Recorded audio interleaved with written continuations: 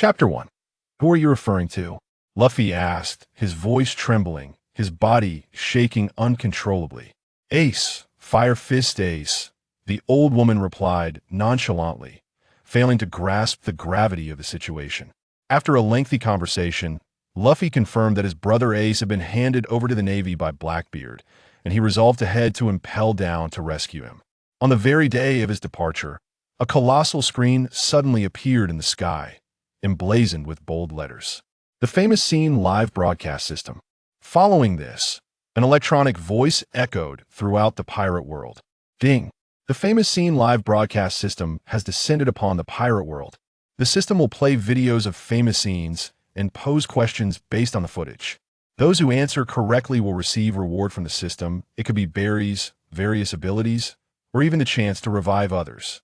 However, those who answer incorrectly will randomly lose something. It could be berries, memories, devil fruit abilities, or even hockey, martial prowess, or lifespan. Please answer carefully. The final interpretation rests with the system.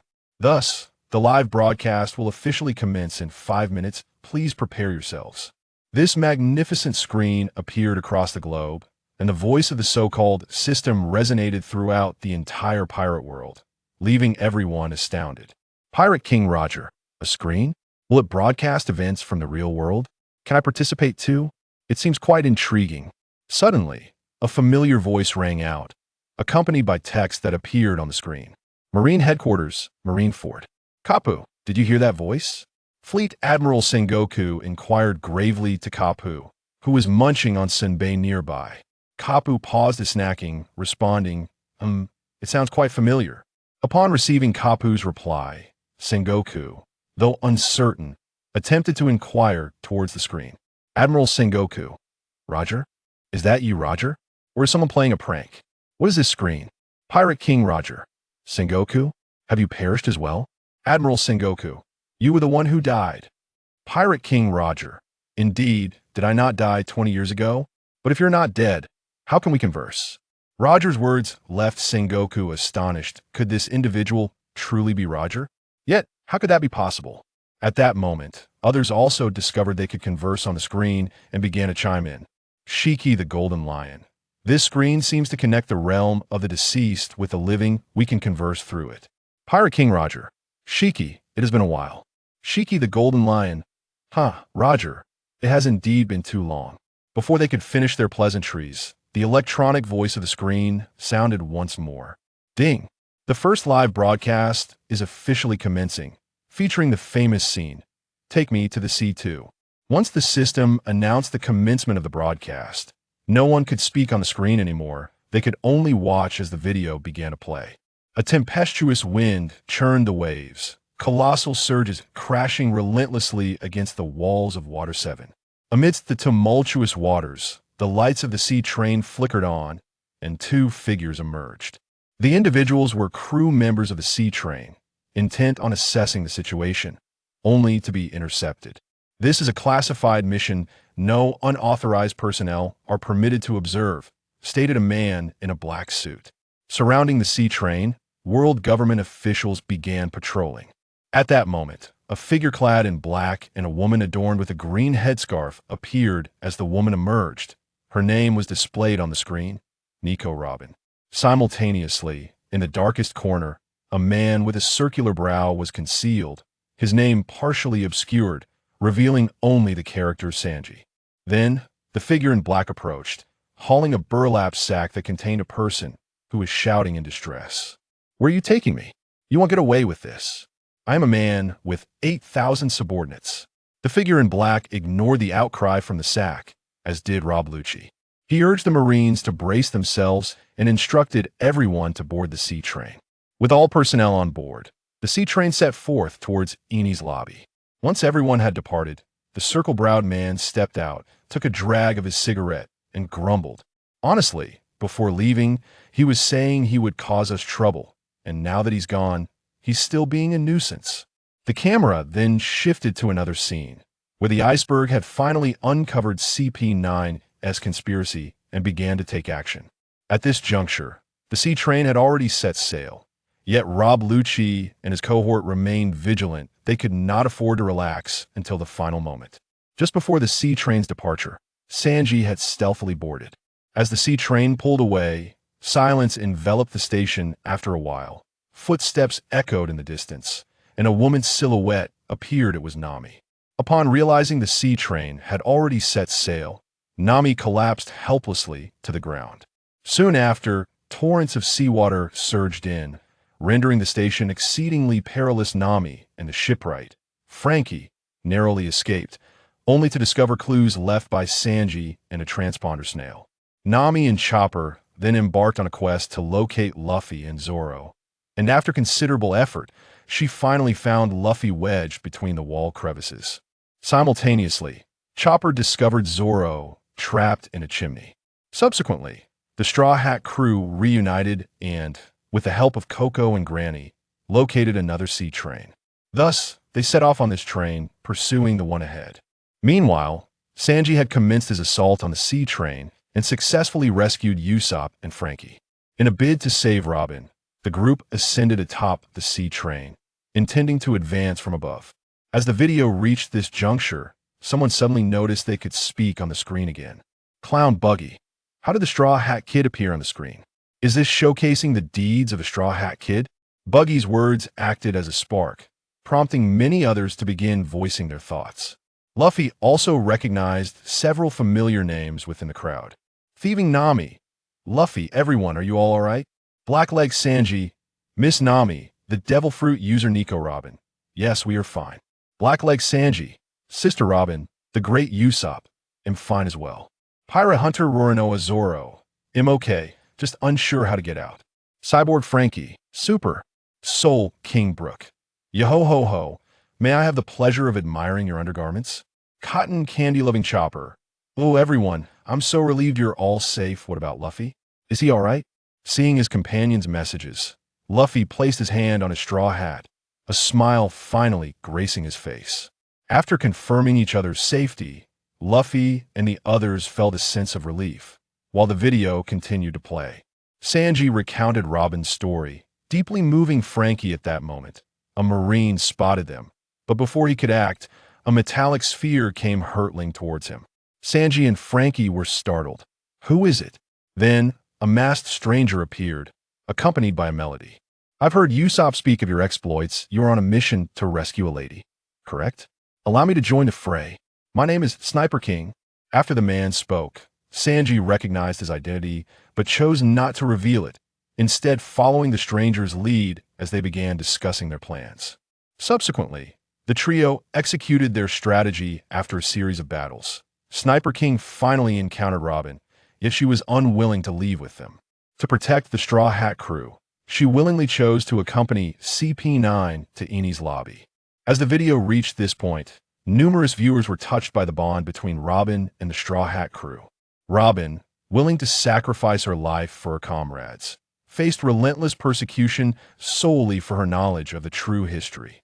The audience, engrossed in the video, felt a surge of emotion, perceiving Robin on the screen as an embodiment of kindness and beauty, while the Marines appeared tainted with darkness amidst their pristine uniforms.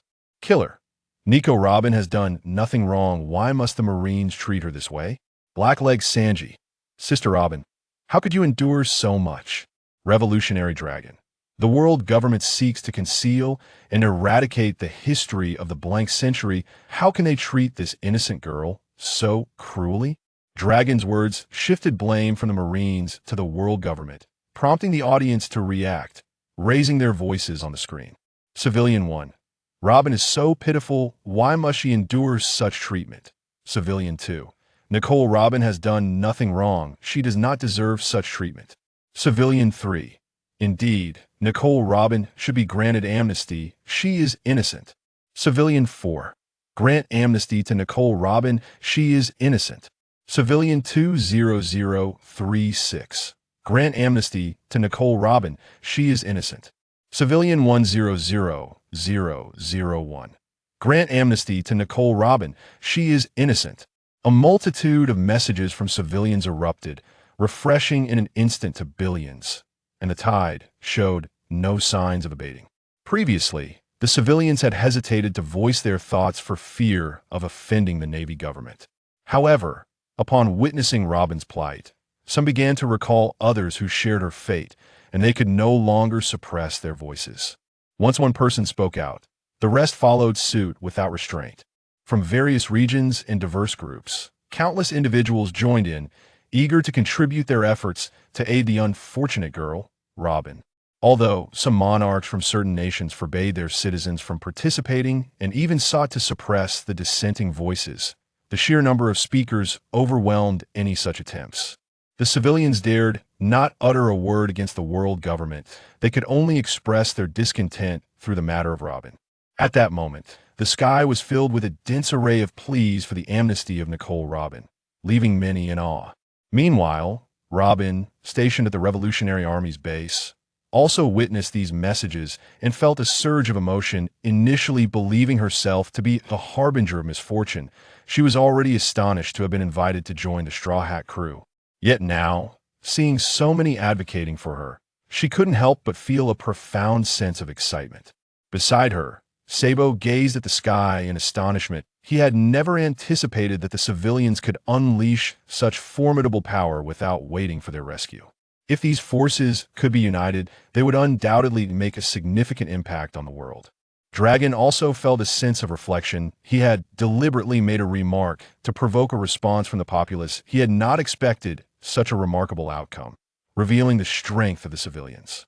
But why was their reaction so intense? Both Dragon and Sabo found themselves puzzled. Noticing their bewilderment, Nicole Robin turned to Sabo and explained, "The reason the people are acting this way is that they are filled with anger." Anger? Sabo still struggled to comprehend, prompting Robin to elaborate further. Indeed, if you look at the sky, while most of the messages call for my amnesty, there are also numerous accounts detailing the Navy's and government's misdeeds.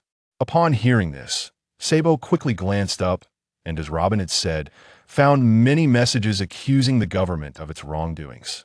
The Navy cannot claim that all its members are virtuous, and just there will always be a few rogues who oppress the civilians. Moreover, these civilians not only face the threat of pirates, but must also endure the exploitation of the celestial dragons, the world government, and even their kings. They have tolerated this for far too long, and eventually, they will reach their breaking point. This is merely an opportunity for them to vent their pent-up fury. I see. Sabo nodded. It is also for this reason that our Revolutionary Army can grow stronger. One could say that. Robin agreed with a nod. As they conversed, the footage on the sky continued to play. A man missing a front tooth appeared, identified as Navy Colonel ship-cutting hero T-Pen. Sanji and the others had trapped him inside a carriage, and when he emerged, he found himself stranded on the open sea, his carriage severed from the train. Currently, the waters were fierce, and the trapped Navy personnel were in a perilous situation. Seeing this, T-Pen decided to use a rope to tow the carriage. Striving to save the lives of the trapped sailors, he dragged the carriage while pursuing the sea train. Suddenly, a gigantic sea creature emerged, attempting to swallow T-Pen and the carriage behind him, only to be slain by his sword. Afterward, T-Pen paid no heed to the creature's corpse and continued his forward charge. Just then, he seemed to sense something amiss and halted, noticing a distant light on the water's surface, resembling the lights of the sea train. T-Pen felt a sense of foreboding. The sudden appearance of the sea train did not bode, while he gazed gravely in the direction from which it approached. Jester Buggy, are we about to collide with those Straw Hat brats? Peach Rabbit, I never imagined there existed such a skilled swordsman within the Navy. Why have we never heard of him before? Admiral Sengoku, observing T-Pen's performance, was momentarily impressed, however, as he looked around and found that none of the Navy's high-ranking officials recognized him. He couldn't help but feel a sense of sorrow. To have such a formidable subordinate go unnoticed was indeed a great loss. Fortunately, General Crane had already begun to research the matter upon discovering this situation, offering a glimmer of solace to the warring states. Meanwhile, the video continued to play, showing Frankie's subordinates aiming their cannons at T-Pen. Before the audience could further immerse themselves in the unfolding scene, the video abruptly concluded. Ding! The first question is now released. Who defeated T-Pen? A. Monkey D. Luffy. B. Tony Chopper. C. Roronoa Zoro. D. Frankie's subordinates. Only the first 4 individuals to seize the opportunity will be allowed to participate, with the first to answer correctly receiving a reward, while those who do not answer will face no penalty. However, those who respond incorrectly will incur a punishment. Now, let the buzzer round commence.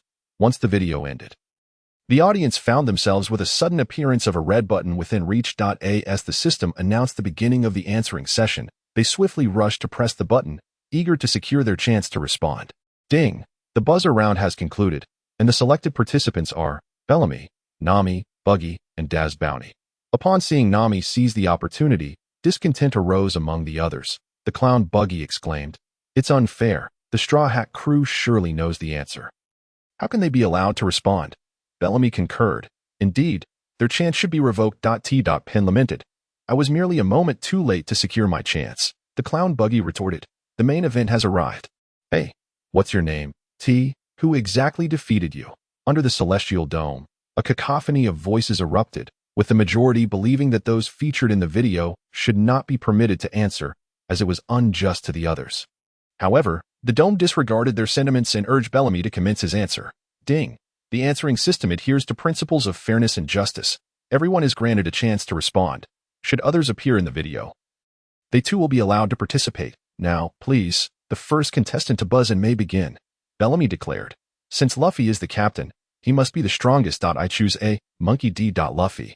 Having voiced his answer, he awaited the system's verdict, confident in his response. To his astonishment, ding! Bellamy answered incorrectly. Punishment. Experience tenfold pain. Bellamy exclaimed, "What? I actually got it wrong."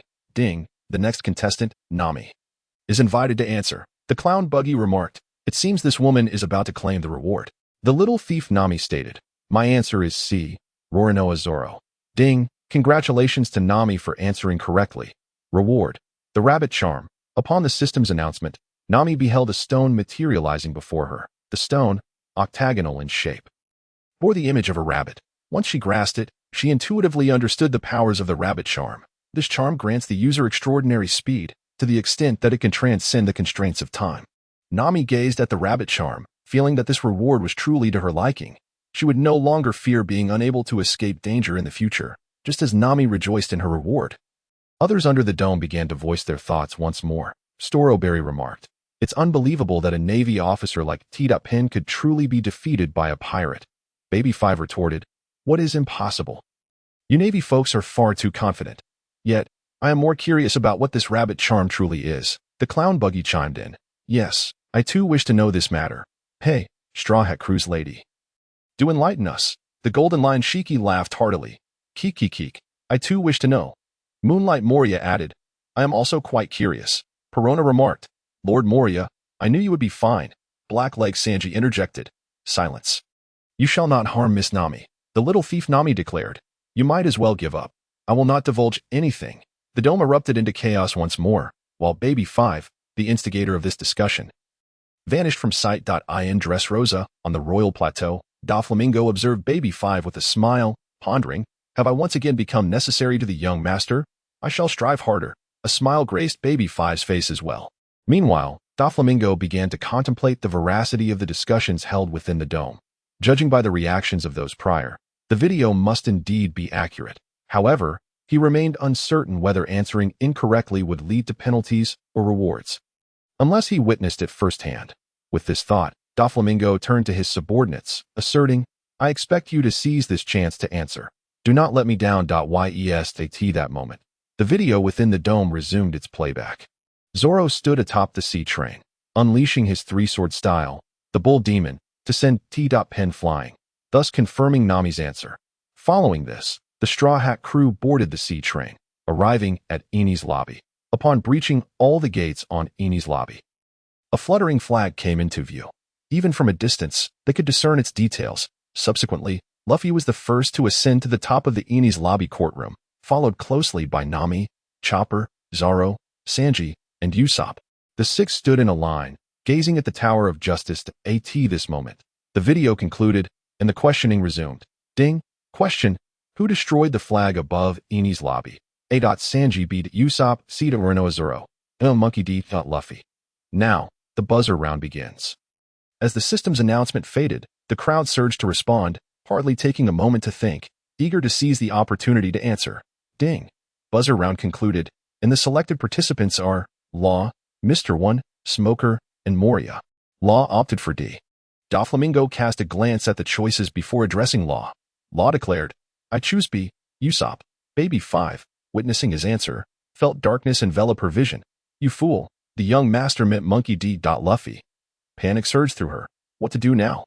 Observing Law's demeanor, the others found it difficult to look on. Concurrently, others in the dome expressed their confusion regarding his answer. Blackbeard Marshal D.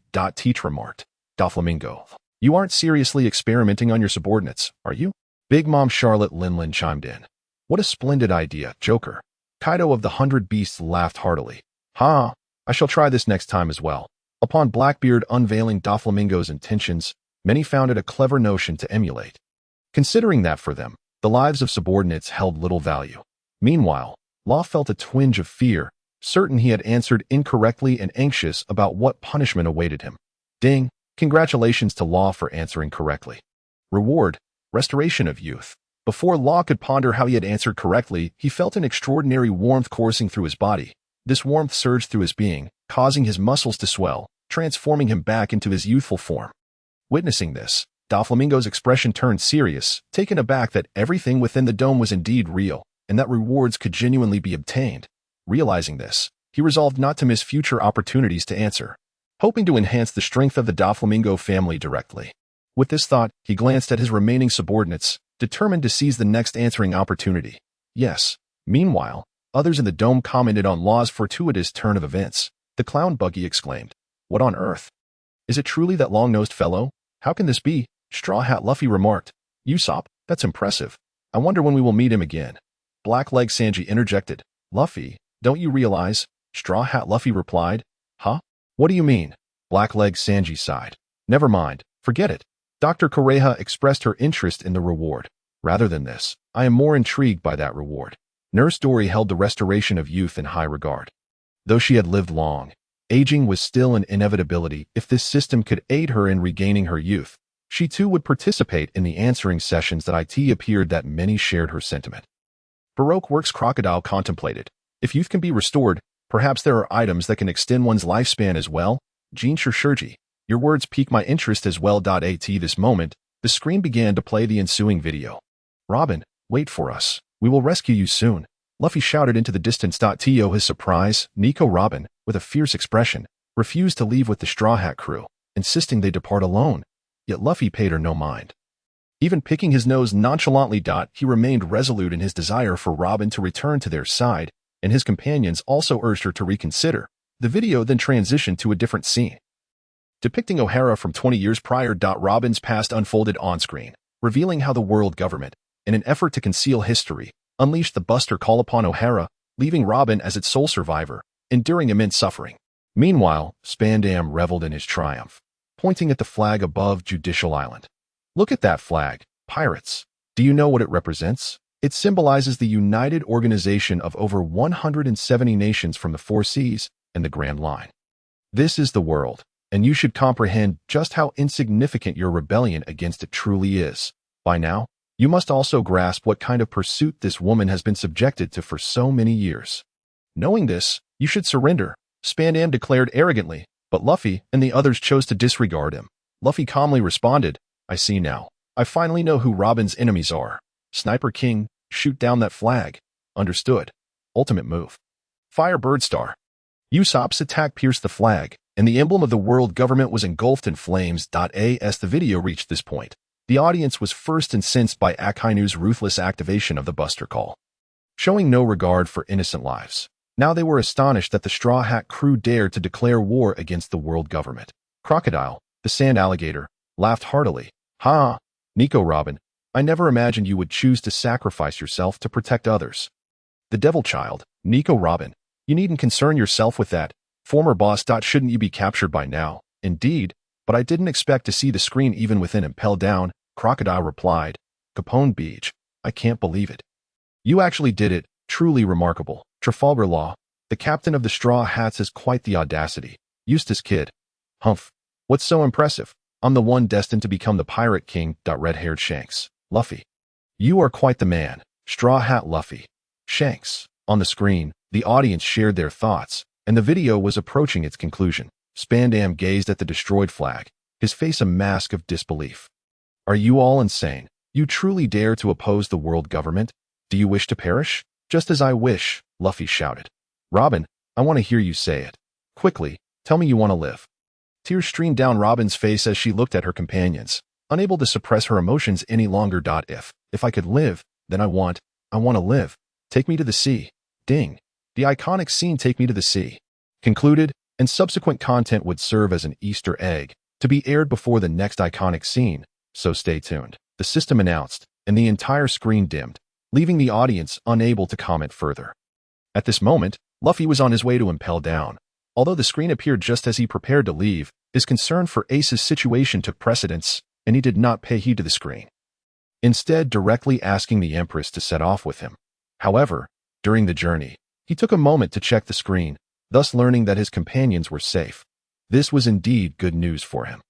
Henceforth, he need not worry about their circumstances, but could devote himself entirely to rescuing Ace. The Empress, having observed Luffy's interaction with Nami and Robin earlier, felt a tinge of jealousy, coupled with the bonds displayed among the Straw Hat crew in the video. She felt increasingly unsettled. Nevertheless, seeing Luffy's concern for Ace, she kept her feelings to herself and silently accompanied him. The following days passed in tranquility. Meanwhile, Luffy successfully infiltrated Impel Down and caused quite an uproar. However, upon reaching Ace's confinement, he discovered that Ace had already been taken away by the Navy. Thus, Luffy set out once more. With the aid of Bon Clay, he successfully escaped Impel Down and continued his quest to rescue Ace. Ding! The second live broadcast commenced. This time, the iconic scene was titled Such Affection. I'm truly grateful. Before the iconic scene began, a follow-up to the previous video would be played, so please enjoy. Straw Hat Luffy, Ace. Can you see me? I'm coming to rescue you. Luffy had refrained from speaking earlier for fear that the guards of Impel Down would discover his plans to break in, preparing accordingly. But now that Ace had been taken away, he felt no need to hide and spoke freely on the screen. Other members followed suit. Marco, the Phoenix. Ace, I'm here with Pops and the others too. Whitebeard Edward Newgate. Kara la la la la. Ace, my son, wait for my rescue. Fire Fist Ace. Luffy, Pops, and everyone. This is all my fault. Please do not take risks for me. Straw Hat Luffy. What nonsense are you saying? I am your brother, Whitebeard Edward Newgate. Kara la la la la. As a father, if I cannot save my own son, what face do I have left to call myself your father? At Marine Headquarters, Ace, imprisoned in Marineford, watched the messages on the screen, overwhelmed with emotion and rendered speechless. Beast Kaido. It seems we have quite a spectacle ahead. Yo-ho-ho-ho. Big Mom Charlotte Linlin. Well, considering our past relations, Whitebeard, if you need assistance, I might lend a hand. You never know. Whitebeard Edward Newgate. Kara la la la la. Kaido, Linlin, you underestimate me. I am Whitebeard, Diamond Jozu. Do not underestimate us. We are the strongest pirate crew in the world. Little oars. I will rescue my friend. Ace. On the screen, more and more voices began to emerge, each vowing to rescue Ace at this moment. Those who saw Luffy's message finally understood the situation. Pirate Hunter Roronoa Zoro. Luffy, is your brother in trouble? Wait for me. I'm coming right away. I just found a guide. Blackleg Sanji. Luffy, I will find a way to get there too. The Devil Child Nico Robin. I will help as well. Cyborg Frankie. Super. Wait for me. Soul King Brook. Yo-ho-ho-ho. Is that your brother? Lord Luffy. Then I shall assist as well. Cotton Candy Loving Chopper. Luffy, I will come to help as soon as possible. Thief Nami. And me too. Luffy, please wait for us. God Usopp. Although I've got this strange illness preventing me from going to the island. For Luffy, I will help. Straw Hat Luffy. Thank you all. However, rescuing Ace is my responsibility. You need not take risks for me. Please remember our promise. Once I've saved Ace, we shall meet again. Pirate Hunter Roronoa Zoro. You are our captain. How can we let the captain go on an adventure alone? Wait for it. Exactly. X7 Straw Hat Luffy. Everyone. Wah? Luffy was profoundly moved by his companion's actions. Meanwhile, the follow-up to Judicial Island was already beginning to play on the screen. Everyone, let's go. Luffy cried, raising his arm, and all leaped from the tower, racing towards Robin's location. At that moment, Spandam had already taken Robin away. leaving CP9 behind to confront the Straw Hat Crew. In the quest to procure all the Seastone keys. The Straw Hat Crew engaged in their respective battles. Luffy's opponent was Bruno, a superhuman with the door fruit ability, capable of opening doors anywhere. Luffy activated his second gear, defeating him before facing the killing machine. Rob Lucci. Meanwhile, Sanji, reluctant to harm a woman, found himself pitted against Califa. After an unexpected defeat, Nami stepped in to take over the battle. Meanwhile, her original opponent, the timid Wiper, was replaced by Chopper. As for Frankie, he faced off against the formidable Eagle. Utilizing Cola energy, he triumphed over his adversary, securing the first victory. Following this, Chopper went into a frenzy and won the second round. Nami, employing Mirage techniques, successfully clinched the match. At this point, the scene shifted to Roronoa Zoro confronting the renowned sword Giraffe Kaku, along with the werewolf Gabra. Initially, Zoro found himself at a disadvantage. However, once Nami brought the keys, Zoro unleashed his Azura technique, defeating Kaku. Sanji arrived just in time, rescuing Nami and Usopp from Gabra's clutches, and stylishly kicked Gabra, redeeming himself from previous humiliations. At this juncture, only Luffy remained engaged in battle, while Spandam, preparing to flee, inadvertently triggered the golden transponder snail, activating the Buster Call. Realizing this, he decided to abandon the others and escape. However, just as he was about to lead Robin through the gates of death, a cannonball struck him, sending him flying several meters. Subsequently, a relentless barrage of cannonballs incapacitated the naval forces present. It turned out that at the pinnacle of the Judicial Tower, the Sniper King was engaged in combat with his slingshot. Thanks to the Sniper King's intervention, Frankie arrived in time to rescue Robin. Just then, a swarm of dark cannonballs descended from the sky, bombarding Judicial Island. The Buster Call had commenced. As the video concluded, the scene shifted back to the audience's reactions. Clown Buggy. What is going on? Why did it stop here? How did the Straw Hat Crew manage to escape under the Buster Call? Civilian 1. I can't believe I've witnessed the Buster Call twice in a row. It's utterly terrifying. Smoker. What is that idiot Spandam doing? Plague Queen. What on earth is that cyborg named Frankie modifying? It is utterly ridiculous. Vegapunk. I find his ideas rather audacious. They may yet yield even greater results. Don Quixote da Flamingo. Fufu. Vegapunk. You've made an appearance too. How amusing. Truly amusing. Navy Officer 1. Vegapunk? The genius naval scientist? He is here, and he is praising that pirate cyborg. Navy Officer 2. I think that is not the main point. If I recall correctly, there is quite a distance between the Judicial Tower and that bridge. How could that Sniper King possibly hit his target? Navy Officer 3. Indeed, and the winds there are quite erratic. It's astonishing. He could hit anything with a slingshot. Navy Officer 4. The first shot might have been luck, but the subsequent shots prove his sniping prowess is extraordinary. Meanwhile, Usopp, training on Plan Island, felt a thrill seeing so many people admire him. Earlier, he had been distracted by the island's food and had grown quite plump. Upon hearing news of Luffy's predicament, he yearned to assist. Unfortunately, his current physical state rendered him nearly immobile, preventing him from contributing. Fortunately, his master on the island was willing to help, and for Luffy's sake, Usopp was diligently training. However, the training was grueling, and he found himself tempted to give up early on. Yet, seeing so many people praise him renewed his determination to persevere at that moment, aboard the red-haired pirate's ship. Jesus Burgess couldn't help but laugh heartily at Usopp's performance. That is my son. Truly impressive, exclaimed Jesus Burgess. Indeed, your accuracy rivals that of Jesus Burgess himself, added the navigator, Bendick. Ha! Big Mom Charlotte Linlin. What an adorable pet. That one called Chopper shall become my treasure. Chopper, who adored cotton candy. Woo, has the Emperor set her sights on me? Luffy, save me, Straw Hat Luffy. Hey, Chopper is my crew member. You can't take him away. Otherwise, I'll give you a good beating. Big Mom Charlotte Linlin. Quite bold. Straw Hat, I look forward to it. Chopper, touched by Luffy's defense, felt a surge of emotion. Yet he couldn't help but worry about Luffy's provocation of one of the four emperors. Luckily, at that moment, the system spoke up again, capturing everyone's attention. Ding! The post-credit scene ended, and the official video began. With the system's prompt, conversations in the sky dwindled, and people resumed watching the video. At the Marine headquarters.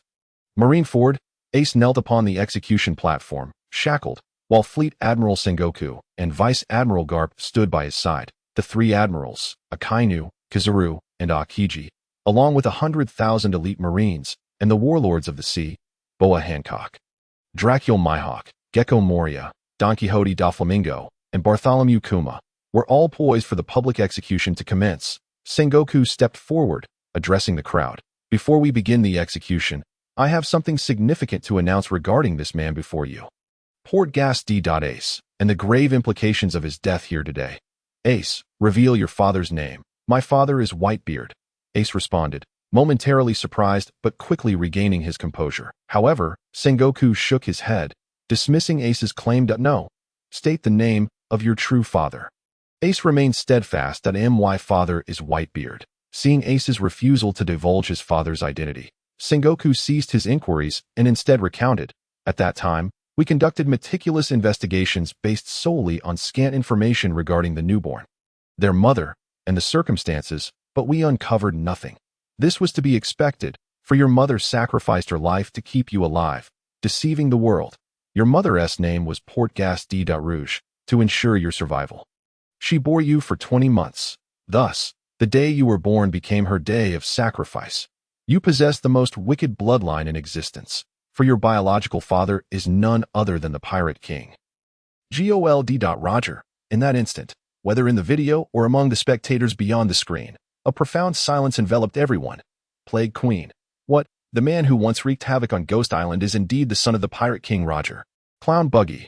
Why have I never heard of this? Captain Roger had a son. Rayleigh. Roger's son. Then it seems I can no longer remain idle. Big Mom Charlotte Linlin. The Pirate King Roger has a son? Fire Fist Ace, you say? He seems quite promising. Would you consider marrying my daughter? Kaido of the Beasts. The son of the Pirate King is destined to meet the same fate as his father. How tragic. Yohoho. Civilian one. To think the bloodline of the Pirate King still exists in this world. It's terrifying. Civilian 2.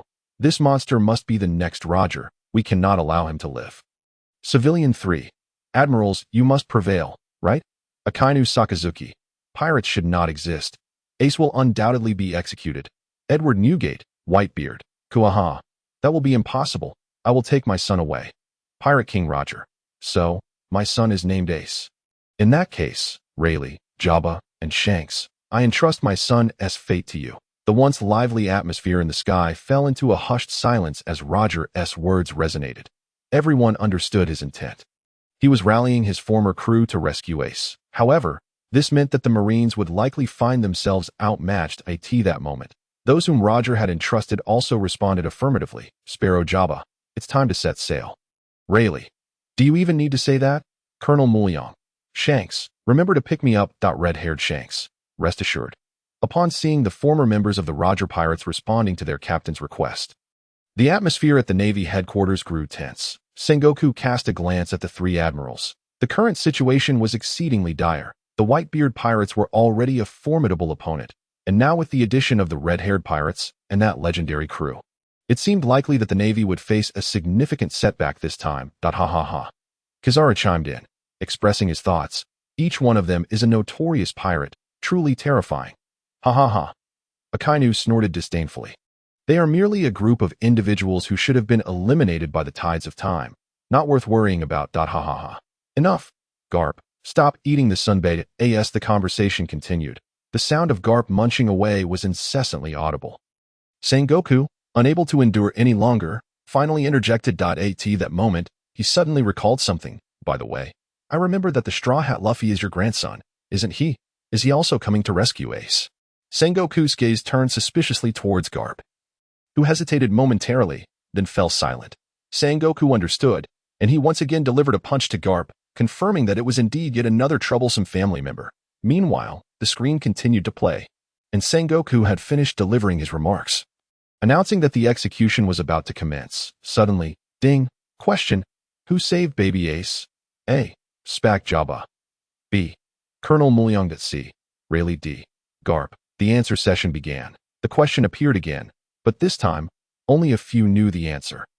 However, since the current punishment did not pose a life-threatening danger, people's enthusiasm for answering remained high. After all, there was a 1 in 4 chance of being correct, and they were willing to take a gamble. Ding! Answering session concluded. The individuals selected to answer are Bista, Garp, Marshall D. Teach, and Bryn, Kobe. Wow. Vice Admiral Garp got the chance to answer. Clown Buggy. What's so impressive about that? He merely got the second spot. Hey, Vista, you must answer correctly. Marco of the Whitebeard Pirates looked at Whitebeard. Old man. Do you know the answer? Who could have saved Ace? Whitebeard shook his head, turning to Vista. Son, you shouldn't be so impulsive if you answer incorrectly. Who knows what punishment awaits? It's all right. Old man, I just want to see if this system is truly as miraculous as it claims. Those who received rewards or punishments previously have not shown themselves. I want to verify. If what the system says is true, then perhaps your health can also be restored, old man. Vista stated, directly revealing his answer. Flower Sword Vista. My answer is C. Rayleigh. Ding. Vista answered incorrectly. Punishment. Loss of 1/5 of swordsmanship ability. After the system announced the punishment, Vista felt as if something within him had vanished, and his comprehension of swordsmanship seemed to have diminished. Subsequently, he moved to the ship's rear and launched an attack towards the sea. Indeed, discovering that he possessed only half of his original strength. Marco followed him, observing with concern. Vista, are you all right? I didn't expect that the system's words were true. It really did punish you. The other crew members who witnessed this scene exchanged glances, unsure of what to say. Yet Vista shook his head, looking at the worried faces around him. I'm fine. It's just a reduction in ability. I can train to regain it. But now, with my diminished power, I fear I may hold you back in future battles. What nonsense are you saying, Vista? We are brothers. How could we think of you as a hindrance? You have helped us immensely in the past. Indeed, that's right. The others from the Whitebeard Pirates continuously shared their thoughts. None expressed disdain for Vista. Deeply touched, Vista felt a surge of emotion, and Whitebeard then declared, Hahahaha. All right, my sons, let us refrain from any more sentimental words. I have but one request. If you can ensure to answer correctly and earn rewards, I hope you will ask the system to restore Vista's abilities. Old man, thank you. Understood, old man. Rest assured, old man. The atmosphere among the Whitebeard Pirates returned to normal as they focused on finding opportunities to answer questions and aid Vista. Now, they redirected their attention to the screen, awaiting the next question. It was now Garp's turn to answer. He gazed at the screen and slowly articulated his response. Vice Admiral Garp. I choose myself. D. Garp. As Garp's words fell, the audience on the screen was left in utter shock. Commoner 1. Did I hear that wrong? The naval hero Garp. He chose himself? Commoner 2. There must be a mistake. How could it possibly be Vice Admiral Garp? Commoner 3. But the one answering is indeed Vice Admiral Garp himself. Commoner 4. What on earth is going on? The commoners struggled to believe Garp's answer, suspecting he had mistakenly chosen. After all, how could they accept that a Navy officer would save the son of the Pirate King? However, the system shattered their self-deception. Ding! Congratulations, Garp, for answering correctly. Reward. Pegasus Meteor Fist. Upon the system's announcement, Garp felt a surge of power within him. Then, an introduction to the Pegasus Meteor Fist appeared in his mind. The Pegasus Meteor Fist is the ultimate technique of the Pegasus Saint. Resembling a meteor shower when unleashed, it can deliver hundreds of punches per second, each carrying immense power, though it may appear ordinary at first glance. Its might is not to be underestimated. It can take down multiple foes at once and increase its power during combat. The speed of the punches can even surpass the speed of light at its peak. However, despite Garp acquiring a new ability, the Navy headquarters did not share in the joy. The Navy personnel were genuinely astonished to learn that it was indeed Garp who saved Ace. Meanwhile, the pirates, upon discovering this truth, erupted into mocking laughter. Golden Lion Shiki. Kaha! Garp, you rascal. I can't believe you actually sheltered Fire Fist Ace. Captain Wang Ji of the Five Peaks. Woo ha ha ha. You scoundrel. Garp actually helped that scum Roger raise a son. This is just too hilarious. Big Mom Charlotte Linlin. Ma. The legendary naval hero actually assisted the Pirate King. It's just too amusing. Beast Kaido. I say, Garp, why not quit the Navy and come fight with me instead? Ha. Capone Beach. The naval hero actually saved the son of the Pirate King. Perhaps even raised him. It's truly unbelievable. Doflamingo. Fufufu. The esteemed naval hero aiding the Pirate King in raising his son is simply too entertaining. Golden Lion Shiki. Kaha. Garp, it seems you need to step forward and explain yourself. Why would you do such a thing? By the way, I just remembered, the Straw Hat Luffy claimed to be Ace's brother. Could he also be Roger's son? Sky Island Monk Urki. Oh my, could it be that Straw Hat Luffy is truly Roger's son? Navy Officer 1. No wonder Vice Admiral Garp failed to capture the Straw Hat crew back then. It must have been for this reason. Pirate 1. Haha, it's quite possible. He was just pretending to hunt down Roger. Now he is feigning a pursuit of the Straw Hat Brat 2. Pirate 2. Given this, his title as a naval hero seems rather inflated. Navy Officer 2. Shut up, you have no right to speak ill of Vice Admiral Garp. He is our hero. Navy Officer 3. It is thanks to Vice Admiral Garp's existence that the world remains as it is today. Otherwise, the pirates would have long since destroyed it. Navy Officer 4. Yet the fact remains that Vice Admiral Garp saved Fire Fist Ace and even raised him. Navy Officer 5. Vice Admiral Garp. Why on earth would you do such a thing? Above the screen, the revelation that Garp had once saved the son of the Pirate King led many Navy personnel to feel utterly disillusioned. They were utterly bewildered as to why their esteemed naval hero would engage in such actions. The Navy personnel could not restrain their inquiries directed at Garp, yet he offered no response. At Navy headquarters, Admiral Sakazuki cast an angry glare at Garp, exclaiming, "As a member of the Navy, how could you possibly assist a pirate? It is utterly incomprehensible." However, given that Fire Fist Ace had already been apprehended, he suggested that it would be prudent to expedite his execution. Nonetheless, to mitigate any unforeseen circumstances, it would be wise to keep Garp away from him. Hearing Sakazuki's words, Sengoku sighed, realizing that the announcement regarding Ace's execution had already been made public. To alter the course of action now could jeopardize the Navy's credibility. Sakazuki scoffed. What credibility is left the moment our hero assists a pirate who would still believe in the Navy? Sengoku, feeling helpless, turned his gaze towards Garp, who had remained silent from the outset, pondering what thoughts occupied his mind and whether he felt any remorse that moment. The celestial screen began to unveil the answers to the earlier queries. A rapid series of flashes revealed Garp and Roger engaging in combat dozens of times in a mere span of seconds, their interactions seemingly fostering a bond. The scene then shifted to 22 years prior. Within the depths of the underwater prison Impel Down, Garp, holding a kerosene lamp, approached a cell where Roger resided. With arms crossed, he looked at Roger and questioned, "You chose to surrender. It is beyond my comprehension."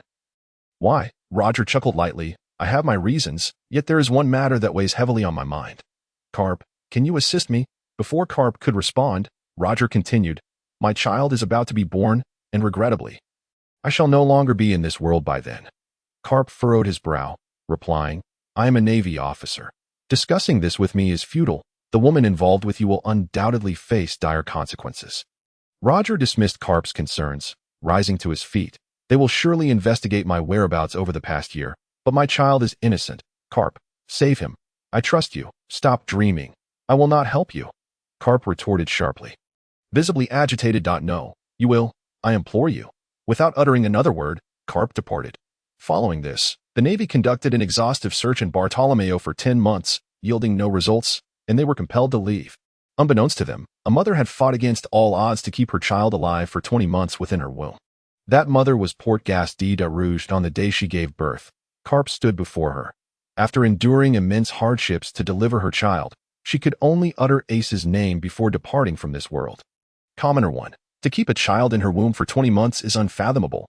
How could such a feat be accomplished? Commoner 2. It is truly remarkable, even if she bore the son of the Pirate King. I cannot condemn her. Commoner 3. The power of a mother's love is extraordinary. It is nothing short of a miracle. As the celestial screen displayed Rouge's actions, many viewers expressed their admiration.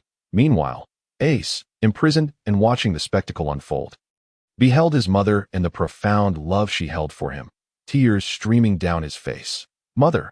As the emotional commentary on Rouge's actions faded, the remaining discussions predominantly shifted to Garp and Roger. Commoner 6. What are you all so moved by? That is the son of the Pirate King, Gold. Roger. Bearing the most malevolent bloodline, he ought not to exist in this world. Commoner 7. Indeed. And it is because of that woman that Bartolomeo suffered such calamity. Countless innocent mothers and children were slaughtered. Commoner 8. Yet this is clearly the fault of the Navy and the world government. Why must you blame a single woman? Commoner 9. Is it not due to her bearing the child of the Pirate King?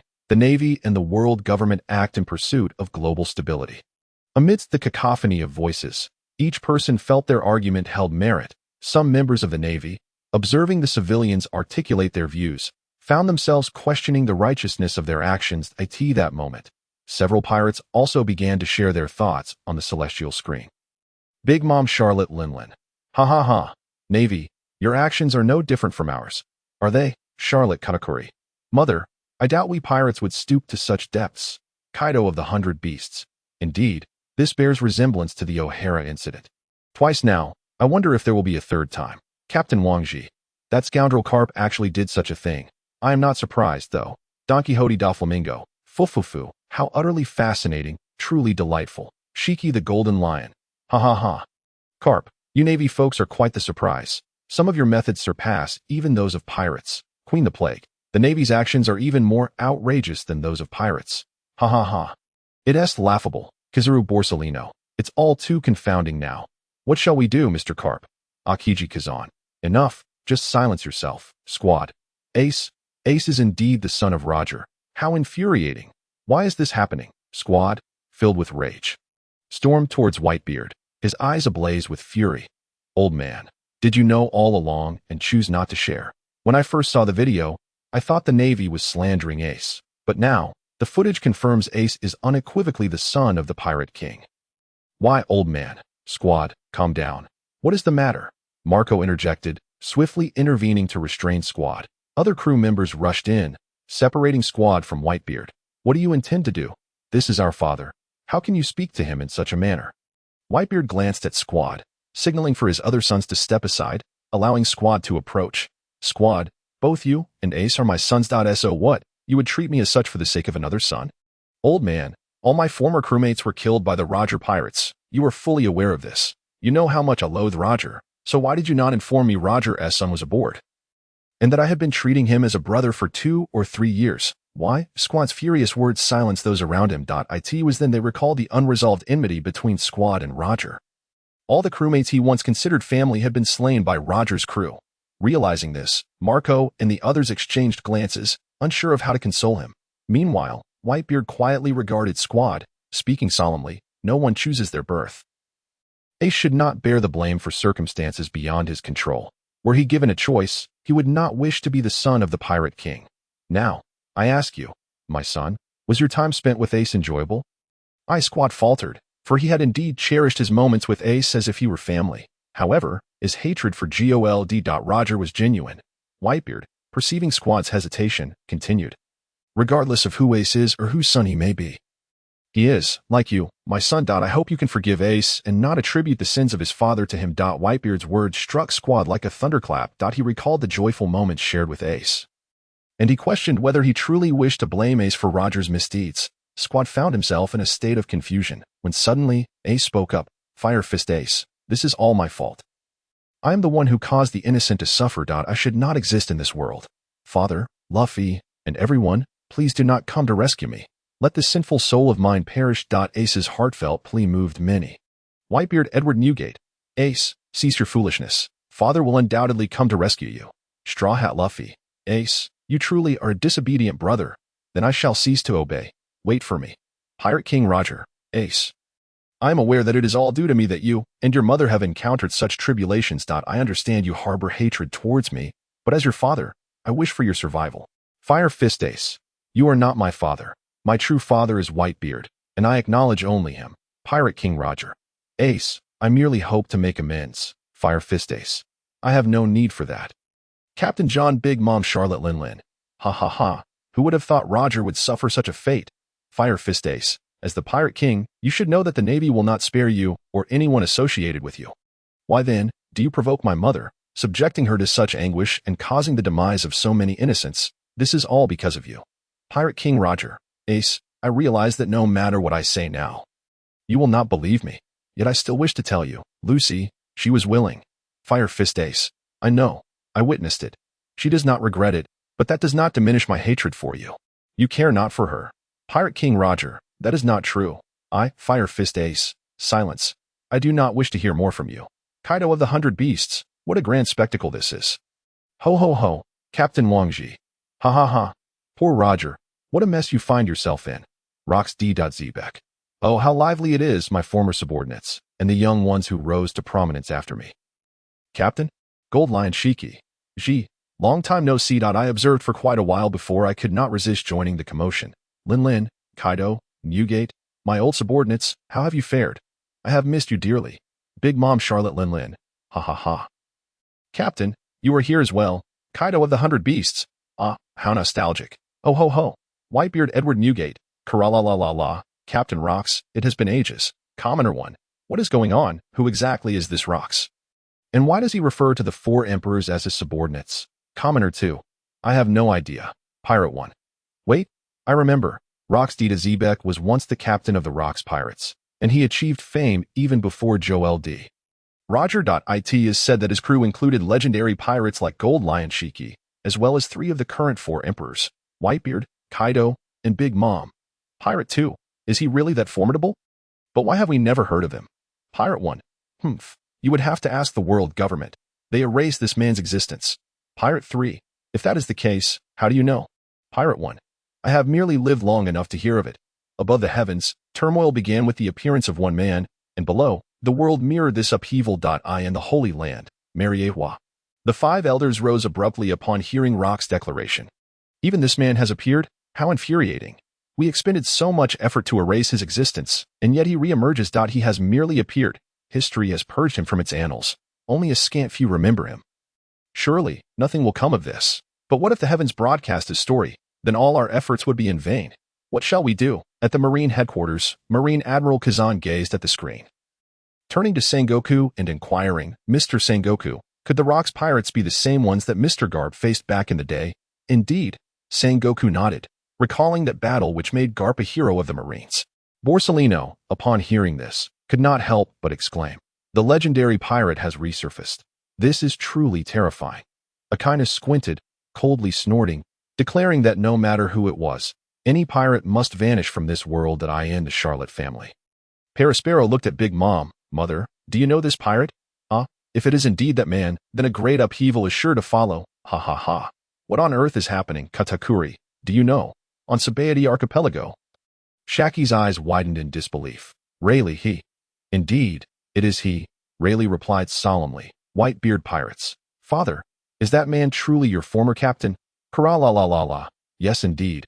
That man is quite remarkable. I in Wano. He was once Lord Kaido's captain. If Lord Kaido is this powerful, how formidable must his captain have been? In the New World, Wang Ji gazed at the screen, laughing heartily. It has been far too long, Captain Rocks. The entire world was thrown into upheaval by the return of that man. They could not help but focus their attention on him, momentarily forgetting Ace and Roger. However, the screen did not share their sentiment. It began to display the subsequent scenes. As Ace grew a few years older, Garp brought him to the windmill village in East Blue. Stepping off the ship, Ace looked around with curiosity. Grandfather, is this the place where you lived as a child? Upon hearing Ace's call of grandfather, the others redirected their attention. Kaido of the 100 Beasts. Ho. Roger's son dares to call Garp grandfather. How amusing. Big Mom Charlotte Lin. Ha. I dare say Roger never anticipated such a turn of events. Captain Wang Ji. Ha. Now the question arises. Ace is both Roger's son and Garp's grandson. What then is the relationship between Garp and Roger? Gold Lion Shiki. Ha. That makes Garp Roger's father, Captain John. Is that truly the case? I see now. Ha. Pirate King Roger. Garp. You. Dakihote da Flamingo. He. The world is filled with fascinating tales. Gold Lion Shiki. By the way, I just recalled that Fire Fist Ace denies Roger as his father, insisting that Whitebeard is his true dad.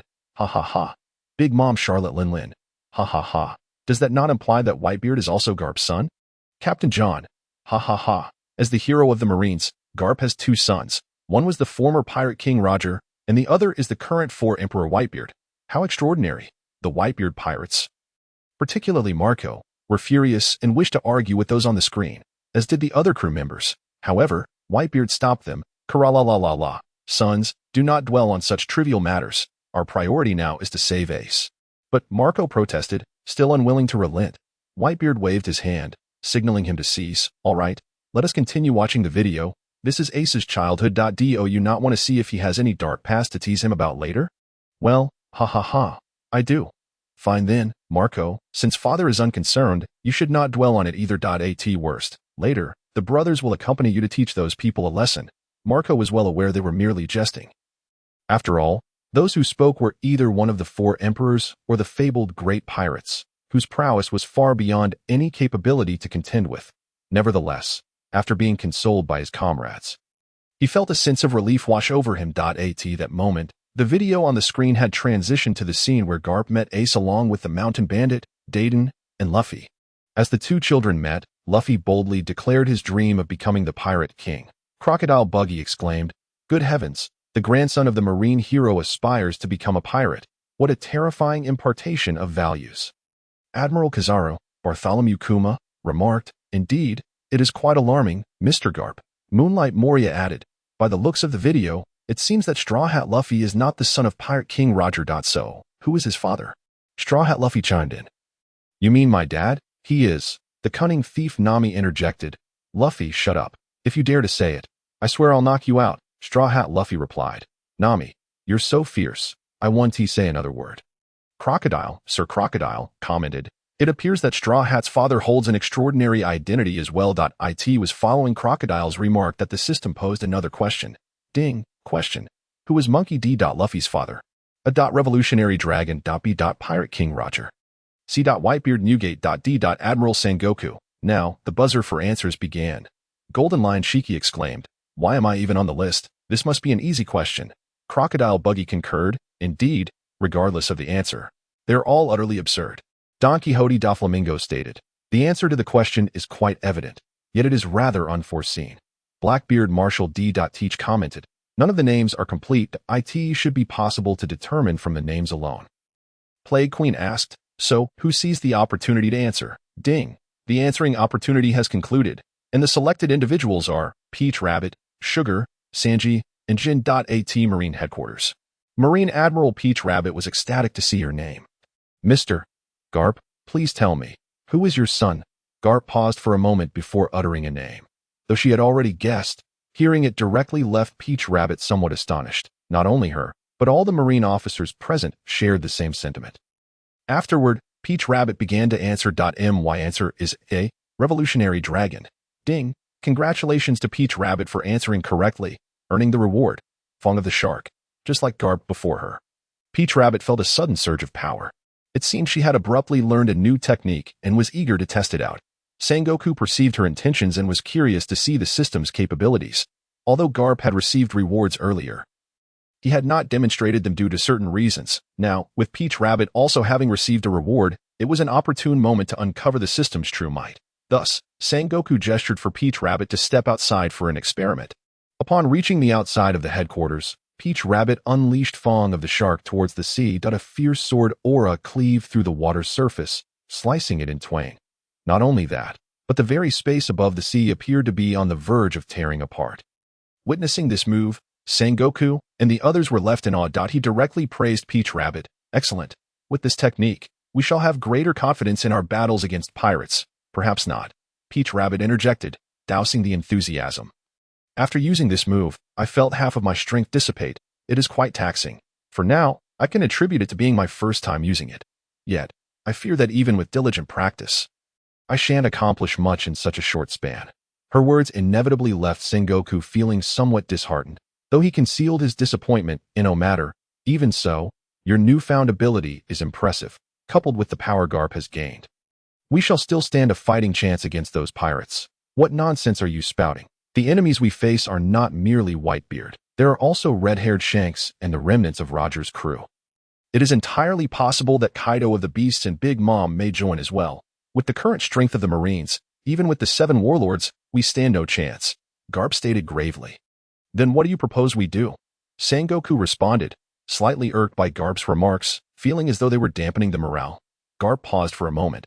"Since we have reached this juncture, how about we cancel the public execution?" "Humph." Akainu interjected angrily. "To cancel the public execution now would be a disgrace to the Marines. How would the public ever trust us again?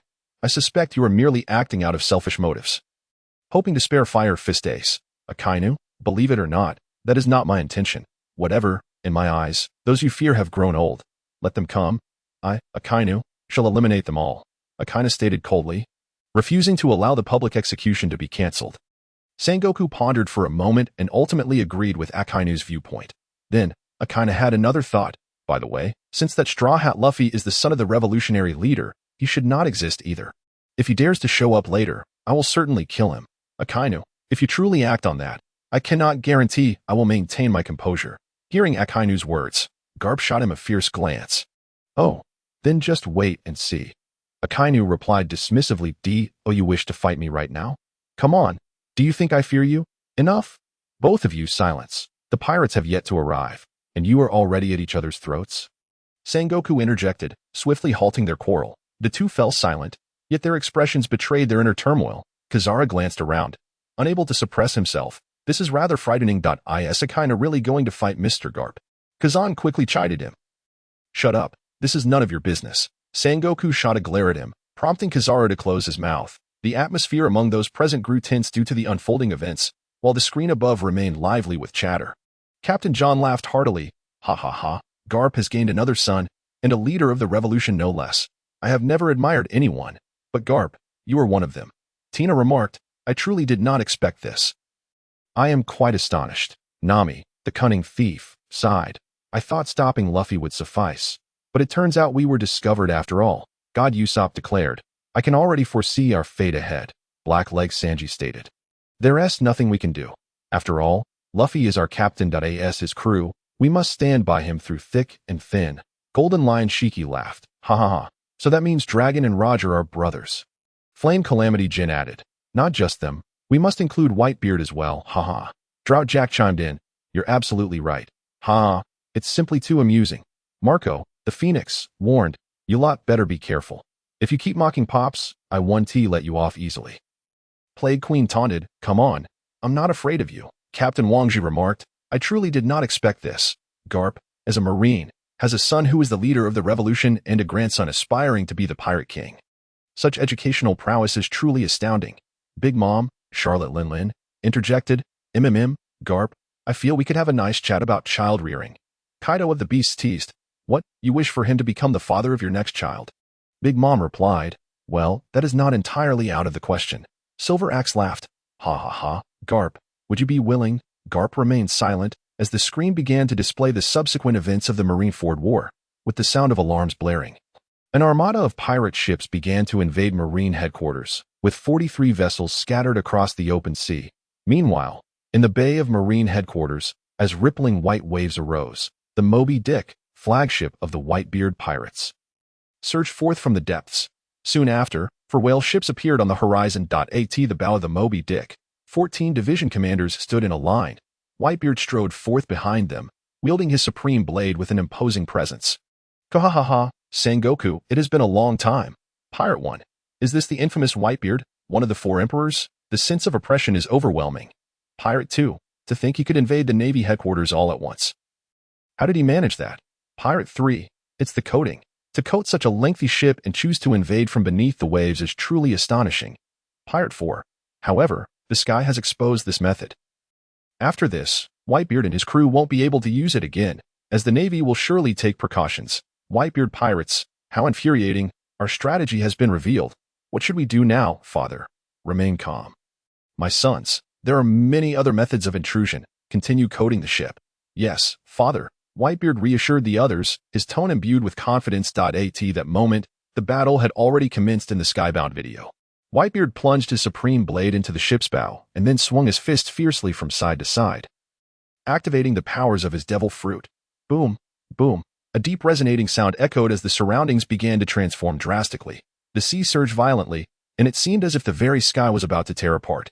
This was the capability of the Tremor fruit, one of the strongest Paramecia-type fruits. Subsequently, Whitebeard withdrew his fists, and the chaos around him subsided. Civilian 1. What a terrifying force. It can make the ocean resonate. Capone Beach.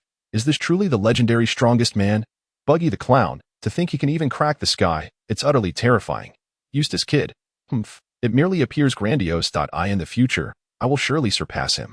News King Morgans. But is this all he has? It seems somewhat unworthy of the title of the strongest man. Gecko Moria. Indeed, it's merely that. Hardly something to fear. Charlotte Perisparrow. What are you looking at? Is this attack not yet finished? Perona. Lord Moria, look at the sea. A tsunami is coming. What? Everyone turned their gazes once more, and at that moment, The video had undergone a dramatic transformation.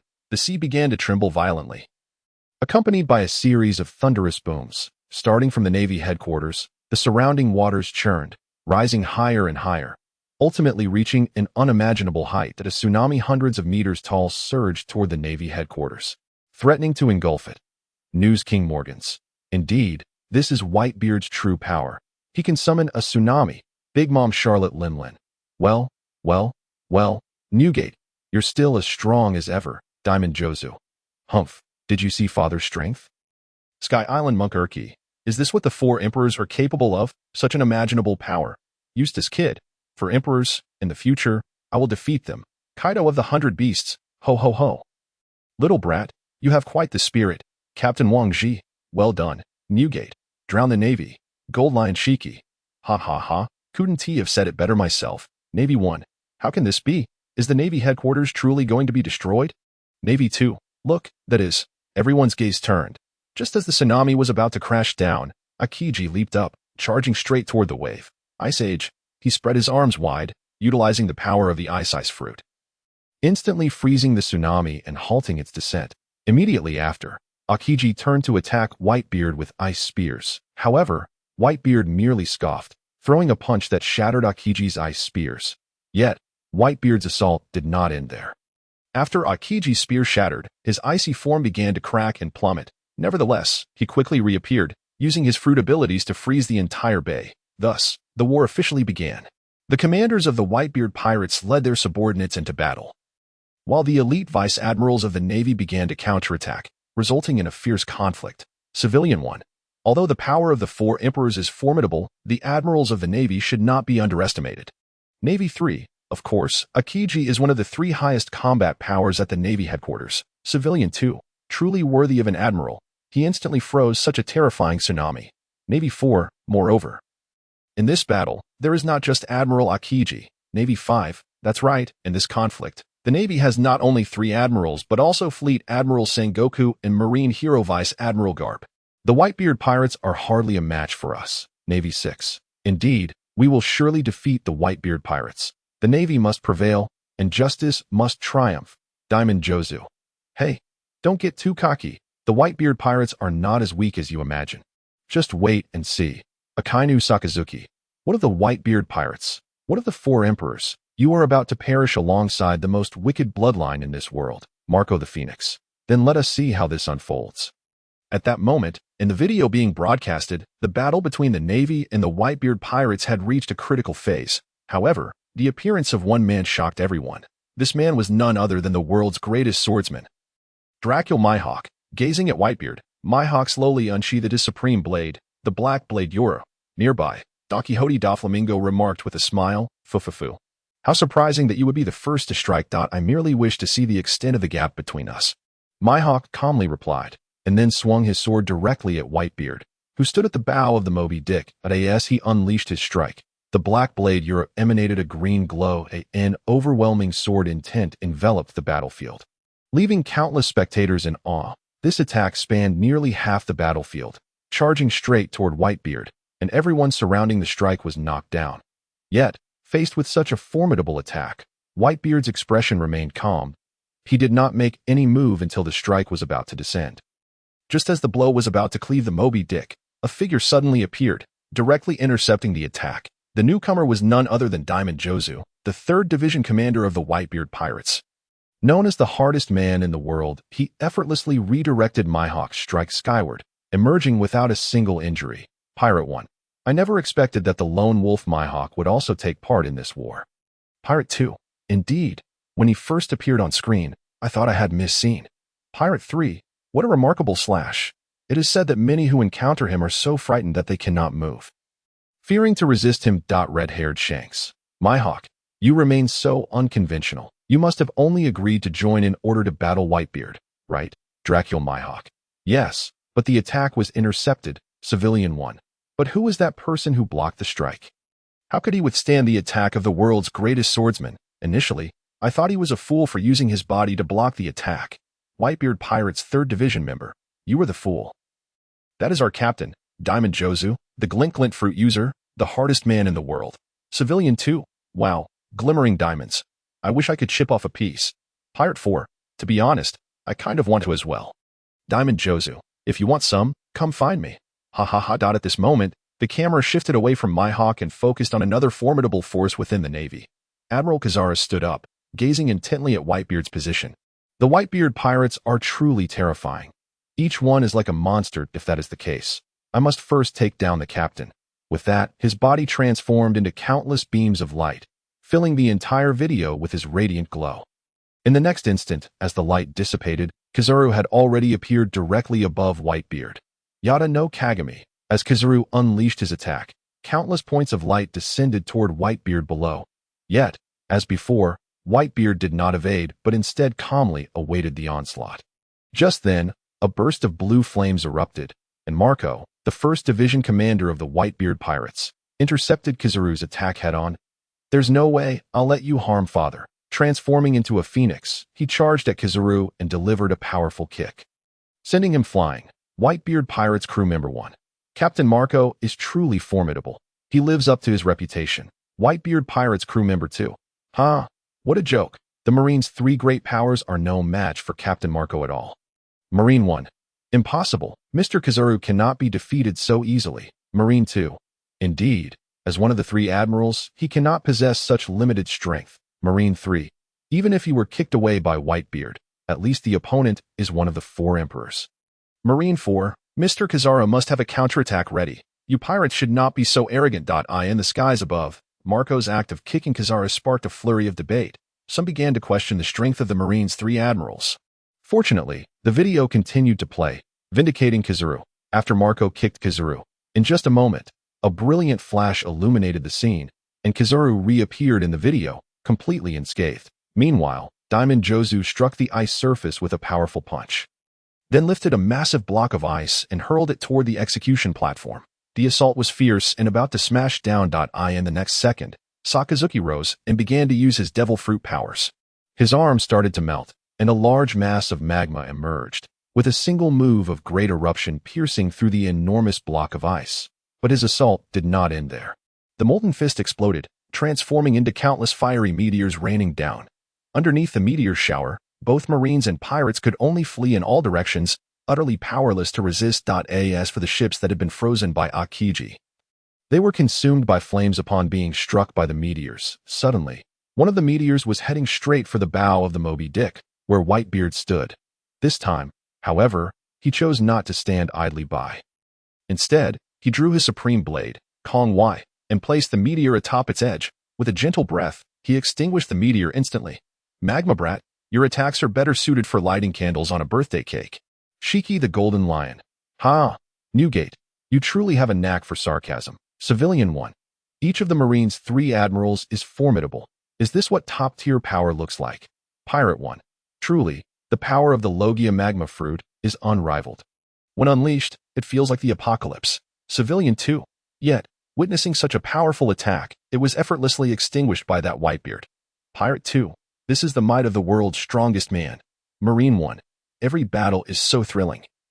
I wonder what comes next. The audience was left in awe by this war, while those in the video continued their fierce fighting. Bang! Bang! The heavy footsteps resonated, causing the ground to tremble.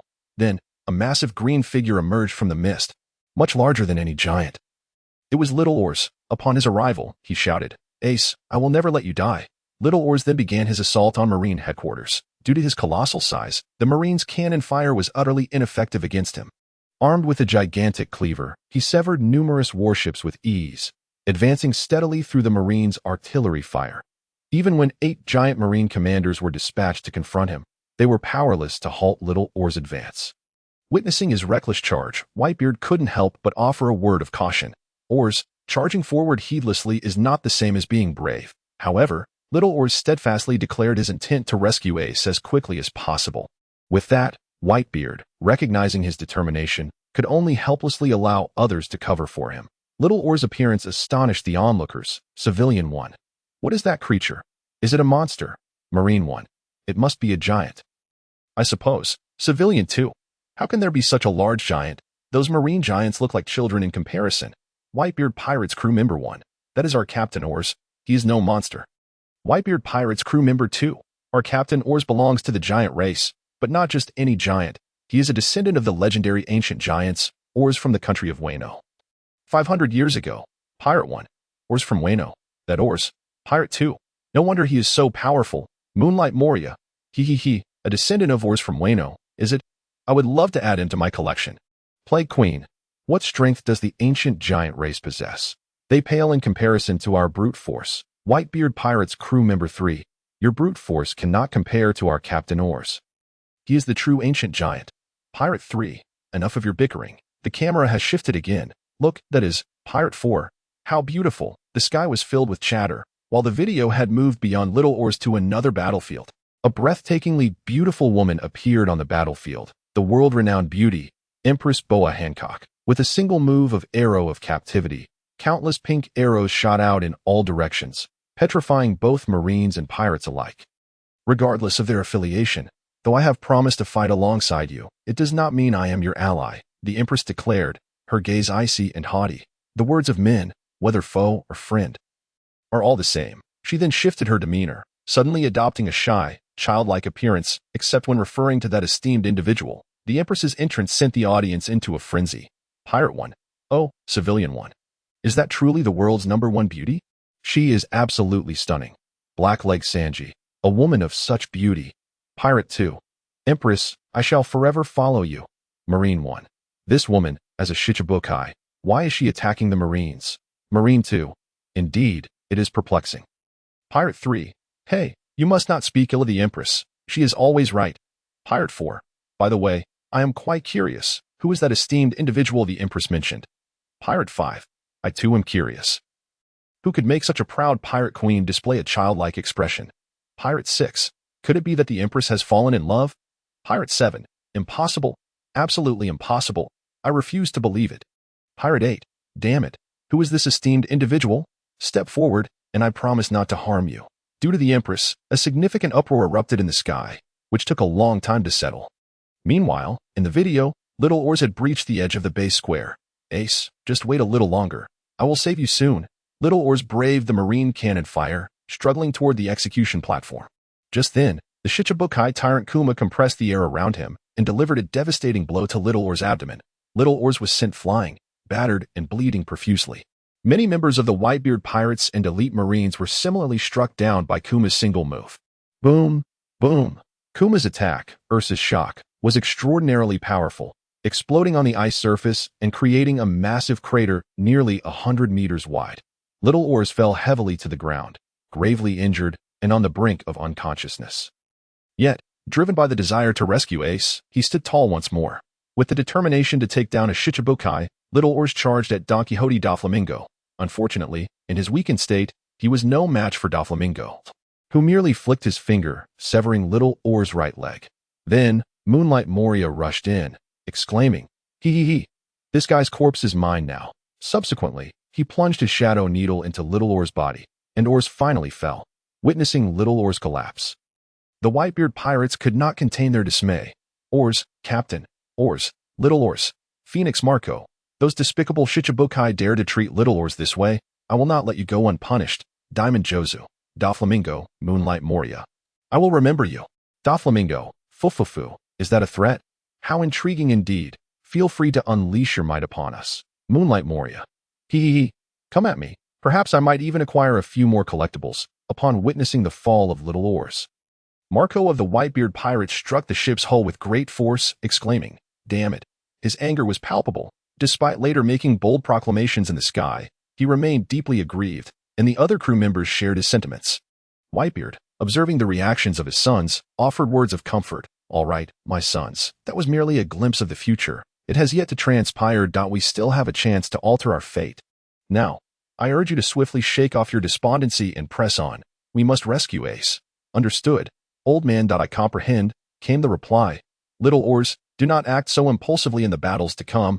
I will be watching over you. I know. At the Navy headquarters, in the prison, Ace saw the excruciating price Little Oars paid to save him. Unable to contain his emotions, he cried out, Oars. He wished to say something in the sky. Yet the reason Little Oars acted as he did was entirely due to him. Reflecting on this, Ace found himself at a loss for words, left to mourn in solitude within his cell. Meanwhile, the video in the sky continued uninterrupted. unyielding to Little Oar's fall. Worried for Little Oars, Whitebeard inadvertently exposed a vulnerability. This moment was seized by Marine Vice Admiral Longs, who swung his double-edged axe directly at him.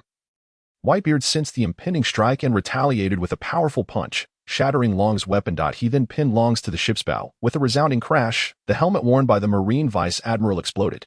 Long's eyes rolled back as blood gushed from his head, and he collapsed out on the other side. Little Oar's fall ignited the fighting spirit of the Whitebeard pirates. They grew ever more valiant, charging forward along the path carved by Little Oars. The captain of the 13th Division, Water Buffalo Atmos, sought vengeance for Little Oars and confronted Don Quixote Doflamingo. Alas, Doflamingo's power was formidable, with but a mere twitch of his finger. Atmos found himself unable to control his own body. Fufufu, pirates are wicked, while the Marines embody justice. Such notions have been rewritten countless times. Those who know not peace and those unaware of war possess differing perspectives. Only those who stand at the pinnacle can define good and evil. Justice shall prevail, for it is the victors who embody righteousness. Doflamingo laughed heartily as he spoke, subsequently using his finger to direct Atmos to attack his own comrades. The battle intensified, becoming increasingly difficult to halt. Water Buffalo Atmos exclaimed, "Doflamingo, what have you done? Why am I attacking my comrades?" Doflamingo replied, "Fufufu, the weak have no right to know." Golden Lion Shiki cackled, "Ha ha ha, what splendid abilities you possess.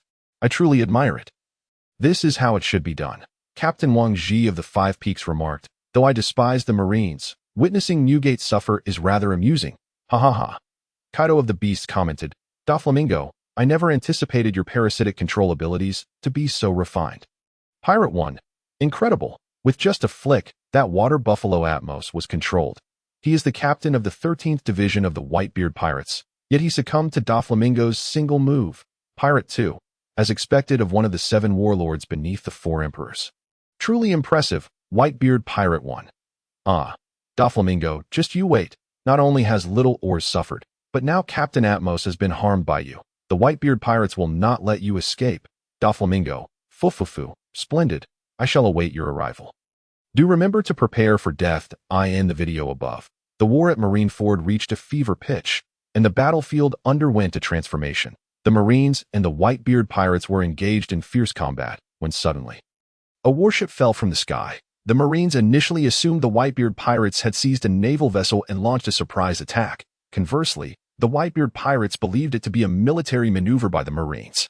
However, as the ship descended and the figures aboard became visible, all present were taken aback, for the individuals aboard belonged neither to the Marines nor to the Whitebeard Pirates, but rather to an unforeseen third party.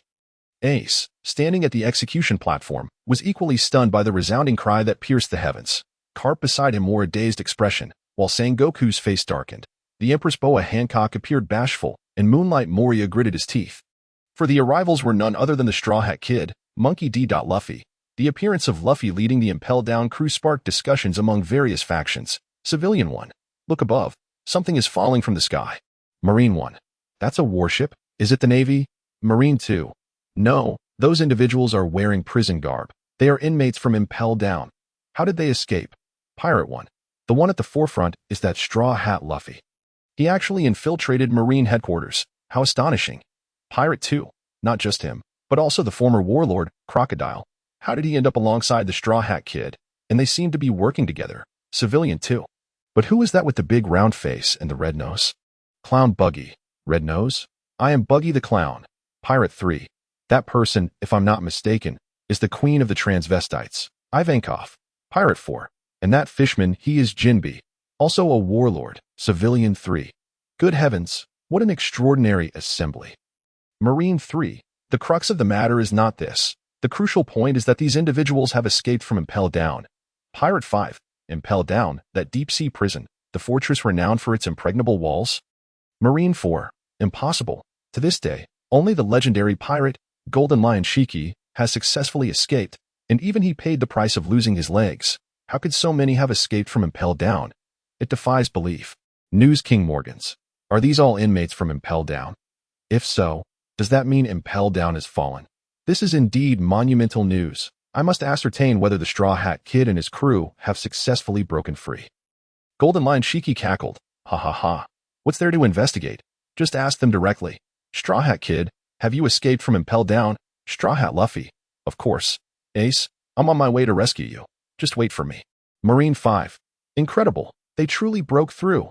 At Marine headquarters, Marine Admiral Carp's expression darkened upon witnessing Luffy's entrance on the screen. You came after all, Luffy. Humph. Akainu scoffed, realizing his grandson had come to wreak havoc at Marine headquarters, questioning his status as a Marine hero. Furthermore, the audacity of Straw Hat Luffy to disrupt Impel Down made him reconsider his earlier thoughts of capturing him. He hadn't anticipated Luffy arriving with those prisoners, effectively walking into a trap. None would escape, including your grandson. Straw Hat Luffy. Akainu spoke. He cast a glance at Carp. Similarly, Carp, sensing the murderous intent in Akainu's words regarding Luffy, turned to face him. The atmosphere between the two grew tense, charged with an impending confrontation. This moment, Sengoku stepped in once more to ease the tension. All right, Akainu, refrain from speaking further. Let us continue watching the video. This way, we can ascertain their strategies and prepare accordingly. Carp, you too, maintain your composure. Having delivered this statement, it seemed both Akainu and Carp were swayed by his words, redirecting their focus back to the unfolding video. I am the Impel Down group, one prisoner exclaimed. Look, we are on the big screen. As he spotted his own image, he shouted, prompting others to rush over to see. Where? It's true. I see myself. I see it too. Who could have imagined we would infiltrate Marine headquarters and participate in such a grand war? Indeed, this is all thanks to Captain Buggy's leadership. Upon hearing this, Buggy couldn't help but boast, ahem, as long as you follow me, Buggy, you shall not be disappointed. Oh, long live Captain Buggy. The prisoners began to extol Buggy. While on the other side, at the bow of the ship, Luffy, after delivering his speech to the heavens, silently vowed to himself, Ace, I will certainly come to rescue you, just as I promised under the heavens. Beside him, Ivankov looked at Luffy with great satisfaction, thinking, rest assured, Straw Hat Boy, we will definitely be able to save Ace in time. I in the Alabasta Kingdom, Vivi and others, watching the video, also saw the scene of Luffy appearing alongside Crocodile. King Cobra could not help but exclaim in astonishment. Wasn't Crocodile captured in Impel Down? Why is Mr. Luffy appearing with him? The nearby captain of the guard, Ikaram, and others shared his confusion. However, Vivi, recalling her past adventures with Luffy, resolutely declared, I believe in Luffy. He must have his reasons for doing this. Members of the Fishman Pirates gazed in disbelief as Jinbe descended from the sky alongside Luffy. They had previously heard that Captain Jinbe had been imprisoned in Impel Down for some unknown reason. They originally intended to rescue him, but now they were witnessing this scene. Is that really Captain Jinbe? Has he also joined this battle? Indeed, it was quite unexpected. As a fishman, he was aiding humans. The fishmen exchanged glances, utterly astonished by the turn of events. That moment, a timid voice piped up, so, should we still go rescue Captain Jinbe? The fishmen looked at one another, and ultimately the leader decisively stated, let's pause our actions for now. The real top war is about to begin, and perhaps at this moment, Captain Jinbe has already escaped. Just like in the heavens. We should refrain from acting rashly and wait until this video concludes. At the Revolutionary Army's base, Kurlra, witnessing the video on the celestial screen, could not help but exclaim, is that Mr. Ivankov? Sabo glanced over and confirmed, indeed, it's Mr. Ivankov. He has escaped from Impel Down. As his words fell, the surrounding revolutionaries were equally astonished. He actually escaped from Impel Down. This is truly an unprecedented prison break, fitting for Mr. Ivankov. The Revolutionary Army's base buzzed with discussions, and numerous places were abuzz with the news. Meanwhile, the video on the celestial screen continued to unfold. As Luffy and the others descended from the sky, they initially feared they would perish upon landing, but unexpectedly, they fell into a pit created by Diamond Jozu.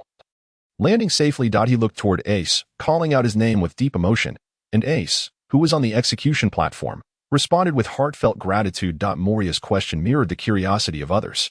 How did Straw Hat Luffy manage to escape from Impel Down? I too am quite eager to know how that Straw Hat fellow accomplished this, remarked the gluttonous girl, Charlotte Pudding. Straw Hat Luffy, the warlord Crocodile, Jinbe, and the Okama King Ivankov. Perhaps together, they could truly succeed. Mused the captain of the fire tank pirates, Capone Beach. Straw Hat Luffy always pulls off such unexpected feats, commented Trafalgar Law, captain of the Heart Pirates. After this battle, he should gain tremendous fame, added Urich from Sky Island. Damn it, all the limelight is being stolen by Straw Hat. I must accomplish something earth-shattering as well, lamented Eustace Kid. That Straw Hat Kid is truly an extraordinary pirate, noted the fallen Vice Admiral Drake. First, he stormed Judicial Island for his comrades, and now he's breaking into Impel Down for his brother. Truly, he is a man of deep loyalty. Yet how did he achieve this? It seems implausible, pondered the pirate Scratcher. Indeed, I am quite curious, echoed another pirate. Celestial Screen, can you reveal the truth to us? Asked a third. Yes, we all want to see. They chorused. As the crowd's calls echoed, the video shifted, revealing scenes from Impel Down. The footage began with Buggy, utilizing the powers of the Chop Chop fruit, successfully escaping the prison that confined him. However, he soon encountered the pursuit of the Blue Gorilla Guards and was compelled to flee, only to collide head-on with the incoming Luffy. Following a brief squabble, Luffy declared his intent to stop hiding and decided to counterattack. In a flurry of actions, Luffy managed to defeat all 5 Blue Gorillas.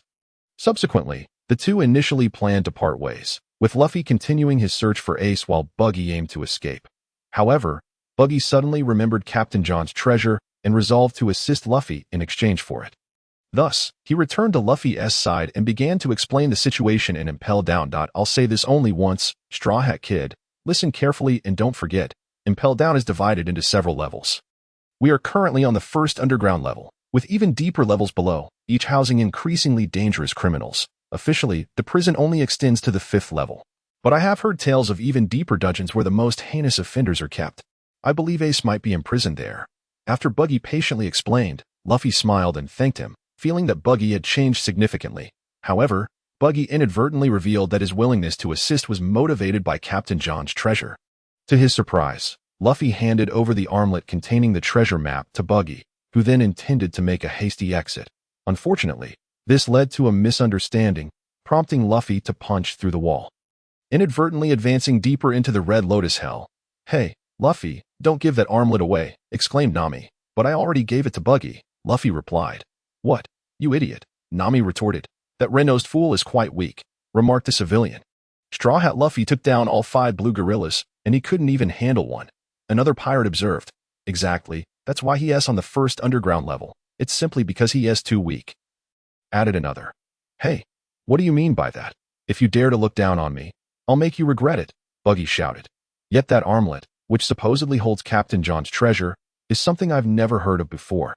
One pirate noted. It is said to be a significant fortune that Captain John obtained from a pirate crew, another added. John, could this treasure be the inheritance from the Rocks pirates? Questioned Captain Wangji. Ha, it's been so long, I've forgotten whether such a treasure even exists, replied Captain John.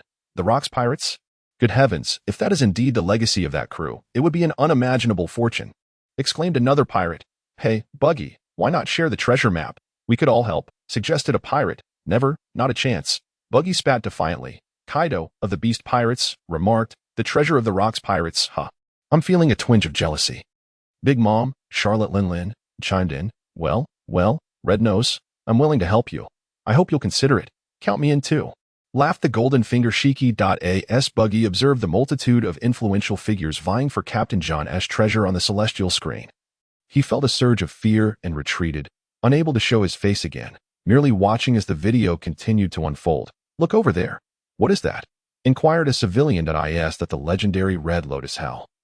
Asked Urich, the Sky Island monk. Those swords look incredibly sharp. It's no wonder there is so much blood on them, remarked another civilian. I wonder how Straw Hat and the others will navigate through this. They're still only on the first level. What will they do about the subsequent levels? With concern lingering in their hearts, many continued to watch the unfolding video on the celestial screen. Due to Buggy's chop fruit abilities, he was impervious to any slashing attacks, allowing him to instruct Luffy to leave his legs on the ground.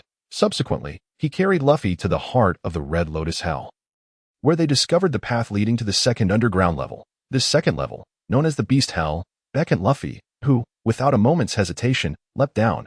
Although Buggy initially had no intention of descending, he was unexpectedly struck down by a sudden attack from a Blue Gorilla jailer. Once both he and Luffy reached the Beast Hell, they were confronted by a diminutive hippopotamus. Initially dismissive, the two were taken aback when the little hippo suddenly transformed and clamped down on Buggy's upper body.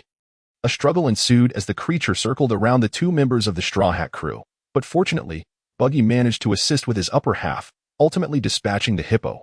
Soon after, they encountered the mannish jailers of the second level.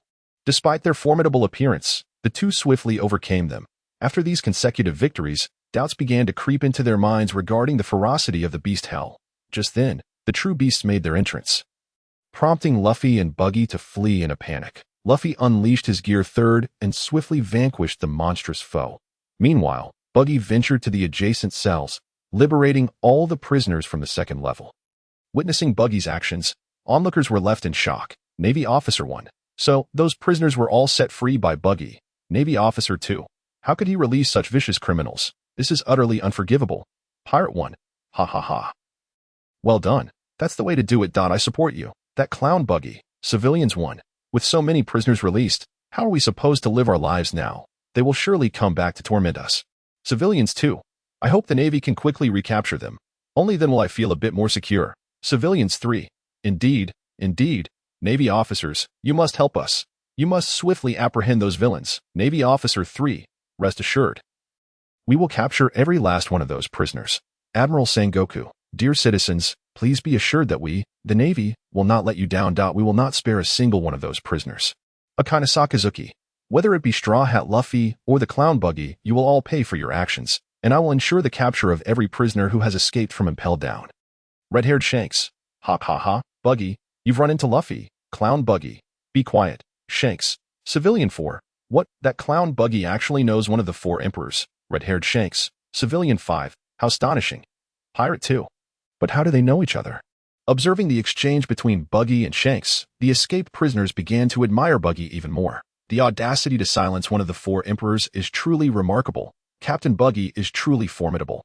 Indeed, only Buggy could dare to speak to an emperor in such a manner. It seems that following Captain Buggy is indeed the right choice. Long live Captain Buggy. Oh, long live Captain Buggy. Hearing the cheers of the crowd, Buggy, who had been feeling fearful of being targeted by the Navy, couldn't help but start boasting again. He excitedly reassured the prisoners for a moment before beginning to brag about his prowess. At that moment, someone suddenly asked, Captain Buggy, how did you come to know red-haired Shanks? Buggy cleared his throat and responded, well, that's quite a long story. He began to explain to the crowd, while the screen above remained uninterrupted. After Buggy released the prisoners from the second level, they all rushed out, only to return to their cell shortly thereafter. Buggy, perplexed, asked, what are you doing? Why are you going back? Don't you want to escape? The prisoners ignored him, instead securing the cell doors even tighter. However, despite their unwillingness to flee, one individual stepped forward, offering to assist Luffy and his companion in their escape. This person, with a solemn demeanor, spoke to Luffy, but Luffy had already forgotten him. That it was only by recognizing the individual's distinctive hair that he realized it was Mr. 3, Galantino, a former high-ranking agent of Baroque Works and subordinate to the Sand Crocodile. The 3 then began their escape, only to encounter the guardian of the beast hell, the Sphinx. The trio was taken aback by the formidable guardian, who, upon seeing them, spoke, Noodles. The trio was bewildered, and the Sphinx repeated, Ramen. When Luffy and his companions still did not respond, the Sphinx continued to list various types of noodles while simultaneously attacking them with its claws, all of which they deftly avoided. Mr. 3 used his abilities to conjure several wax figures to restrain the Sphinx, but ultimately they were unable to defeat the Guardian. Instead, the Sphinx's relentless strikes caused all 4 to tumble down to the 3rd underground level. Pirate 1. I can't believe Mr. 3 Galantino has joined the breakout team. This group is only getting larger. Pirate 2. It's quite possible. Let us not forget, when the Straw Hats descended upon Marineford, they brought an entire ship full of prisoners. Pirate 3. But honestly, Impel Down is truly terrifying. It's incredible that the Straw Hat crew managed to escape from there. Pirate 4. Indeed, the Straw Hat Kid may be young, but his strength should not be underestimated. Given time, he will undoubtedly become a force to be reckoned with. Civilian 1. But I must say, those few have indeed been quite fortunate. They inadvertently entered the 2nd underground level, and now they've been aided by an enemy to reach the 3rd level. Their luck is, in some respects, quite enviable. Civilian 2. Yes. I initially thought they would have to struggle hard to find an exit, only to find the outcome to be so dramatic. Above the screen, the fact that Luffy and his companions had entered the 3rd underground level with the help of the Sphinx caused some to begin envying their fortune. The video revealed Luffy and his crew arriving in an expansive, desolate desert. The desert stretched endlessly before them, exuding an intense heat. The trio traversed the barren landscape for what felt like an eternity, yet they uncovered no clues regarding an exit, after searching for some time. And with Sphinx's interruptions, they ultimately found nothing. Exhausted, they collapsed to the ground, only to be ensnared by a large net that captured Luffy, his companions, and the Sphinx, just as they were about to be captured by Salutes. The Sphinx suddenly regained its composure and began to struggle violently. The legendary creature. The Sphinx possessed immense strength, and soon the net could bear no more, tearing apart and allowing Luffy to escape. Once free, he immediately launched an assault on those responsible, swiftly incapacitating them all. Following this, Luffy separated from Buggy and Mr. 3, continuing downwards in search of Ace, while Buggy and Mr. 3 ascended, preparing to make their escape. However, while searching for Ace, Luffy accidentally fell into a sea stone net, rendering his devil fruit abilities useless. To make matters worse, the Sphinx reappeared, preparing to strike Luffy with its massive PAW.in at critical moment. A figure emerged, halting the Sphinx, none other than Roronoa Zoro. Pirate 1, that person. It's the bounty hunter Roronoa Zoro. He appeared in the video from Eni's lobby and is a member of the Straw Hat crew. Pirate 2, indeed. But how did he end up in Impel Down? Has he been captured? Commoner 1, it is simply inconceivable. Earlier, I observed his dialogue with Monkey D. Luffy, and there was no indication whatsoever of him being captured. He merely expressed his ignorance of his whereabouts. Commoner 2, indeed. Moreover, their conversation clearly suggested that they were not in the same location, thereby negating any possibility of Roronoa Zoro being apprehended. Commoner 3. Yet, that may not be the case. If Roronoa Zoro were truly captured, he would certainly refrain from disclosing that information to spare his captain any concern. I believe that Roronoa Zoro has indeed been taken to Impel Down. Yet he intentionally downplays the situation to avoid alarming his captain and fellow crewmates. Commoner 4. Is that so? Pirate 3. Hey, Roronoa Zoro, have you or have you not been captured and taken to Impel Down? Please, enlighten us, bounty hunter Roronoa Zoro, and what of it? Whether I have or have not, you lot are hardly worth my time. Pirate 4. You scoundrel, have the guts to face me in a duel. Bounty hunter Roronoa Zoro. Ha! With a single word, Zoro derided his opponent, subsequently ignoring their futile antics in the background that he redirected his focus to the video, eager to uncover the challenges Luffy faced alone within Impel Down, and whether he had sustained any injuries. The swan spreads its wings against the wind. That Zoro executed this somewhat ludicrous stance, defeating Sphinx. His body began to spin incessantly, and his face morphed repeatedly. At last, the true visage of this individual was revealed. Akin to Mr. 3, he was a high-ranking agent of the former Baroque works, Mr. 2 Bon Clay. Having previously replicated Zoro's face, he was able to transform into Zoro's likeness. Bon Clay arrived here after learning from the fleeing Buggy duo about Luffy's intention to venture underground to rescue ACE.AS, a friend of Luffy's. He resolutely decided to assist him. Straw Hat Luffy, it's you, Bon. It's so wonderful to see you. I thought you had perished. Upon reuniting, Luffy and Bon Clay embraced each other, tears brimming in their eyes. After defeating their adversaries, they proceeded towards the 4th level underground.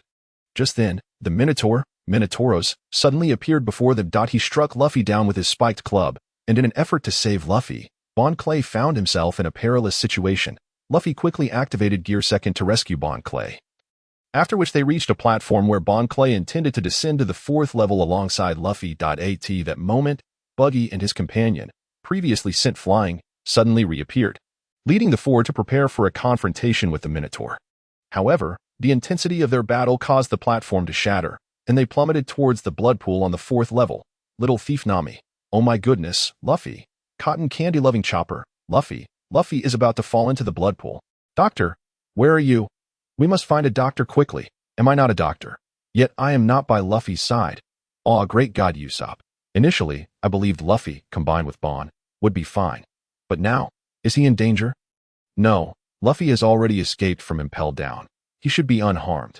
Yet, he could still be injured. What do we do? Pirate 1.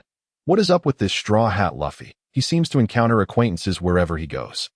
Pirate 2. Speaking of which, this individual appears to be one of Crocodile's subordinates. Pirate 3. Indeed, it is him. While watching the Marineford War video, Crocodile was also present on the battlefield alongside Straw Hat Luffy. Commoner 1. So, it follows that Straw Hat Luffy will eventually confront Crocodile again. Commoner 2.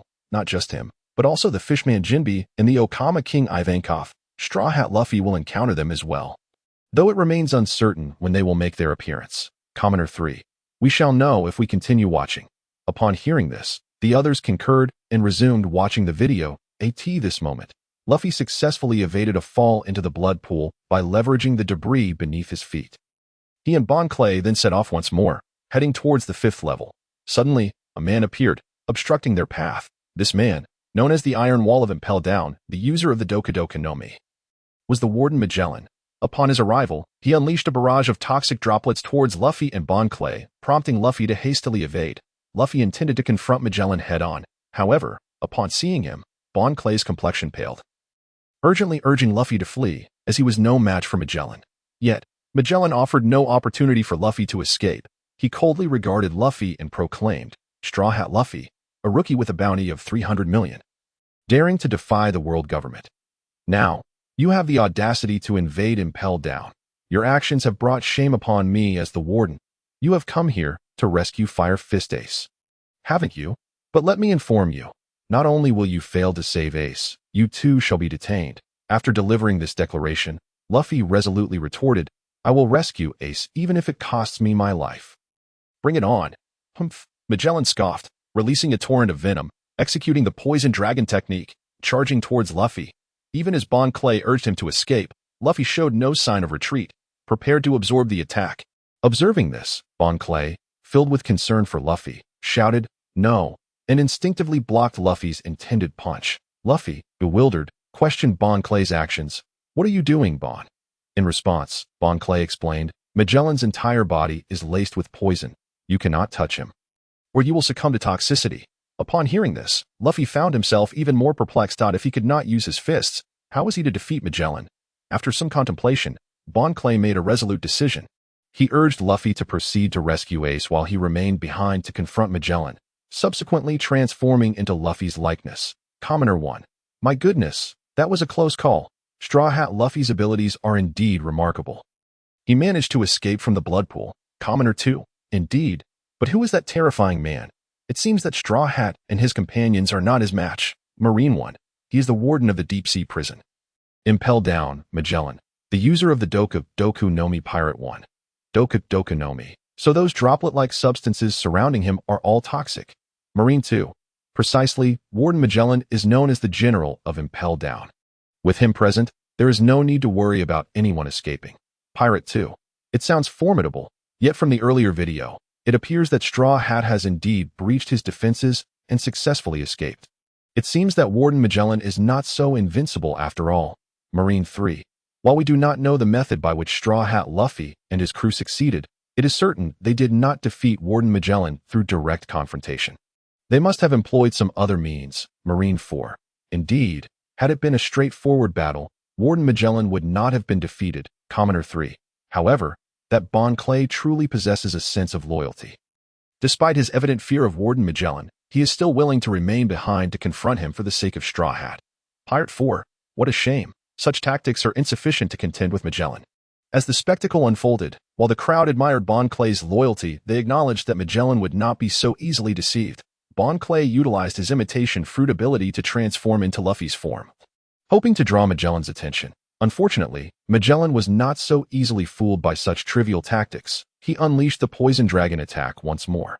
This time, 2 Poison Dragons surged towards both Luffy and Bon Clay. Unable to directly confront the Poison Dragons, they were left with no choice but to retreat. Ultimately, Luffy devised a plan. He harnessed his abilities to lure the approaching Poison Dragons behind him, using a sea of flames to incinerate them. Regrettably, just as he celebrated this small victory, Magellan activated his powers again. Poison Gas Shell, Poison Passage. He initially obscured Luffy's vision with a vast amount of gas, then navigated through the internal passage of the poisonous dragon. Arriving before Luffy, "Oh, you still not intend to concede?" Magellan coldly remarked to Luffy. However, Luffy, recalling Ace who awaited his rescue, resolutely stood up once more. "That I must save Ace. I will not yield." With that declaration, Luffy activated his second gear ability and charged at Magellan. "Even if I get poisoned by confronting you, so be it. I will willingly succumb to the poison, even if it means surrendering these hands to you." After uttering those words, Luffy unleashed his martial arts prowess, relentlessly striking Magellan until he ultimately brought him to his knees. Regrettably, Luffy himself did not emerge unscathed. for his contact with Magellan began to erode his body with the toxic venom, eliciting a painful cry from him. "Ah," the Straw Hat crew exclaimed. "Luffy." Pirate 1. How strange. Earlier, that Magellan was so formidable. The Straw Hats were entirely no match for him. How is it that he was so easily defeated by Straw Hat later? Pirate 2. That's because Straw Hat Luffy was initially afraid of the poison and dared not touch him. Eustace Kid. The Straw Hat Luffy, known for his mastery of physical combat, is unable to engage his opponent. He truly finds himself in a dire predicament. Trafalgar Law. Is it truly necessary for the captain of the Straw Hats to resort to such measures for the sake of someone important? Saraki Man AP. Ah bah bah bah. What a pity. In the end, the Straw Hat Kid had no choice but to rely on his martial arts to attack, ultimately succumbing to the poison. Magician Hawkins. The divination suggests that the Straw Hat Kid has only a 1 chance of surviving. But what does that one entail? Pirate 3. Yet this Straw Hat Kid dares to directly touch the poison wielder. It seems he is doomed. Civilian 1. Impossible. That Straw Hat Luffy was clearly involved in the Marineford War. How could he possibly perish here? Marine 1. That cannot be. Director Magellan's poison is incurable. If that Straw Hat Luffy is poisoned, how could he possibly detoxify? The crowd was perplexed, and the answers they sought could only be gleaned from the unfolding video.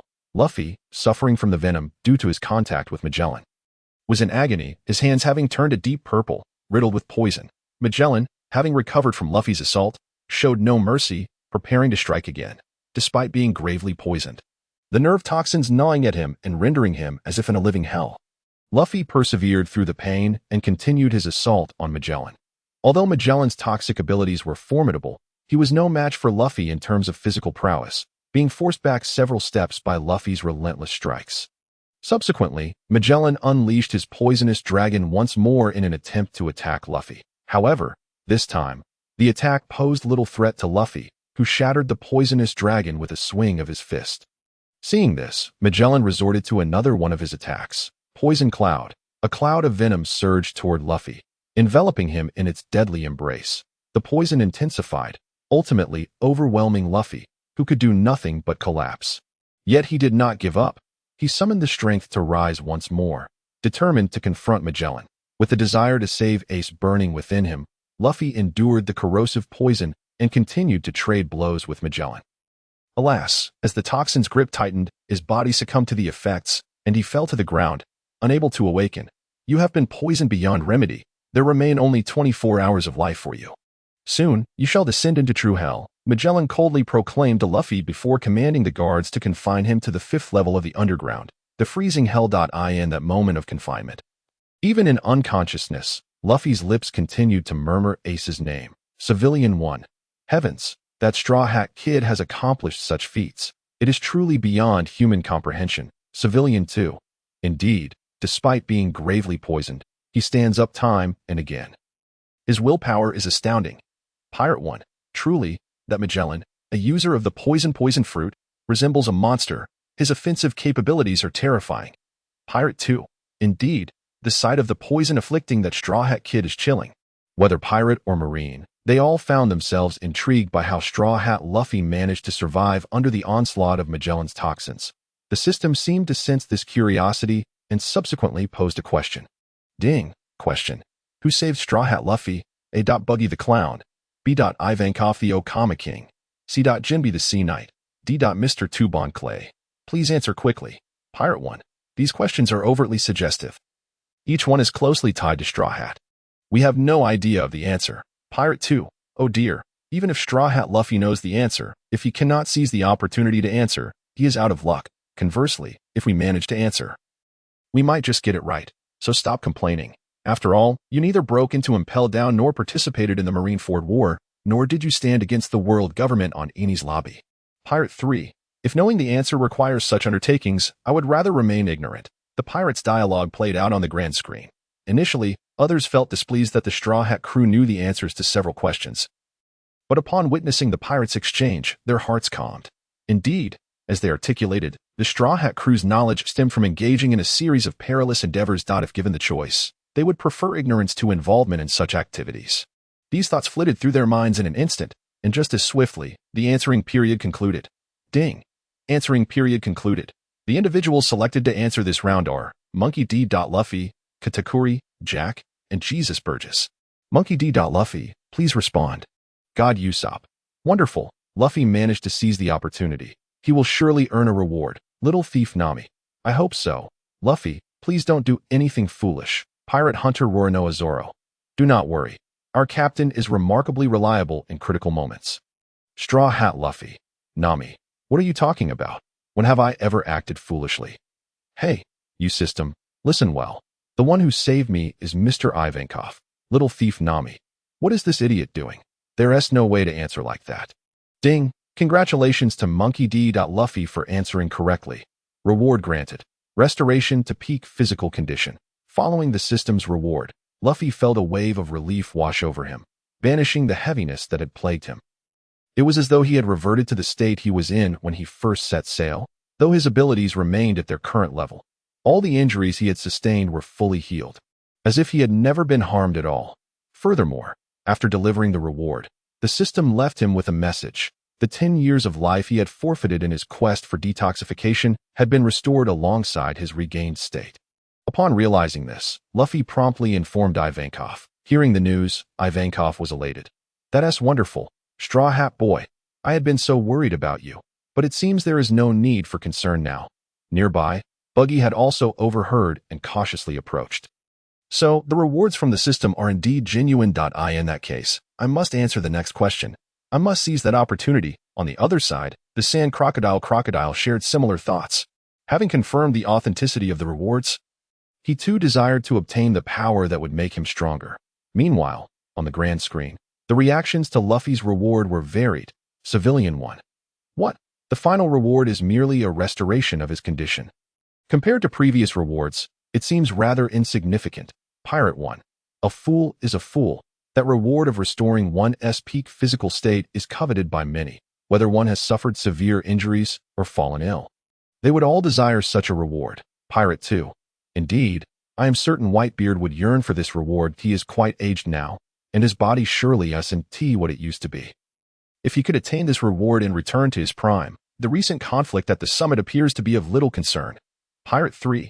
Indeed, I share the same sentiment. However, I wonder if the Whitebeard pirates feel the same way.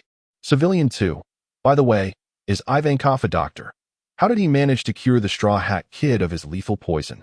Wasn't it said that Magellan's toxin was incurable? Pirate 4. Mr. Ivankov is a magnificent and extraordinary figure, far from being an ordinary doctor. Pirate 5. Precisely, Mr. Ivankov is indeed a remarkable individual. If it is he, then anything is possible. Civilian 3.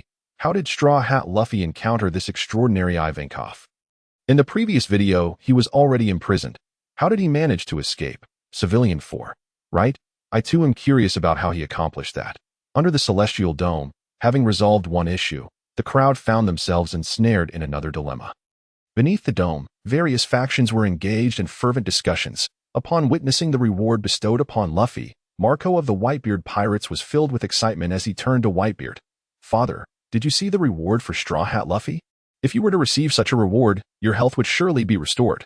Jaws also nodded in agreement. Indeed, Father, if you could regain your strength, your body would undoubtedly heal. Yes, they continued, if Father recovers, our Whitebeard Pirates will undoubtedly grow even stronger. I wonder when the next question will arise. I must seize the opportunity to answer. Count me and me too. Seeing his son so earnestly wishing for his recovery, Whitebeard let out a hearty laugh. Hahahaha. My sons, your presence alone brings me great joy. As for whether my body can heal, I no longer concern myself with that. My sole desire is to rescue Ace and reunite our family. The words of Whitebeard deeply moved those present. Although they did not express it outwardly, they silently resolved to find a way to cure Whitebeard. At Marine Headquarters, in Impel Down's prison, Ace watched as Luffy writhed in agony from the poison. Feeling immense sorrow at his brother's unwavering desire to save him, even amidst suffering. Yet, he felt helpless in offering Luffy solace, knowing that no matter what he said, Luffy would not waver in his resolve. Ace was deeply troubled. Having only ventured into Impel Down, Luffy had already been poisoned severely. Furthermore, he was unaware of how Luffy managed to counteract the poison or if any cost had been incurred. The prospect of Luffy coming to the battlefield to save him filled Ace with dread. As he worried, he could not help but chastise himself for his own arrogance. Had it not been for his pride, he would not have been captured by the Marines, leading so many to risk themselves for his sake. Although Ace was anxious about Luffy's situation, he felt a glimmer of hope upon seeing Luffy's reward. Yet, the thought of Luffy hastening to rescue him weighed heavily on his heart. Meanwhile, the Celestial Dome began to display the next segment of the video.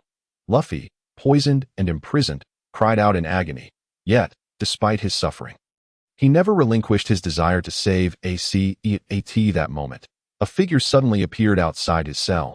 It was the previously vanished Bon Clay. Straw Hat, I'm here to rescue you. You are my friend, and I will not allow you to perish here. Civilian 1, how strange. Wasn't this person just missing during the battle? Did he not flee? Why is he now back to save someone?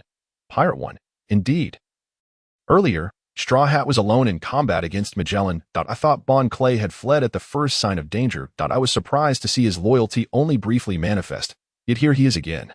Pirate 2, curious. How did he vanish earlier? Civilian 2, I don't know. He just suddenly disappeared in the previous video and now reappears out of nowhere. The sudden appearance of Bon Clay astonished the viewers. At that moment, the system seemed to sense their confusion, and the scene shifted to Bon Clay.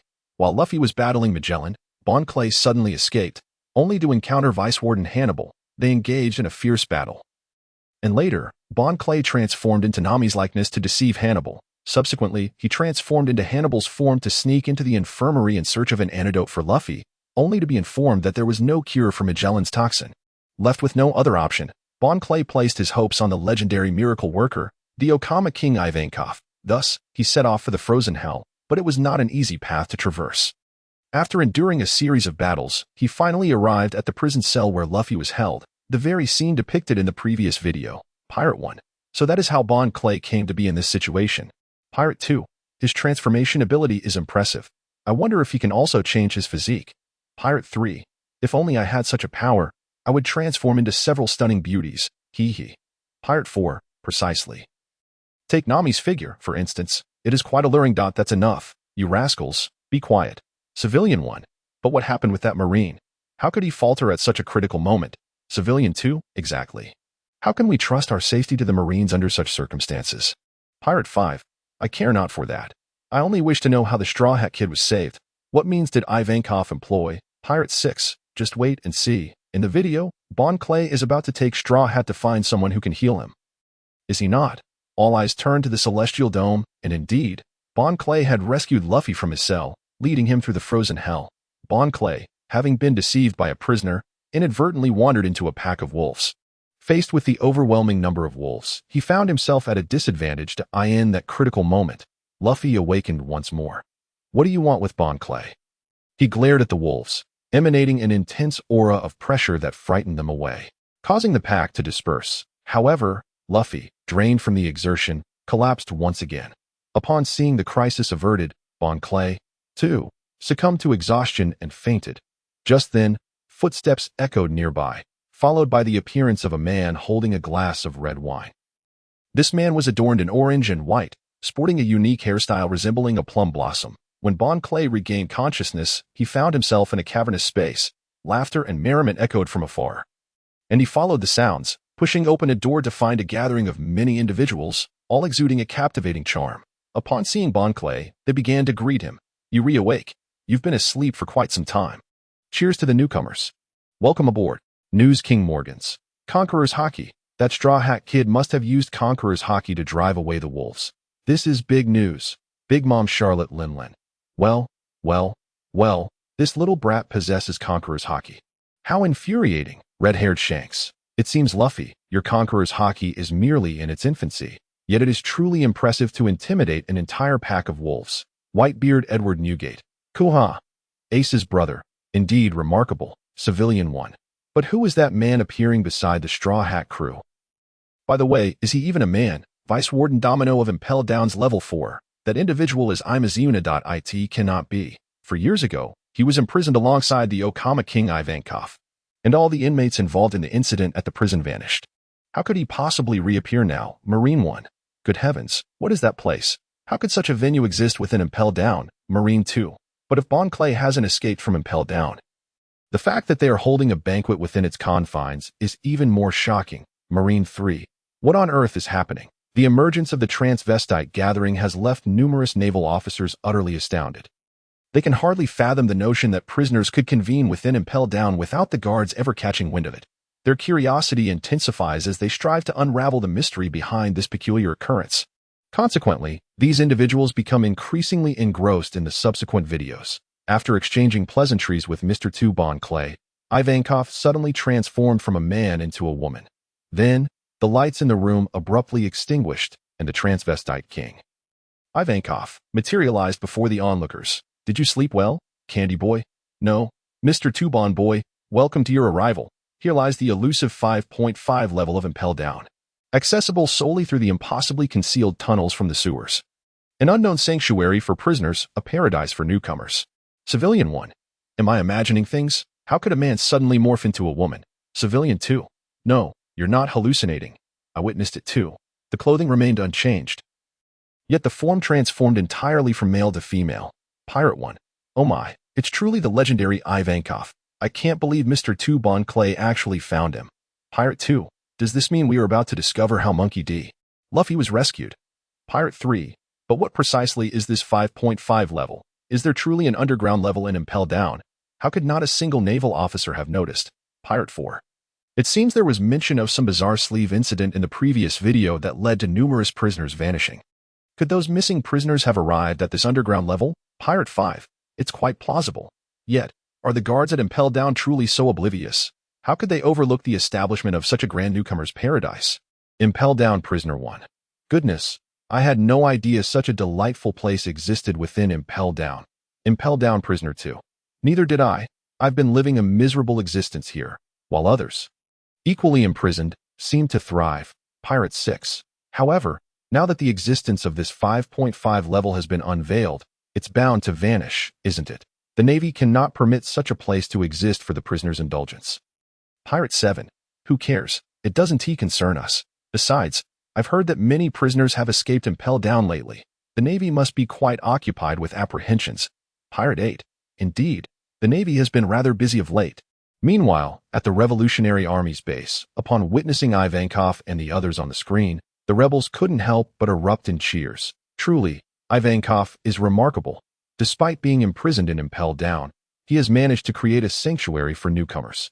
After all, he is the king of transvestites. However, judging by the previous video, it appears that Ivankov is soon to participate in the Marineford War. Dragon, should we send more people to assist?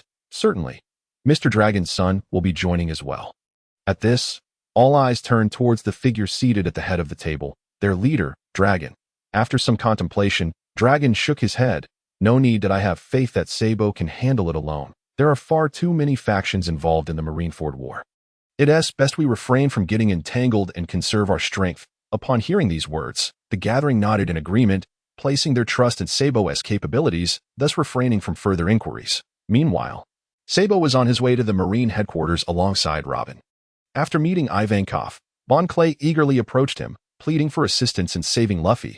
With tears streaming down his face, he implored, "My friend has been poisoned by Magellan and is in dire peril. Please, I beg of you to save him. I am willing to do anything you ask." Witnessing Bon Clay's earnest demeanor, Ivankov led him to another location. Follow me. As they reached the end of the corridor, they could faintly hear Luffy's anguished cries. "Ah, Straw Hat, what's wrong?" Bon Clay rushed forward, and at that moment, Ivankov stood beside him and stated, "The treatment for the Straw Hat boy commenced 10 hours ago. However, I must inform you that I am merely a prisoner. Not a saint or a doctor. My decision to assist you stems solely from the Straw Hat boy's request." Upon hearing Ivankov's words, Bon Clay was about to express his gratitude, but the continuous cries of Luffy made him hesitant. Is this truly treatment? His cries sound agonizing. Ivankov paused momentarily and elaborated. Vitality and hormones are the essence of human life. In other words, they can unleash the body's self-healing capabilities that I have excessively stimulated the Straw Hat boy's latent immunity, transforming it into a constitution capable of withstanding severe toxins. However, this action comes at a cost. The Straw Hat boy must sacrifice 10 years of his lifespan. What? Upon hearing this, Bon Clay anxiously glanced towards the room where Luffy was located. Overwhelmed with worry, he approached and decided to peek through a small hole in the door to assess Luffy's condition. What he beheld was a harrowing sight, witnessing Luffy in excruciating pain. Civilian 1. Ah, what is that? It's terrifying. Pirate 1. Even the demons of hell cannot compare to such horror. What has the Straw Hat Boy endured? Pirate 2. To detoxify. He must sacrifice not only 10 years of his life but also endure such unimaginable suffering? Empress Boa Hancock. That wretched Magellan. How dare he subject Luffy to such torment? I shall not let this go unpunished. Oh, poor Luffy. Pirate Hunter Rorno Azaro. To think that our captain has to suffer this. I can hardly restrain my desire to retaliate. Blackleg Sanji. Though I loathe to admit it, I find myself in agreement with you this time. Chopper, the cotton candy aficionado. Luffy. Oh no. If only I were by his side right now. Red-haired Shanks. Luffy, you must have steeled yourself for such trials. Clown Buggy.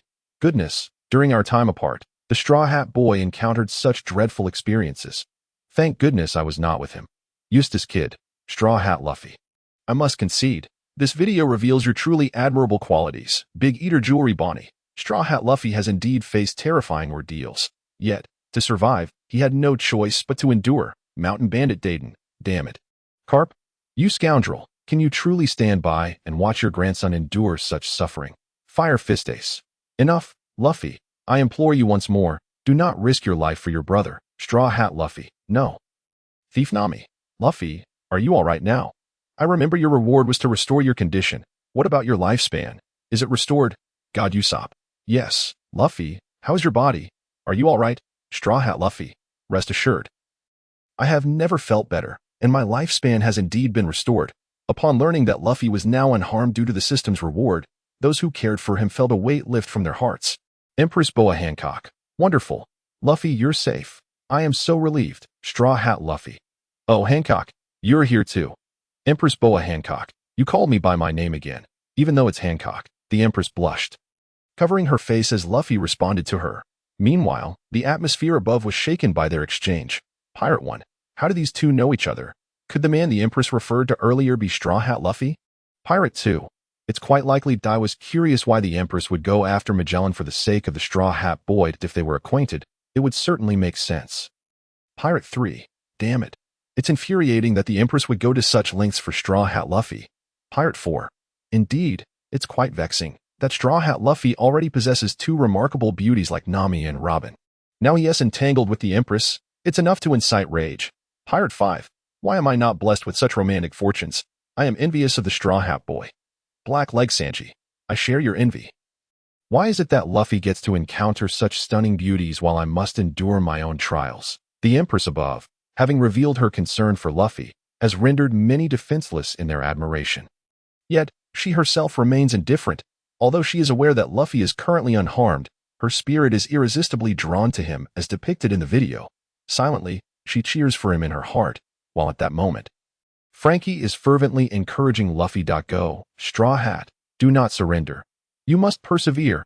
I believe in your strength. Luffy, in the treatment room, endures his agony, while Frankie remains outside, unwavering in his support. Hours pass, until Luffy's anguished cries suddenly cease. Frankie, perplexed, looks to Ivankov, who shakes his head in regret. The suffering that the Straw Hat Boy experiences during his treatment will not cease. If it does, it signifies that he has. His words remain unspoken. Yet the implication is unmistakable. Frankie, however, refuses to accept this. He gazes at Luffy with hopeful eyes, silently wishing for him to rise once more. At that moment, a miracle occurs. Lying on the ground, Luffy, who had been silent, suddenly shouts, "Meet," and awakens anew. Commoner 1. I must admit, my perception of this crossdresser has changed. Even if he appears effeminate, it does not diminish his masculinity. Pirate 1. Indeed. Although his cheerleading from outside might seem foolish, it is undeniably touching. Commoner 2. Moreover, despite Frankie already spitting blood, he continues to support the Straw Hat Boy. The bond between them is truly enviable. Pirate 2. Yet, judging by the sound of it, the Straw Hat Boy's condition appears dire. He cannot possibly die here. Can he? Bartolomeo, are you jesting? Luffy Senpai would never succumb so easily, especially when he still has to rescue his brother. Whitehorse Cavendish. True. While my popularity may surpass his, I still admire the Straw Hat Boy's tenacity. I believe he will not easily come to an end here. Trafalgar Law. The captain of the Straw Hats is indeed commendable. Pirate 3. Although it seems like the Straw Hat Boy is on the verge of demise, the previous Marineford War video indicates he successfully overcame this trial, dispelling the poison within him. Commoner 3. Look, why has the Straw Hat Boy suddenly gone silent? Did he succeed or not? Commoner 4. He appears lifeless, yet in the earlier video, he was very much alive. Pirate 5. Has the Straw Hat truly perished? Is the figure from the Marineford battlefield really him? I am desperate to find out. Wait, did I hear something? Hahaha. I knew Straw Hat Luffy would not die. Pirate 5. You were quite the latecomer, aren't you? Admiral Akaina Sakazuki, it is regrettable that Straw Hat Luffy did not perish in Impel Down. However, if you dare to come to Marineford, I assure you, you will not leave. Straw Hat Luffy. Humph. That is impossible. I will undoubtedly leave with Ace. Phoenix Marco. Indeed, Akainu, all your aspirations will come to naught. Neither Ace nor his brother shall be harmed by the Whitebeard pirates. Admiral Akaina Sakazuki. Very well. I shall await your arrival at the Navy Headquarters. At Marine Headquarters, Fleet Admiral Sengoku regards Sakazuki's statement with disapproval. Sakazuki, you were too impulsive. Such words should not be spoken lightly. If the Navy fails, how shall we explain ourselves to the populace? His tone is earnest, seeking to counsel Sakazuki to maintain composure in the face of adversity. However, it is evident that Sakazuki is impervious to reason. Scoffing, they are merely pirates. How could they possibly be our match? No matter who comes, I will not allow them to escape. Observing Sakazuki's obstinacy, Sengoku can only shake his head in resignation, hoping the ensuing events unfold as he anticipates. He then refocuses his gaze on the screen, continuing to monitor the developments. After Luffy's exclamation of meat, the crowd is filled with astonishment. Subsequently, the inhabitants of the New World prepare food for Luffy, who consumes it voraciously for 3 consecutive days. It takes him a full half-hour to regain his original form, leaving the onlookers, the inhabitants of the New World, in awe of his resilience. What an incredible life force the Straw Hat Boy possesses. You have performed a miracle. To survive the poison of Magellan is nothing short of unfathomable. What manner of creature are you, capable of such feats? A chorus of admiration surrounds Luffy, yet at that moment, Frankie, having confirmed Luffy's safety, suddenly collapses. Luffy rushes to his side. Frankie, what is wrong? Pirate 1. What on earth is happening with the Straw Hat Boy? Despite his severe condition, he merely relies on meat to restore himself. Pirate 2. Such tenacity of life. How I wish I could possess it too. Pirate 3. What has happened to Frankie? Why has he suddenly fainted? Pirate 4. He must be utterly exhausted. After all, he has been cheering for the Straw Hat Boy for hours. Commoner 1. Indeed, after such a prolonged effort, witnessing the Straw Hat Boy's recovery must have finally overwhelmed him. The audience in the sky discusses Frankie's fainting, and the subsequent footage confirms their suspicions. Ivan-san, what has happened to Frankie? Do you know? Luffy inquires, concern etched on his face as he gazes at the unconscious Frankie. After assessing Frankie's condition, Ivankov reassures Luffy that he is merely fatigued. With this revelation, Luffy hesitates no longer. He grabs his clothes and hat, preparing to set off to rescue Ace. However, he has overestimated his physical strength. Though the poison has been expelled from his body, he has engaged in multiple battles, and his body is now utterly worn out, unable to support him any further. Yet, he is unwilling to surrender, dragging his fatigued form onward. Ivankov, witnessing this, cannot help but inquire. Are you truly determined to save your brother, even at the cost of your own life? Luffy nods affirmatively. Ivan-san, you two have the option to flee. Frankie came here to rescue you. You could escape with him. I only ask that you tell me where Ace is before you leave. Upon hearing Luffy's words, Ivankov is deeply moved by Frankie's sacrifice. Nevertheless, he shakes his head, declining Luffy's proposal. While I am grateful to Frankie, now is not the time for me to depart. Although I am currently imprisoned, I remain acutely aware of the world's situation. A confrontation between the Navy and Whitebeard is imminent, yet that man has yet to make his move. The revolutionary figure behind the scenes, my comrade, the revolutionary dragon. Upon hearing this, Luffy, with a hint of innocence, retorts, my father. Indeed, I will only leave when your father acts, plunging into the currents of the world. Even if I were to escape now, I would merely be a fugitive, unable to effect any change. Once Ivankov finishes speaking, the atmosphere grows silent. After a moment of contemplation, he realizes something is amiss. Father, father, father. All present were taken aback, and Ivankov crashed directly into the wall. Afterward, he sought confirmation from Luffy once more, and upon receiving an affirmative response, he realized that Luffy was indeed his ally. The son of Dragon. It was at this moment that he recalled Luffy mentioning his brother Ace, leading him to speculate that Ace was also Dragon's child, prompting him to join Luffy in the mission to rescue Ace. Thus, He administered a stimulant hormone to Luffy, temporarily reviving him. Subsequently, he guided Luffy to the concealed depths of Impel Down. The Infinite Hell. Although the Navy personnel in Impel Down reacted promptly, they were still no match for Luffy and his companions. They successfully reached the Infinite Hell, only to find that they were a step too late. As Ace had already been taken away by Magellan. Pirate 1. Although I had known beforehand that Straw Hat Luffy is the son of the Revolutionary Dragon, witnessing it in the video was still astonishing. Pirate 2. Honestly, I feel the same. Every time I think about it, I can't help but exclaim how remarkable this family is. Pirate 3. Ah, what a pity, the Straw Hat Kid arrived too late. Fire Fist Ace has already been taken. Pirate 4. Despite all the effort put in, they still arrived too late. Pirate 5. Moreover, Straw Hat Luffy has lost 10 years of his lifespan because of this. Pirate 6. This is what they call losing both the wife and the soldiers. Pirate 7. Furthermore, it seems that Straw Hat Luffy himself is in a dire situation. I wonder how he will escape. Eustace Kid, just keep watching. The subsequent videos will surely provide answers. As Kid's words echoed, the video showed Luffy and his companions engaging in combat with the guards of Impel Down.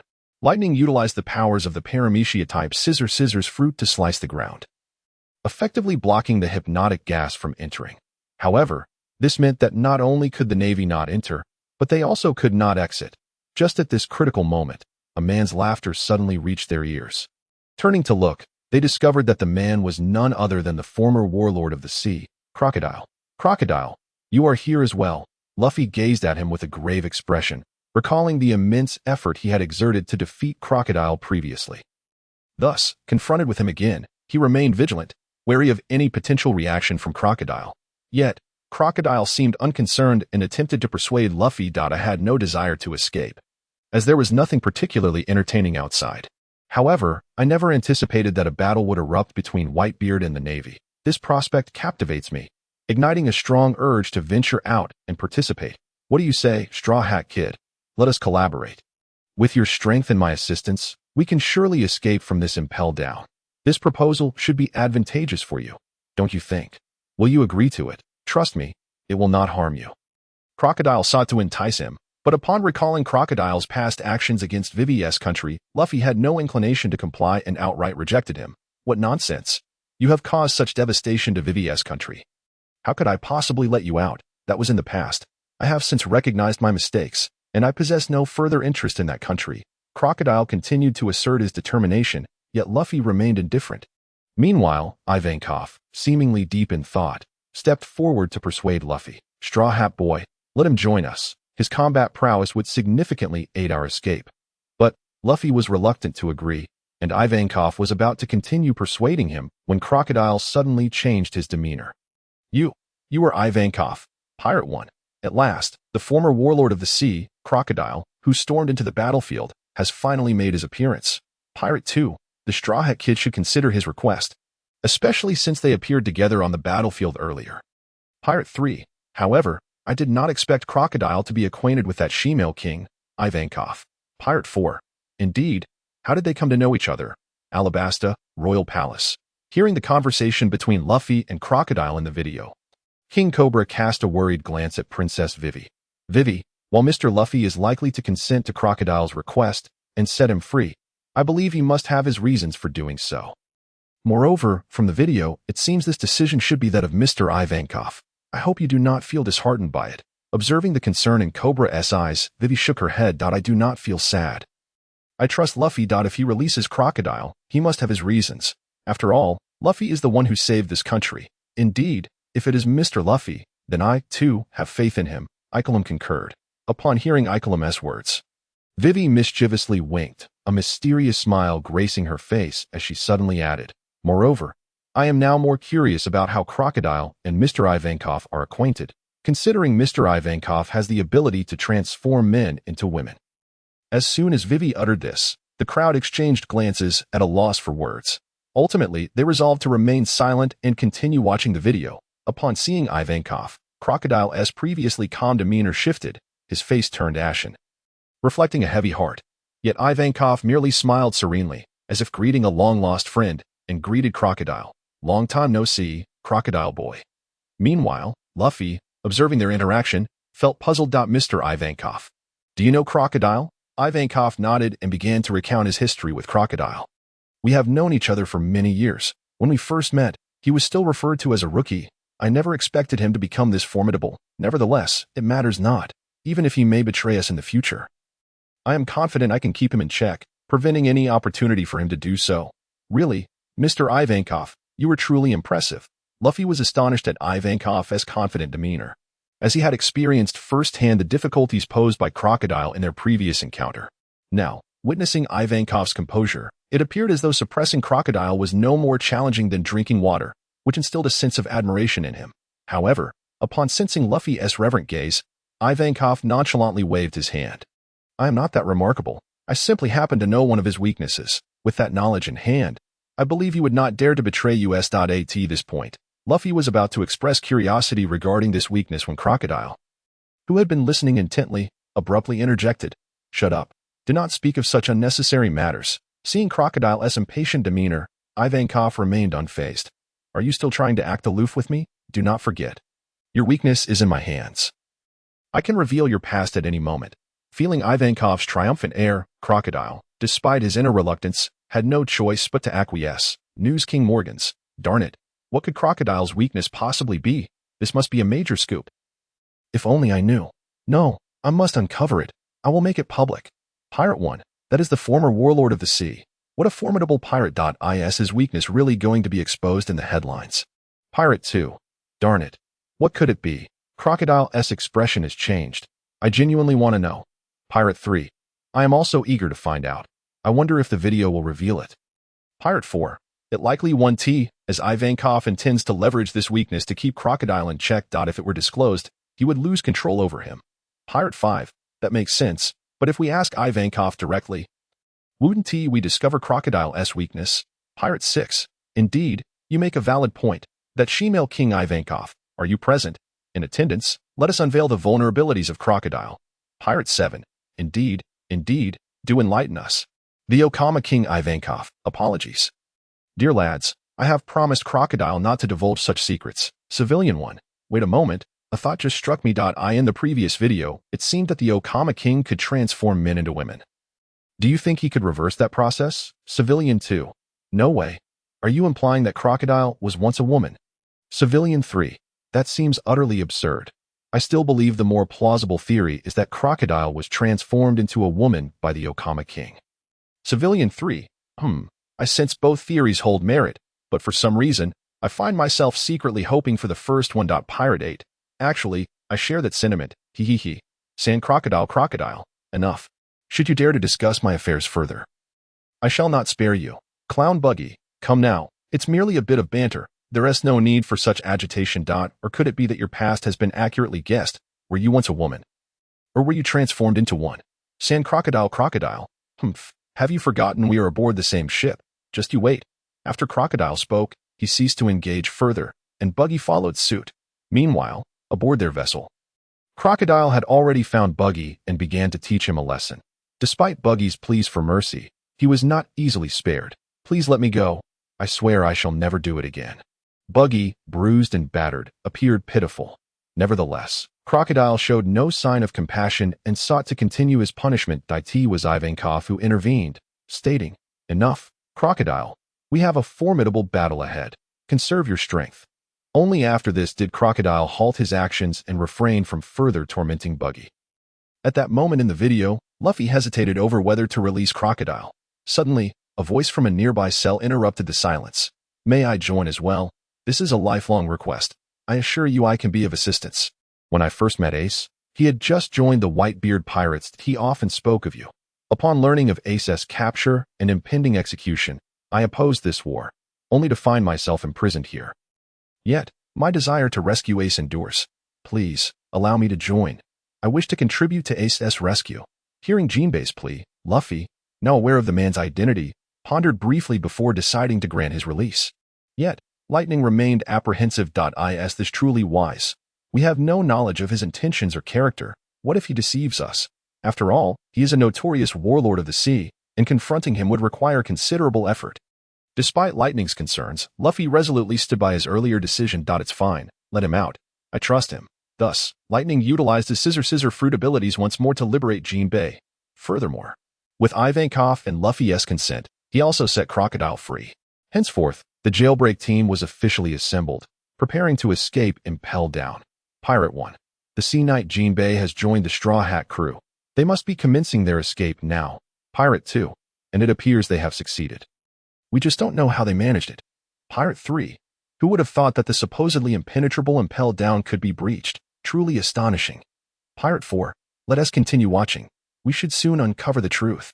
Just as this pirate concluded his statement, the video revealed Luffy and his companions springing into action. Erosion cycle. Crocodile activated the powers of the Sand Fruit, creating a large hole in the ceilings. Followed by Lightning utilizing his Scissor Fruit abilities to transform the floor into a staircase. The group ascended the staircase, commencing their escape. They then rallied all the residents of the new Kamaland. Preparing for their breakout, their formidable powers rendered ordinary guards powerless, swiftly defeating them. Meanwhile, on the second underground level, Buggy seized the opportunity amidst the chaos to liberate the prisoners of that floor, further stirring the tumult. The scene then shifted to reveal another figure entering Impel Down. Pirate 1. Goodness, the Straw Hat crew is truly unstoppable. The guards stand no chance against them. Pirate 2. No wonder they could break free. These individuals are exceptionally strong. Pirate 3. Who is this newly appeared man? Why does the focus shift to him? Pirate 4. That person is. Pirate 5. It is Blackbeard Marshal D. Teach. Is he not one of the new warlords? What brings him to Impel Down? Pirate 6. I sense a plot afoot. The appearance of Blackbeard left viewers baffled, yet most suspected he was involved in the events of Impel Down. The glimpse of Blackbeard was fleeting. As the camera swiftly returned to Luffy and his companions, facing the multitude of guards, Crocodile adeptly transformed into a cloud of dust, vanquishing all foes. Meanwhile, Luffy and Jinbei unleashed their powers, overcoming their adversaries. At that moment, Vice Warden Hannibal emerged, wielding his twin-headed blade, Bloodsucker, confronting the group. You scoundrels, surrender at once. The stairway to the third underground level is guarded by 1,000 prison cannon guards. You have no escape. He issued his threat, but Luffy and his companions remained unfazed. Luffy boldly asserted, "Step aside," and attempted to charge forward. Enraged by their demeanor, Hannibal decided to reveal his strength and engage them. Hannibal Carnival, Scorching Hellcar. He rapidly spun his blades, igniting them in flames, and launched an assault on Luffy.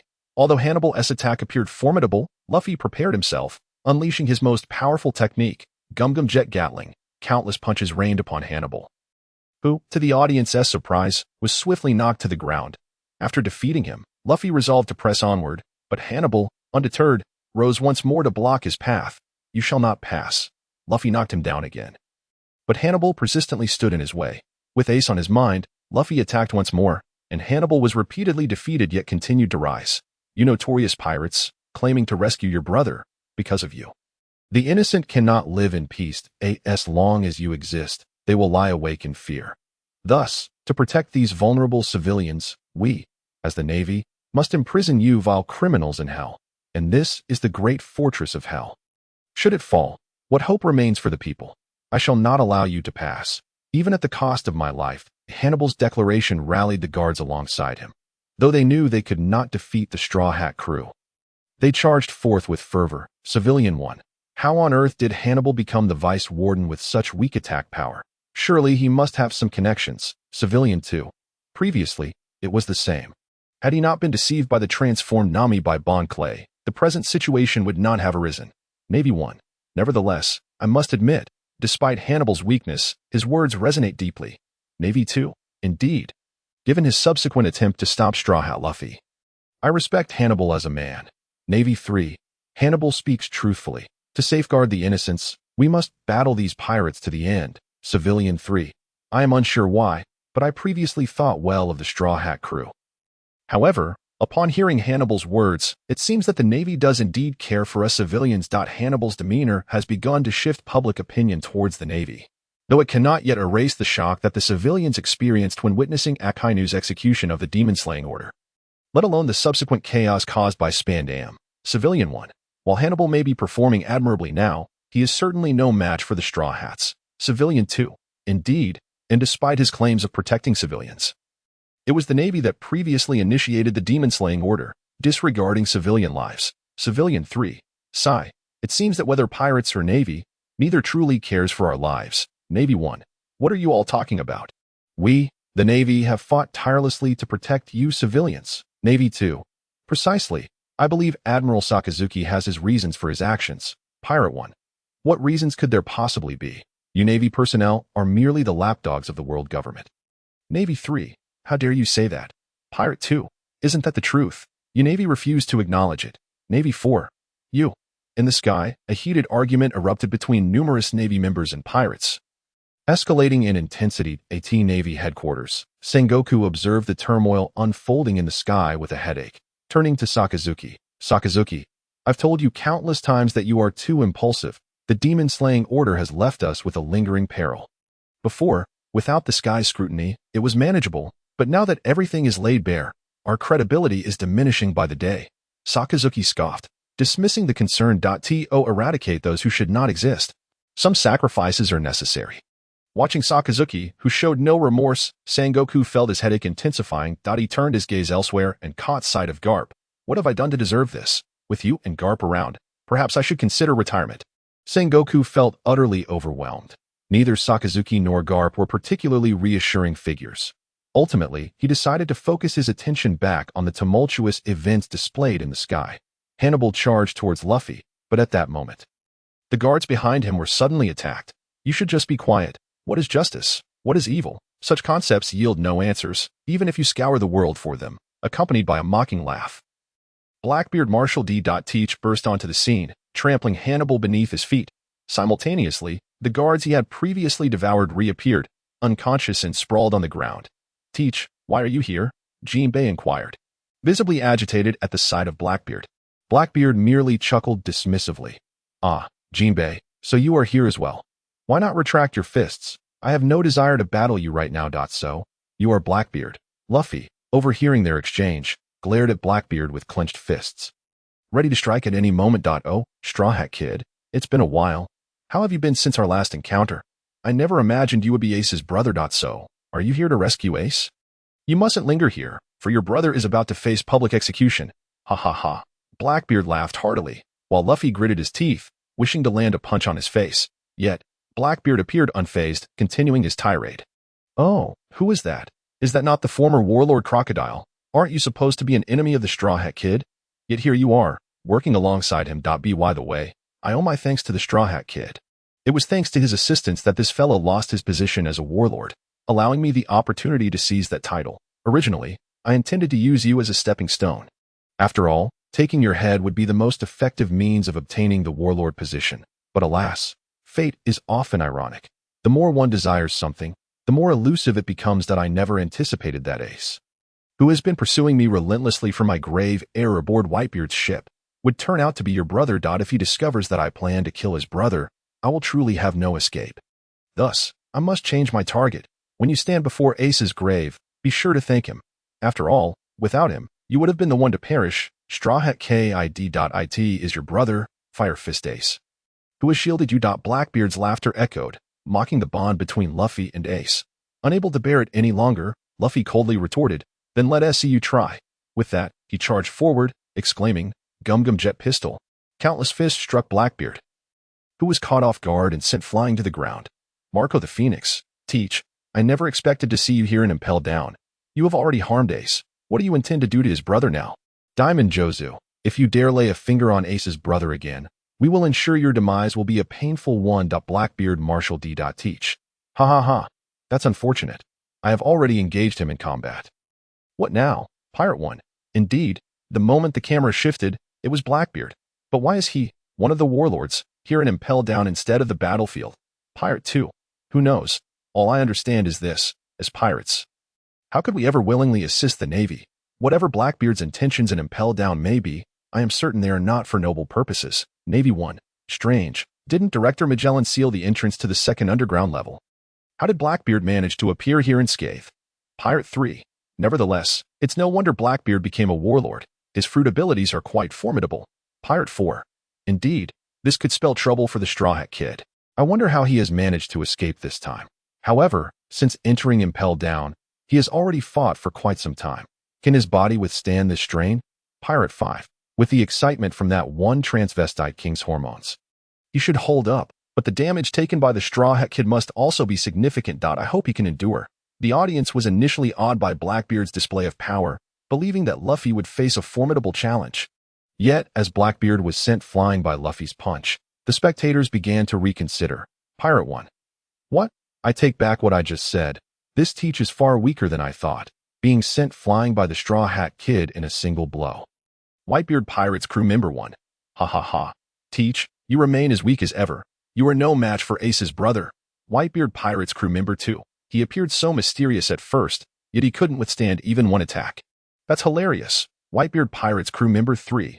Humph. Teach, this is all you were capable of. You must have caught Captain Ace off guard to have captured him. Pirate 2. How could someone as weak as Blackbeard become a warlord? Pirate 3. It is said he captured Ace and handed him over to the Navy, which earned him the title of warlord. Pirate 4. I see. But does that imply that Ace is weaker than Blackbeard? Whitebeard Pirates Crew Member 4. What are you talking about? Our Captain Ace is far stronger than Teach. Ace was captured because Teach must have employed some underhanded tactics in a fair fight. He would never stand a chance against Captain Ace. Whitebeard Pirates Crew Member 5. Indeed. Captain Ace is not someone any random fool can mess with that moment. Many members of the Whitebeard Pirates began to voice their support for Ace. While others continued to watch the subsequent videos, Luffy had just sent Blackbeard flying and was eager to press the advantage, intending to unleash another strike with his gear second. However, Blackbeard had already regained his composure. With a swift motion of his arm, he executed the move known as Dark Water. Luffy felt an overwhelming force pulling him in, and in the next moment, he found himself under Blackbeard's control. Crashing violently to the ground, Luffy cried out in agony, blood streaming from his wounds. Yet, Blackbeard's actions did not cease there. He taunted Luffy with cruel words. Ha ha ha. Do you realize how much you resemble your brother in this state of bewilderment? The instant my darkness ensnared you, you should have understood. My darkness can nullify your devil fruit abilities. Before me, you are powerless, merely an ordinary person whom I can easily capture. Pirate 1. What exactly is Blackbeard's ability? Isn't the Straw Hat Kid a rubber man? How can he still be injured and bleeding? Pirate 2. I have no idea. It looks like he used hockey, yet there are no signs of hockey being employed. Pirate 3. Look, Blackbeard has unleashed a self-destruct. His devil fruit ability can absorb the powers of other users. Pirate 4. How could such a power exist? Did he merely touch the Straw Hat Kid and instantly nullify his rubber abilities? Pirate 5. It's akin to Sea Stone. Pirate 6. This ability seems utterly unbeatable. Such a miraculous devil fruit power has never been heard of before. Pirate 7. What will the Straw Hat Kid do now? How did he escape from Blackbeard's clutches? Pirate 8. We'll find out if we keep watching. The spectacle caused by Blackbeard's devil fruit ability stirred a great commotion in the sky, and the audience's curiosity about how Luffy would elude his grasp intensified, compelling them to observe the video more intently. As Blackbeard displayed his formidable dark powers, many anticipated that Luffy would falter, yet to their surprise, he disregarded Blackbeard's taunts and instead focused on overcoming the challenges before him. Activating Gear Second once more, he prepared to charge forward with raw strength. Fortunately, Jinbe intervened, urging him to pause. Wait, Luffy-kun, I believe this is not the right moment. You must contemplate what is truly important to you. Do not squander your time and energy here. The priority is to devise a plan to rescue Ace. Engaging in futile combat, even if victorious, will yield no benefit. We must swiftly depart to reach Ace. Before Luffy could respond, Blackbeard nodded in agreement. A wise choice. You make a compelling point. So, Straw Hat, will you still fight me to avenge your brother? Luffy remained silent, but Crocodile could no longer restrain himself from interjecting. You go by the name Blackbeard, do you not? Although I currently reside in prison, I have heard tales of a once inconspicuous figure aboard Whitebeard's ship who has now ascended to take my place among the 7 warlords. It was peculiar then, and it is even more so now. As a warlord, should you not be confronting pirates at the Navy headquarters? What brings you here? Are you not concerned about jeopardizing the position you coveted? Ha ha ha, Blackbeard replied nonchalantly, it matters not. Everything is part of my plan. But should I inform you, former warlord Crocodile? Upon hearing this, Crocodile merely smiled calmly. It matters little to me. However, before he could finish his thought, a resounding roar erupted from afar. Suddenly, a panicked voice cried out, Magellan is coming. The atmosphere grew tense, as Magellan's poison fruit powers were no trifling matter at this critical moment. Ivankov urged Luffy to flee. Straw Hat, you must leave with everyone now. I will hold them off. You have already suffered from Magellan's poison. Should you be poisoned again, your life will be forfeit. As he spoke, the other prisoners had already made their escape.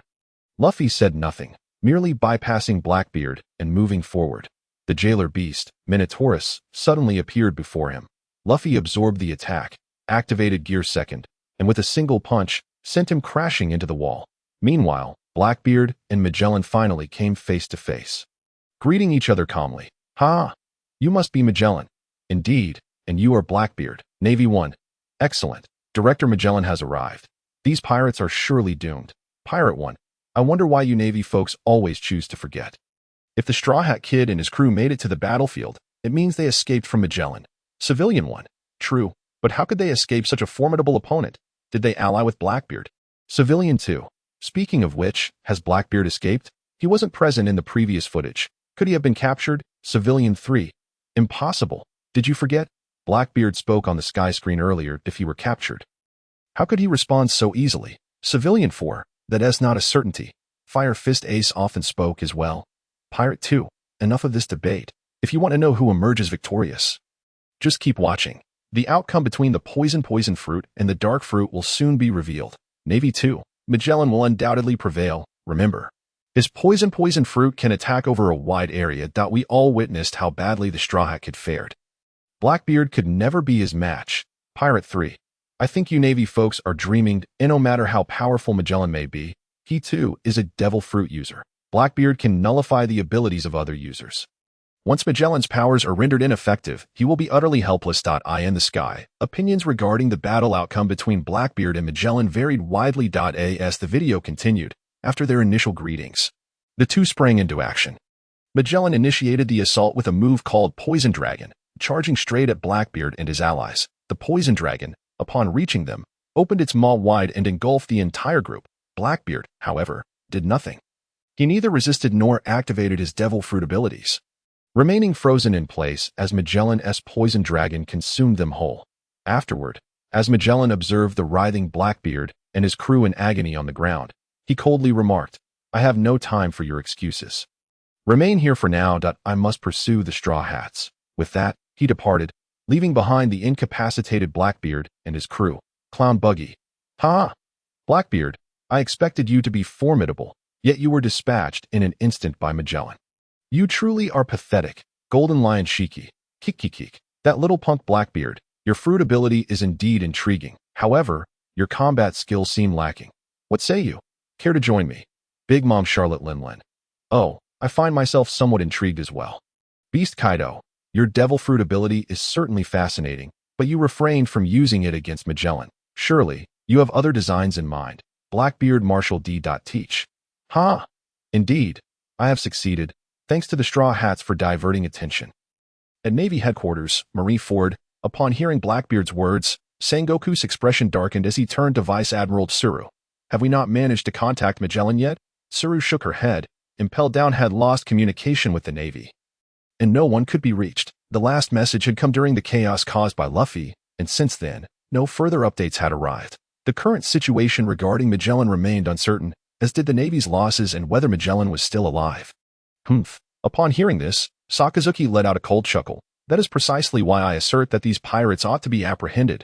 What else can they do but create chaos? Enough. Sakazuki, hold your tongue for now. Sengoku interjected, indicating his desire to avoid hearing Sakazuki's commentary, fearing it would provoke Carp into a quarrel. Thus, Sengoku directly halted him and addressed Vice Admiral Tsuru, continued to establish contact with Magellan. We must ascertain the situation at Impel Down. Understood, Vice Admiral Tsuru replied, resuming her attempts to reach out to Impel Down. Meanwhile, Kazan spoke up beside them. Mr. Sengoku, do you have any inkling of Blackbeard's objectives? What is his plan, especially since it appears to have already come to fruition? Sengoku, after a moment of contemplation, responded with difficulty, if my assumptions are correct. Blackbeard may have intentionally allowed himself to be defeated by Magellan. His true aim seems to be the liberation of the notorious criminals confined within Impel Down. What? Toto exclaimed in shock. So, those who escaped from Impel Down are not limited to the Straw Hat crew we previously witnessed. Are there others who have aligned with Blackbeard? Sengoku shook his head. It remains uncertain. Thus, We must swiftly re-establish contact with Impel Down. Only by understanding the precise circumstances there can I formulate an appropriate strategy. Unfortunately, we have lost communication with them, and I hope we can restore it before the public execution of Fire Fist Ace takes place. I cannot endure any more turmoil at my age.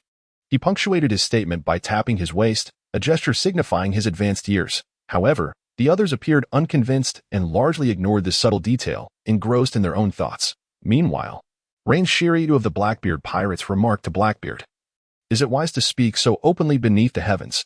Others may discern your intentions." Blackbeard waved dismissively, "Worry not. It matters little. They may surmise that my aim is merely to free you all. But they will not fathom my ulterior motives." The devilish Captain Lafitte nodded in agreement, chuckling. "Indeed, who would suspect that our captain is so cunning?" His comment elicited laughter from the rest of the crew. Blackbeard then gazed at the sky once more, adding with a hint of significance, "Initially, I believed this conflict was solely between Whitebeard and the Marines.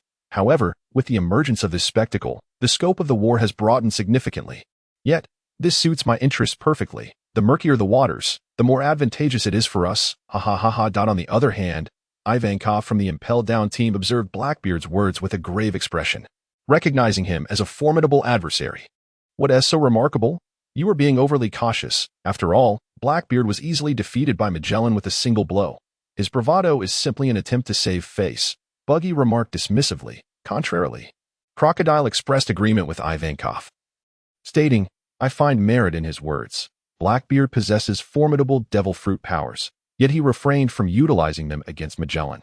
This must have been a deliberate choice. Only then could he achieve his objectives." "But what exactly are those objectives?" Buggy questioned, perplexed. Crocodile cryptically replied, "What is most renowned within Impel Down, that is what his aim must be." "Most renowned? Isn't it simply the prisoners?" Buggy queried, puzzled. Suddenly, a flash of realization struck him. "You mean to say that Blackbeard's objective involves those prisoners?" "I have said nothing definitive. It is all mere conjecture," Crocodile retorted, puffing on his cigar, gazing intently at the heavens without providing Buggy with a direct answer. However, Buggy seemed satisfied with his own deduction, having already reached a conclusion at that moment. The video from the heavens displayed Magellan once again facing off against Luffy. The prisoners beside Buggy erupted with excitement, exclaiming, "Captain Buggy, look! Magellan is about to battle Mr. Luffy again. I wonder how intense their confrontation will be this time. We didn't witness their earlier clash at Impel Down.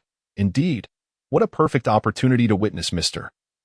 Luffy's prowess." At this juncture, Luffy was fleeing with the main group, pursued hotly by Magellan. "Straw Hat, halt. I shall not permit your escape. I will capture you," he proclaimed, unleashing the full force of his poisonous abilities, sending a torrent of venom surging towards the fleeing crowd, instilling dread and chaos among them. Ultimately, only Ivankov and the Lightning User remained to confront Magellan.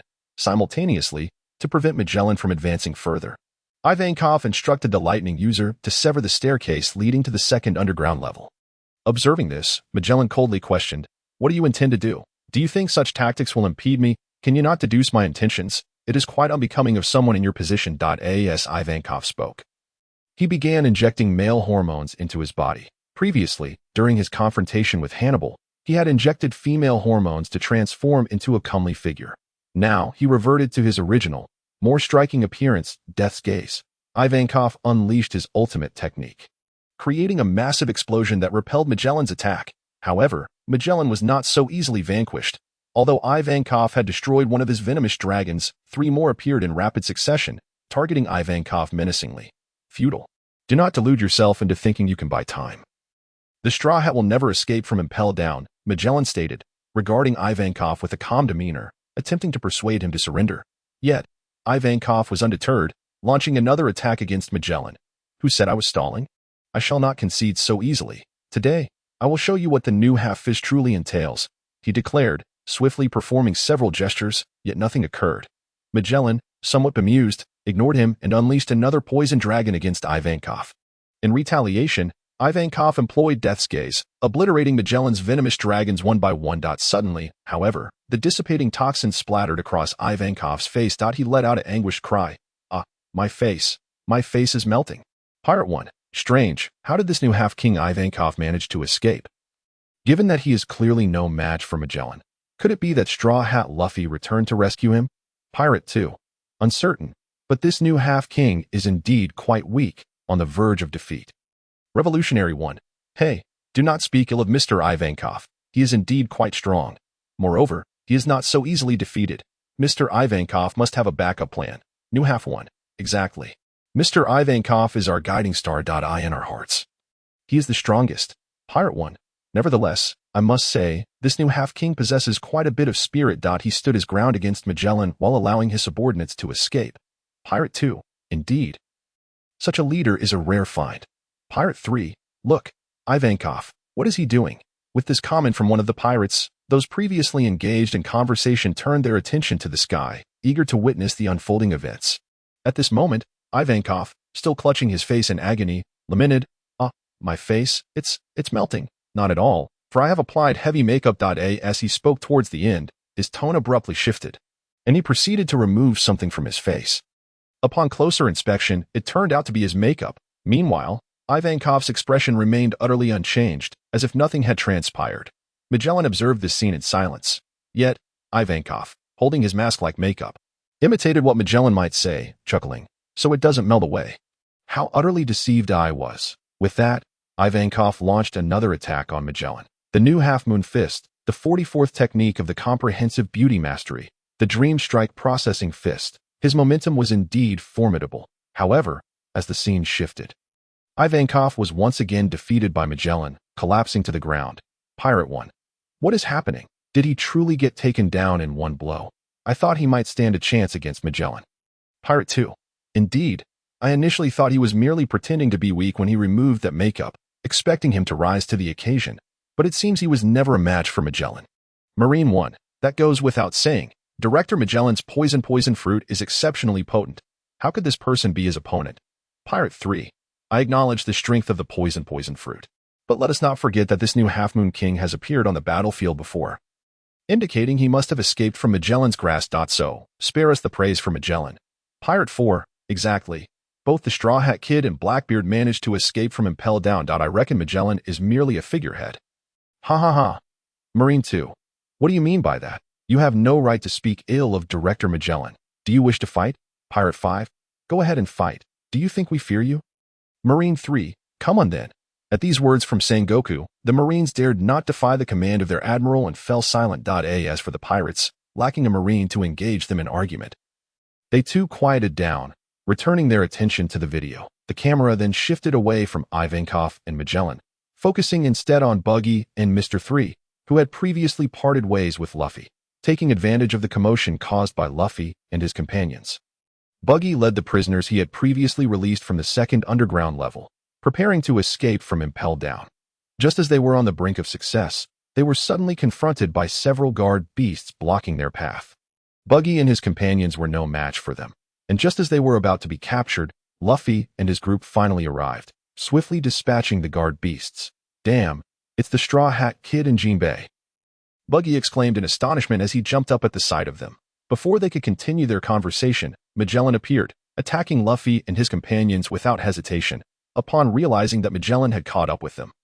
Luffy surmised that Ivankov and the lightning user were in grave danger. With this thought, he impulsively sought vengeance for the two. Fortunately, Bon Clay intervened just in time, but at that moment, Magellan's poison dragon was already looming dangerously close. In a critical moment, an unexpected turn of events occurred. Candlewall, Mr. 3 activated the powers of the wax fruit, successfully blocking the poison dragon and saving Luffy and the others. Subsequently, Buggy hastily led the other prisoners to flee, while Luffy, inspired by a sudden idea, stopped Mr. 3 to seek his assistance. Mr. 3, your strength has not diminished over the years. I thought being imprisoned for so long would have weakened you, Miss Golden Week remarked. Who would have thought you could withstand an attack from Magellan? Before this, who would have dared to imagine that? Miss Valentine's Day added. Well done. Keep it up and show them the might of our former Baroque Works elite agents. Miss Christmas cheered. You're all still alive. I thought you had perished long ago, Mr. 3 replied. Regardless, we once worked for that man, so how could we easily meet our demise? Miss Doublefingers said. By the way, I am quite curious about what clever plan the Straw Hat Kid has in mind. Is it convenient for you to share? What's there to discuss? Just watch the video. It's already playing, Mr. 3 responded.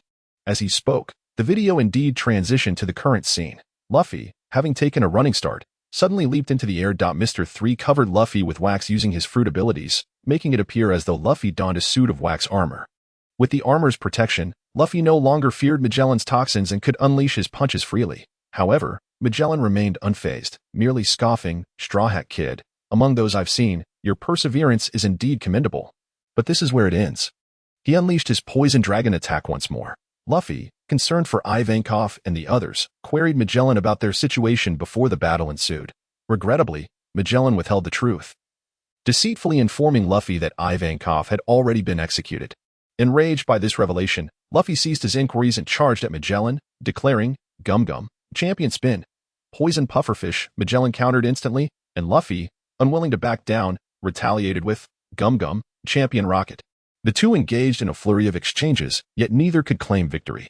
Initially, Luffy had been hesitant due to Magellan's fruit abilities. However, emboldened by the protection of the wax armor, Luffy fought with abandon, no longer worried about Magellan's toxins. As the battle raged on, the scene shifted to Buggy leading the prisoners to the first underground level. They pushed open the gates of Impel Down and were on the verge of escape. Yet, when the doors fully opened, they were greeted by an unforeseen sight. Marine 1. Could it truly be that they intend to counter Director Magellan's poison fruit in such a manner? Pirate 1. To be fair, while it may seem simple and lacking in technicality, it is indeed a clever tactic. With the wax barrier, the Straw Hat Kid need not worry about the poison contacting his skin, allowing him to fight freely. Pirate 2. Exactly. This now becomes a contest of physical prowess that I wonder who will prevail. Pirate 3. It should be Magellan. After all, he is the renowned warden of Impel Down. While the Straw Hat Kid has only recently set sail. Pirate 4. Not necessarily. Perhaps the Straw Hat Kid will indeed triumph over Magellan, escape from Impel Down, and lead the prisoners to the Navy headquarters. Pirate 5. That's implausible. Can the Straw Hat Kid truly defeat Magellan? While I know he must have escaped from Impel Down, I can't fathom that it was through defeating Magellan. Pirate 6. The world is vast and full of wonders. The Straw Hat Kid is formidable. Just look at what he has accomplished since setting sail. He has pierced the world government's flag at Judiciary Island, stormed Impel Down to rescue people, and even invaded the Navy headquarters. Each of these feats is nothing short of astonishing. Do not underestimate the Straw Hat Kid. Pirate 5. You have a point. Civilian 1. Look, that clown Buggy and his crew seem on the verge of escape. Civilian 2. Indeed, the doors are open. Once they board the warship, they should be able to flee successfully. Marine 2. Strange. Where have all the warships outside Impel Down gone? This is impossible. Those ships have been stationed there for ages. Marine 3. I know. Director Magellan must have ordered the ships to withdraw just in case, leaving no hope for the pirates to escape. Marine 4. Exactly. This is a windless zone, surrounded by massive sea kings. Without warships, those pirates have no means of escape. As they observe the absence of warships outside Impel Down. At this moment, apart from the parties directly involved in the incident, everyone else is filled with curiosity regarding how Luffy and his companions managed to procure a warship. Pirate 1. I, too, am quite intrigued. It appears that the advantage lies entirely with the Navy. So how did these prisoners manage to successfully escape from Impel Down? Pirate 2. Indeed, just moments ago, I was mocking the clown Buggy and his crew, who, despite their strenuous efforts, ended up achieving nothing in the end. However, I later reflected on their outcome, which was clearly preordained. These individuals have successfully fled from Impel Down and even infiltrated the Navy headquarters, making a name for themselves in the world. I must admit, I feel a tinge of envy. Pirate 3. In fact, I believe they are about to make their move. Pirate 4. It's true. Former Shichibukai Crocodile, along with current Shichibukai Jinbei, are gearing up for action. Even Buggy seems poised to strike. Pirate 5. What do they intend to do? Are they planning to seize a warship directly? With so many of them working together, it just might be feasible. The subsequent footage indeed confirms this. Jinbei first utilized the ocean to transport Crocodile and his companions onto the warship. He then launched an assault on the ship's hold, creating a breach. Once Crocodile and the others successfully boarded the warship, he proceeded to sabotage other vessels. After all, they only required one warship, and destroying the others was a precaution to prevent the Navy from pursuing them during their escape. Jinbei's group has commenced their operation, while Luffy continues his battle with Magellan. Thanks to the assistance of the Candle Armor, Luffy is fighting with full force. He no longer fears Magellan and even seems to have the upper hand. Faced with this situation, Magellan finally reveals his true strength and activates the full power of his poison fruit. The poison fruit, Awakened. Upon awakening, Magellan's eyes instantly turned a vivid crimson, and the surrounding blue venom transformed into a blood-red hue. Bubbling as if boiling, Magellan merely gazed at Luffy, calmly uttering 4 words, "Giant of poison." As his words fell, the ground around him began to bubble ominously, culminating in the appearance of a colossal figure made of red venom. Pirate 1. Indeed, without his poisonous abilities, Magellan is no match for the Straw Hat Kid. Navy 1. What nonsense are you spouting? Director Magellan was simply caught off guard. The Straw Hat Kid poses no real threat. Pirate 2. Ha! Are you blind? Open your eyes and see who is truly being suppressed here. Pirate 4. Nonetheless, the Straw Hat Kid is remarkably powerful for his young age. He should not be underestimated in the future. Pirate 5. But is this really all there is to Magellan? If this is the case, then I believe his position as warden is rather inflated, much like the previous Hannibal. Navy 2. I'm afraid that is not the case. Director Magellan's true abilities have yet to be unleashed. Pay close attention. Pirate 6. So, what exactly is that red giant? Is this truly Magellan's genuine strength? It's utterly terrifying. Navy 3. Indeed, this is Director Magellan's most potent form after awakening the poison fruit. Giant of poison. The Straw Hat Kid stands no chance against it. He must have employed some underhanded method to escape from Director Magellan's grasp. The footage displayed Magellan's formidable power following the awakening of his poison fruit. Many began to worry about the fate of Straw Hat Luffy. However, they soon recalled that Luffy had successfully escaped from Impel Down, which eased their concerns. At the Navy headquarters, Marine Admiral Garp watched the video, remaining silent since Luffy was poisoned earlier. Only when Akainu provoked him did he feel compelled to speak. Now, witnessing the awakening of Magellan's fruit ability, he maintained a stoic demeanor, yet internally harbored worries for Luffy. Even though he knew Luffy would ultimately be fine, as a grandfather, how could he not be concerned for his grandson? The mere thought of his 2 grandsons, one imprisoned and on the verge of execution, and the other risking his life and losing years of his lifespan to save him, weighed heavily on his heart.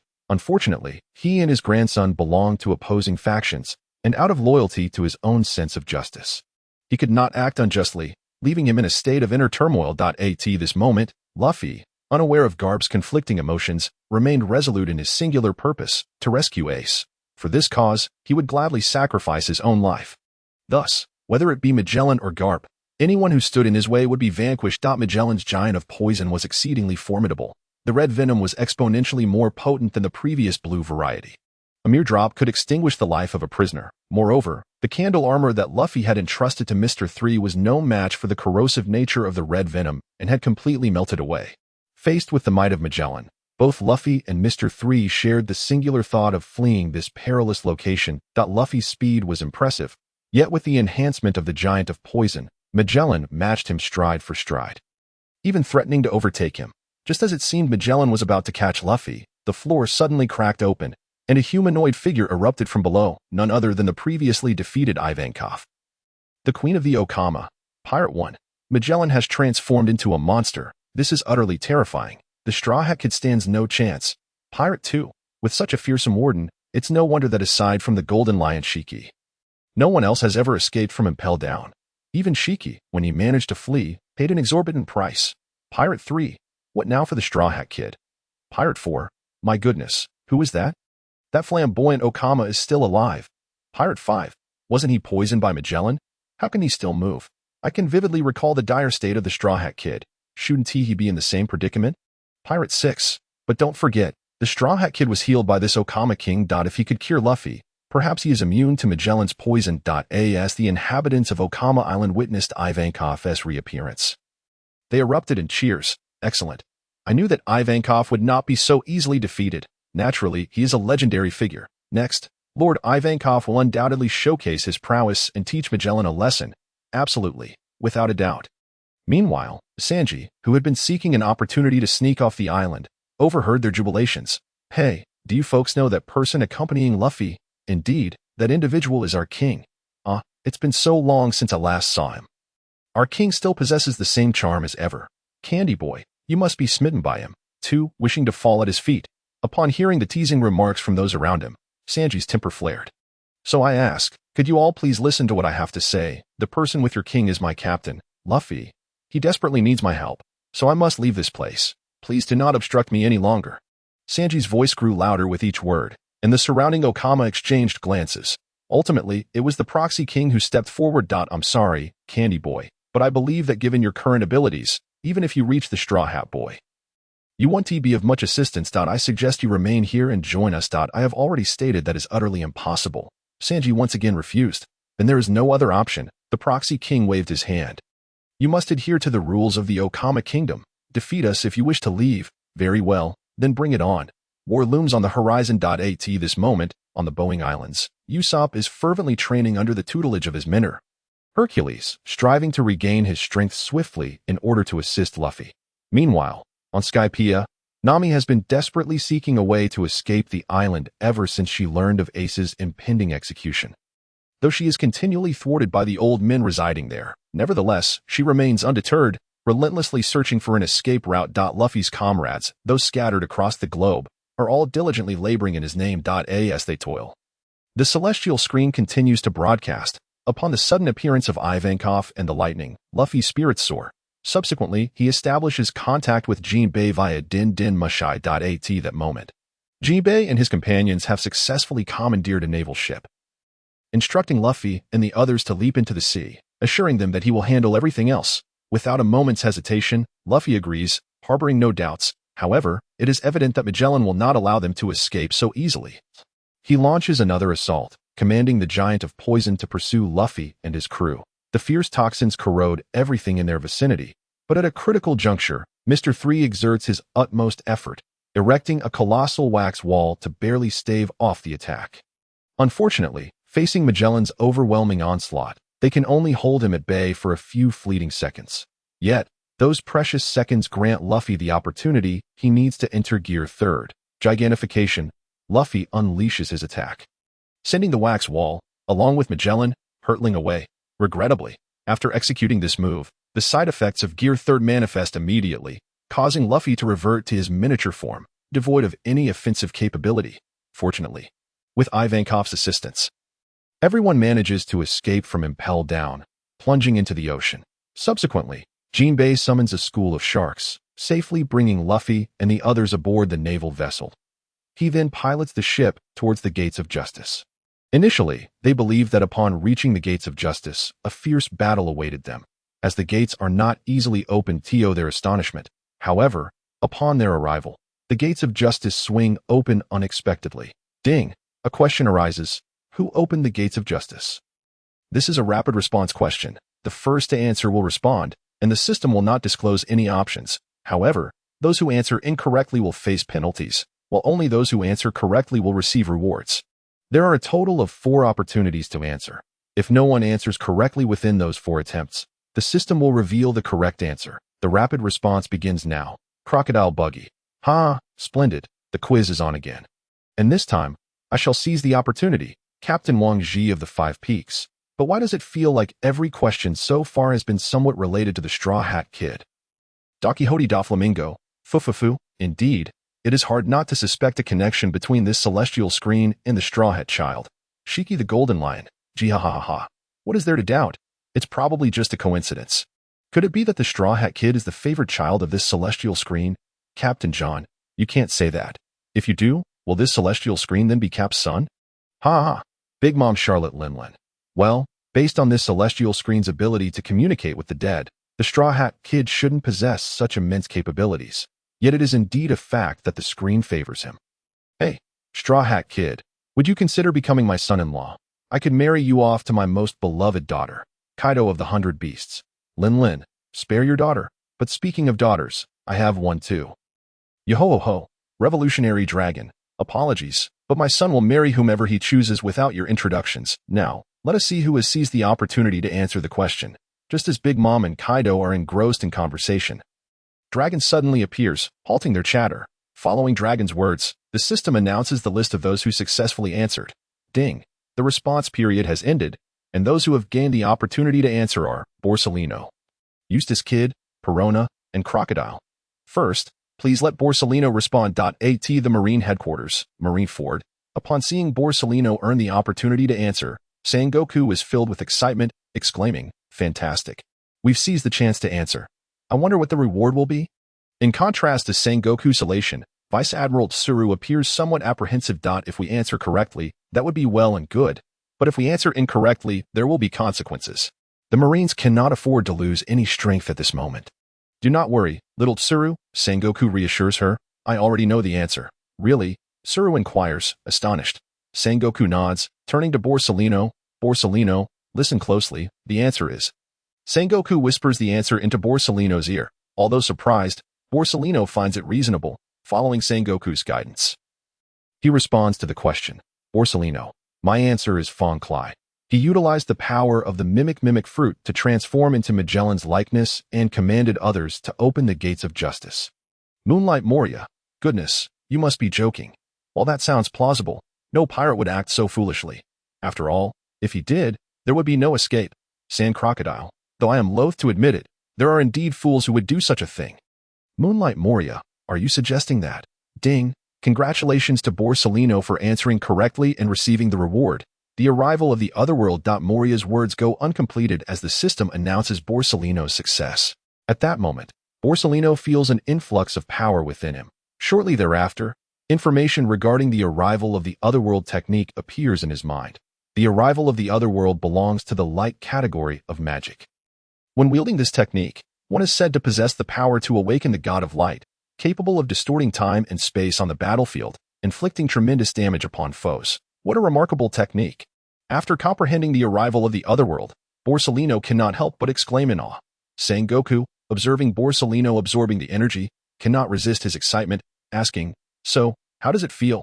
Is this technique powerful? Borsalino nods, one might say so. It should astonish you when the time comes. When the time comes, Sengoku questions, puzzled, isn't it possible to try it out now? Not yet. I believe it is more appropriate as a trump card, Borsalino replies. Seeing that Borsalino has no intention of showcasing the technique, Sengoku can only reluctantly concede. He then turns to the others. Well, since you say so, let it be. We have more pressing matters at hand.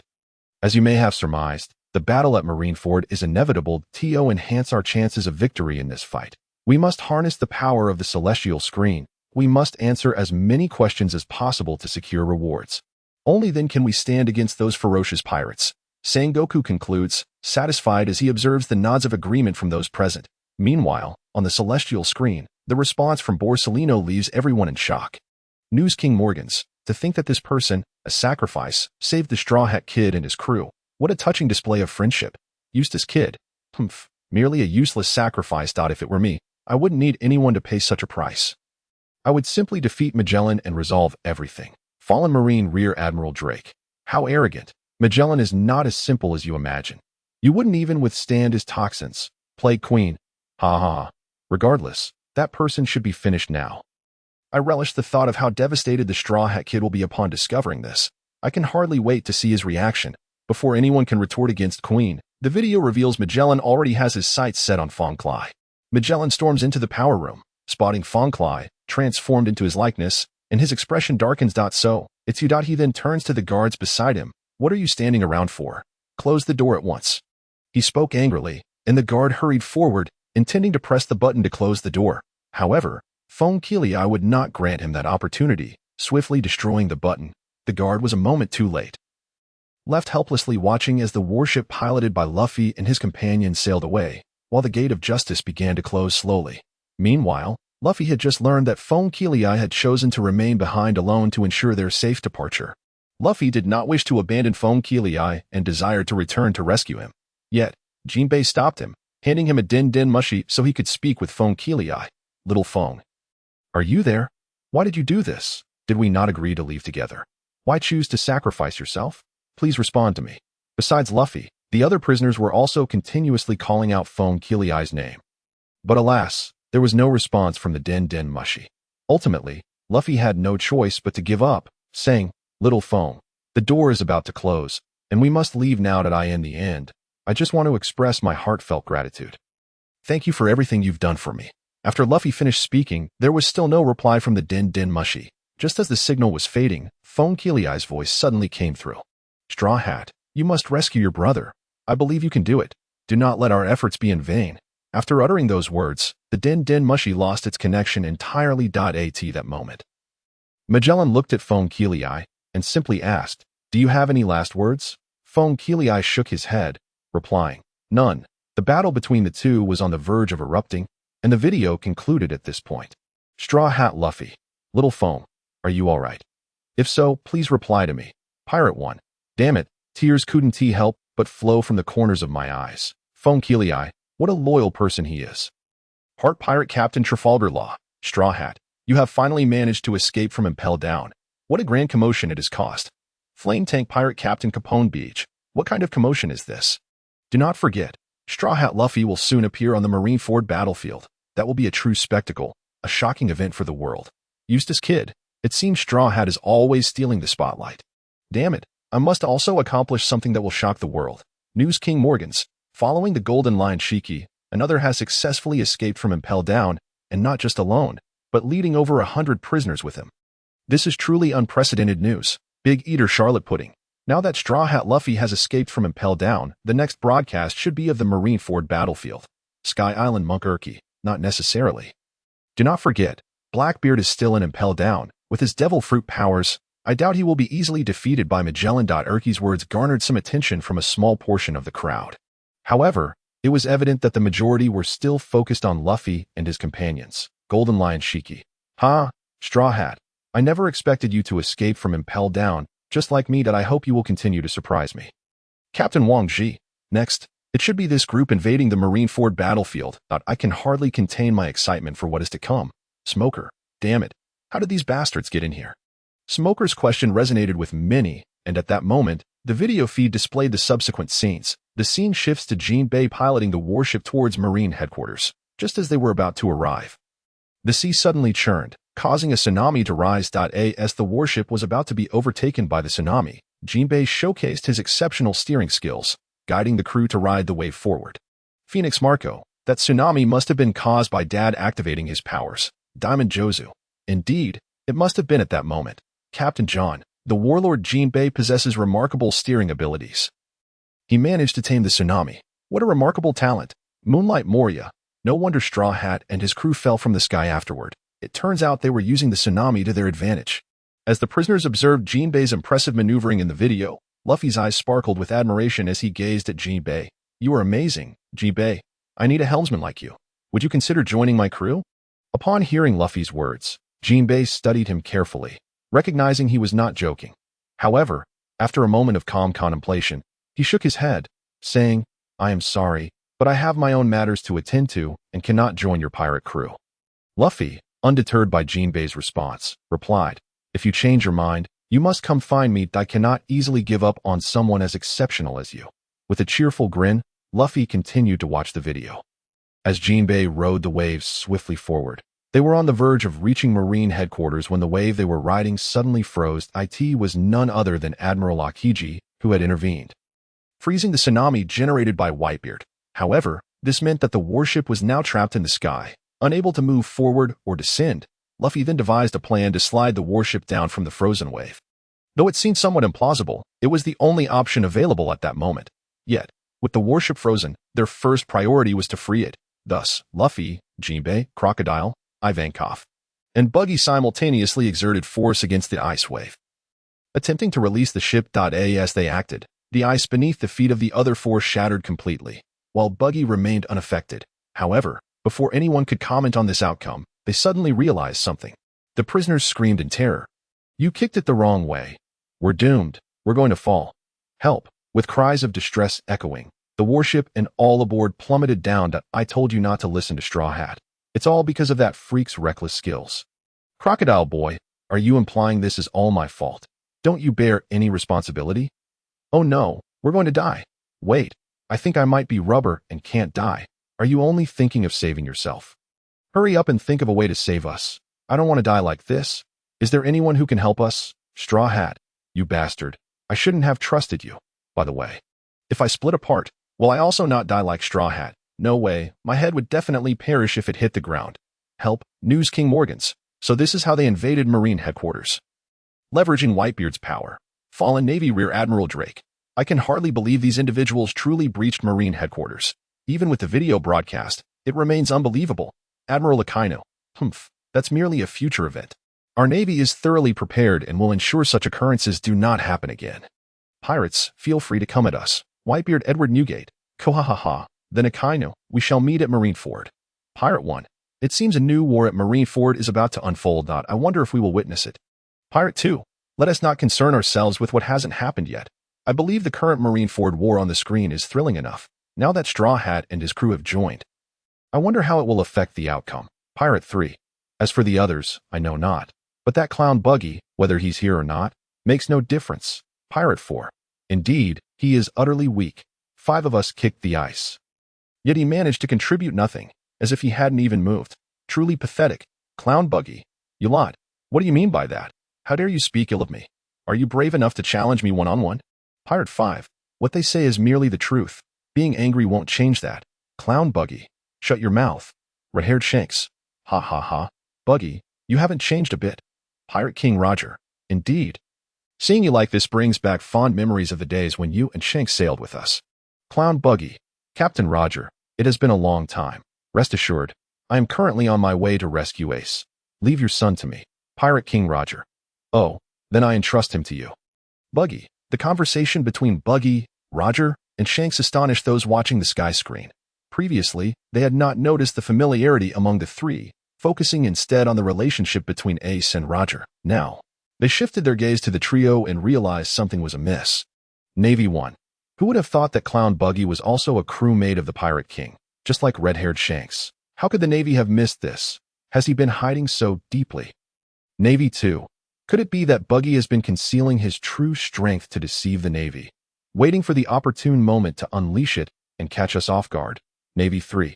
If that is the case, he would indeed be a formidable opponent. Pirate 1. You're overthinking it. Are you suggesting that his failure to break the ice was intentional, that he chose not to act because he noticed the Straw Hat crew was kicking in the wrong direction? Pirate 2. You might be onto something. That theory suddenly seems quite plausible. Pirate 3. No way. I initially thought Buggy was just a loser like me, but now you're telling me he could be a hidden powerhouse? Impossible. Absolutely impossible. I refuse to believe it. Pirate 4. I don't believe it either, but surely a member of the Pirate King's crew cannot be a mere waste if you want me to believe that. I'd rather think that Buggy has been concealing his identity to avoid detection by the Navy. The interactions between Buggy and Roger on the sky screen led many to speculate about Buggy's true intentions. With both pirates and Navy personnel, among them the Navy headquarters, Sengoku witnessed the analysis of Buggy by those on the sky screen. He pondered for a moment before addressing the gathered crowd with a grave tone. Why is it that Buggy, as a member of the Pirate King's crew, has escaped the Navy's notice entirely? After he spoke, a Navy officer who had previously been responsible for the East Sea replied that Buggy, during his time in the East Sea, was quite weak. The Navy regarded him as a small-time pirate easily defeated, thus failing to invest significant attention in him and consequently neglecting to investigate his background. Once the officer finished explaining, Sengoku sternly declared that since they had not discovered Buggy's information, they should commence an immediate investigation. He emphasized that in the future, they must not repeat this mistake. No matter how weak an enemy may seem, they must thoroughly ascertain their true identity and not allow such an oversight to occur again. How could a member of the Pirate King's crew possess such feeble strength? You must have been deceived by him. I expect you to take this matter seriously and avoid such foolishness in the future. Now, go and investigate Buggy's background immediately. Yes, sir, the Navy personnel responded, promptly setting out to gather information to that moment. Observing the still irate Sengoku, Vice Admiral Tsuru comforted him, saying, "There's no point in assigning blame now. That clown Buggy, from what he implies, is already on his way to the headquarters. If you wish to know his background, you can simply confront him in battle." Upon hearing Tsuru's words, Sengoku nodded. "You make a valid point, but I shall refrain from personally testing him. I'll let others handle it." Having said this, he shifted his focus back to the sky screen, unwilling to pursue responsibility for the East Sea officers any further. The Impel Down crew watched the nonchalant exchange between Buggy, red-haired Shanks, and Pirate King Roger on the sky screen, and the prisoners released by Buggy gazed at him in admiration. Truly, Captain Buggy is remarkable. He once sailed with the legendary Pirate King Roger. I knew I had chosen the right person to follow. Captain Buggy will surely lead us to greater heights. Long live Captain Buggy. You are the best. Oh, long live Captain Buggy. The crew of the red-haired pirates also witnessed the dialogue on the sky screen. Already aware that their captain had once been a crewmate of Pirate King Roger, and thus felt no surprise. However, They were astonished to learn that Buggy had also been a member of the Pirate King's crew. Captain, who would have thought that Buggy was once a crewmate of the Pirate King? Why have you never mentioned this before? Jesus Burgess could not contain his curiosity and asked. Shanks merely smiled faintly.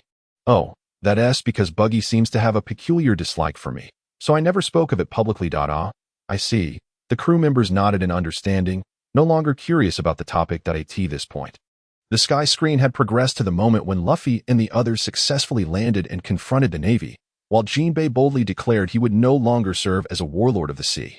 Indeed, I shall no longer be a warlord of the sea, Jinbei answered resolutely to Sengoku's inquiry.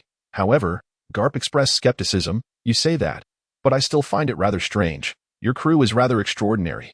With prisoners from Impel Down, members of the Revolutionary Army, and even Crocodile among you. I hardly believe your objectives align. As his words fell, Crocodile had already detached himself from Luffy's group, charging directly toward Whitebeard.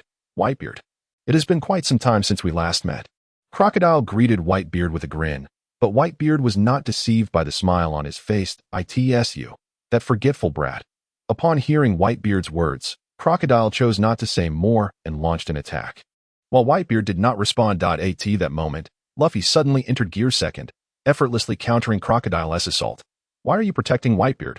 Straw Hat, what are you doing? Crocodile questioned angrily after being kicked aside.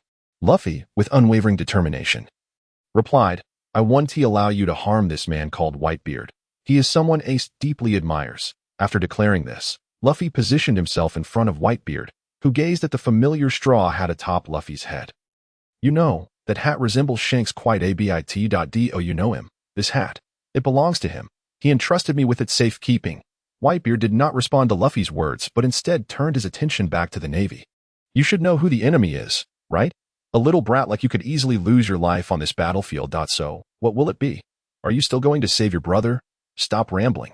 How could I not know such things? Luffy shouted back at Whitebeard. I heard Ace say you also wish to become the Pirate King, right? Well, listen closely. The one who will become the Pirate King is me. Pirate One. How strange. Isn't Crocodile part of Luffy's crew? Why is he attacking Whitebeard? Cavendish. Foolish, of course. It's because his goals differ from those of the Straw Hat Kid. He is not here to rescue Fire Fist Ace at all. Damn it, that Straw Hat Kid is so dazzling, stealing all my thunder. I cannot let this stand. One day, I shall reclaim all that I have lost. Captain Capone Beej of the Fire Tank Pirates, aside from those notorious pirates. The Straw Hat Kid must be the most exceptional among the rising stars. Wouldn't you agree? Eustace Kid, that's uncertain. It's merely because the screen has showcased any other footage. Otherwise, why would it allow the Straw Hat Kid to steal all the limelight? Big Eater Jewelry Bonnie. The other footage you mentioned, wouldn't that happen to include yours? You might as well save your breath. Since the screen has played your video, it simply means your exploits lack any real intrigue. Eustace Kid, what are you blabbering about? Don't think I want to take action against you just because you're a woman. Big Eater Jewelry Bonnie. Hee.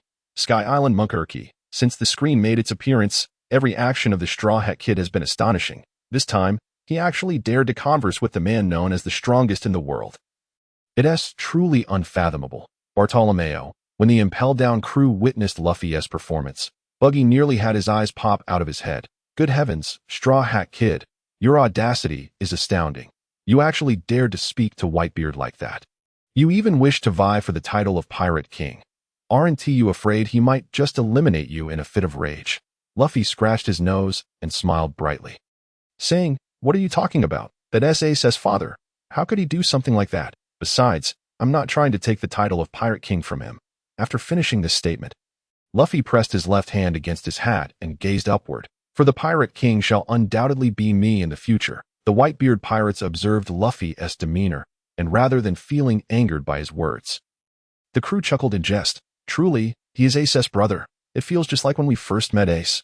Hahaha. Indeed, your words remind me of Ace's appearance when we first encountered him. Once we rescue Ace, we must have a proper talk with him. Precisely, let us invite Ace's brother to join us as well. That's settled then. These individuals were all lost in their fantasies of actions following Ace's rescue, oblivious to the grim fate that awaited them without the screen's intervention. However, they were currently unaware, still merrily watching the video. Ku, what an arrogant little brat, since you wish to save Ace as well. Then come join us, but if you dare to hold us back, I want to go easy on you." Upon hearing Luffy's audacious words, Whitebeard did not feel anger. Instead, he chuckled heartily. "No need for your guidance." Luffy waved his hand. "I will rescue Ace myself. But before that, there is something I must tell you." Luffy turned to Whitebeard and conveyed the battle information he had heard after unintentionally intercepting a Navy internal communication while aboard the ship they acquired from Impel Down. "The Navy plans to execute Ace ahead of schedule. Did they say that?" Whitebeard, concerned he misheard, sought confirmation from Luffy once more. Luffy nodded affirmatively. "It seems the Navy is preparing for something. I just couldn't make out the details. But I caught this much information that I hope it helps you. I'm only doing this out of respect for Ace." After Luffy finished speaking, Whitebeard expressed his gratitude, to which Luffy merely waved it off. Indifferent. Pirate 1. So, Straw Hat Kid, why does he dare to speak to Whitebeard like that? Where does his courage come from? Pirate 2. I never expected that when facing Whitebeard, the Straw Hat Kid would treat him like an ordinary person, completely unfazed by his imposing presence. Pirate 3. Truly, the Straw Hat Kid is a man who aspires to become the Pirate King. He stands out distinctly. King of Soulsbrook. Yo-ho-ho-ho, Mr. Luffy is truly impressive. Though I'm not quite sure why talking to that Whitebeard makes him so remarkable. Commoner 1. Enough of your discussions about the Straw Hat Kid. Let us finish watching the video first. It's the exciting part now. Once it's over, you can discuss to your heart's content. Pirate 4. That is true. Upon hearing the exchange between the two, others found it quite reasonable. Thus, the previous chatter that had nearly obscured the video faded away, and everyone quietly resumed watching. Ace, wait for me. With a resounding shout, Straw Hat Luffy officially joined the fray. He leaped from Whitebeard's ship, charging directly into the battlefield. Following closely were Jinbe and Ivankov along with his army of Okamas. Observing the morale boost among the pirates due to Luffy's actions, Sengoku realized he could not allow this to continue unchecked. Although the pirate's spirit soared, our battle plan could proceed as intended. Now, follow my orders and act according to the plan. With a wave of his hand, Sengoku signaled. In the next moment, Kizaru appeared before Luffy like a flash of lightning, blocking his path. Straw Hat Kid, I never expected to encounter you here.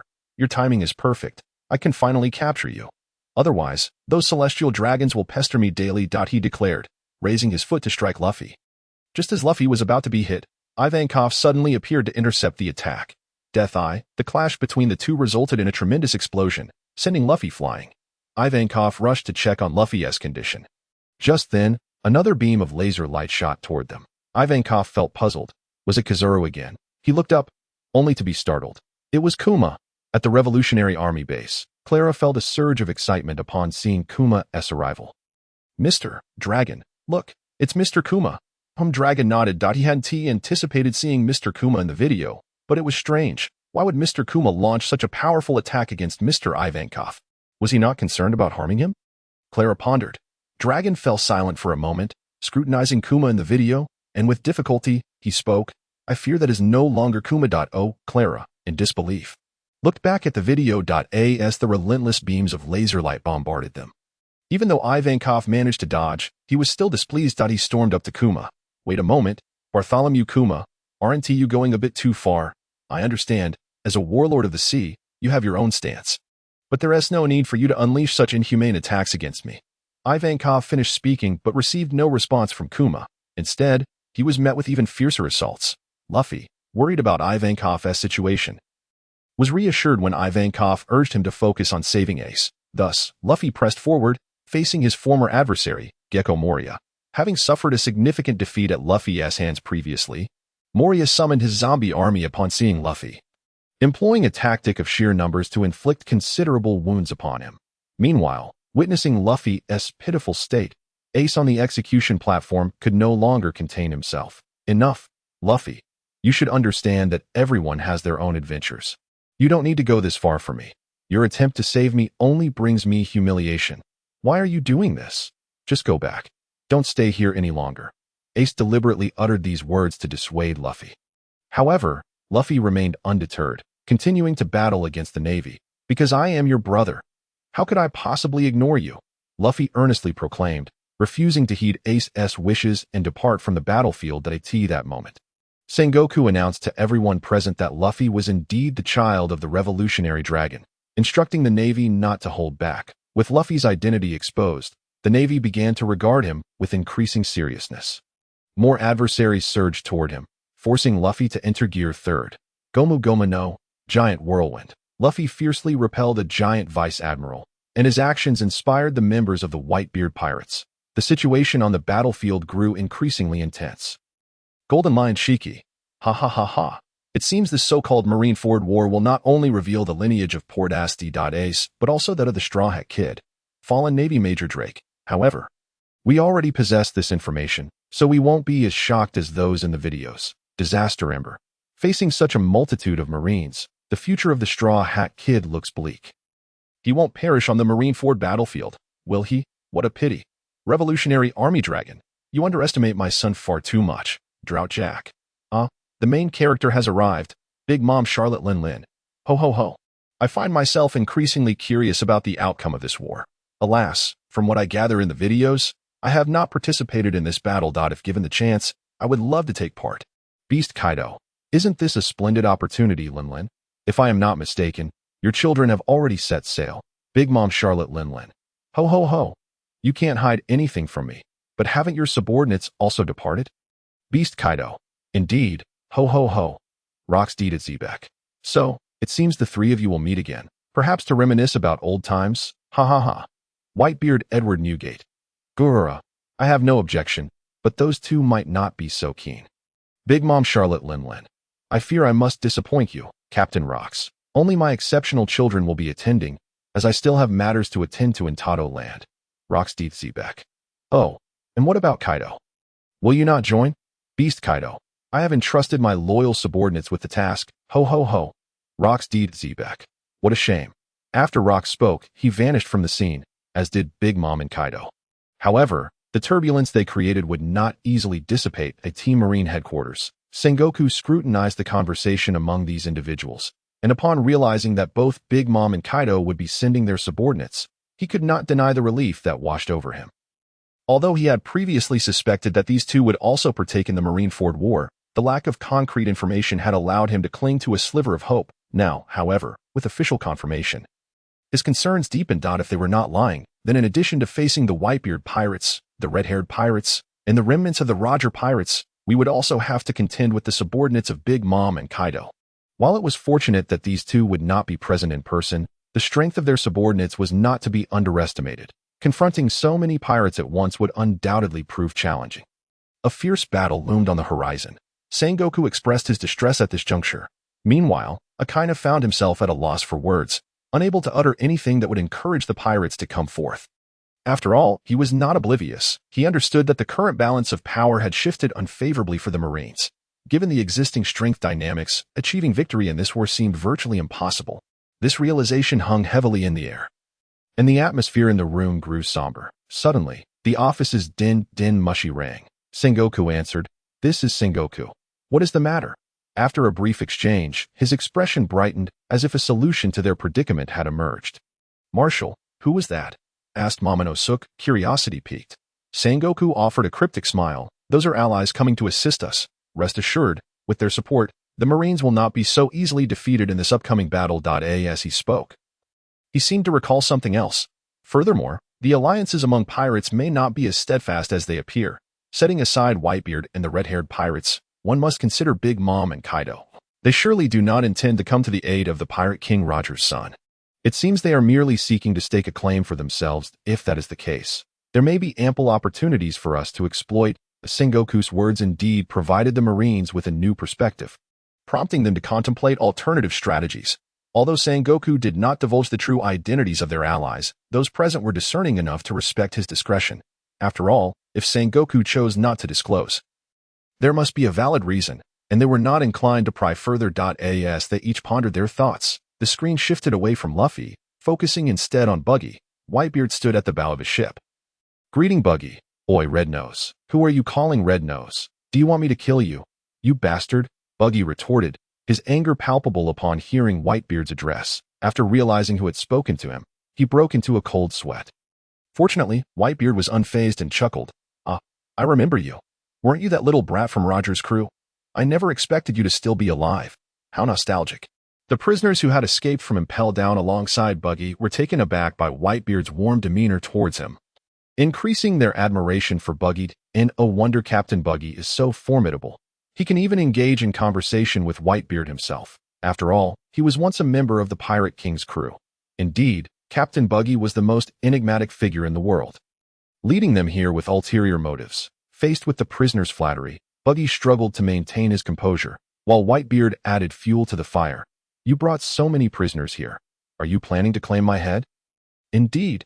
Before Buggy could respond, the prisoners chimed in, their innocent expressions apologizing to Buggy. Sorry, Captain Buggy, that was clearly your line, but we jumped the gun. But you must be thinking the same, right? Confronted with the eager gazes of the prisoners, Buggy felt compelled to act. Mustering his bravado, he shouted at Whitebeard, Yes, I have come to claim your head. Be prepared. Whitebeard. Tears streaming down his face, Buggy awaited Whitebeard's response, which turned out to be utterly unexpected. You wish to claim my head. That does not concern me. However, once you take my head, what will you do? With so many Marines present, you cannot escape alone, can you? Truth be told, I find these Marines somewhat troublesome. Why don't we join forces to defeat them first? After that, you can do as you please. What do you say? Whitebeard gazed at Buggy, awaiting his answer. Initially terrified, Buggy now felt a surge of hope upon hearing Whitebeard's proposal for collaboration.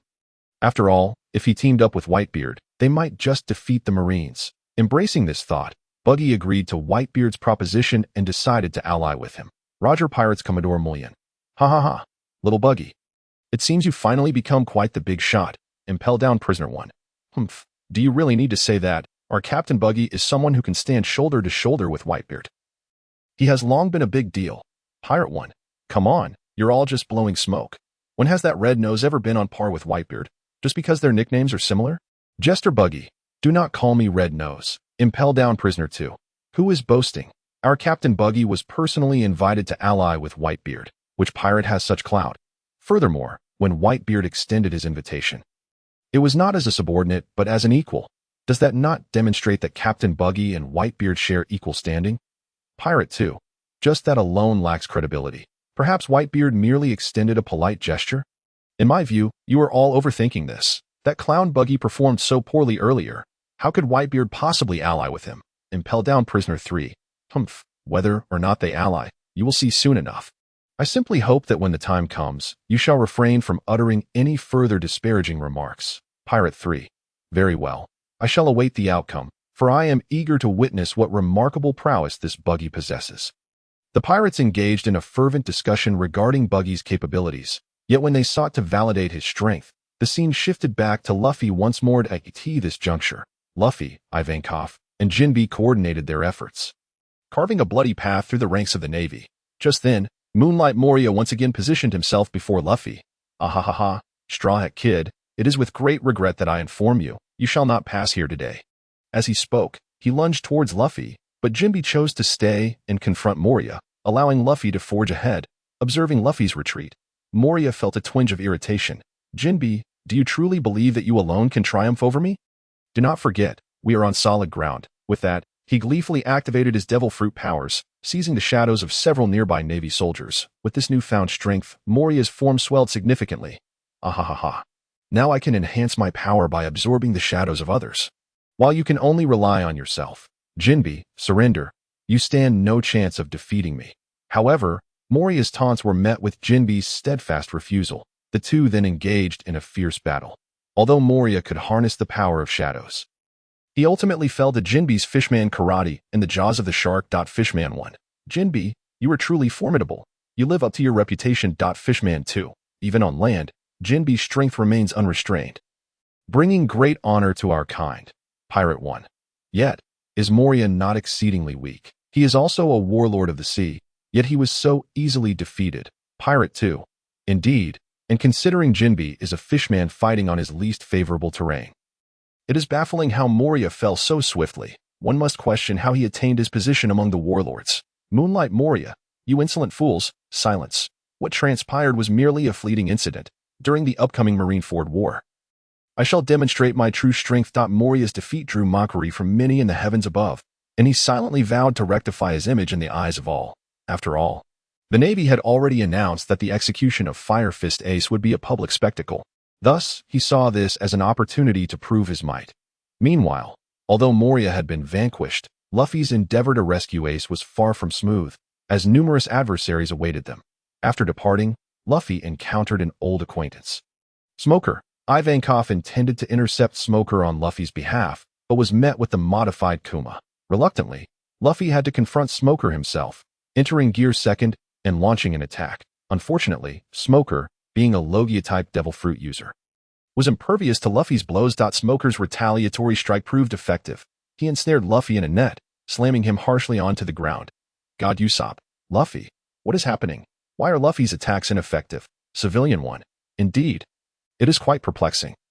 Straw Hat Luffy previously displayed such valor, vanquishing numerous foes, yet now he is so easily subdued by this marine. Why is this so? Sand Crocodile. Huh.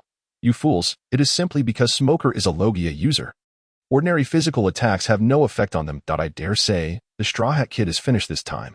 Little thief Nami. Logia? Then, are you not a Logia user as well? Yet Luffy still managed to defeat you. I believe he will overcome his opponent once more. Civilian 2. Huh. What is that little thief Nami saying? Wasn't it the Navy that defeated Crocodile? How does that involve the Straw Hat Kid? Pirate 1. Who knows? Perhaps it was actually the Straw Hat crew who defeated Crocodile, only for the Navy to claim the glory. After all information comes from the Navy. Navy 1. Hey, what do you mean by that? Stop making baseless claims. Pirate 1. Who is making baseless claims? I am merely speculating reasonably. Navy 1. You. Pirate 2. Enough.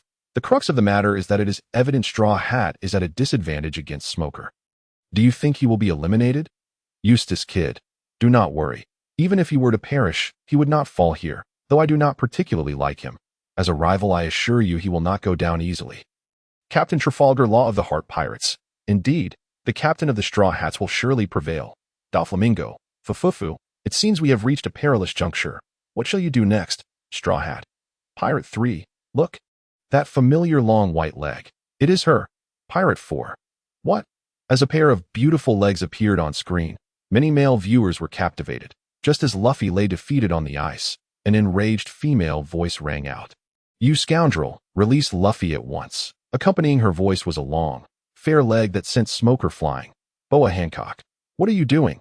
Do you wish to renounce your status as a warlord like Jinbe? Smoker yelled angrily as he was sent sprawling. The Empress retorted in fury. Silence. My anger has rendered me deaf to your words. How dare you treat my beloved in such a manner? I shall ensure you do not live to see another day. Her wrath escalated, vowing to tear him apart and feed him to the beasts. The more she spoke, the more incensed she became, itching to strike Smoker down. However, the sudden utterance of 3 words swiftly quelled her fury. It was Luffy, who, upon noticing Hancock's arrival, joyfully called her name. Hancock. Upon hearing this, her expression transformed into one of bashful delight. Yes, you called my name once more. Her reaction astonished all present, yet what ensued next incited great ire among many. After greeting the Empress, Luffy found it insufficient and rushed to embrace her. In the face of this unexpected embrace, Hancock's cheeks flushed crimson, her breath quickening as if she had engaged in strenuous exercise. Pirate 1. Oh, Empress, you have graced us with your presence once more. I am your devoted follower. Pirate 2. How infuriating. I am dying to know how the Straw Hat Kid and the Empress met. Why does she behave so differently in his presence? Pirate 3. I too wish to know. I am utterly disinterested in who wins the Marineford War. I only wish to understand the relationship between the Empress and the Straw Hat Kid. Pirate 4. I wish I were the one to elicit such expressions from the Empress. Pirate 5. Enough. I cannot bear it any longer. Straw Hat, I must challenge you. How dare you embrace my Empress? Pirate 6. You insolent Straw Hat. Release the Empress at once. How dare she protect you and not push you away? Pirate 7. The Empress claims her beloved is the Straw Hat Kid. I cannot accept this. I absolutely refuse to accept such a thing. Black Leg Sanji. Why must Luffy encounter a beauty like the Empress while I am subjected to such misfortune? What have I done wrong? Soul King Brook. Yo-ho-ho-ho. I nearly caught a glimpse of her undergarments. But Sanji, what troubles you? Sanji. Ha-ha. Someone, please rescue me. I truly do not wish to remain here any longer. Usopp. It appears that Sanji has encountered some rather unfortunate circumstances. Chopper, the cotton candy aficionado. I hope he finds good fortune. Nico Robin, the child of the devil. It seems that during our time apart, everyone has faced a number of challenges. Pirate 8. Wow. My Empress. In the sky, the Empress suddenly shielded Luffy during a perilous moment and declared him to be her beloved, causing a multitude of gentlemen to crumble. After all, the Pirate Empress is renowned as the most beautiful woman in the world, and many regard her as a goddess. Now, this goddess has publicly confessed her love for another. How could these individuals not be heartbroken? Luffy cheerfully greeted the Empress, while on the other side, Ivankov confronted Kuma directly. Kuma unleashed a laser from his mouth, charging towards Ivankov, who barely evaded the attack. That was terrifying. I almost got hit. Kuma, what on earth are you doing? You dare to strike at me without recognizing who I am. If you continue like this, I may have no choice but to retaliate. Ivankov shouted angrily at Kuma, who was attacking without regard for their past. At that moment, Doflamingo suddenly chuckled. Hehehe. While I am unaware of the nature of your relationship with Kuma, I advise you to give up. Conversing with him is futile. This esteemed revolutionary, Lord Ivankov. What do you mean? Ivankov asked, perplexed. I believe the individual you once knew is likely Bartholomew Kuma, the man once called the Tyrant. Regrettably, he is no longer alive. The Kuma before you is not the same as the one you once knew, Doflamingo coldly stated, leaving Ivankov in disbelief. What nonsense are you spouting? Kuma cannot possibly be dead. If he were, then who stands before me now? He is indeed Kuma. How can he not be the same person I once knew? He turned to Kuma, seeking confirmation. You are Kuma, the user of the pawpaw fruit, right? Answer me. Ivankov's voice grew louder, yet Kuma remained silent. Doflamingo interjected once more. He. Haven't I already told you? Speaking to him is pointless. Just days ago, the Kuma you knew underwent transformation at the hands of world government scientist Dr. Vegapunk, becoming a complete human weapon. In other words, he was once Bartholomew Kuma, but he is no longer that person. What do you mean? Ivankov's voice trembled with disbelief. Doflamingo continued with a smirk. Surely you understand my meaning? The individual before you, for reasons unknown, voluntarily became a test subject for the world government's humanoid weapon research. Initially, it was his hands, then his feet, with each part of his body undergoing gradual modification while retaining his consciousness. Now, he possesses no human awareness whatsoever and has become a monster that obeys only the commands of the world government. This is impossible. Kuma despised the world government. How could he willingly become a test subject? Hey, Kuma, are you there? If you are, please respond. Ivankov pleaded. I sincerely apologize, but I have just completed the modifications on this esteemed Kuma. He likely cannot respond to you any longer. However, soon you will be greeted by the new Kuma. Designated P0. Doflamingo remarked. Hehehe, Dr. Vegapunk, so your modifications have been completed. I thought the emergence of the sky would force a halt to your work. Ha ha ha. Alas, the sky appeared a tad too late. My experiment has concluded, and Kuma has proven to be an exemplary test subject. Vegapunk replied. Damn you all. Ivankov seethed. I will avenge Kuma. Queen the Plague laughed. Ha ha ha. I say, that crossdresser? Anyone can boast, but I doubt you can achieve that.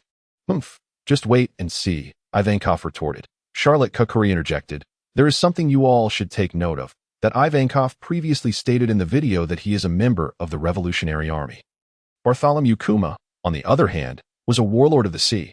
How did they come to know each other? Moreover, there seems to be an extraordinary bond between them. As expected of you, Katakuri, your observations are astute. Bruli commented. Indeed, it is quite peculiar.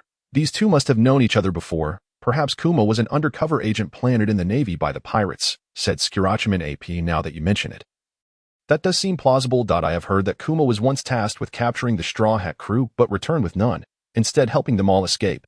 Perhaps Kuma acted to protect the Straw Hat crew in this manner? Remarked Drake, the fallen Navy Rear Admiral. If that is the case, then Kuma can be considered a man of loyalty, though his fate is unfortunate. Capone Beach, captain of the Fire Tank Pirates, added, is there truly no hope for Kuma? Surely that cannot be the case. He is one of the warlords of the sea. After all, how could he die so easily? Bonnie, the gluttonous girl, questioned. What do you mean by that? Why did you stop mid-sentence? Buggy the clown inquired. Bonnie Pirates Bonnie could hardly believe that Kuma had lost his life. She had yet to meet Kuma, and now it seemed she might lose him forever. Damn it, those scum of the world government. I will never forgive them. The Revolutionary Army's base in Carla was equally filled with disbelief. How could this happen? Mr. Kuma. Damn it, Kuma has been transformed into a weapon of the world government. Such a thing cannot be allowed to happen. Officer Bartholomew angrily struck the wall, then turned to Dragon. Mr. Dragon, what should we do? Should we go rescue Kuma? Of course we must rescue him. Kuma is an important comrade, another officer interjected before Dragon could respond. Dragon, however, remained unfazed, gazing at Kuma's image on the sky, sighing deeply. Is this truly your choice? Kuma, the advancing crew, led by Luffy, also watched the sky. He saw Ivankov, whose face displayed a mix of anger and concern. Unsure of how to offer comfort, then, from the speculations of others in the sky, he deduced that Kuma's previous actions against him and his friends might have been to protect them. He also learned from Ivankov that Kuma was a comrade of his father. With all these revelations, Luffy's animosity towards Kuma began to dissipate significantly. Yet, witnessing Ivankov's deep concern and hearing about Kuma's plight evoked a measure of sympathy within him. Although he still recalled the feelings of helplessness from when his comrades were sent flying before him, he slowly began to choose to forgive Kuma internally.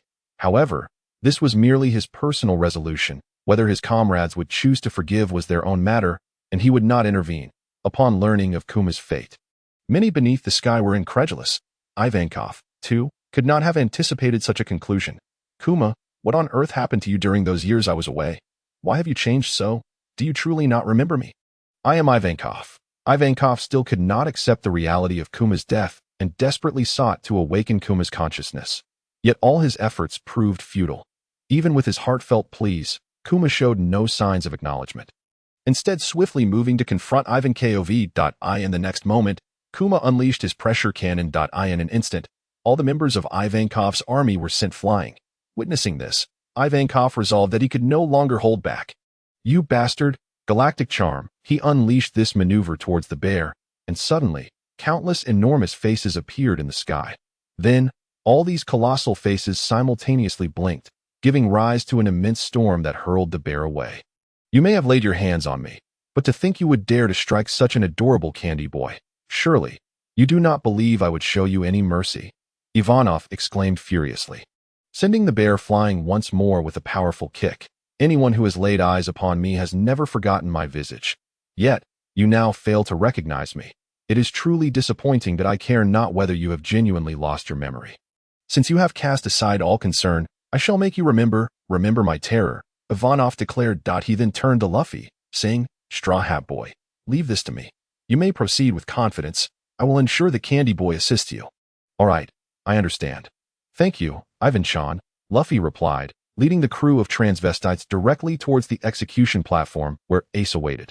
Just as they thought they could make it through unimpeded, a weapon gleaming with green light suddenly appeared before them. Shortly thereafter, a rather enigmatic man made his entrance. Pirate One. Goodness, who is that?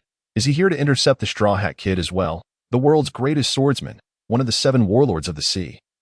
Dracul Mihawk.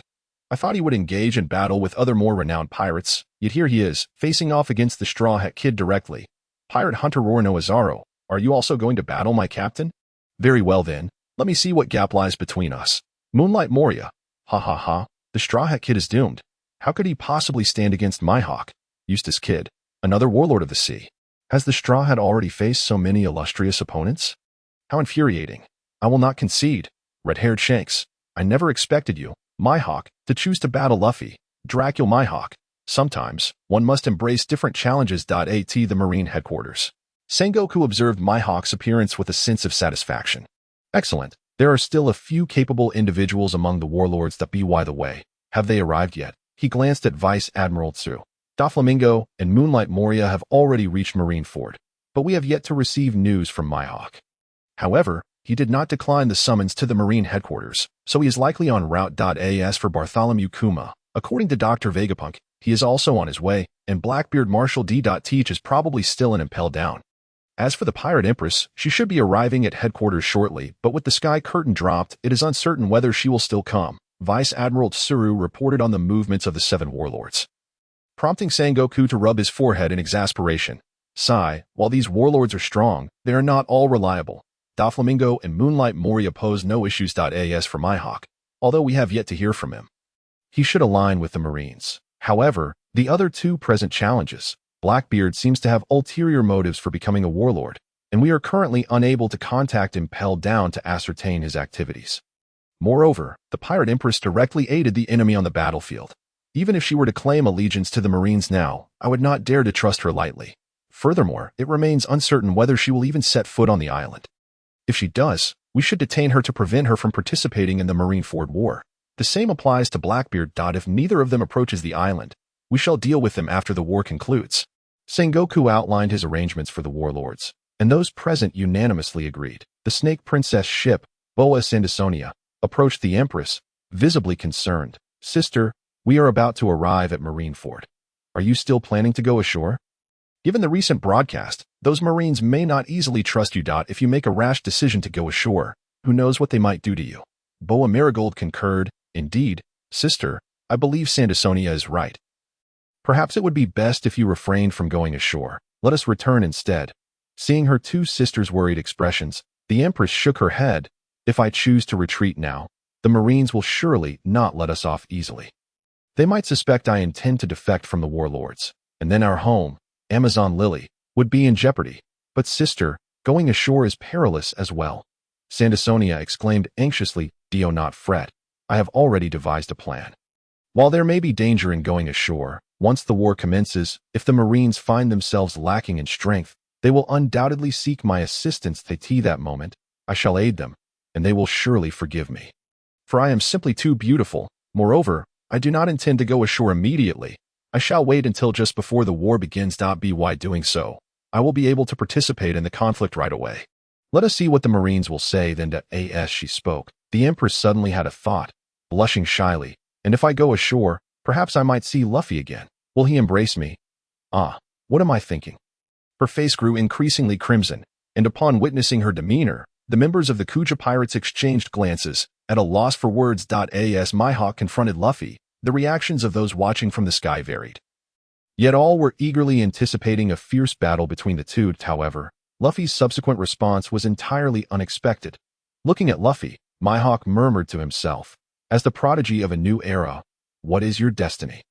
Let this black blade be the instrument of its verification. He then positioned himself in Luffy's path. Yet Luffy chose not to engage in a direct confrontation, instead opting to circumvent him. However, Mihawk was clearly unwilling to let him leave so easily. He swung his sword, aiming a strike at Luffy. The terrifying slash bore down on Luffy, who managed to evade the attack just in time but was nonetheless injured, sent crashing into a wall. Just as Mihawk prepared to pursue his advantage, Jinbei, who had just defeated Moonlight Moria, arrived in the nick of time to intercept him. Why do you involve yourself in this affair? Mihawk asked, somewhat perplexed. As he regarded Jinbei, Jinbei replied resolutely, because I must save Mr. Ace, and Luffy-kun is our only hope. Thus, even if it costs me my life, I shall protect Luffy-kun. I see. Alas, I too must claim the life of the Straw Hat Kid. It seems our battle is unavoidable, Mihawk lamented, shaking his head as he raised his sword. Jinbei immediately assumed a defensive stance, and the battle between them was poised to erupt. Mihawk swung his black blade. Yuru, while Jinbei unleashed his fishman karate in response. Both belonged to the Seven Warlords, and onlookers anticipated a fierce contest between them. Yet, in the next moment, accompanied by the green flash of Mihawk's sword, Jinbei collapsed to the ground. With a single strike, Mihawk achieved victory. Pirate 1. Is this the strength of the world's greatest swordsman? Incredible. Moonlight Moria. I thought Jinbei was formidable. Turns out he was swiftly defeated. Jinbei, my strength is indeed lacking. I must cultivate further. Crocodile Buggy. What do you have to crow about, Moria? You couldn't even best Jinbei. Moonlight Moria. Even so, I am still superior to you. Weakling. Crocodile Buggy. Humph. I am merely concealing my true capabilities. You could never fathom my actual strength. Pirate 2. Though they all belong to the Seven Warlords, their strengths vary greatly. That Mihawk's prowess should rival that of the Four Emperors. Pirate 3. For now, he may not reach that level, but judging by current combat capabilities, Moonlight Moria certainly ranks at the bottom. Pirate 4. Regardless of your opinions, in my eyes, the Empress will always reign supreme. Pirate 5. I concur. Her Majesty is indeed the most formidable. But why does she have her eyes set on the Straw Hat Kid? I find it utterly unacceptable to come to terms with this matter. Pirate 6. Do not be disheartened. Look, it appears that the Straw Hat Kid is about to be eliminated. How splendid. Pirate 7. What? Is that true? After defeating Jinbei, Mihawk once again turned his gaze upon Luffy. He swung his black blade, Yoru, and slashed towards Luffy. Still, Luffy managed to narrowly evade this strike. Upon witnessing Luffy's evasion, Mihawk was not surprised and continued to wield his sword. Luffy once again dodged, but this time, the strike landed directly on the ice wall, shattering it into pieces. Following this display of immense power, Mihawk chose not to relent and relentlessly attacked Luffy. As Luffy continued to evade, he found himself increasingly distanced from the execution platform where Ace was situated. He could no longer escape, yet if he resorted to his usual attacks, there was a real possibility that Mihawk would sever his arm. Thus, Luffy hesitated, unable to make a move. However, in an effort to avoid being driven back by Mihawk, Luffy clenched his teeth and resolved to endure the onslaught. In that moment, he unexpectedly saw Buggy being swept away by a sandstorm. Realizing the opportunity, Luffy extended his arm and seized Buggy, pulling him down. Goma Goma no, Jet Sacrificial Lamb. At that instant, Mihawk's attack arrived, and Luffy thrust Buggy in front of him as a shield. In the next heartbeat, Buggy's body was cleaved in two. You bastard. What are you doing? Buggy shouted angrily at Luffy. Luffy, with an innocent expression, replied, I did nothing. Wasn't it him attacking you? He pointed at Mihawk. However, it was evident that Buggy dared not speak harshly to Mihawk. Thus, he focused his ire solely on Luffy. Raising a loud commotion, Luffy, clearly unfazed, prepared to use Sacrificial Lamb once more when he noticed Mihawk preparing to strike again, and he hurled Buggy's upper half away. Mihawk, seizing the moment, unleashed a flurry of slashes at Buggy, reducing him to countless fragments. Yet, being the user of the Chop Chop fruit, Buggy was immune to all slashing attacks. Consequently, even after enduring Mihawk's relentless onslaught, he quickly reformed in the blink of an eye. Doflamingo, Fufufu Mihawk, it seems you've met your match. Impel Down Prisoner 1. Indeed, Captain Buggy is remarkable. Even the world's greatest swordsman, Mihawk, cannot land a blow on him. Impel Down Prisoner 2. Of course, Captain Buggy was once a member of the Pirate King's crew. He must have been concealing his true strength. Impel Down Prisoner 3. You make a compelling argument, and furthermore, Captain Buggy is set to ally with Whitebeard. That Whitebeard must be aware of Captain Buggy's true prowess. Otherwise, why would he choose Buggy to confront the Navy? Impel Down Prisoner 4. Indeed. And then there's red-haired Shanks. He is also a close ally of Captain Buggy. His network is quite extensive. If we follow him, we are bound to reap great rewards in the future. Buggy the Clown. Ha ha ha. Well said. I am indeed quite formidable. Moonlight Moria. Humph. You merely benefited from the nature of your fruit. Had Mihawk opted for a fist fight, you would have long since fallen. Buggy the Clown. Humph. I shan't converse with you. You are merely envious of my prowess. After all, Jinbei defeated you. Mihawk vanquished Jinbei, and I reckon I am on par with Mihawk. Huh. Nami the Thief. This feels just like when we first met. How have you managed to survive until now? Pirate 1. Is Buggy truly this formidable? Yet he appeared utterly inept in the previous footage. Could it be I overlooked something? Pirate 2. Surely not. That clown Buggy is obviously a waste. How could he possibly be hiding his true strength? You must be overthinking it. In the heavens, due to Buggy successfully blocking Mihawk's attack. The prisoners he had liberated from Impel Down were all boasting, extolling Buggy's greatness. Initially, Buggy was quite pleased with this attention. However, as their praises grew increasingly extravagant, he began to sweat nervously. After all, if he attracted too much attention, the Navy would take notice, and his fate would be dire. Moreover, not just the Navy, certain pirates might also take issue with him and seek retribution. Realizing this, Buggy promptly urged the prisoners to cease their exuberance. Initially, the prisoners were somewhat displeased at Buggy's intervention. However, through his reasoned and heartfelt persuasion, they ultimately acquiesced.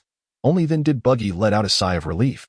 Yet, the subsequent footage made Buggy feel as though his efforts were in vain. After all, the ensuing scenes would unfold regardless of his admonition, and the prisoners would likely continue their exclamations. After enduring several strikes, Buggy glared at Mihawk, seething with rage. Damn you. You must be Mihawk, the infamous swordsman. I will not forgive you. I shall make you pay dearly for this. With that, Buggy activated his right foot and launched his specially crafted Buggy cannonball towards Mihawk. However, although Mihawk could not strike Buggy directly, he easily dealt with the incoming cannonball, deflecting it effortlessly with his sword. In the next moment, Buggy and his followers were sent flying by their own cannonball's explosion. Seizing the opportunity, Luffy made his escape.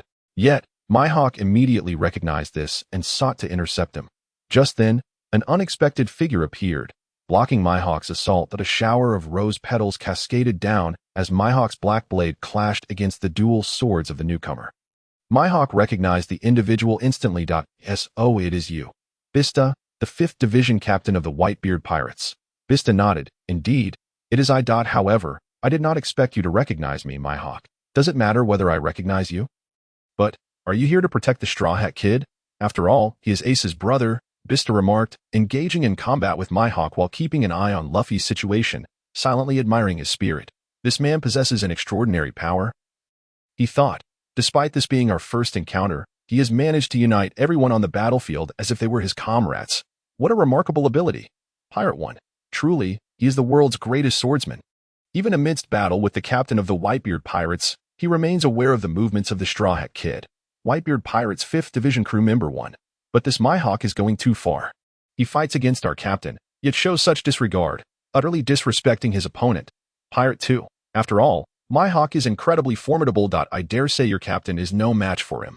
Whitebeard Pirates' 5th Division crew member 2. What nonsense are you spouting? Captain Bista's true strength has yet to be unveiled. He will surely demonstrate his might soon. Pirate 3. But what did Mihawk mean by his last words? He said the Straw Hat Kid possesses a certain power. I could not discern it. Pirate 4. I believe I understand to some extent. The individuals on the battlefield are not truly Luffy's crew. The rest are either prisoners from Impel Down, members of the Revolutionary Army, or crew from the Whitebeard Pirates, all belonging to different factions. Yet, under Luffy's leadership, they appear as if they have been twisted into a single rope, united towards a common goal. It is as if they have all become Luffy's companions, acting together to protect him. This was previously unimaginable. Pirate 5. It indeed seems so. From this perspective, there is undoubtedly a force within the Straw Hat Kid that others cannot perceive. The 5 elders of Mary Geos, having appeared in the heavens, were also closely observing the footage unfolding above. The sudden remarks from Rocks earlier had already posed a challenge for them. Now, hearing Mihawk's assessment of Luffy, their expressions shifted momentarily. However, they did not doubt Luffy's capabilities. Rather, Mihawk's words reminded them of a legendary figure. Yet, it was just a fleeting thought, as their focus remained on Rocks and the impending summit war. As for the rest, they have yet to leave a mark on their hearts. Meanwhile, the celestial screen has commenced displaying other scenes, just as Luffy and his companions strive to rush towards the execution platform to save Ace. The Navy has already resolved to execute him ahead of schedule. 2 executioners stand ready, awaiting the command from Admiral Sengoku. Sengoku begins his speech, stating that it is now time to cut off the signal from the transponder snail. This war has been initiated by the Navy and the world government in the name of absolute justice, and there is but one outcome we must achieve: victory, by any means necessary. The details of the process need not be divulged to the civilians. It suffices for them to know that in the end, the Navy emerged victorious. Upon completing his statement, a tremendous noise and blinding flames erupted in the distance. Countless laser beams shot towards the battlefield, followed by the appearance of familiar figures. It was a multitude of Bartholomew Kuma, a legion of the warlord of the sea, Kuma, Civilian 1. What does this mean for the Navy? Weren't they supposed to broadcast the execution live? Why are they cutting off the footage now? Shiki, the Golden Lion. Ha. Naturally, it is because certain scenes cannot be permitted for your eyes. Mere civilians. Civilian 2. Why can't we see them? Isn't the Navy supposed to protect us? Why can't we know the truth? Big Mom, Charlotte Lin. Oh, how naive. Whether it be the Navy or the world government, they are all the same. You civilians merely exist within the world they have constructed for you. Pirate 1. Goodness, look at how many Kuma there are. Queen the Plague. To think they could replicate so many Kumas.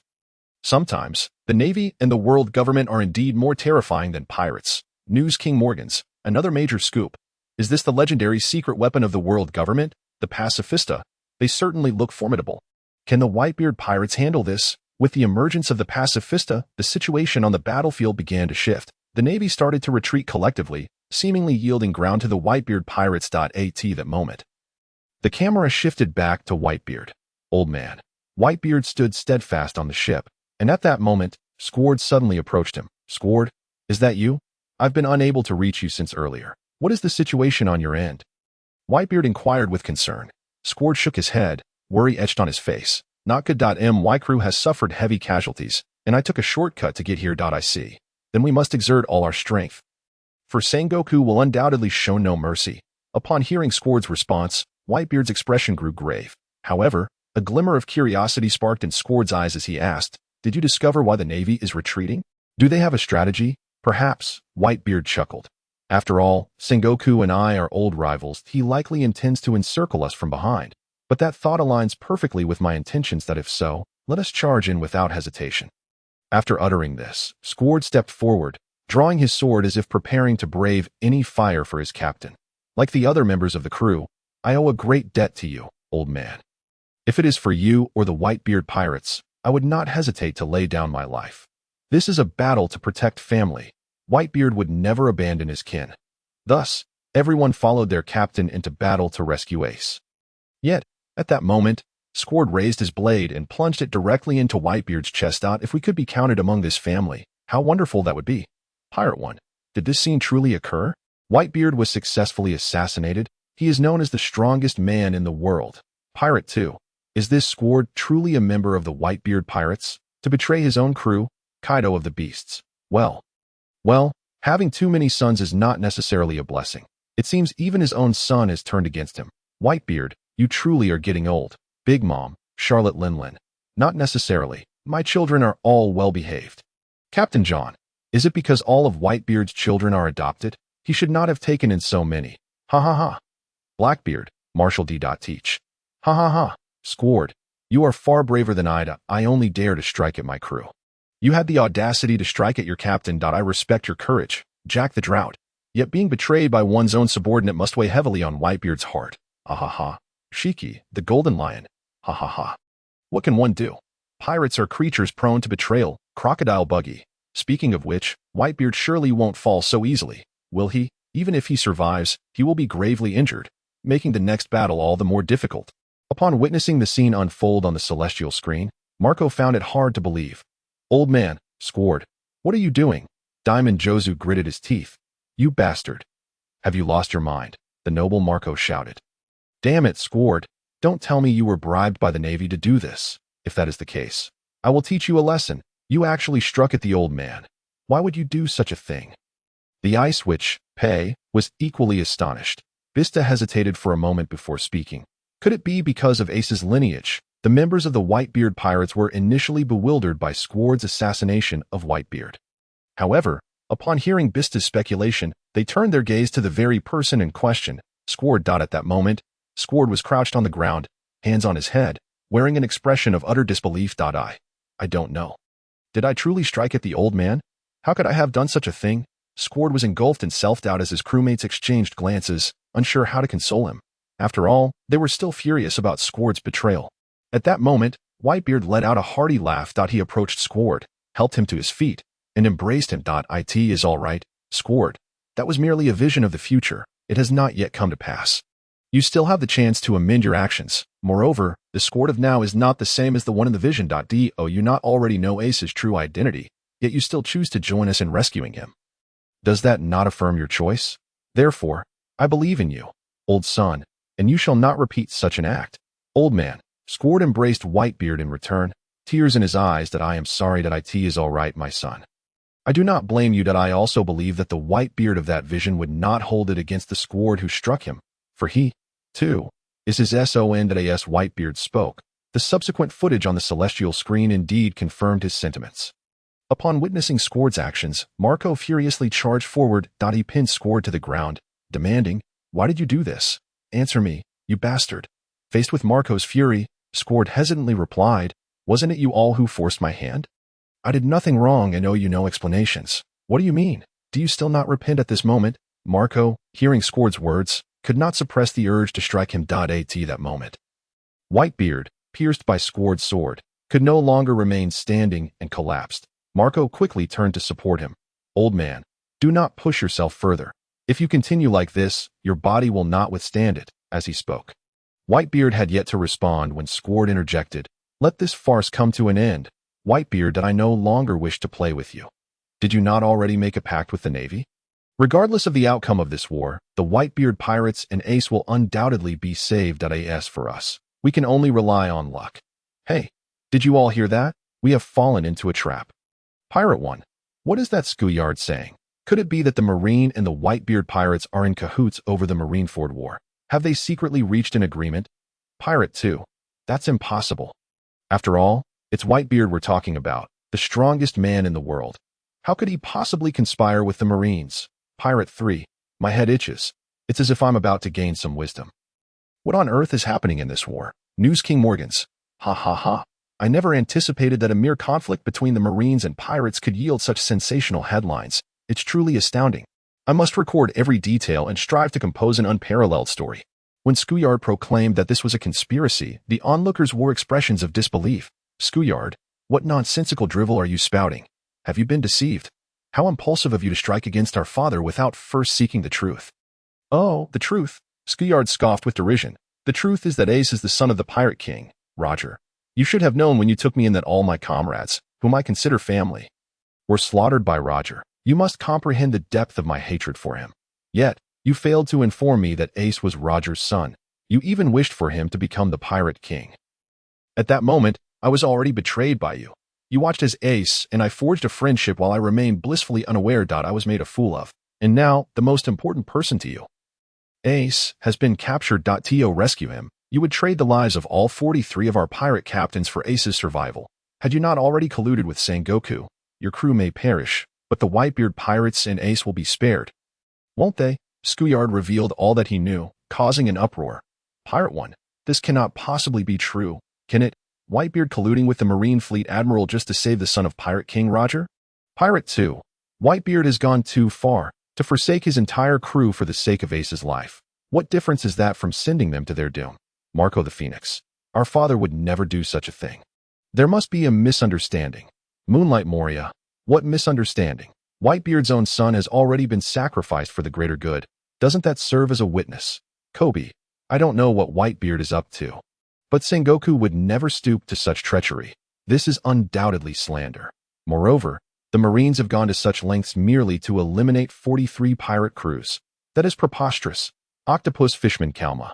Indeed, while I am reluctant to side with the Marines, I must concede that your argument holds merit. Decalbin brothers. Precisely. Schoolyard. Think about it.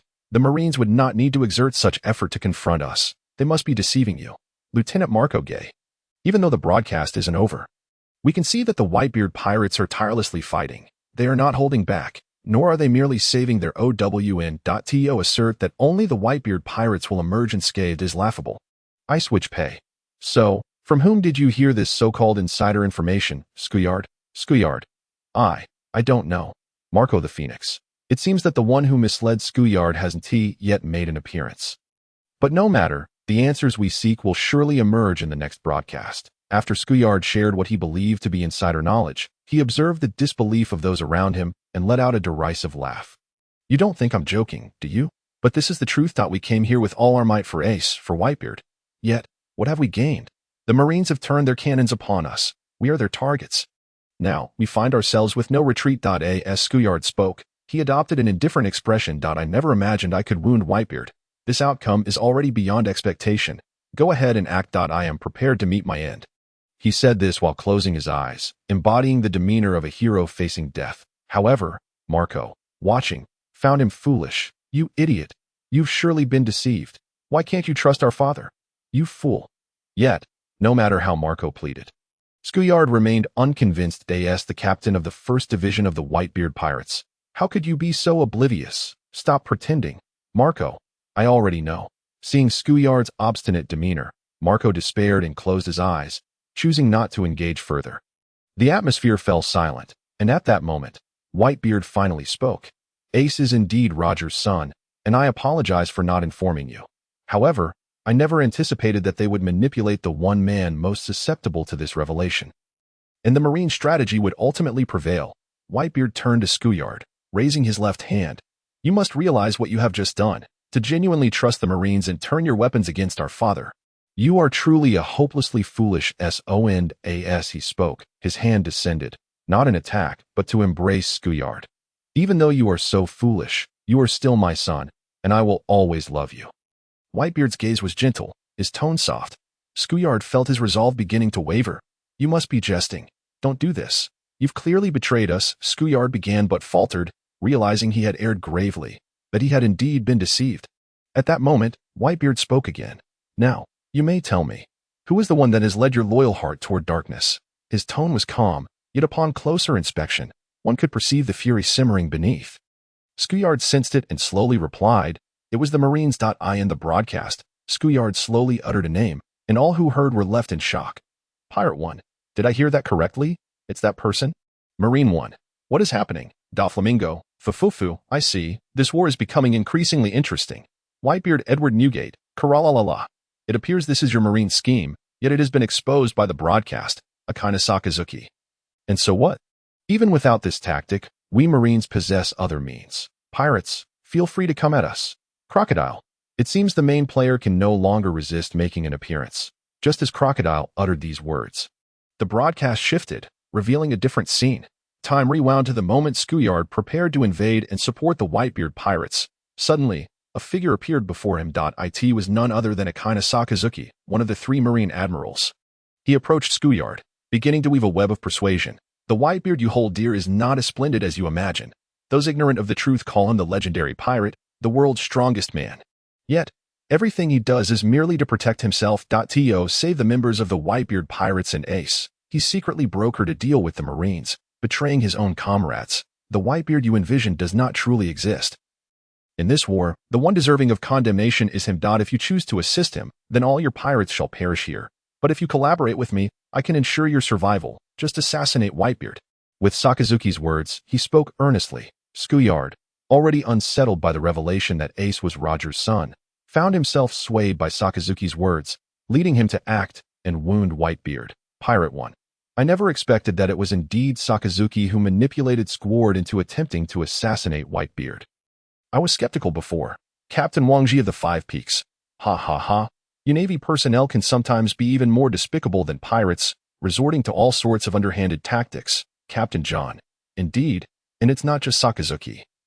Even Sengoku before him was the same. They clearly promised to publicly execute Fire Fist Ace, yet to conceal the Navy's brutal side, they abruptly severed the signal from the Din Mushi, allowing the public to only know the outcome without witnessing the process. This is the typical method employed by the Navy. Navy 1. I truly do not understand. The video clearly shows that the Navy and pirates are of comparable strength, with the Navy perhaps even holding the slight advantage. Why would Admiral Akainu act in such a manner? Navy 2. Admiral Akainu must have his reasons for this. Perhaps he merely seeks to minimize Navy casualties and avoid unnecessary sacrifices? Navy 3. Precisely, and Admiral Akainu has not explicitly stated anything. It is simply that Squard was too foolish, choosing to trust the Admiral over his own father, leading to this unfortunate situation. Navy 4. However, even so, sending one's son to assassinate his father is rather extreme. Navy 5. There is no need to discuss morality when it comes to pirates. After all, this is war. We must utilize every means necessary to achieve victory. I support Admiral Akainu. The skies above buzzed with opinions regarding Akainu's actions, with both supporters and detractors present, creating quite a commotion. This moment, the focus shifted back to Whitebeard, upon learning from Squard who had deceived him. Whitebeard rose once more, fists clenched, striking out to the side. I thought I had seen through your Navy's tactics. I never expected to be so completely outwitted by you, Sengoku. You still wield your sword masterfully. Yet you dared to suggest I would betray my sons. As he spoke, Whitebeard exerted a tremendous force, as if an invisible wave emanated from him, shattering the ice wall that had formed due to Akiji's actions. He then turned to the surrounding pirates, proclaiming loudly, "You must decide whom to trust and what to believe. That choice lies with you as pirates, not merely listening to others. I hope you come to realize this." After Whitebeard's words, the pirates around him erupted in shouts. How infuriating! This is indeed a conspiracy of the Navy. I was momentarily hesitant. How foolish of me. Indeed, I had begun to believe Squard's words and doubted our father. What was I thinking? Thankfully, I have always stood by our father's side. Father, we all believe in you. Lead us forward. Hearing the chorus of loyalty, Whitebeard leaped from the prow of the ship. Sons, if you are prepared to lose your lives, then follow me into battle. Charge forth, follow father, and save Ace. The pirate's morale soared, while Sengoku, witnessing this, narrowed his eyes and began to command the Navy. All Navy personnel, prepare to engage the Whitebeard pirates. Diamond Jaws. Father. Let us show those Navy scoundrels what we are made of. Marco, the Phoenix. I hope father is all right. His injuries are indeed concerning. Ice Witch Perona, have no fear. After all, he is Whitebeard, Captain Shiki the Golden Lion. Ha! Whitebeard, you are finally taking the stage. I have been eagerly awaiting your battle, Kaido of the Beasts. I too am quite curious. I wonder how much strength Whitebeard has left. Big Mom Charlotte Linlin. Oh my. I am increasingly excited about the developments to come. Pirate 1. Whitebeard is finally making his entrance. The legendary strongest man is about to strike. Pirate 2. God knows how long I have waited for this moment. It is finally here, and I am beyond thrilled. Commoner 1. Whitebeard is about to engage. Can the Navy hold their ground? Commoner 2. They should be able to, considering Whitebeard was just stabbed in the heavens above. Whether Navy, pirates, or commoners, all could not suppress their curiosity at the sight of Whitebeard officially joining the fray. They yearned to witness the prowess of this legendary strongest man. Subsequently, Whitebeard's performance evidently did not disappoint. Upon entering the battlefield, Whitebeard unleashed a punch that halted the barrage of cannonballs approaching from all directions. He then struck again, obliterating the artillery. At this moment, the giant Vice Admiral, John Giant, charged at Whitebeard with a massive sword nearly 10 meters long. Yet, Whitebeard faced this fierce assault with an air of nonchalance. He effortlessly raised his supreme blade to intercept Giant's sword and easily brought him down. Then, extending his hands, he made a motion as if pulling something down. Revealing a terrifying sight to all, the sea began to split, the ice surface cracked wide open, and other structures began to collapse in succession. Pirate 1. What in the world is happening? Fire Tank Pirate Crew Captain Capone Beach. What a terrifying sight. Can such a person truly be defeated? Eustace Kid. Is this the power of the Four Emperors? It is on an entirely different level from the warlords of the SEAT Marine headquarters. Sengoku gazed at the horrifying scene unfolding in the sky, his heart sinking. It seems that even injured, Whitebeard's strength cannot be underestimated. The other Navy officers shared the same sentiment, regarding Whitebeard as a formidable adversary. Although they had abandoned the plan to use Squad to assassinate Whitebeard, their original strategy had seemed flawless. With Whitebeard severely injured, they had no reason to doubt his capabilities. Yet, the spectacle presented before them was akin to a slap in the face. As they struggled to believe that even in his weakened state, Whitebeard remained so powerful, Tontada looked on in disbelief. Was Whitebeard even human? He had been stabbed in the chest, yet still exhibited such overwhelming strength. Fufufu Don Quixote da Flamingo suddenly chuckled. After all, he is one of the Four Emperors. How could he be so easily defeated? You all underestimate him far too much. At that moment, Doflamingo and Moria had arrived in the Admiral's office to watch the Celestial video while discussing subsequent battle plans. Of course, this battle plan only pertained to a portion of the warlord's defense. The more detailed aspects remained known solely within the Navy. As a warlord, Doflamingo was not permitted to partake in those discussions. But he did not mind, as the Celestial screen captivated him far more. He was particularly eager to uncover the underlying principles behind the appearance of this celestial phenomenon. However, to achieve this, he would need the assistance of another individual, who just so happened to be en route to the Navy headquarters because of the celestial screen. Doflamingo decided to wait for that person's arrival. The team led by Luffy observed Whitebeard's performance on the celestial screen, eyes sparkling with excitement. Incredible. Truly worthy of being one of the Four Emperors, he can create such a significant impact that I wish to spar with him. At this thought, Luffy turned to Ivankov beside him. By the way, Ivankov, when will we arrive? I am eager to see Ace. If all goes as planned, we should be there in a few days. Rest assured, Straw Hat Boy, we will undoubtedly rescue Ace, Ivankov reassured him. While Luffy nodded firmly in agreement, meanwhile, the damage inflicted by Whitebeard on the screen above was far from abating. Whitebeard raised his fist once more towards the heavens, and a tremendous tremor ensued, causing Jander to be rendered unconscious. Yet, the tremors did not cease. They surged inward until they reached the execution platform. Just as the vibrations threatened to obliterate the platform, a defensive barrier resembling a wall suddenly materialized. Intercepting the seismic assault, the scene shifted to reveal the three admirals of the Navy, Akiji, Akainu, and Kizaru collaborating to thwart Whitebeard's attack. After they managed to deflect the assault, the perspective pivoted to another location. A series of formidable walls began to rise from the ice, crafted from a special alloy, encircling the entire Navy headquarters. The pirates, eager to destroy the walls before being entirely enclosed, soon found their swords shattered instead. Even cannon fire proved futile, leaving no trace of their attacks upon the walls. Navy Officer 1. Truly, the Navy's ultimate combat strength, the three admirals, is formidable indeed. Captain John, is that truly impressive? Let us not forget. They are 3 against 1. They barely managed to stave off Whitebeard's assault. Navy Officer 2. After all, their opponent is the strongest man in the world. Successfully countering his full-force strike is no small feat. Gold Lion Shiki. Full-force strike. That may not be the case. Civilian 1. I actually believe both sides are quite formidable. But what did the three admirals do to block Whitebeard's attack?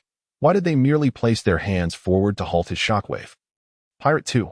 Hahaha. Naive fool. Have you never seen it? That is hockey. Civilian 2. What is hockey? Pirate 3. Hockey is of no concern to you commoners. You need not understand its nature. Pirate 4. Let us not discuss hockey. It seems the Navy's earlier retreat is about to yield results. Pirate 5. The encirclement wall? What is that? Is it stuck because of the thick ice? Civilian 3. It's rising. Is this the Navy's encirclement wall? How impressive. Moonlight Moria.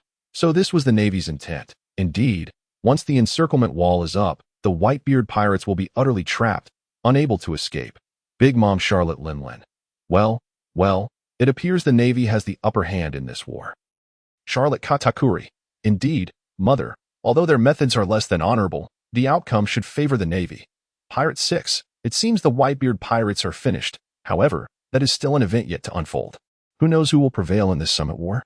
Just as the audience believed the Whitebeard pirates had no means of escape, a sudden realization dawned. In the place where Oars had fallen, his colossal frame prevented the encirclement wall from fully rising. The video feed captured Fleet Admiral Sengoku's dawning awareness of the situation. What are you doing? Quickly raise the encirclement wall completely. We must not allow these pirates an opportunity to flee, Sengoku urged. Observing the incomplete wall, the Navy personnel responsible for raising it soon discovered the cause and reported back that it was Oars who obstructed the wall's ascent. His blood had seeped into the machinery, causing a power failure that hindered its proper deployment. Damn it, there's no time for alternatives. We must proceed as is. Akainu, prepare for action. Understood. Bati Sengoku's command. Sakazuki advanced, unleashing the power of the magma fruit. Meteor volcano. Instantly, countless magma projectiles shot into the sky, staining the heavens crimson. It was as though a volcanic eruption occurred, with innumerable magma blasts cascading down like meteors, descending upon the Whitebeard pirates. Faced with such an onslaught, the crew could scarcely evade. The devastation wrought by Sakazuki was far from over. As the magma continued to fall, the ice that had previously ensnared Akiji began to melt. Should the ice entirely dissolve, the pirates atop it would find themselves in dire peril. Those with devil fruit abilities would be rendered powerless, risking their very lives. Even ordinary pirates, plunged into the vast expanse of the sea, would not necessarily survive. The Whitebeard pirates were in grave danger. Yet, Sakazuki, unsatisfied with the initial assault, intensified his efforts, directing his attack toward the flagship of the Whitebeard pirates. Pirates, let us settle this. Whitebeard, your era is at an end. Diamond Jozu. Humph, Navy folk. Did you expect that even with Oars down, he still fights for us? Pirate 1. Who would have thought a section of the encirclement wall would be right where Oars fell? Could it be that fate spares the Whitebeard pirates? Charlotte Cracker. The Navy's plan has faltered. What shall we do next? Charlotte Perispero. Are they truly abandoning that section of the encirclement wall to attack directly? Navy Officer 1. Truly, Sakazuki is incredible. With only himself, he sends those pirates scrambling. Clown Buggy. Impressive. He directly assaults the flagship of the Whitebeard pirates. Phoenix Marco. You wretched Akainu. What have you done? Akainu Sakazuki. Ha. This is merely an appetizer. Soon, you will find yourselves engulfed in flames like this pirate vessel, burning for your sins. Whitebeard pirates. Damn it. Marco shouted in fury. Cursed Akainu, I shall not forgive you for this. To destroy our ship, a vessel that has accompanied us for decades, is unforgivable. Akainu must pay. The members of the Whitebeard pirates were enraged by Sakazuki's destruction of their flagship. Yet Whitebeard merely laughed heartily, urging everyone to remain calm. Haha, sons, calm down. Do not let anger over events that have yet to transpire consume you. Perhaps in the future of the original history, we did indeed lose our flagship. But for us now, such events have yet to unfold. We still have a chance to amend our fate. Our priority now is to learn from this video. A fierce battle awaits us. Indeed, Father speaks wisely. Moreover, with this footage, the Navy's plot is laid bare. We need only prepare our defenses. Absolutely. And even if the Navy seeks to revise their strategy now, it may be too late. Ha ha ha. Ha ha ha. The Navy deserves this. At the Navy headquarters, Vice Admiral Tsuru gazed at the unfolding events on the screen with a worried expression, glancing towards Sengoku. Admiral, our plans have been fully exposed. What shall we do now? Sengoku's face darkened. Even though he had anticipated the possibility of exposure, the reality still incited his ire. Given the current circumstances, their original plans were rendered void. They needed to establish a new strategy. However, with the execution of Port Asti, Ace imminent, time was far too short to devise an effective combat plan. Vice Admiral Tsuru appeared troubled. There is no choice. We must swiftly determine a new operational strategy. As for the original arrangements, they may remain for now. If the opportunity arises, we can reactivate them.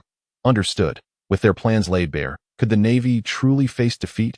At that moment, Borsellino spoke up. Sengoku turned sharply to him. Silence. Do not revel in misfortune. He then looked to Sakazuki. And you, Sakazuki, your impulsiveness knows no bounds. Without my permission, you are not to speak on the screen. Upon hearing this, Sakazuki snorted coldly, offering no reply. Sengoku, not hearing any dissent, took it as acquiescence. At this moment, the Whitebeard pirates found themselves in dire straits, while the Navy pressed their advantage relentlessly. The operation is proceeding smoothly. Now, we shall move to the next phase, the execution of Port Asti. Ace. The sudden decree from Sengoku has rendered the already precarious Whitebeard pirates even more anxious. What shall we do? Ace is on the verge of execution, that we find ourselves ensnared here. Let us make our escape through the breach created by Little Oars. Understood. The members of the Whitebeard pirates began to advance towards the location where Little Oars had fallen. But alas, the Navy would not permit their departure so easily. Countless cannonballs rained down upon the pirates, eliciting their anguished cries. At that moment, Luffy, who had been at the forefront, was struck by cannon fire and, utterly exhausted, was sent plummeting into the sea. Fire Fist Ace. Luffy. Nami. How could this happen? Luffy can't be in danger. Can he, as a devil fruit user? Falling into the sea is dire. Charlotte Monter. It seems that Straw Hat is doomed. Empress Boa Hancock. Luffy. How infuriating.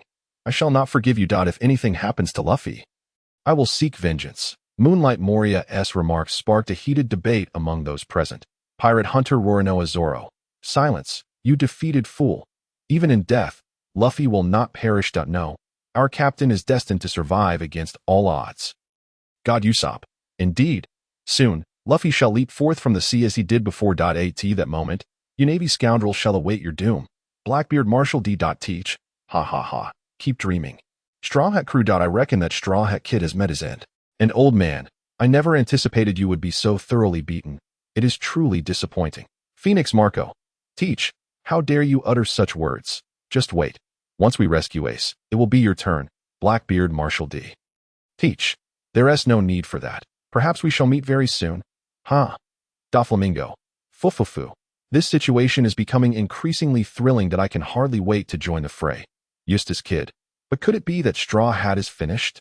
I feel he should not end here. Sky Island Monkurki. I too believe that Straw Hat will survive. Bartolomeo. Look, it's Luffy Senpai. As the crowd debated Luffy's fate, his devoted fan Bartolomeo suddenly spotted him. It turned out that Jinbei had intervened, rescuing Luffy from the depths. Riding a massive current, Luffy breached the encirclement of the Navy and confronted the three admirals. Kazan, also known as Admiral Akiji, gazed at Luffy with a languid demeanor.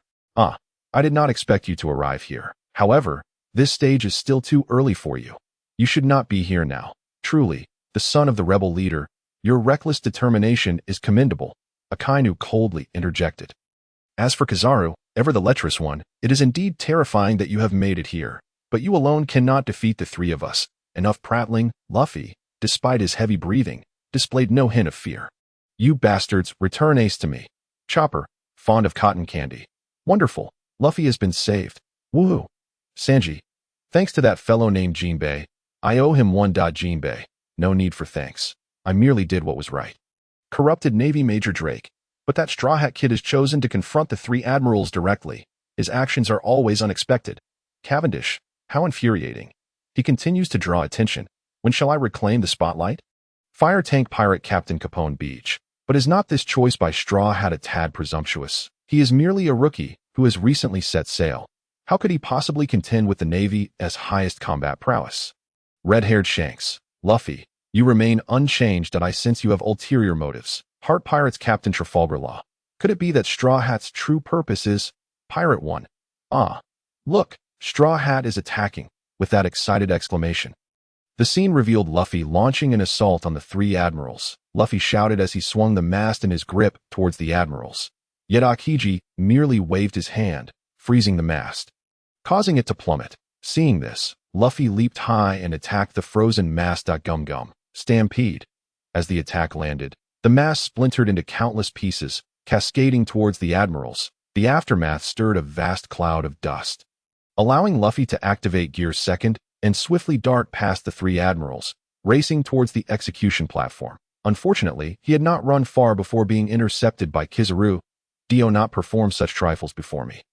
It is far too slow." With that, he kicked Luffy away. Meanwhile, Sengoku had issued the command for Ace's execution. On the execution platform, Ace knelt, the executioners raising their blades high, ready to descend. Straw Hat Luffy, Ace. "Bastards, stop! Pirate King Roger, Sengoku, you truly intend to act." Marshal Sengoku. "The Navy and pirates are fundamentally incompatible, especially with you as a continuation of that wicked bloodline that TOs safeguard the populace. Fire Fist, Ace must die." Civilian 1. "I believe Marshal Sengoku speaks the truth. Pirates should not exist." Civilian 2. "Indeed, while the Navy's actions may seem excessive, they are ultimately for our protection.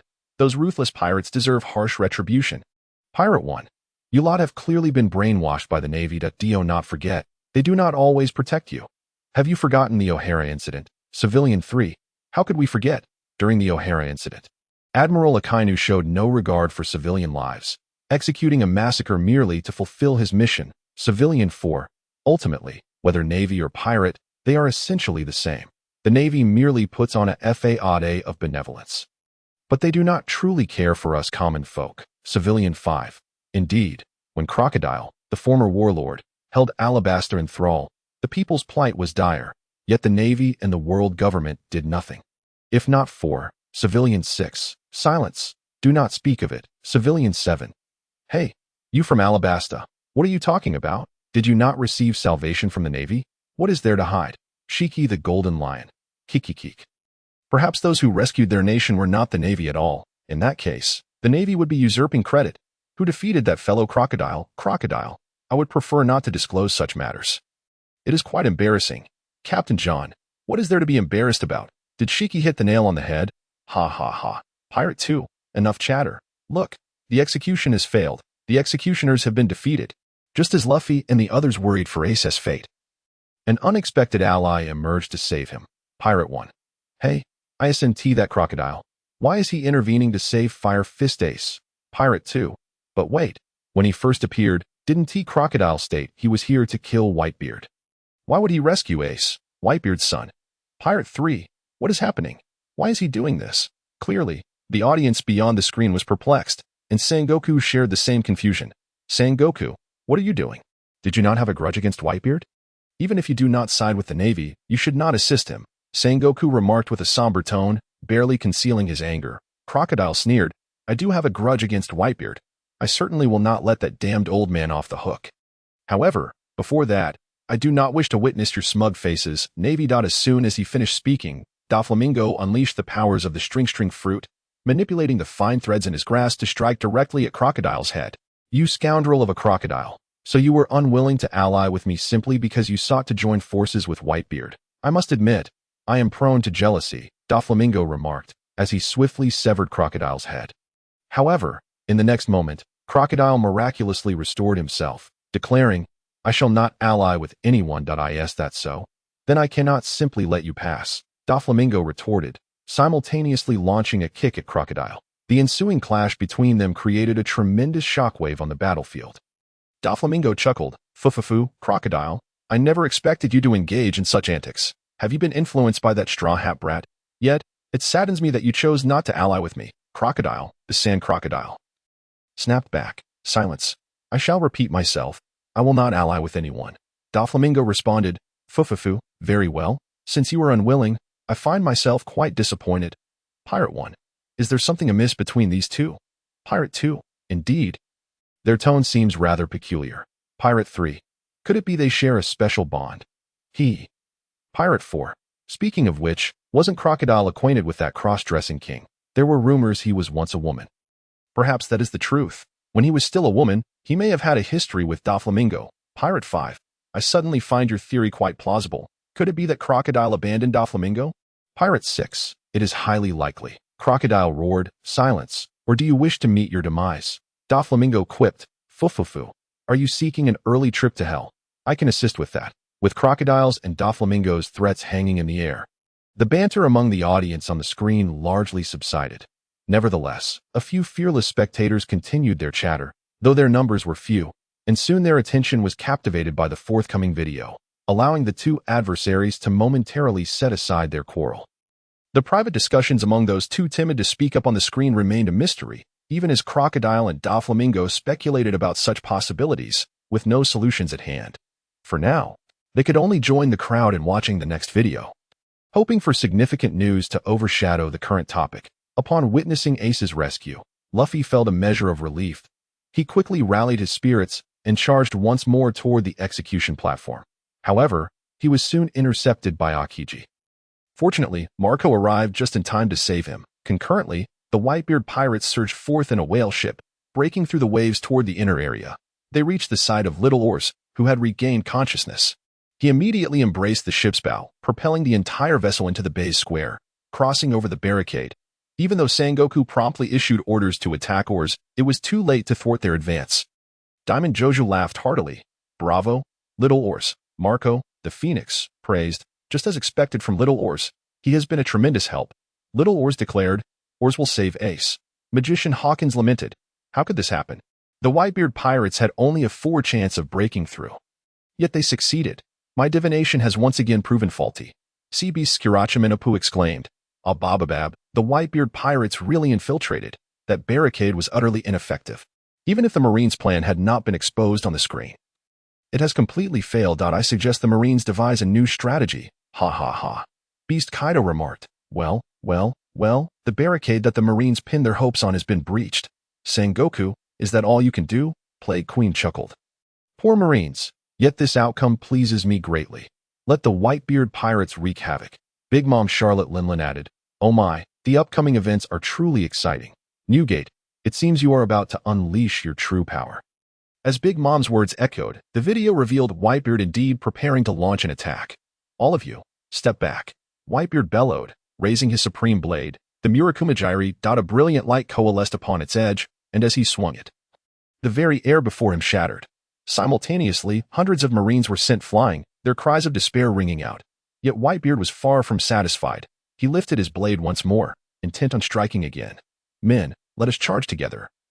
Rescue our ace, and annihilate these Marines. The members of the Whitebeard pirates answered his call, advancing toward the execution platform. At that moment, Aokiji unleashed an ice ball, thwarting Whitebeard's renewed assault. He released an intense chill, encasing Whitebeard in ice. However, in the next instant, with a series of cracking sounds, the ice surrounding Whitebeard began to fracture, ultimately exploding apart. Seeing this, Aokiji lazily remarked, it appears this is insufficient to contain you.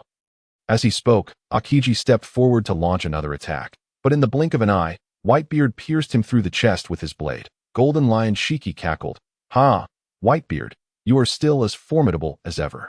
Continue your rampage and eliminate those Marines. Eustace Kid stated, the world's strongest man indeed lives up to his reputation. I wonder how I measure up against him.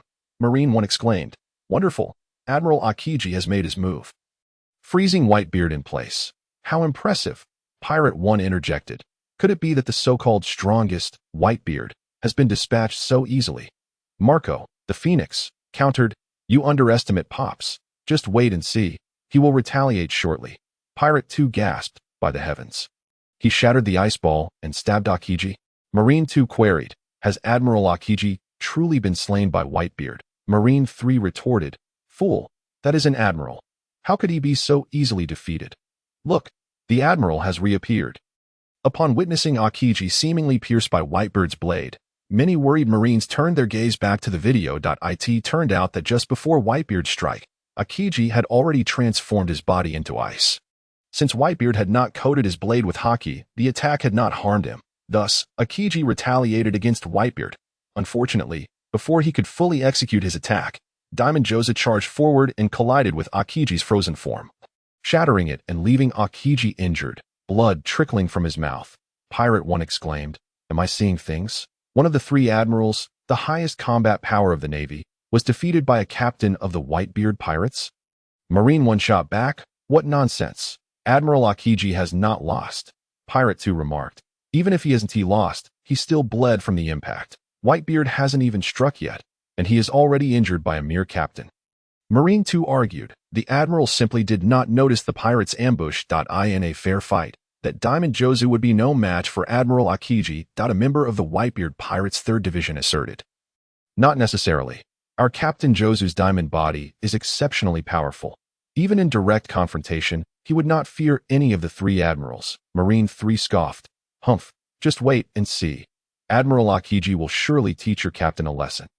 On the screen, the clash between Diamond Jozu and Akiji ignited a fierce debate between the Marines and pirates. Their focus turned entirely to the video, eagerly anticipating the unfolding events. However, as the camera shifted, it moved away from the previous scene and focused on Straw Hat Luffy. Due to the sudden incursion of the Whitebeard pirates, a substantial number of Marines had diverted their attention to confront them, significantly reducing the attacks directed at Luffy. However, it is precisely because of this that he has encountered an even greater crisis. Rear Admiral Moles suddenly barred the path before Luffy, declaring with unwavering conviction, Straw Hat Luffy, today I, Moles, stake my name as a Rear Admiral of the Navy headquarters, and I shall not permit you to pass this point. Having uttered these words with righteous fervor, he swiftly lunged at Luffy, swinging his blade with ferocity. Luffy hurriedly evaded the strike, but still sustained an injury to that moment. Another Rear Admiral, the spotted dog-human form of Stolo Berry, appeared abruptly and sent Luffy flying, having already endured considerable harm. Luffy's body had reached its limits. After being hurled away, he collapsed to the ground, unable to rise again. The peril confronting Luffy at this juncture was far more complex than merely facing two Rear Admirals. In the next instant, he was propelled away by an explosion. Admiral Kizaru materialized before Luffy, proclaiming, "Thus, mere courage is of no avail. Straw Hat Luffy, you lack the necessary strength. Without power, any endeavor you undertake is destined for failure. Things that cannot be saved, no matter how hard you strive, even if it costs you your life, remain beyond salvation. You should now comprehend this, and thus, it is time for you to vanish." As he spoke, Kizaru raised his right foot, radiant with light, preparing to strike down. Empress Boa Hancock exclaimed, "Luffy, where are you now? Why have you not come to save him?" The Sky Island monk, Urki, commented, from Impel Down to the battlefield at Marineford. The Straw Hat Boy has engaged in numerous battles. Indeed, his body must be at its breaking point. Fallen Navy Major Drake pondered, will he be rescued once more? Like before, Captain Capone Beach of the Fire Tank Pirates remarked. This time, it may truly be impossible. Everyone else has been halted, and there is no one by the Straw Hat Boy's side. Captain Trafalgar Law of the Heart Pirates questioned, is it really over for our captain? Gluttonous Girl Jewelry Bonnie lamented, faced with two Rear Admirals and an Admiral, the Straw Hat Boy cannot possibly survive. The great sniper Usopp declared, impossible. Luffy will absolutely not be stopped here. Roronoa Zoro, the pirate hunter, asserted, indeed, do not underestimate our captain. Chopper, who loves cotton candy, expressed concern, but Luffy is truly gravely injured. He needs a doctor. Why am I not by his side at this moment? Moonlight Moria laughed, ha ha ha.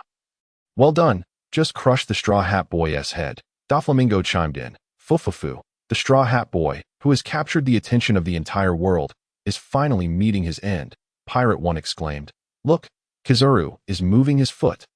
As everyone focused on the impending development, they held their breath, awaiting the ultimate outcome. Disappear, Kizaru shouted, seemingly delivering a fierce kick. However, when his attack connected with Luffy, it transformed into a feeble blow, nearly nudging Luffy into the embrace of Whitebeard. Pirate 1 questioned, what is Kizaru doing? Pirate 2 wondered, why did he kick the Straw Hat Boy to Whitebeard? Wasn't he supposed to smash the Straw Hat Boy's head? Pirate 3 added, indeed, it was such a golden opportunity. The Straw Hat Boy lay there, unable to move. Even if he couldn't crush the Straw Hat Boy's head, shouldn't he at least have seriously injured him? What is happening? Pirate 4 remarked, I cannot comprehend. It feels as though he is protecting the Straw Hat Boy. Navy Soldier 1 argued. There is no way he would protect the Straw Hat Boy. Admiral Kizaru must be acting because he does not wish to harm someone unable to resist. Pirate 5 countered, you can hardly believe that yourself. AT Marine headquarters in Marineford.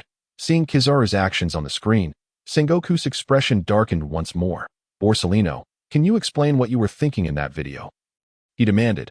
Kizaru, appearing unconcerned, replied, I am getting old. My legs are somewhat unsteady, and my eyesight is dimmed. Yet, as he spoke, he cast a glance at Garp. Sengoku noticed this and was taken aback, thinking, yes, Kizaru's actions are not entirely incomprehensible. After all, if both of his grandsons were to perish on the battlefield, Garp would undoubtedly lose his temper. If that were to lead to the hero of the Navy turning traitor, it would be a loss beyond measure. With this thought, he found some solace in Kizaru's behavior on the screen. Nevertheless, Sengoku warned Kizaru, if you engage in such behavior on the battlefield again, just wait and see how I will reprimand you. How terrifying, Kizaru mused, I am getting old. My hearing is not what it used to be. Amid the discord among the Navy, the debate on the screen continued. Pirate 1 speculated, is it an act? This scene must be something Kizaru orchestrated.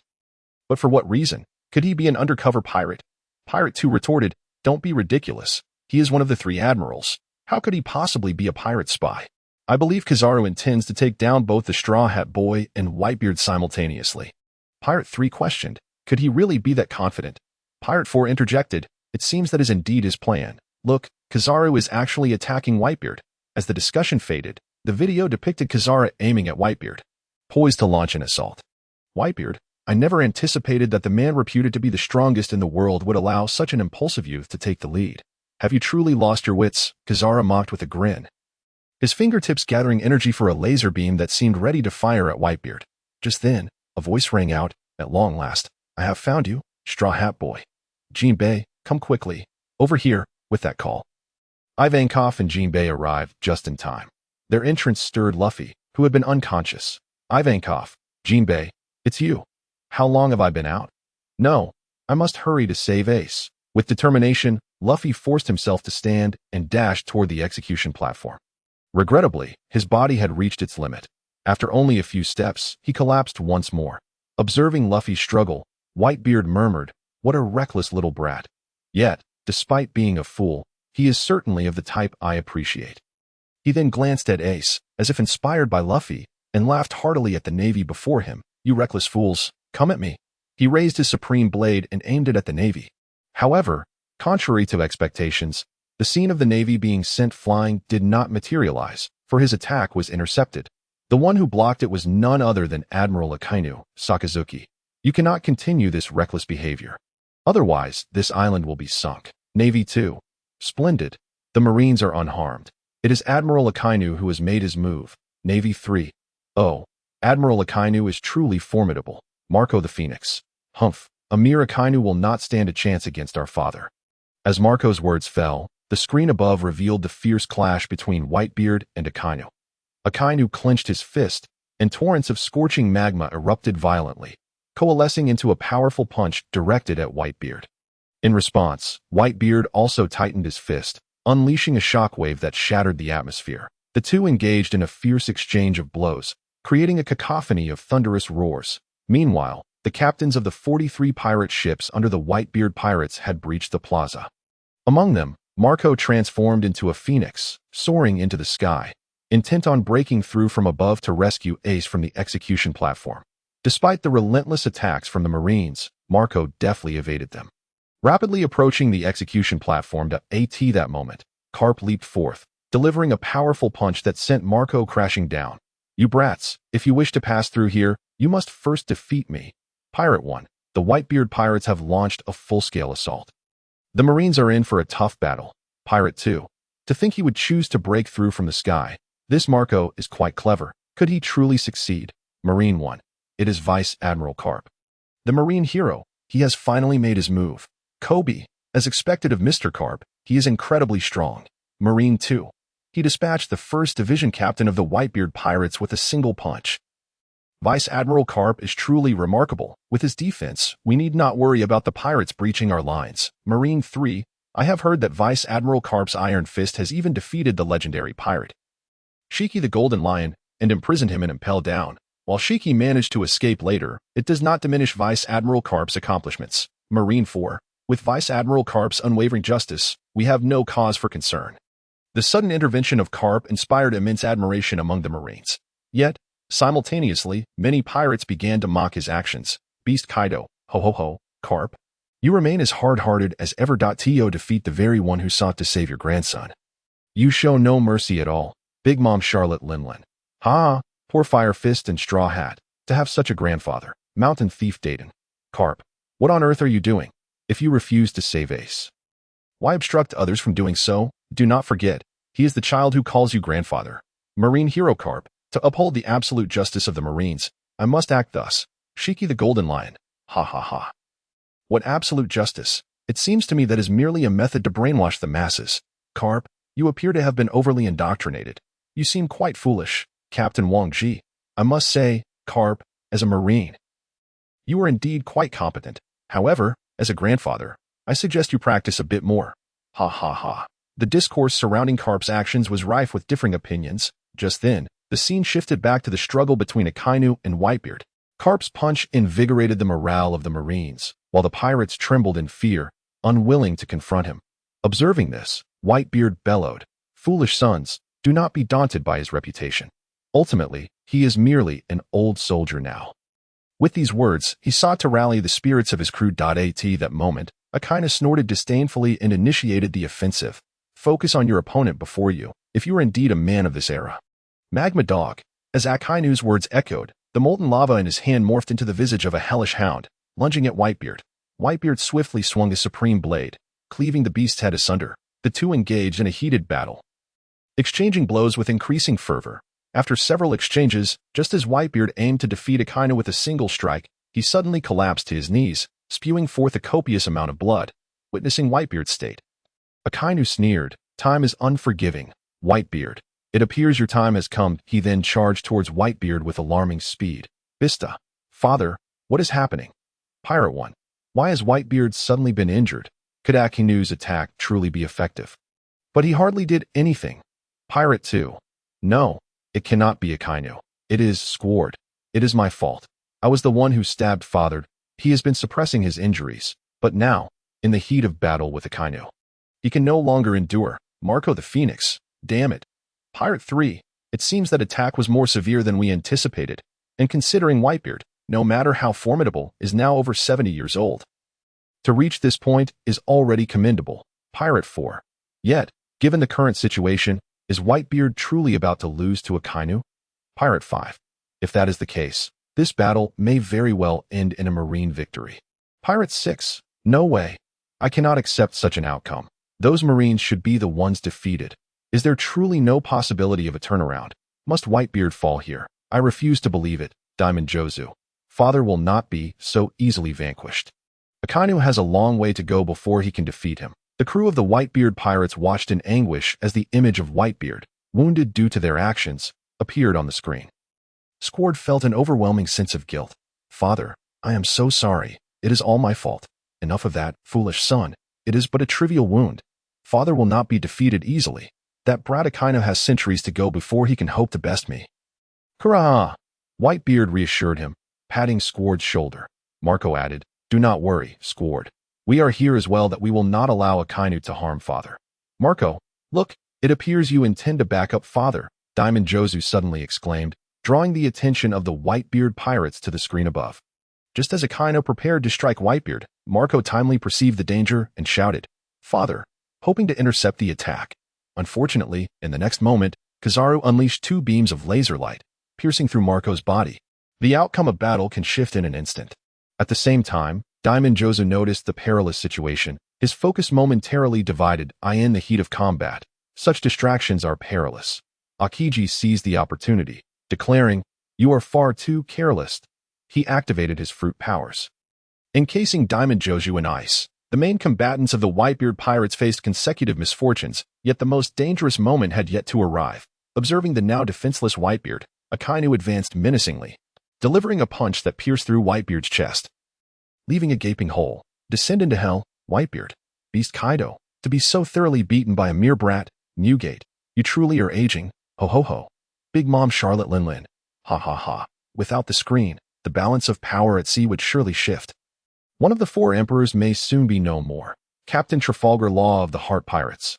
A direct blow to the chest like that, such an injury is likely beyond healing.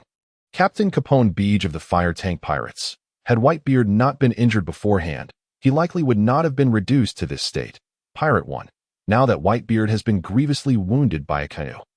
The 1st Division Captain, Marco the Phoenix, has been shot by Kizaru, and the 3rd Division Captain, Diamond Jozu, has been frozen by Aokiji. It appears the Whitebeard pirates are truly facing their demise. Pirate 2. Is the era of Whitebeard truly coming to an end? Marine 1. Is it not abundantly clear? Based on the developments portrayed in the video, it is evident that the Navy is destined for victory, leaving the Whitebeard pirates with no hope of prevailing. Navy Officer 2. Indeed, the ultimate triumph shall undoubtedly belong to us, the Navy. Captain John. Navy personnel, do not let your arrogance cloud your judgment. Remember, everything depicted in the video has yet to transpire. The future remains uncertain.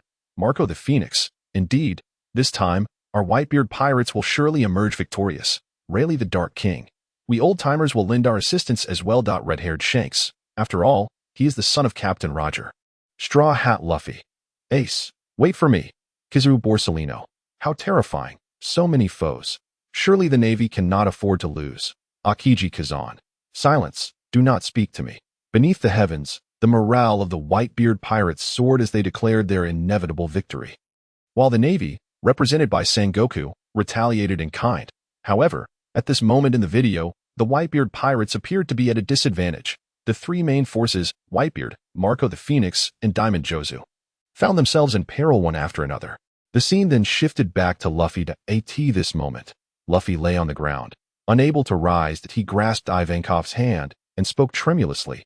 Please, Ivankov, administer one more injection of that previous serum. This is my life's plea. Upon hearing Luffy's words, Ivankov was incredulous. Another injection of the adrenaline hormone. Are you jesting, Straw Hat Boy?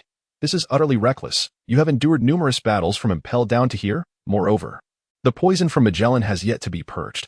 The potent toxin has brought you to the brink of death.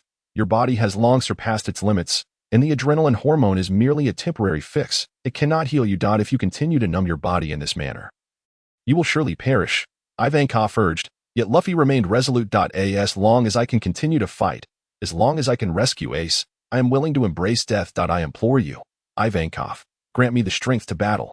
Luffy's earnest pleas left Ivankov with no choice but to acquiesce. With a sigh, he conceded, You fool, if you perish here, I will have no explanation for Dragon. Very well, do as you wish. With that, Ivankov injected Luffy with the adrenaline hormone once more. And in an instant, Luffy regained his vigor. Pirate 1. What incredible vitality. The Straw Hat Boy has recovered once again. Pirate 2. It must be the ability of that Okama King. He seemed to have been injected once before at Impel Down. And he recovered immediately then as well. What exactly is this adrenaline hormone?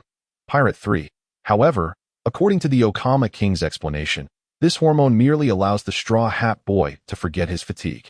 But it cannot heal his injuries. Once the effects wear off, he is likely to perish. Civilian 1. To fight so desperately for his brother is truly moving. Such bonds are rare among pirates. Civilian 2. After all, the Straw Hat Boy is not like ordinary pirates. Did he not confront the world government for Nico Robin earlier? Civilian 3. Indeed, at times, the Straw Hat Boy's actions resemble those of an adventurer rather than a pirate. As Luffy's revival sparked intense discussion, the video continued. Ivankov, having administered the adrenaline hormone, leaned close to Luffy, imparting urgent words. Straw Hat Boy, remember, if you fall again, you may never return to this world. The adrenaline hormone merely deceives your body. It does not heal your injuries. You must keep this in mind. Do not worry, Ivankov. I will not fall again, Luffy assured, his gaze fixed firmly on Ace on the execution platform as he resolutely advanced. Observing Luffy's determination, Ivankov seemed to understand something, murmuring, It appears that no matter what I say now, it will be in vain. Thus, let me shield you. With that, he followed Luffy, marching alongside him toward the execution platform. Luffy's charge was imbued with a spirit of unwavering resolve. Even when his former friend, Kobe, appeared before him, Luffy sent him flying with a single punch. Straw Hat Luffy. Kobe, my apologies, but as my opponent, I shall not show mercy. Kobe, it is quite all right, Mr. Luffy. You have grown increasingly formidable. Straw Hat Luffy. Ha ha ha. You two must strive to improve. Pirate 1. Another Navy member acquainted with the Straw Hat Boy? Pirate 2. Yet this Navy officer seems rather weak. He appears so small and frail to be on such a prestigious battlefield. Straw Hat Luffy. Do not underestimate Kobe. He will become quite powerful in the future. I will not allow you to mock him. Kobe. Thank you, Mr. Luffy. I will certainly endeavor to improve. Pirate 3. Enough of the sentimental talk. Let us focus on the video. It seems there is new activity from Whitebeard. With this statement, indeed, the video displayed Marco the Phoenix. Although Marco had been struck by Kazara's laser, he recovered thanks to the power of the Phoenix. Unfortunately, he was too preoccupied with Whitebeard's situation to notice the sudden appearance of Vice Admiral Spider in the Navy headquarters. Taking advantage of this oversight, Spider shackled Marco's hands with sea-stone handcuffs, immobilizing his devil fruit powers. Simultaneously, Kazara launched another attack, and under the suppression of the sea-stone handcuffs, Marco was once again struck down, collapsing helplessly to the ground. Meanwhile, Diamond Joza remained frozen. To make matters worse, the ice encasing him inadvertently shattered, resulting in one of his arms being severed beyond repair. Whitebeard's condition was no better. In fact, it was more dire than that of Marco and Jozu. Admiral Sengoku ordered the elite Navy forces to attack Whitebeard simultaneously, and at this point, the severely injured Whitebeard was unable to mount a defense. Countless fists and slashes rained down upon him, and a multitude of bullets penetrated his body. Ultimately, one cannonball exploded in his face. Golden Lion Shiki. Hahaha, how pathetic. Whitebeard, you have truly lost all face. Kaido the Beast. As one of the 4 emperors, to be beaten down by such insignificant Navy scum is disgraceful. I suggest you withdraw from the ranks of the 4 emperors. Yohoho. Marco the Phoenix. You bastards. How despicable. If it weren't for the ambush, Father would not be suffering like this. Magician Hawkins. According to my divination, the chances of the Whitebeard pirates winning this war are but 1. Screaming Skull Apis. Is Whitebeard truly going to be defeated by such rabble? As Capone Beach spoke, many others began to notice the unfolding situation. Their attention became fixated on the video, eyes glued to the screen, unwilling to miss a moment. As Whitebeard was struck by cannonballs, his body slowly began to fall. Yet in the next second, he abruptly stood firm. You insignificant fish, do you think you can defeat me? Do not underestimate me. I am Whitebeard. He bellowed, once more swinging his supreme blade. In an instant, the surrounding Navy personnel were sent sprawling. Pirate 1. In such a state, he still possesses such formidable offensive power. Imagine if Whitebeard were at his peak. How terrifying that would be. Sky Island Monkurki. Is this the power of the world's strongest man? Even when gravely injured, he remains unaffected. It is truly astonishing. Big Mom Charlotte Linlin. Well, it seems I spoke too soon. Newgate, you still have some skills. Whitebeard Edward Newgate. Kuaha, Linlin, and you too, Kaido. Do not underestimate me. Kaido the Beast. Is that so? I believe you are nearing your limit. Therefore, you should have allowed me to sever your head long ago. Rather than being cornered by a horde of insignificant foes to this extent, as Kaido's words echoed, the situation in the video began to take a dramatic turn. After Whitebeard unleashed his formidable attack, Sengoku remained composed, directing the naval elite to launch another assault. Do not panic. Whitebeard is gravely injured and poses no threat. Continue your attack. With his command, the naval forces surged towards Whitebeard once more. Staggering for a moment, Whitebeard regained his posture, laughing heartily. How amusing it is that you claim I am wounded. Do you truly believe such injuries could bring about my demise? Moreover, if I were to perish, it would not bode well for my sons. Therefore, until I witness a bright future for them, I shall not succumb. Witnessing Whitebeard's defiance, Sengoku scoffed. If you are so eager to see the future, I can grant you that wish right now. Do you wish to see it, Whitebeard? With that, he glanced at the executioners on the platform and coldly commanded, proceed. At his signal, the executioners raised their blades once more, ready to strike down. Upon seeing this, Whitebeard rushed to intervene. Do you think I cannot stop? Suddenly, a wave of excruciating pain surged through him, causing him to collapse to the ground, blood spilling from his lips. At this moment, it was too late for him to prevent the execution. Behold clearly, Whitebeard. You and your pirate crew have no future left. With a sweeping gesture, Sengoku urged the execution to commence. The executioner's blade descended ominously, seemingly poised to strike Fire Fist Ace. Pirate 1. Ace. Pirate 2. No way. Could Fire Fist Ace truly meet his end like this? Trafalgar Law, Straw Hat, and the others have been restrained. There is indeed no one to save Ace. Straw Hat Luffy. No. Ace will be fine. I will save him. Pirate 3. Anyone can boast. I could claim that I will rescue Fire Fist Ace too. Pirate 4. Enough chatter. Let us focus on the Straw Hat Kid. Can he truly save Fire Fist Ace? Pirate 5. Impossible. Could it be that? As discussions erupted among the crowd, Luffy paid no heed. His entire focus was on Ace in the video, hoping fervently to save him. Just as the Executioner's blade was about to fall, Luffy, in the midst of battle, detected the dire situation. Anxiously, he shouted, "Stop it." In an instant, an invisible aura spread outward, silencing all. The surrounding navy and pirates collapsed. Their eyes rolling back, the executioners followed suit, collapsing and unable to carry out their grim task, thus granting Ace a temporary reprieve. Pirate 1. It has resurfaced. The Conqueror's Haki that the Straw Hat Kid displayed in Impel Down has reappeared on the battlefield. Pirate 2. Even more powerful than before, he incapacitated so many in an instant. Pirate 3. Truly, he is the grandson of Marine Vice Admiral Garp and the son of Revolutionary Leader Dragon. This trio is not to be underestimated. Pirate 4. Moreover, it seems there are officers among those who have been knocked out. Eustace Kid. Humph. Conqueror's Haki, it is not a power exclusive to the Straw Hat.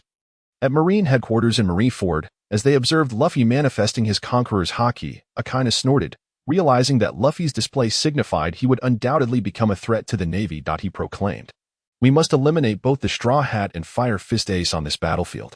After his statement, Sengoku remained silent, while Garp ceased his snacking on rice crackers, casting a cold glance at Akainu but refraining from comment. After all, Akainu was merely voicing his thoughts. However, Garp contemplated that should Akainu's intentions come to fruition, he might indeed find himself compelled to take action against him. Unbeknownst to Akainu, Garp's thoughts remained concealed. Sengoku surveyed the room, scratching his head, feeling overwhelmed. Perhaps it was best not to respond until events unfolded. The Marine headquarters fell silent once more as everyone resumed watching the video, in the footage, after Luffy exhibited his Conqueror's Haki to rescue Ace. Those witnessing it for the first time, such as Sengoku and the three admirals, struggled to contain their astonishment. That display must have been an unintended activation. Akainu maintained his calm demeanor, though his eyes flickered momentarily. Kizaru, as always, pouted, marveling at the hidden, terrifying power within Luffy's small frame. Meanwhile, Marine Vice Admiral Doberman wore a shocked expression. As the son of the rebel leader, possessing Conqueror's Haki, if he were to be spared, he would inevitably become a formidable adversary to the Navy. He must not be allowed to escape this conflict. There was no room for leniency. The shockwave caused by Luffy's Conqueror's Haki reverberated not only through the Navy, but also left the Whitebeard pirates in awe. Did Ace's brother perform this? To think he possesses the same Conqueror's Haki as our father, it is beyond imagination. Ace's brother seems destined for greatness. Members of the Whitebeard pirates murmured in astonishment, while Luffy remained oblivious to the unfolding events. Although confused as to why the Navy had suddenly collapsed, he seized the opportunity to rush towards the execution platform. At that moment, Ivankov, who had been following closely, inquired curiously, "What you just displayed was Conqueror's Haki, right? Where did you learn such power? What aura?" Luffy replied, puzzled. "Nothing."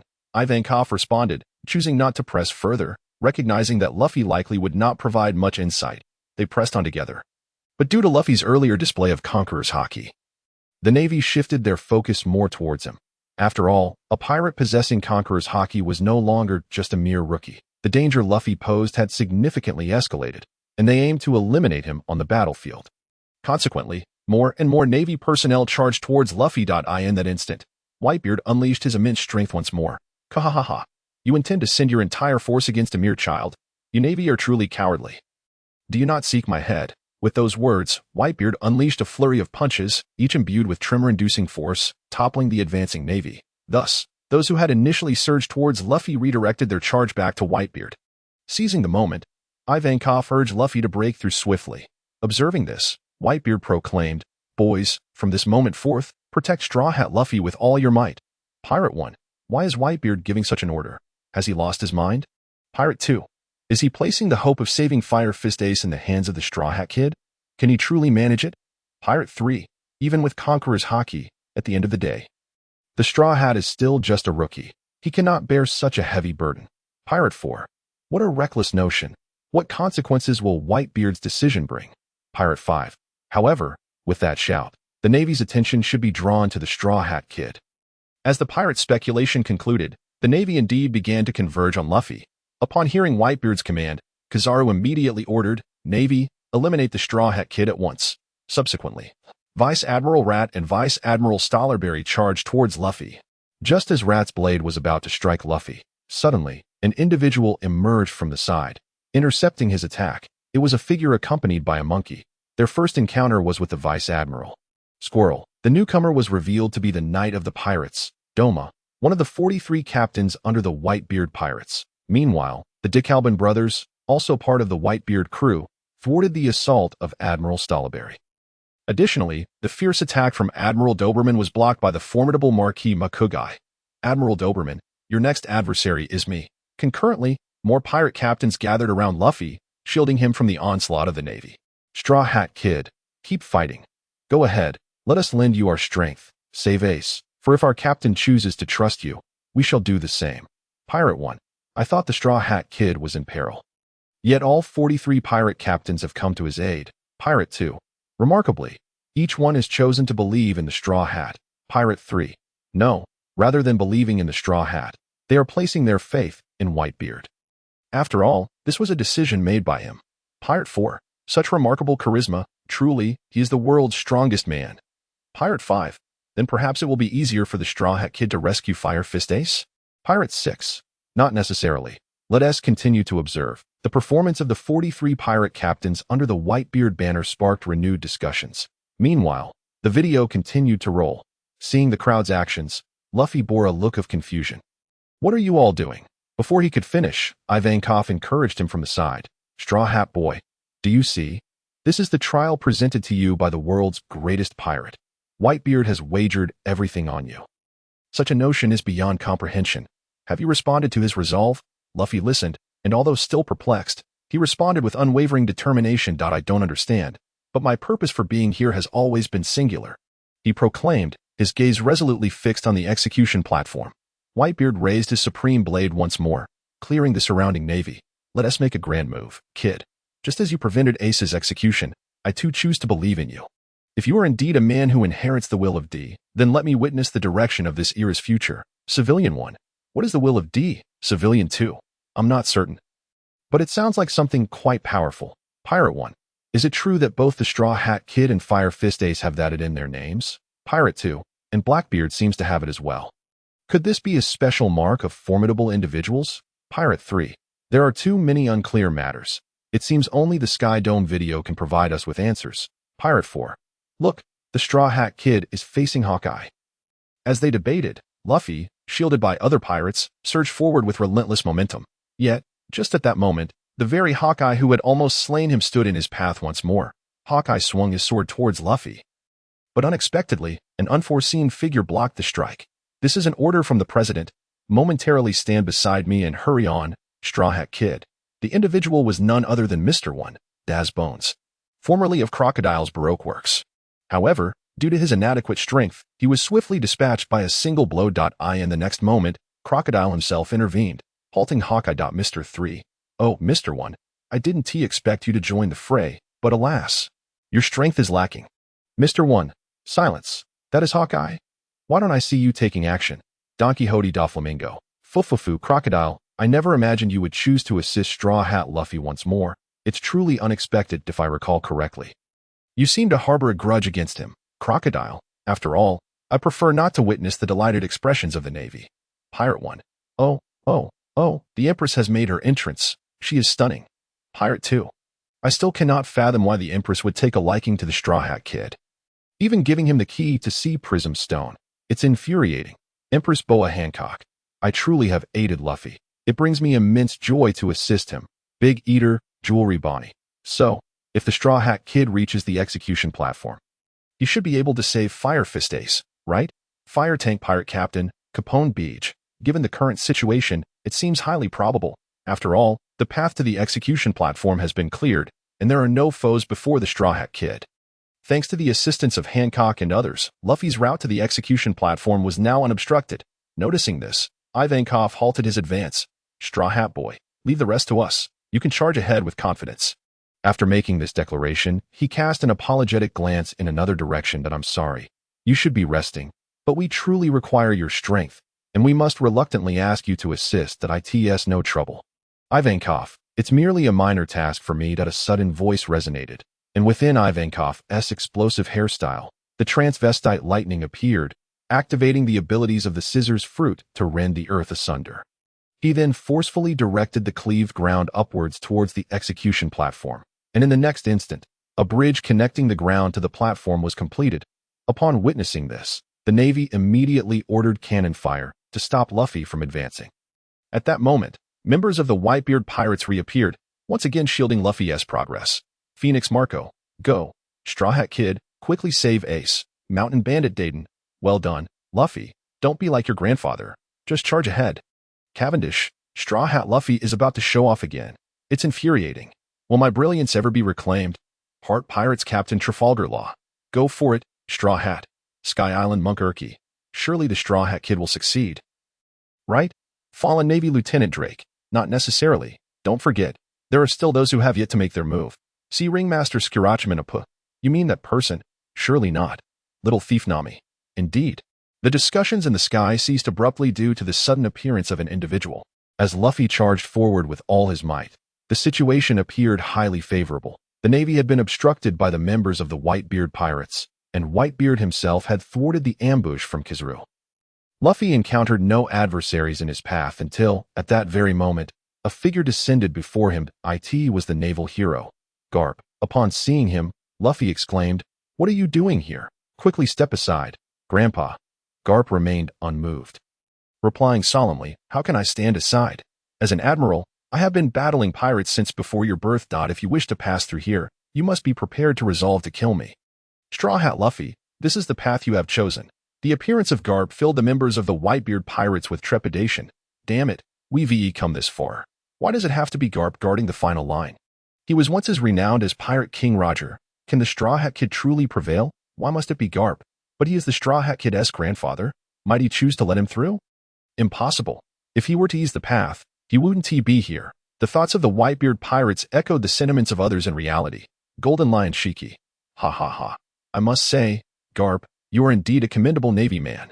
Yet as a grandfather, you are utterly inadequate. I can hardly wait to witness this legendary battle between grandfather and grandson.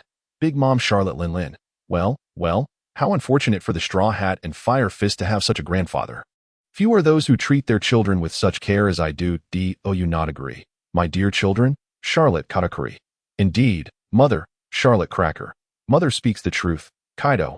If only my son were as obedient. Alas, having learned of a certain scoundrel, he insists on venturing out. I was forced to confine him, hoping he will learn to be compliant. Humph. Captain John. It seems that Fire Fist Ace is doomed this time. After all, with Garp's intervention, how could that Straw Hat brat possibly breach his defenses? Pirate Dayton. Damn it. Garp, you wretch. What on earth are you doing? Have you lost your senses? Marine hero Garp. I know precisely what I am doing. After all, I bear the weight of justice on my shoulders. How could I stand idly by while these pirates cause such turmoil? Dayton, who was drinking at Makino's tavern in Windmill Village, slammed the table upon hearing Garp's response, exclaiming loudly, "Wretch! Wretch! Garp, that scoundrel! Speaking of bearing justice and being called a marine hero, what right does he have to be a hero? He is nothing but scum, to watch his family be executed with his own eyes. And even to impede Luffy from rescuing Ace, how can such a fiend be considered a hero?" Furious, she cried out, "Let me go. I must teach him a lesson. Calm down, big sister. He is at Marine headquarters." "You cannot possibly reach him," came the reply. Yes, big sister, and besides, you are no match for him. Be quiet. Dayton snapped, striking the head of the pirate who claimed he could not defeat Garp, her anger palpable. At that moment, Makino also offered her comfort, saying, "Miss Dayton, please try to remain calm. I believe Mr. Garp in the video is not as composed as he appears. As Garp made his appearance, the reactions of those under the canopy varied greatly. Meanwhile, in the video, Luffy and Garp were preparing to clash. Luffy activated Gear Second, charging at Garp, who swung his iron fist in response. However, as the distance between them diminished, memories of joyful times spent with Luffy flooded Garp's mind. Ultimately, he was sent flying by Luffy's punch. Pirate 1. Huh. What is happening? Pirate 2. That Straw Hat brat actually sent the marine hero Garp flying. An unforeseen outcome. Pirate 3. Not necessarily. After all, the Straw Hat brat is still his grandson. Marine 1. How could this be? Could it be that Vice Admiral Garp has ultimately chosen to side with the Straw Hat brat? Shiki the Golden Lion. Garp, I never expected this to be your choice. It's rather surprising. Captain John, he acted so cold and unfeeling. Yet he still shows weakness for his grandson. You're just an ordinary man. Garp. Doflamingo. Ho ho ho. Is this truly the outcome of the legendary battle between grandfather and grandson? How disappointing. Captain Wang Shi, but you Marines are rather amusing, aren't you? Not to mention the current Garp. Even the previous Gazara seemed to show mercy towards the Straw Hat Brat. Was he trying to curry favor with Garp? Ha ha. Kizaru Borsellino. I never anticipated being spoken of in such a manner. It's truly terrifying. Thankfully, the events in the video have yet to unfold. Queen the Plague. It won't be long now. The war in reality should be upon us soon, right? When that time comes, our Marine hero Garp, what will your choice be? Inazuma. Surely you won't merely spout grandiose ideals, only to turn a blind eye to the Straw Hat Brat's actions. For that would be utterly laughable. Ha! Straw Hat Luffy. Hey, you scoundrels, do not speak ill of my grandfather. That is a matter between him and me. Revolutionary Dragon. Indeed, regardless, he is still my father. I advise you to choose your words carefully. Luffy and Dragon spoke in succession. Following their remarks, the conversations under the canopy diminished significantly, for while Luffy may not be feared, others, despite not fearing Dragon, do not wish to create discord with the Revolutionary Army. Thus, most ceased their jest at Garp's expense and continued to watch the video. After Luffy sent Garp flying, he successfully ascended the execution platform. He flashed a grin at Ace and then produced the key given to him by the Empress. This key was crucial for unlocking Ace's Sea Prism Stone shackles. Fallen Marine Major Drake. That Straw Hat Brat actually did it. He has truly reached the execution platform. Heart Pirates Captain Trafalgar Law. The Straw Hat Captain is quite impressive. Fire Tank Pirates Captain Capone Beach. Could it be that this time he can truly rescue Fire Fist Ace? Eustace Kid. Humph. Have you all forgotten? There is still another person on the execution platform. And he is not the Straw Hat Brat's grandfather, so we will not go easy on him. Marine 1. Indeed, our Fleet Admiral Sengoku will surely not allow the Straw Hat Brat to successfully rescue Fire Fist Ace. Just wait and see. Pirate 1. But why didn't he take action against the Straw Hat Brat while he was approaching the platform? Wouldn't that have been easier? Marine 2. We Marines are not like you despicable pirates. Fleet Admiral Sengoku disdains acting sneakily. He intends to defeat the Straw Hat Brat openly. Pirate 2. Yet the Straw Hat Brat holds the key to the Sea Prism Stone shackles if he doesn't act soon. Fire Fist Ace will be saved. Marine 3. The Fleet Admiral must have his own plans. Look, the Admiral is about to take action. In the video, upon seeing the key in Luffy's hand, Sengoku was taken aback. Seemingly caught off guard. Without hesitation, he activated his Devil Fruit ability. With the activation of the Zoan-type human fruit, mythical beast form, Sengoku transformed into a colossal golden Buddha. Simultaneously, Admiral Kizaru made his move, striking the key from Luffy's hand. Before Luffy could react, Sengoku was already poised to attack him. Straw Hat Luffy, like your brother, you are a criminal unworthy of redemption. Since you have chosen to come here, do not expect to escape my grasp. Both you and your brother shall face my judgment. He declared, swinging his fist toward Luffy. Marine 1. Oh, Fleet Admiral Sengoku has finally made his move. How impressive. Marine 2. Indeed, he resembles the fierce Vajra. Pirate 1. Truly, a man capable of being Fleet Admiral. The Buddha form is indeed captivating. Marine 3. Admiral Kazara has also joined the fray. The key in the Straw Hat Brat's possession has been struck away. Splendid. Marine 4. With this, Fire Fist Ace cannot possibly be saved. At the very least, his abilities will remain restricted. Pirate 2. But don't you Marines find it strange if Kazara could strike the key from the Straw Hat Brat's hand? Why not simply take him out? Pirate 3. Indeed, you make a valid point. Could it be that Kizaru is merely putting on a show again? Marine 5. Admiral Kazara likely just did not anticipate it. However, with Fleet Admiral Sengoku present, regardless, the Straw Hat Brat and Fire Fist Ace should not escape. Pirate 4. Indeed, with Sengoku's move, the Straw Hat should have no way to evade. Strange, why does that person's face seem somewhat familiar? He is. As the crowd anticipated the clash between Sengoku and Luffy, the sudden appearance of an individual piqued their curiosity, just as Sengoku's attack was about to land on Luffy and Ace. One of the unconscious executioners on the platform began to stir.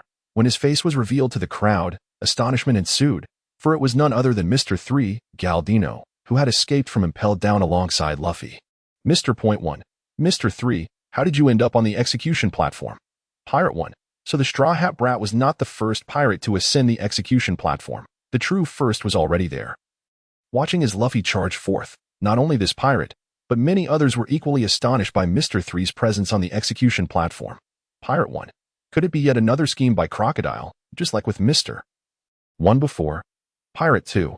Regardless of whether it is or not, Mr. 3 appearing up there is of no use at all. The Warring States period is not something that can be easily confronted by merely a Mr. 3. Pirate 3.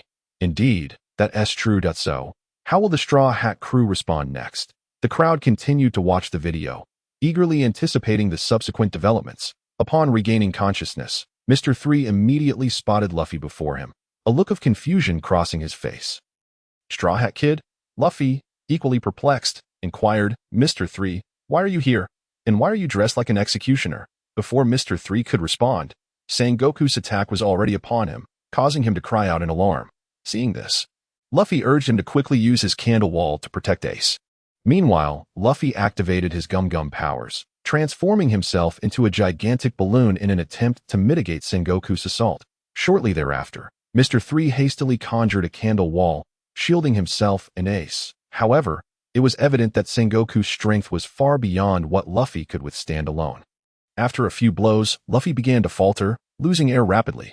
Simultaneously, the entire execution platform began to collapse under the immense pressure. In that critical moment, Mr. 3 utilized his abilities to replicate a Sea Prism Stone key. Pirate 1. Pirate 2. Remarkably, he managed to replicate a key. Pirate 3. But how did he accomplish that? The Sea Prism Stone key must be an exact match to be effective, right? Pirate 4. It seems he only glanced at it briefly before being able to replicate it. Pirate 5. Whether it's accurate remains uncertain. Perhaps this key cannot unlock Fire Fist Ace's shackles at all. Pirate 6. I actually believe that this time, the Straw Hat Kid might truly rescue Fire Fist. Pirate 7. I think this time, the two brothers are destined to perish together. A debate arose regarding whether Luffy could indeed save Ace, while the video continued to play, observing Luffy shrink due to losing air. Mr. Point 3 chuckled self-deprecatingly. If I were to say that my presence here is to mourn fallen comrades, would you mock me? As he spoke, the image of Von Clay flashed in his mind. Luffy responded vocally. How could I ever mock you? Upon hearing Luffy's reply, Mr. 3 smiled and tossed the key to him. Then hurry and rescue your brother, Straw Hat Kid. Understood, Luffy replied, swiftly catching it. Simultaneously, the Navy began a fierce barrage against the trio. Under the relentless assault, their figures were obscured. Sky Island Monkeyridge. Did the Straw Hat Kid succeed? Or has he been dispatched? Big Eater Jewelry Bonnie. The attacks are too intense. I can't see anything at all. News King Morgans. Who ultimately triumphed? Can the Straw Hat Kid really save Fire Fist Ace? If he succeeds, it would be monumental news. Everyone was eager to discover who would emerge victorious. Would Fire Fist Ace be rescued? Or would the Straw Hat Trio be obliterated? At that moment, the smoke in the video began to dissipate, revealing the final outcome. Amidst the cannon fire, a shattered pair of shackles plummeted from above. In the next instant, a roaring flame erupted, and a skull adorned with a white beard materialized before all. That you've always been reckless, Luffy. Never heeding my advice, as Fire Fist Ace's voice resonated. A fiery pathway emerged through the chaos. Ace, alongside Luffy and Mr. 3, successfully escaped the onslaught of cannon fire. Little Oars. Wonderful. Ace has been saved. Diamond Jozu. Truly, Ace's brother has not disappointed our father's expectations. Flower Sword Vista. Well done. Straw Hat Kid. Whitebeard Edward Newgate. Karalala. Ace's brother. You are impressive indeed. Just like that fellow Ace. Charlotte Perispero. Unbelievable. The Straw Hat Kid actually succeeded. Charlotte Katakuri. If the Straw Hat Kid can grow, he might become a formidable opponent. Big Mom Charlotte Limlin. Well, Sengoku, it seems you're getting old, allowing a mere child to rescue someone from your grasp. Beast Kaido. It appears you should consider retiring. Sooner or later. The initial advantage of the Navy was so pronounced that a dramatic turnaround happening, leading to a victory for Whitebeard, Magician Hawkins. According to the divination results, it seems the Navy still holds the upper hand. Why is that? Could the Navy possess a hidden ace? Big Eater Jewelry Bonnie.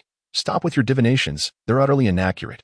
Captain Trafalgar Law of the Heart Pirates. No, I believe there's merit in what he says. Although the Straw Hat Captain has successfully rescued Fire Fist, escaping from the Navy headquarters 1TB so simple. Eustace Kid. What is so difficult about it? Just fight your way out.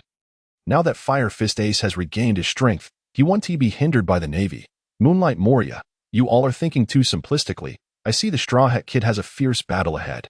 Doflamingo, Fufufu, while it seems they've easily infiltrated the Navy headquarters, entering is one thing, but escaping is another matter entirely.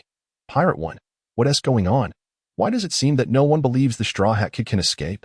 Could it be that they will face even greater challenges leaving the Navy headquarters? Pirate 2, what if, in the end, they fail? Not only Fire Fist Ace, but even the Straw Hat Kid could perish on the battlefield. Mountain Bandit Dayton, you scoundrels, what are you saying? Luffy has already saved Ace. Don't speak nonsense to me. And you, Luffy, don't listen to their absurdities. I believe in you. The you in the video will surely rescue Ace. And you in reality will also succeed.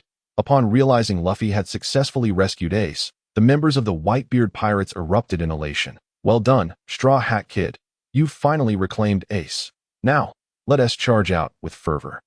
However, upon discovering this turn of events, the Navy did not falter. Instead, they rallied their spirits and continued their barrage against the group. Everyone, remain calm and maintain your rhythm. Target their landing points. Continue the assault. Do not relent. The Navy advanced towards Luffy and the others, and at that moment, Ace finally unleashed his powers. Flame Fist, Fire Pillar, a fierce blaze erupted, toppling all the Navy personnel surrounding them. He then turned to Luffy. Expressing gratitude, I never imagined that one day I would be saved by you. Thank you, Luffy. Luffy, feeling a bit bashful from the praise, rubbed his nose. It wasn't just me. Uncle Whitebeard and the others helped too. The two brothers shared heartfelt sentiments, but the surrounding Navy could hardly bear to witness such a moment. They surged forward once more, lunging at the two. You two, don't think you're safe now. Remember, this is the execution ground, the place where you will face judgment. As the elite Navy personnel charged at them, Luffy and Ace exchanged knowing glances, sharing a confident smile. Fire Fist, Level 2, united in purpose. The two brothers sent the Navy flying. God Usopp. Well done, Luffy. Charge forward and defeat all those Navy scoundrels. Charlotte Katakuri. Are the brothers fighting together? Fallen Navy Major Drake. The combined might of the Straw Hat and Fire Fist is truly formidable. Navy 1. Incredible. Could the Navy actually be losing this time? Navy 2. Impossible. We still have the Admiral and the Fleet Admiral. Navy 3. Look, it's Admiral Aokiji. He is about to intervene. Everyone turned their gaze skyward. And indeed, in the video, Aokiji stood before Luffy and Ace, obstructing their path. To escape from here is nothing short of delusion. You may not even see tomorrow's sun, yet you speak of a future. Surrender. There is no way you can escape from here. Aokiji observed the two individuals before him and calmly articulated his thoughts. Meanwhile, Ace regarded him with a fierce battle spirit surging around him. Flames blazing brightly in his vicinity, eager for a contest. However, concerned for Luffy's safety, he turned and gently urged, Luffy, please step back for now. Allow me to protect you here. To that moment, Aokiji unleashed a barrage of ice. Launching an attack towards Ace. In response, Ace swiftly countered with Mirror Flame, unleashing a torrent of fire that collided with the icy bird conjured by Aokiji, enveloping the surroundings in a thick haze of steam. Edward Newgate, known as Whitebeard, exclaimed, Kuah. Ace, you're doing quite well. Diamond Jaws remarked, impressive, Ace. You actually managed to fend off an admiral's assault. Morgans, the News King, commented, while it's true that Fire Fist Ace's fruit ability naturally counters Aokiji's, being able to withstand an admiral's strike showcases Ace's remarkable strength. He truly embodies the bloodline of the Pirate King. Pirate 1 speculated, could it be that Fire Fist Ace and the others might actually escape this time? Pirate 2 replied, with Whitebeard, the strongest man in the world, leading the Whitebeard Pirates, and now having Fire Fist Ace, who possesses strength rivaling that of an admiral, if they manage to escape the Navy headquarters. This pirate crew would be formidable indeed.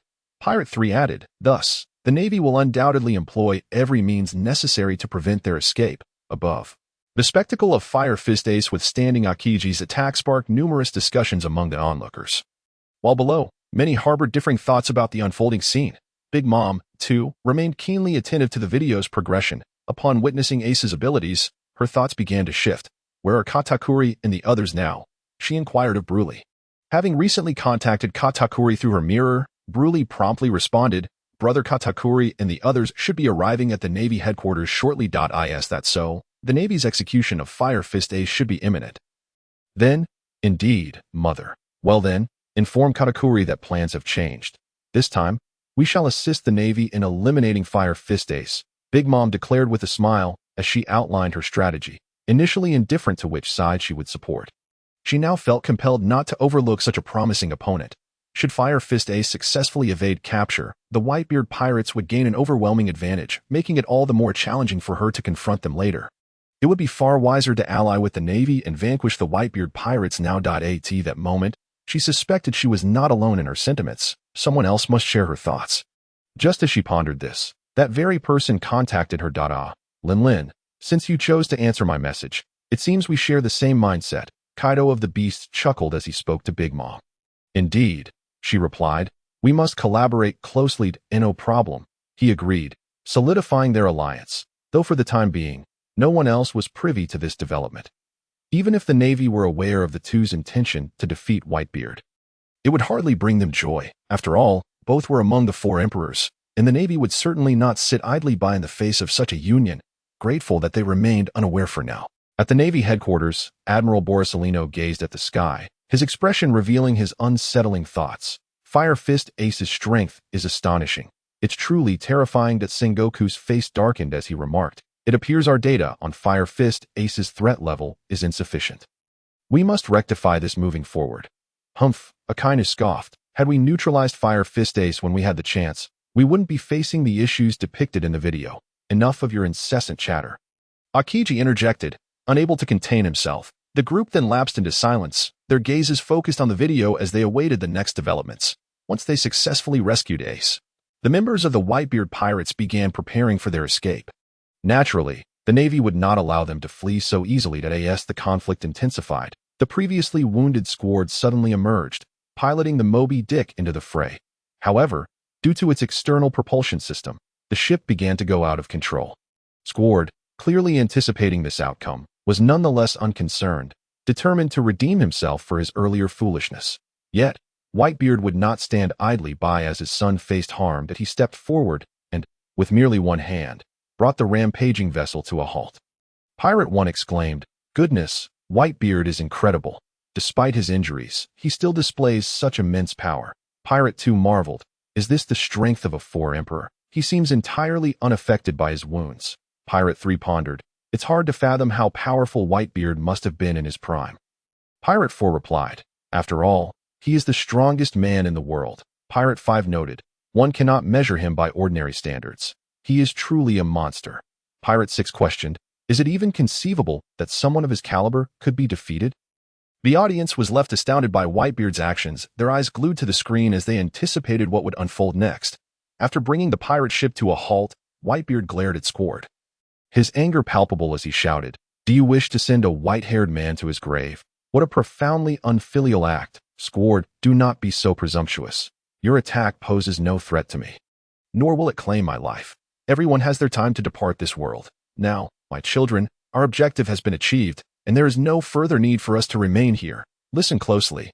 I am issuing my final order as captain of the Whitebeard pirates. It is time for us to part ways. My sons, you must live on and return safely to the New World, carrying my legacy with you." Marco the Phoenix exclaimed, "What are you saying, old man?" Diamond Jaws questioned, "Why must you speak such words?" Vista added, "Do not jest, old man. I cannot bear this." Fire Fist Ace implored, "Old man, what are you planning? It is not worth it for someone like me." Edward Newgate, known as Whitebeard, responded with a hearty laugh, "Hahahaha, my sons, as long as you can survive, that is all that matters to me." Pirate 1 wondered, what does Whitebeard mean by this? Is he truly willing to sacrifice himself to ensure the rest of the crew escapes? A civilian remarked, "Impossible. No pirate would willingly do such a thing. Pirates are inherently selfish, prioritizing their own interests above all else." Pirate 2 countered, yet Whitebeard seems to be contemplating precisely that. Pirate 3 speculated, if the events of this video continue to unfold, could Whitebeard actually perish on this battlefield? If so, the balance of the world would undoubtedly shift. Pirate 4 asserted, "Surely not. He is one of the four emperors and should not be so easily eliminated." Pirate 5 added, "Moreover, the Navy would likely refrain from such actions. After all, the four emperors maintain a delicate balance among themselves. Eliminating one would upset this equilibrium." Pirate 6 observed, "Yet, the Navy's actions in the video suggest they are intent on wiping out the Whitebeard pirates entirely. Showing no regard for this balance, their sole focus is on eradicating all pirates. Due to Whitebeard's words, the audience erupted into fervent discussion once more. Meanwhile, the members of the Whitebeard pirates bore expressions of disbelief. "Old man, do you truly intend to die here? This cannot happen. I will not allow you to do this. We must survive together and return to the New World," they cried out in unison. "Indeed, we must return and celebrate with a feast." The members of the Whitebeard pirates expressed their thoughts in a cacophony of voices, yet Whitebeard remained steadfast, unmoved by their sentiments. He had already made his plans. "I am a remnant of the old era, and there is no vessel in this new world that can bear my weight." As he spoke, he summoned all his strength to unleash a powerful punch, causing the very heavens and earth to split apart, leading to the collapse of the Marine headquarters building. Trafalgar Law, captain of the Heart Pirates, remarked, "It seems he has long been mentally prepared for his injuries." The Sky Island monk, Urki, added, "It turns out he was merely holding back before. This is his true offensive." Shiki the Golden Lion laughed heartily. "Hahaha. I never imagined that the centuries-old structure of the Marine headquarters would succumb to destruction. It is truly gratifying." Captain John mused. "It appears that Whitebeard's era is coming to a close. I wonder who will inherit his power thereafter." Big Mom, Charlotte Lin, chimed in. Well, Newgate, if you were to ask, I might begrudgingly agree to look after your sons." Kaido of the Beasts declared, "My only rival, are you truly departing from this world? If so, I shall find myself without a worthy opponent, which is truly disappointing. To honor you, I could take over your empire and watch over it." Marco, captain of the 14th Division of the Whitebeard Pirates, retorted, "Silence. Our father is still alive and well. What you see in the video did not happen, so do not indulge in fantasies. This time, you will surely leave with us." Captain Wang Ji of the Five Peaks reminded them, "Have you forgotten something? Although the video shows that Whitebeard was assassinated, his current physical condition cannot be deemed well. I fear that after enduring another intense battle, like the Marineford War, even if he survives, his days are numbered." Izo, captain of the 16th Division of the Whitebeard Pirates, asserted, "Impossible. Those Marines are not even worthy opponents for our father." Lakio, captain of the 7th Division, affirmed, "Indeed, our father will certainly rescue Ace and return to the New World to celebrate." Moonlight Moria commented, "What a pitiful bunch, unwilling to accept reality, continue to dwell in your fantasies. When the war begins, reality will awaken you. Hahaha. Let us conclude this, Marines." Whitebeard laughed heartily, seeking to carve out a path for his fellow pirates. The Marines, witnessing his demeanor, were in disbelief. Impossible. This damned Whitebeard, despite his grievous injuries, how can he still possess such strength? Sengoku observed Whitebeard's actions and understood his intentions, with Fire Fist Ace now saved. Whitebeard no longer needed to concern himself with him. It appeared he intended to drag the entire Marine headquarters into the depths of the sea, along with himself. Carp, in agreement, mused, he truly wishes to bid farewell to this era. What a timely choice." Whitebeard, gazing at the Marines before him, roared with laughter, "You face but one opponent, and that is I. Come at me." He swung his supreme blade, cleaving the very earth asunder. Seizing the opportunity, Ivankov urged Luffy to flee. "Straw Hat Boy, we must retreat." Luffy turned to Ace. "Hurry, Ace. Uncle Whitebeard seems to have made his resolve. I understand." Ace replied quietly, casting a glance at Whitebeard. "I will not squander his intentions." With that, he rapidly activated his devil fruit powers, sending the Marines attacking Whitebeard flying. Ace knelt behind Whitebeard. He was about to speak when Whitebeard immediately halted him. "No need for further words. I comprehend your meaning. Now, I have but one question, Ace. Am I a suitable father?" With tears in his eyes, Ace shouted, "Of course you are." "Ha." Whitebeard laughed joyously at Ace's words. Captain John remarked, "I must say, Newgate is far more fitting as a father than some others." Captain Wangshi chuckled, "Ha. I'm looking at you, Roger."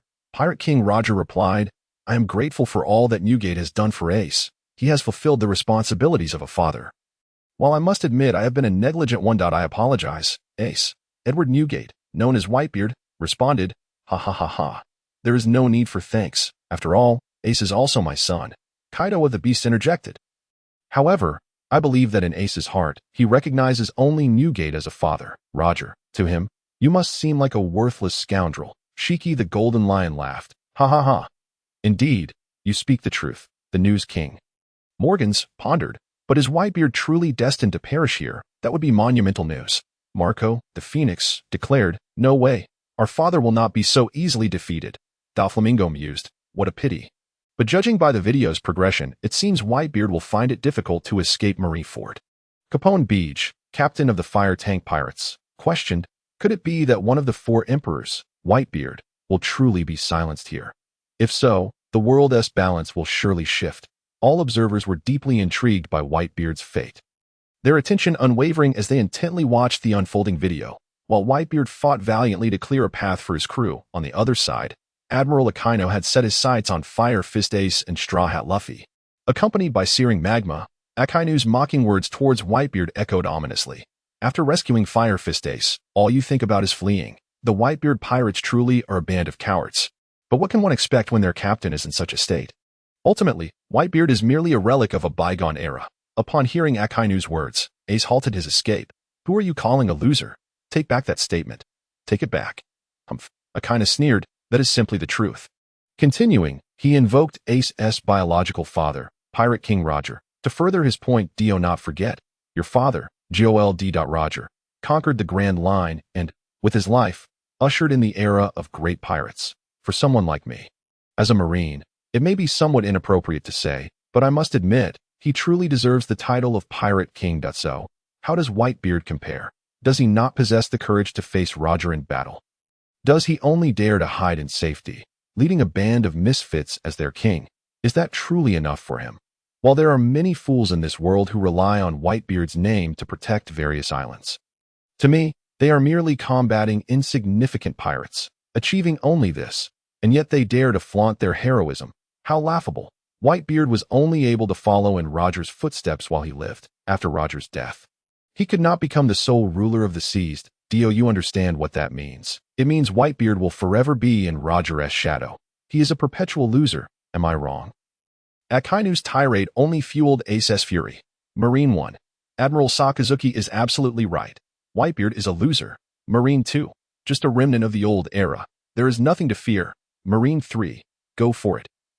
Admiral Sakazuki, take down Whitebeard.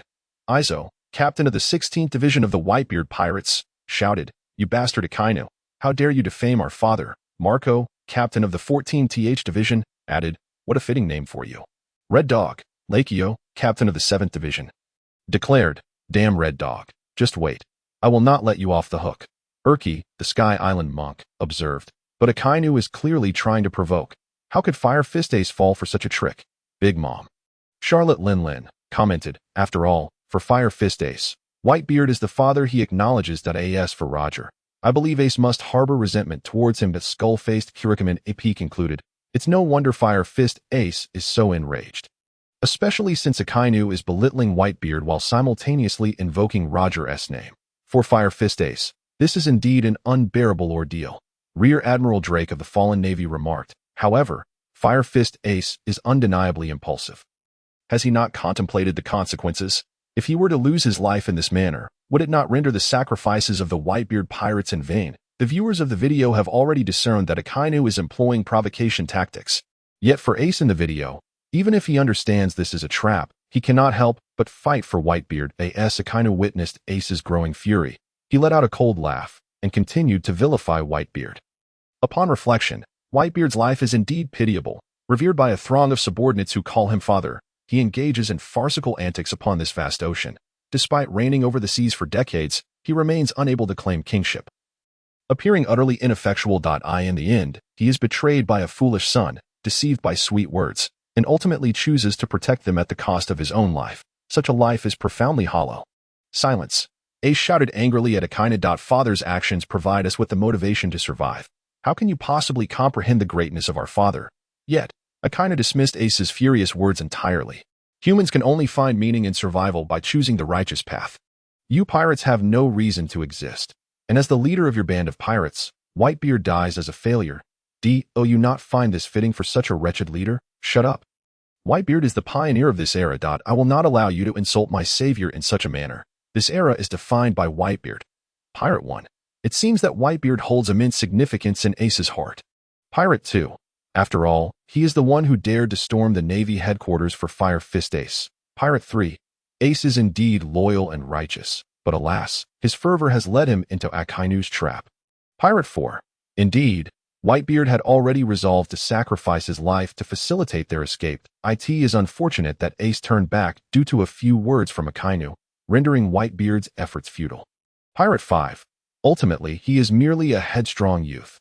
Faced with such circumstances, he can only act recklessly, just like his brother, Pirate 6. That is true. The Straw Hat Kid, as a newcomer, boldly infiltrated Impel Down and even the Navy headquarters, directly provoking the three admirals, as if he knows not the meaning of fear. Ace's current actions mirror his own. Pirate 7. Hey, that's not entirely fair. There is a distinction between Ace and the Straw Hat Kid. Pirate 8. What distinction? They are both fools who cannot perceive their own limitations. Captain Capone Beej of the Fire Tank Pirates. Speaking of which, it was precisely because Ace had the advantage of fire over ice that he could withstand Admiral Akiji's attacks earlier. Now, facing Akainu, who shares the same elemental affinity, it may not be so simple. Navy 1.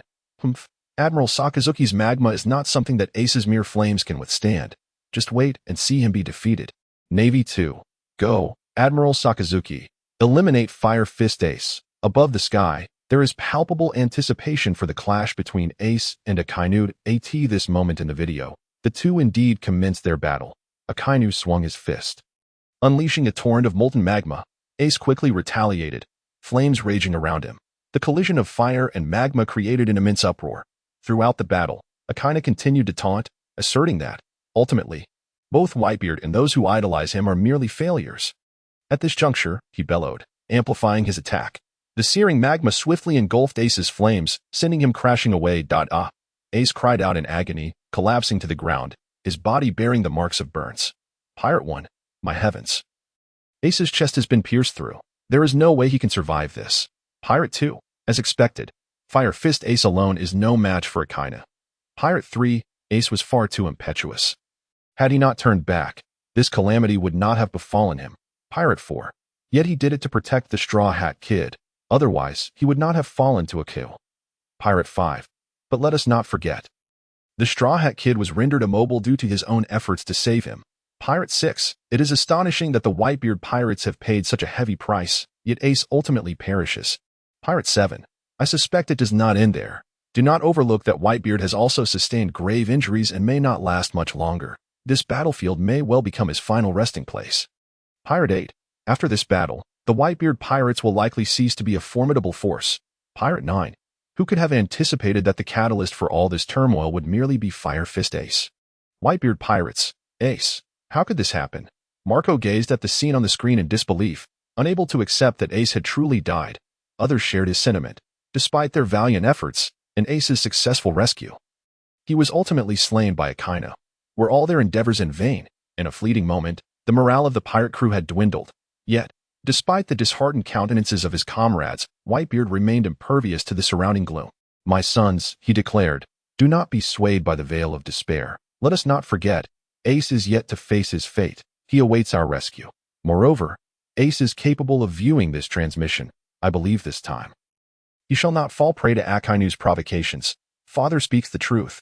We must not allow the darkness to affect us. Let us rally our spirits. What we see in the video has not yet transpired, and we still possess the opportunity to alter our fate. Upon hearing Whitebeard's words, Marco voiced his agreement, striving to uplift the spirits of the crew. Indeed, we shall protect Ace with all our might on the battlefield, echoed the other members of the pirate crew. As the crew advanced towards Impel Down, Luffy's gaze was fixated on Ace, whose chest had been pierced, and the life card that had burned away, leaving him in a state of daze. He could scarcely fathom that his beloved brother could be snatched away before his very eyes, and for the sake of protecting him. Such a reality was utterly unacceptable. Luffy, with a heart-wrenching expression, reached out as if to embrace Ace, only to find his arms grasping at nothingness. Ivanov, observing nearby, felt a pang of concern for the straw-hatted BOYET that moment. Buggy, unable to tolerate Luffy's despondence, interjected, Oi, Straw Hat, snap out of it. What transpires in the video has yet to occur. Your brother is still alive. You must rally yourself. Do not forget, you still need to rescue him. Buggy's words pierced through the darkness that had enveloped Luffy's world, akin to a ray of warm sunlight. Indeed, Ace is counting on me to save him. I cannot allow myself to be defeated by mere imagery. With this resolve, Luffy wiped away the tears that had unwittingly fallen and set his steadfast gaze ahead. Ace, wait for me. This time, I shall ensure you remain unharmed, even if it costs me my very life. On the Revolutionary Army ship, a sudden wave of pain surged through Sabo's head the moment he witnessed Fire Fist Ace being harmed. He collapsed onto the ground, the agony in his mind proving relentless. Robin, watching with concern, inquired, "Sabo, what is wrong?" Unfortunately, no medic had accompanied them, and finding help on the vast sea was an impossibility. She watched helplessly as Sabo writhed in torment. Fortunately, it was not long before Sabo gradually regained his composure. Upon awakening, he disregarded Robin's anxious inquiries and sorrowfully gazed at Ace and Luffy on the screen, tears flowing uncontrollably. "Ace, Luffy, I remember everything now. I am so sorry for only recalling it now, but thankfully, it's not too late. I can still come to your aid. Wait for me, Ace, and Luffy, I look forward to meeting you on the battlefield." Robin, overhearing Sabo's words, looked on in disbelief. "Do you mean to say that you know Ace and Luffy?" "Yes," Sabo nodded. "We are brothers. In Windmill Village, the Dayton family and Makino were left in a state of utter disbelief. They had never anticipated that Ace would truly lose his life, especially in front of Luffy. They had once believed that Ace would escape alongside Luffy, yet were now confronted with this grim reality. The weight of despair settled upon them all. "This is outrageous. I shall hold Carp accountable." Dayton slammed her fist on the table, ready to charge out, but the other mountain bandits quickly restrained her. "Calm down, big sis. Remember, Ace is not dead yet. Luffy will surely save him." "Indeed," Dayton conceded, though the tears streamed down her face for the Ace depicted in the video. Red-haired pirates who would have thought that Fire Fist Ace would ultimately perish?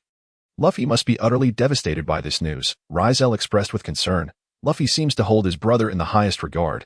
I cannot fathom how he will recover from witnessing such a tragedy." Bendick added his thoughts. "Thus, we cannot afford to fail this time. We must safely extract Fire Fist Ace and Luffy." Hearing their words, the red-haired crew nodded in agreement. Their resolve solidified. In Wano, Yamato wept inconsolably at the sight of Ace's demise on the screen. "Why must Ace be killed? He was such a good person. Our promise remains unfulfilled. Why must he be lost like this?" Simultaneously, imprisoned by Kaido, Yamato also bore witness to the harrowing scene. "How could this happen? Ace, he cannot be gone. My only friend is in peril, and I am powerless to assist, confined here without escape. What am I to do? Ace, how can I save you?" With newfound determination, she resolved, "No, I cannot remain idle. I must escape and rescue Ace." The death of Fire Fist Ace brought sorrow to many, while others reveled in malicious glee. Commoner 1. Excellent. The bloodline of the Pirate King has finally been extinguished. Fire Fist Ace was never meant to exist. This is merely the restoration of order. Marine 1. All thanks to Admiral Sakazuki. He truly embodies the Navy's ultimate strength, remarkably impressive. Marine 2. I thought the Whitebeard pirates were formidable. Yet in the end, their rescue mission was futile. Fire Fist Ace still met his demise. Their efforts were utterly in vain. Captain John. The Whitebeard pirates suffered greatly. Many sacrificed themselves for Fire Fist Ace. And Whitebeard himself was severely wounded. It is hard to believe Ace fell for such a simple provocation and lost his life. It is truly foolish. Big Mom Charlotte Lin. Oh, how ironic. Fire Fist Ace was saved by the Straw Hat. Yet he ultimately perished while protecting him. Kaido. In the end, it was Ace's impulsiveness that led to his downfall. But I must admit, his fate brings me a certain satisfaction. I was quite displeased with how he influenced my son. To see him face retribution is quite gratifying. If only this were the true ending, I would be even more pleased. Captain Wang Ji. In my view, Fire Fist Ace's foolishness suggests he would not survive in reality. If he were my son, I would not lift a finger to save such a fool. Whitebeard Edward Newgate. Kuah. I fear I must disappoint you all. This time, Ace will surely be rescued. Flame Tank Pirate Captain Capone Beach. It seems that Fire Fist Ace's demise is largely due to his overly sentimental nature. He could not withstand Akainu's harsh words, even falling into a trap without considering the consequences, leading to his tragic end. Fallen Marine Major Drake. I believe it goes beyond that. Fire Fist Ace was overly confident in his abilities. He thought he could withstand Akiji, and by extension, Akainu. This hubris led to his monumental failure. Thus, as the video unfolded, many were unable to accept the reality of Ace's death upon witnessing Ace being pierced by Akainu. The members of the Whitebeard pirates surged forward in fury. Damn you, Akainu! Pay for your transgressions. Yet, their attacks proved futile against the Logia user. In contrast, Akainu, observing that Ace had not yet succumbed, prepared to deliver a final blow to extinguish his life. Whitebeard, seething with rage, raised his fist, intent on thwarting Akainu's lethal strike. Regrettably, the sudden appearance of Admiral Akainu obstructed him directly, just as Akainu's attack was about to descend upon Ace and Luffy. Jinbei timely intervened. Rescuing the two, I shall not allow you to harm Ace any further. Even as magma scorched his body, Jinbei did not falter an inch. Akainu, observing him, seethed with anger at his defiance. Jinbei, what are you doing? As a former warlord of the sea, you should be acutely aware of my prowess. Cease this futile endeavor and step aside. No. Jinbei resolutely refused. I will not yield. Before arriving here, I had already prepared myself to disregard life and death. If my sacrifice can buy time for Ace and the others, I would find great satisfaction in that. Stubborn fool. With a contemptuous snort, Akainu intensified his assault, seeking to eliminate Jinbei along with Ace. Yet, Jinbei valiantly resisted, refusing to retreat even a single step. Fishman 1. As expected of Captain Jinbei, he is truly magnificent. Fishman 2. Go, Captain Jinbei. You must not succumb to the Navy. Fishman 3. Though I harbor disdain for humans. If this is Captain Jinbei's wish, then I shall support you. Many fishermen expressed their admiration for Jinbei's valor. Meanwhile, others began to voice their thoughts. Pirate 1.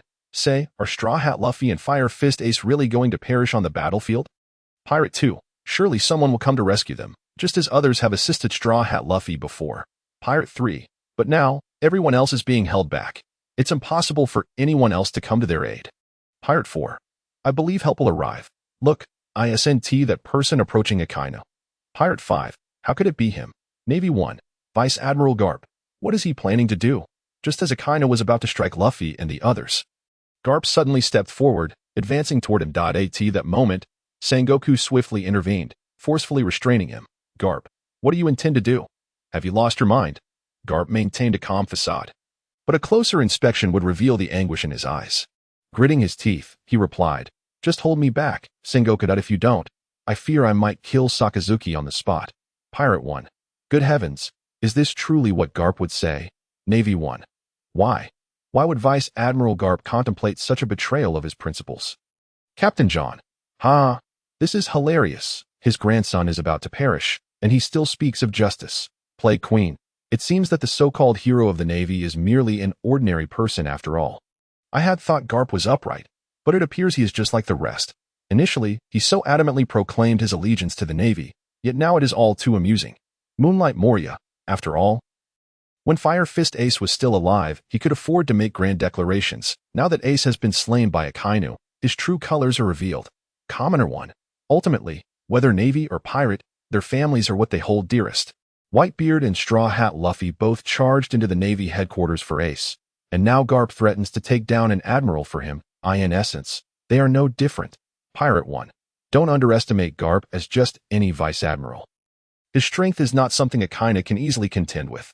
Pirate 2. After all, he defeated that legendary figure. Pirate 3. Is Garp truly that formidable? Pirate 4. Mark my words.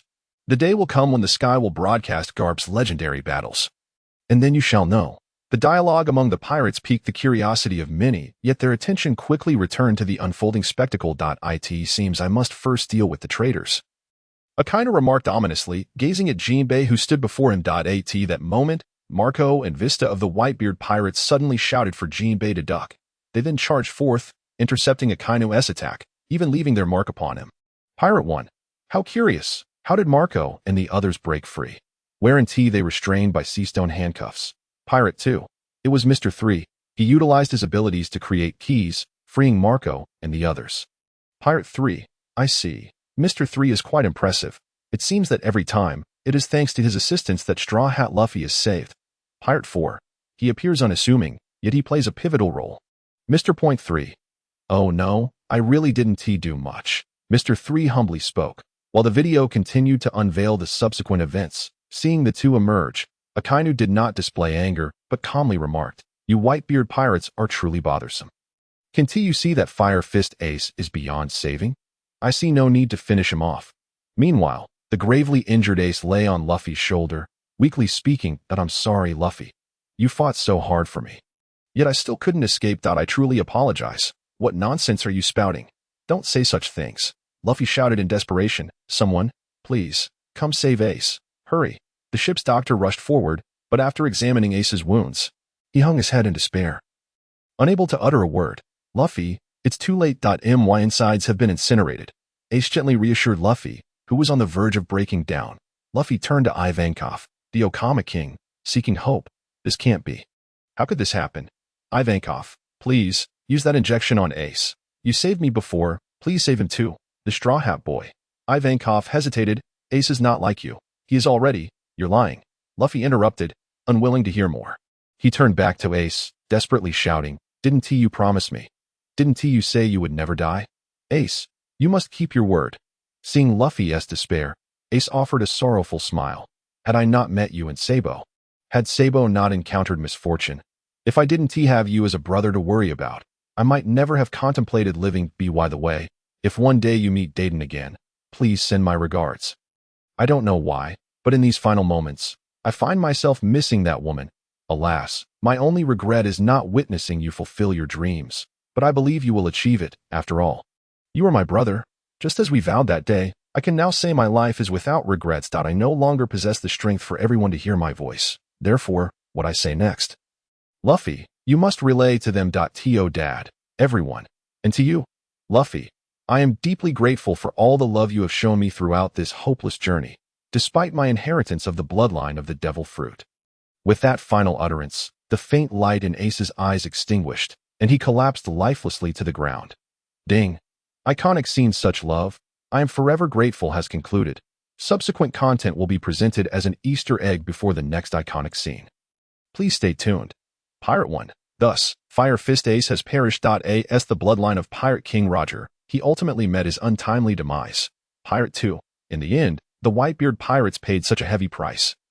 Yet their mission to rescue Fire Fist Ace has failed. Pirate 3. I wonder what became of Whitebeard afterward.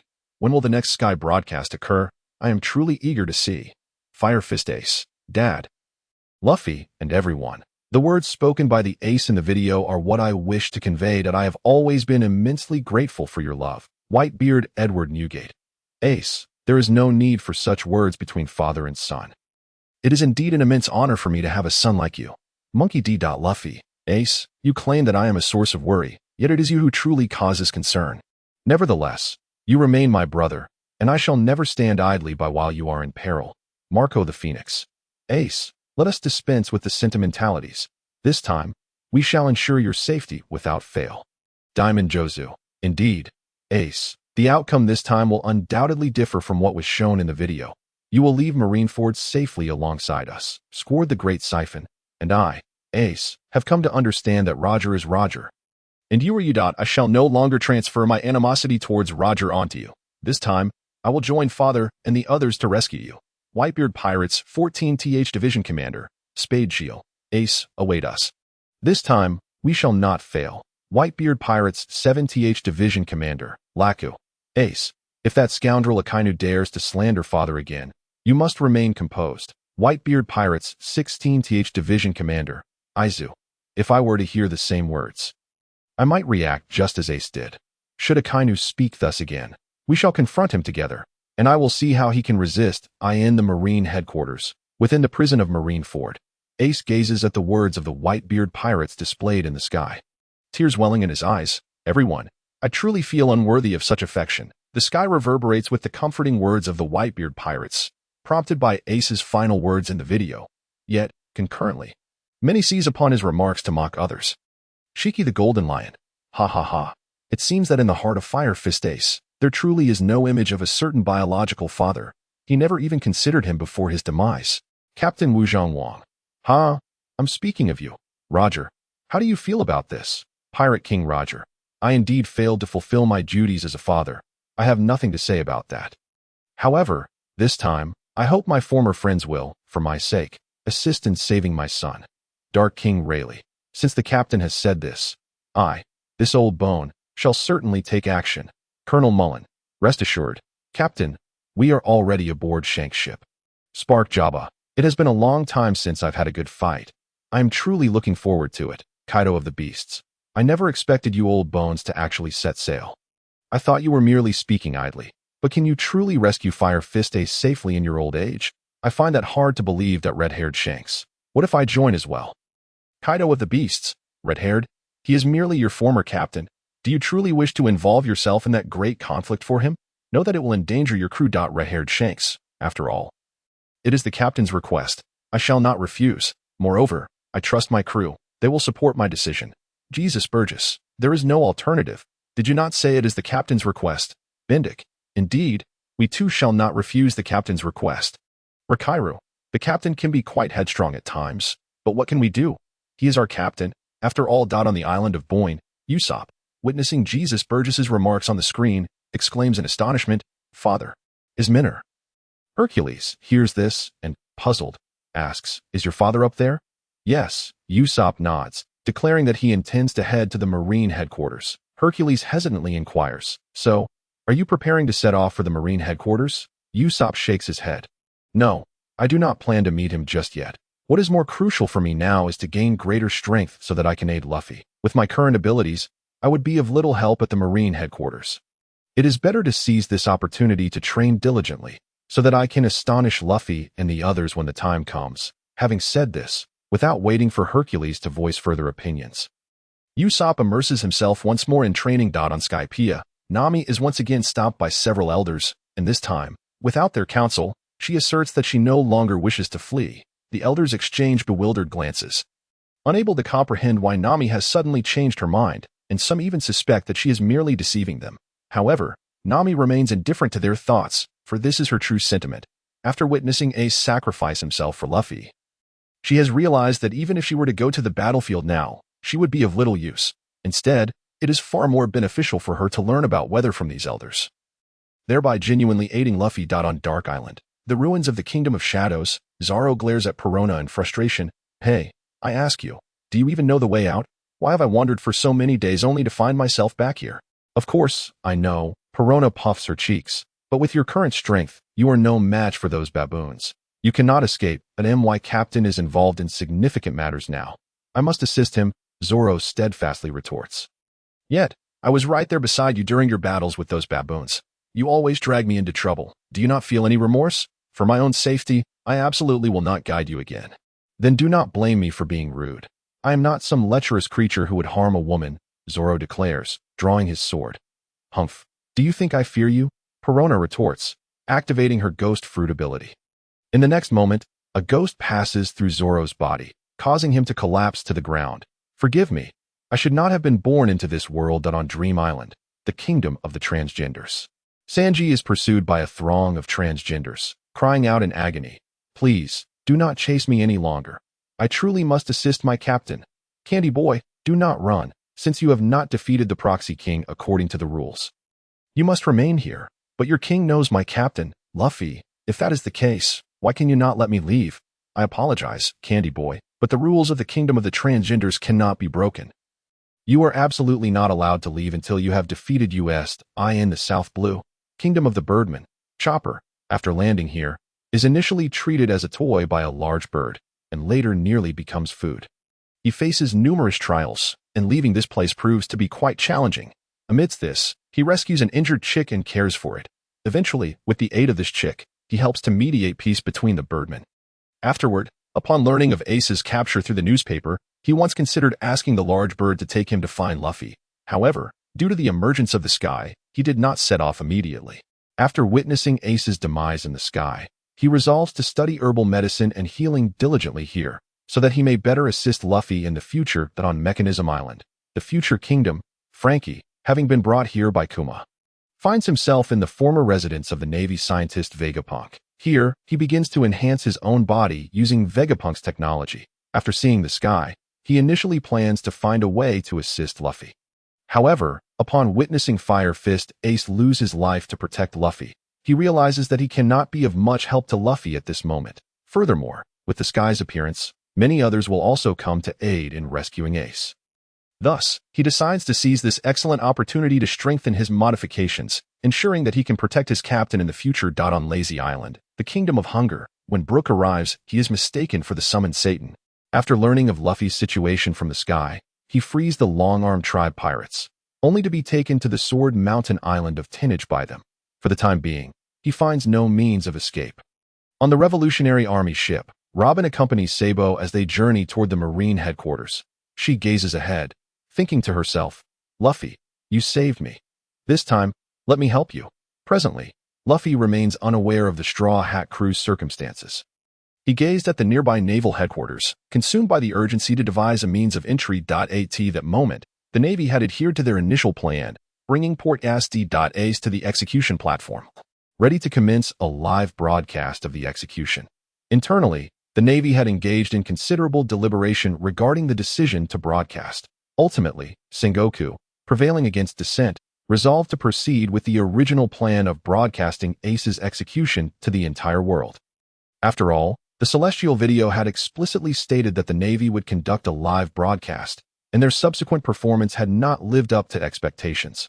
Thus, to preserve the Navy's credibility, this live broadcast was deemed essential. They had also learned from the Celestial lesson, paying close attention to the underwater situation, determined not to allow the Whitebeard pirates to infiltrate from below. Once more, as the execution commenced, Sengoku delivered a series of grandiloquent statements. Refraining from recounting Ace's lineage, for it was now common knowledge that Ace was the blood relative of the Pirate King, Gold. Roger, after articulating the irreconcilable conflict between the Navy and pirates. He gestured for the executioners to proceed. Of course, prior to their action, he meticulously inspected the executioners to ensure no infiltrators had blended in, allowing him to breathe a sigh of relief upon receiving Sengoku's command. The executioners promptly raised their swords high, poised to strike down upon Ace. That critical moment, an unforeseen attack intercepted the descending blade aimed at Ace's neck, simultaneously incapacitating two executioners. Sengoku looked on in haste, astonished to discover that the assault had originated from the notorious Shanks. Accompanying him were not only members of the red-haired pirates but also former members of the Roger Pirates. I can't believe you actually came. Shanks, are you truly willing to partake in this war? Sengoku inquired, his tone laden with gravity. Since I am here, it is a testament to my choice. I must save Port Asti.Ace, Shanks replied with a smile, articulating his resolve to Sengoku. Very well, then there is nothing more to discuss. All naval personnel, prepare for battle. Yes, with Sengoku's command, the naval forces surged toward the members of the red-haired pirates, who were quick to retaliate. At this juncture, the Whitebeard pirates also arrived on the scene, hastily joining the fray alongside Shanks and his crew, advancing towards the execution platform. Among their ranks were also members of the Beast Pirates and the Big Mom Pirates. However, the latter two crews did not come to aid Ace. Instead, they aligned with the Navy, intent on opposing both the Whitebeard pirates and the red-haired pirates. Thus, the battlefield was divided into two factions. One comprised of the Whitebeard pirates and red-haired pirates, united in their mission to rescue Ace, while the other was an opposing alliance formed by the Navy, the Seven Warlords, the Beast Pirates, and the Big Mom Pirates, whose objective extended beyond Ace's execution to inflict significant damage upon the Whitebeard pirates. Intense combat erupted between the two sides, and just as their conflict intensified, Luffy, leading the Impel Down team, appeared abruptly before them, just as depicted in the video. Upon his arrival, he shouted towards Ace on the execution platform. Ace, I'm here to rescue you. Ace, witnessing the approaching figures, felt tears of gratitude welling up once more. Dad, Luffy, everyone, you really came. The appearance of Luffy and his companions undeniably altered the dynamics of the battlefield. With Kaido and Big Mom absent, the Navy's might could not entirely overpower the pirates. Luffy's presence, however, brought with him formidable allies such as Ivankov, the commander of the Revolutionary Army, the former warlord Crocodile, and Jinbei, all of whom were not to be underestimated and would serve as invaluable support to the Whitebeard pirates. Upon their arrival, they immediately plunged into battle, and shortly thereafter, the now recalled Sabo joined them. Accompanied by Robin, Dragonclaw, Sabo's entrance captured everyone's attention. One naval officer recognized him, exclaiming in alarm, It's Sabo, Chief of Staff of the Revolutionary Army. He is also here. Is he here for Ivankov? What? Those who heard were taken aback. Sabo, Luffy, engaged in combat, also heard and, after fending off an enemy, turned to the direction of the Navy's gaze. There, before him, stood a familiar figure, one he had believed to be deceased. Sabo, is that really you? You're not. You're not supposed to be, Luffy stammered, struggling to articulate his disbelief. Suddenly, he rushed towards Sabo, throwing himself onto him and weeping uncontrollably. Sabo. All right, Sabo chuckled, patting Luffy's shoulder. I apologize for remembering only now. However, I'm grateful to have regained my memory. Otherwise, had I learned the truth after Ace's demise, I shudder to think how I would have coped. While Luffy and Sabo shared their heartfelt reunion, Ace on the execution platform also spotted Sabo. Sabo, is it truly you? I never anticipated reuniting under such circumstances. But you're alive. How wonderful! Ace exclaimed, unable to contain his joy, tears streaming down his face at the sight of his long-lost brother. The reunion of the three brothers filled him with uncontainable happiness. After Luffy and Sabo reminisced, they noticed Robin beside Sabo. Robin, you came too? How did you end up with Sabo? Robin smiled, explaining, I accidentally fell into the Kingdom of Bridges. And it was Sabo and his crew who rescued me. I see. Luffy nodded in understanding. Now then, Sabo said, once again patting Luffy's shoulder, we can reminisce later. For now, let us go save our brother. Yeah, Luffy affirmed, and together with Sabo, they charged towards Ace. Meanwhile, the Navy swiftly attempted to intercept them. In stark contrast to the celestial video, the Admirals Kizaru and Aokiji, prompted by the arrival of the red-haired pirates, unleashed their true powers, eschewing any semblance of leniency as depicted previously. As a result, although the Whitebeard pirates' reinforcements exceeded those shown in the video, they did not easily breach the Navy's defenses. However, as time progressed, the Whitebeard pirates gained a discernible advantage, bolstered by the fact that Whitebeard remained unscathed, rendering him even more formidable than in the celestial footage. Meanwhile, not far from the battlefield, the members of the Blackbeard pirates lay in wait, biding their time for the opportune moment to strike. Observing the unfolding situation, Shiryu of the Rain wore a grave expression. Given the current circumstances, do you think your objectives will be achieved? He inquired. Casting a glance at Blackbeard, Blackbeard's demeanor was equally tense. He refrained from responding to Shiryu, instead fixating on the battlefield with a cold gaze, anticipating a favorable turn of events. Yet reality was likely to disappoint him. As aided by the red-haired pirates and former members of the Roger Pirates, the Whitebeard pirates surged forward with relentless momentum, breaching the center of the plaza, even with Kizaru and the others showcasing their true prowess. They could not fully impede their advance. As for Garp, the government harbored grievances against him for his portrayal in the celestial footage. However, with the war imminent, they had no choice but to enlist Garp's assistance, issuing a stern ultimatum that he must exert his utmost effort during this conflict. Should Garp choose to hold back, the Navy would unleash all their might against Straw Hat Luffy. Conversely, if he decided to stand firmly against the pirates, they would consider sparing Luffy's life for the time being. Upon receiving this order, Sengoku was left in disbelief. He had intended to offer words of counsel, but the other party disregarded him, coldly stating, I hope Garp understands what is most advantageous for him, before abruptly terminating the call. Sengoku, helpless, turned to Garp, unsure of what to say. Garp clenched his fists, his voice steely as he declared, I understand. After that, he said nothing further. However, on the battlefield, he indeed exerted every ounce of his strength to resist the onslaught of the Whitebeard pirates. This time, the individual accompanying Sengoku on the execution platform was not Garp, but Akainu Sakazuki. Perhaps the actions of Akainu in the video aligned more closely with the government's expectations. They had even contemplated revoking Sengoku's position as Fleet Admiral immediately following the conclusion of the Marineford War, appointing Akainu as his successor. Yet, at that moment, they did not express this intent, leaving others unaware of their plans. Thus, the Navy continued to operate under Sengoku's command, striving to fend off the Whitebeard pirates. Although the Navy had received assistance from the Beast Pirates and the Big Mom Pirates, the numbers sent by these two crews were not substantial, faced with the full force of the red-haired pirates. They found themselves at a disadvantage, prompting the Navy to struggle. At that critical juncture, the remaining reinforcements for the Navy finally arrived, led by Rob Lucci, making their debut as CP0. Originally, they were not scheduled to appear at that moment. But due to the emergence of the Sky Curtain, the Gorosei expressed concern. Consequently, they summoned CP0 to assist the Navy in combating the Whitebeard pirates. In addition to CP0, Navy scientist Vegapunk also arrived with a greater number of artificial weapons.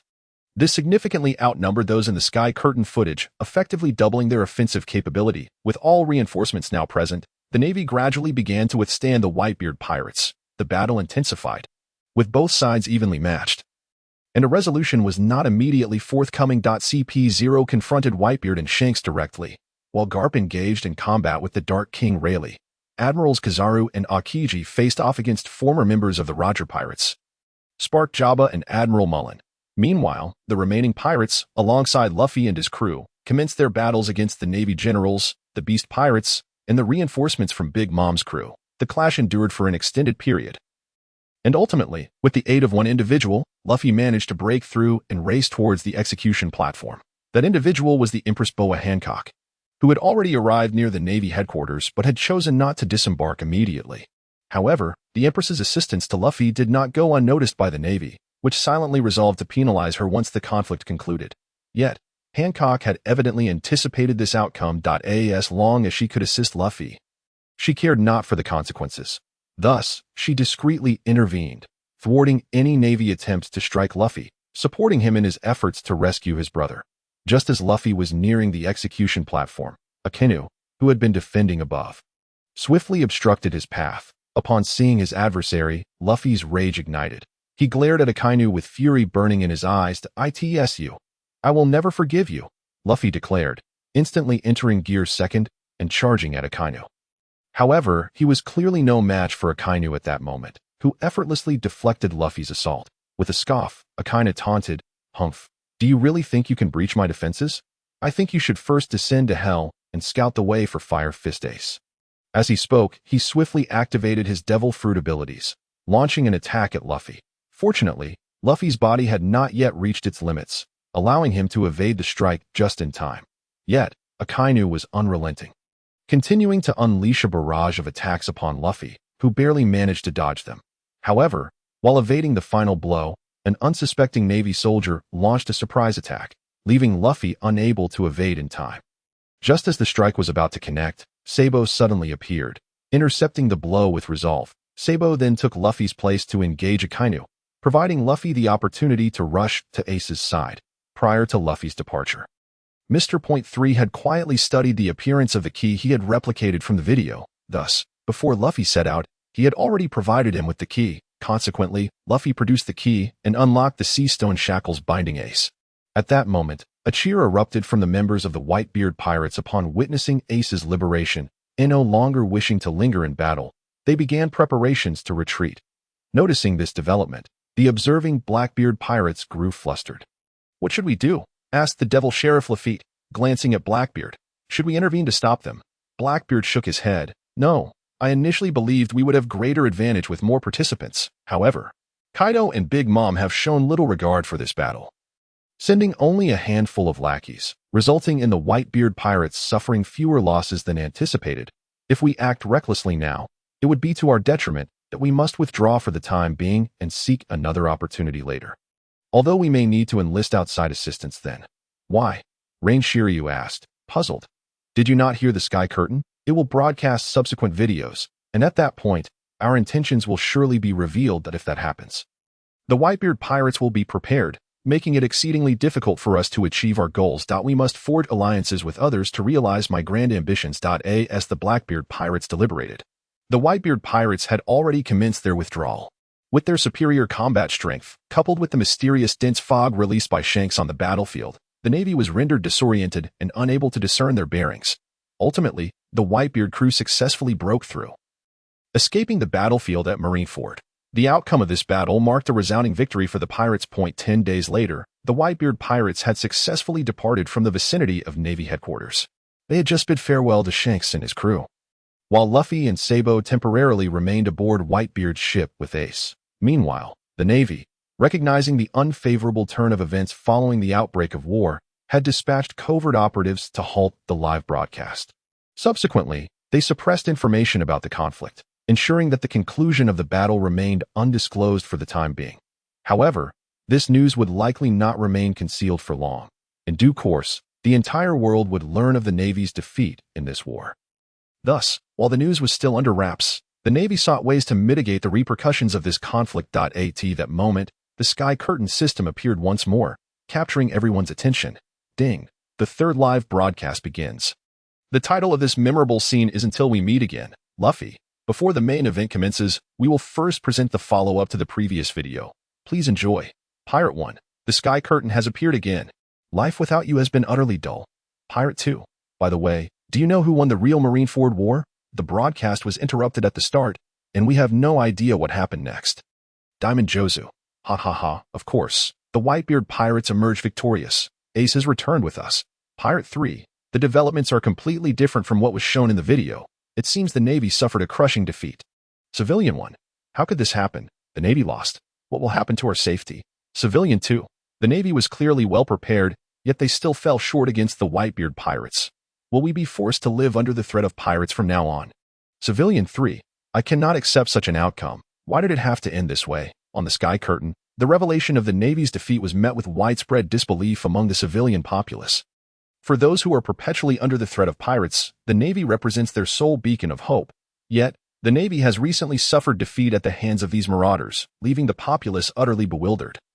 And consequently, diminishing the Navy's credibility. The trust that civilians once placed in the Navy has, unbeknownst to them, significantly eroded. The Navy is cognizant of this issue, yet currently lacks viable solutions, fortunately. At this juncture, the celestial screen resumed broadcasting, drawing the attention of the masses and affording the Navy a momentary respite.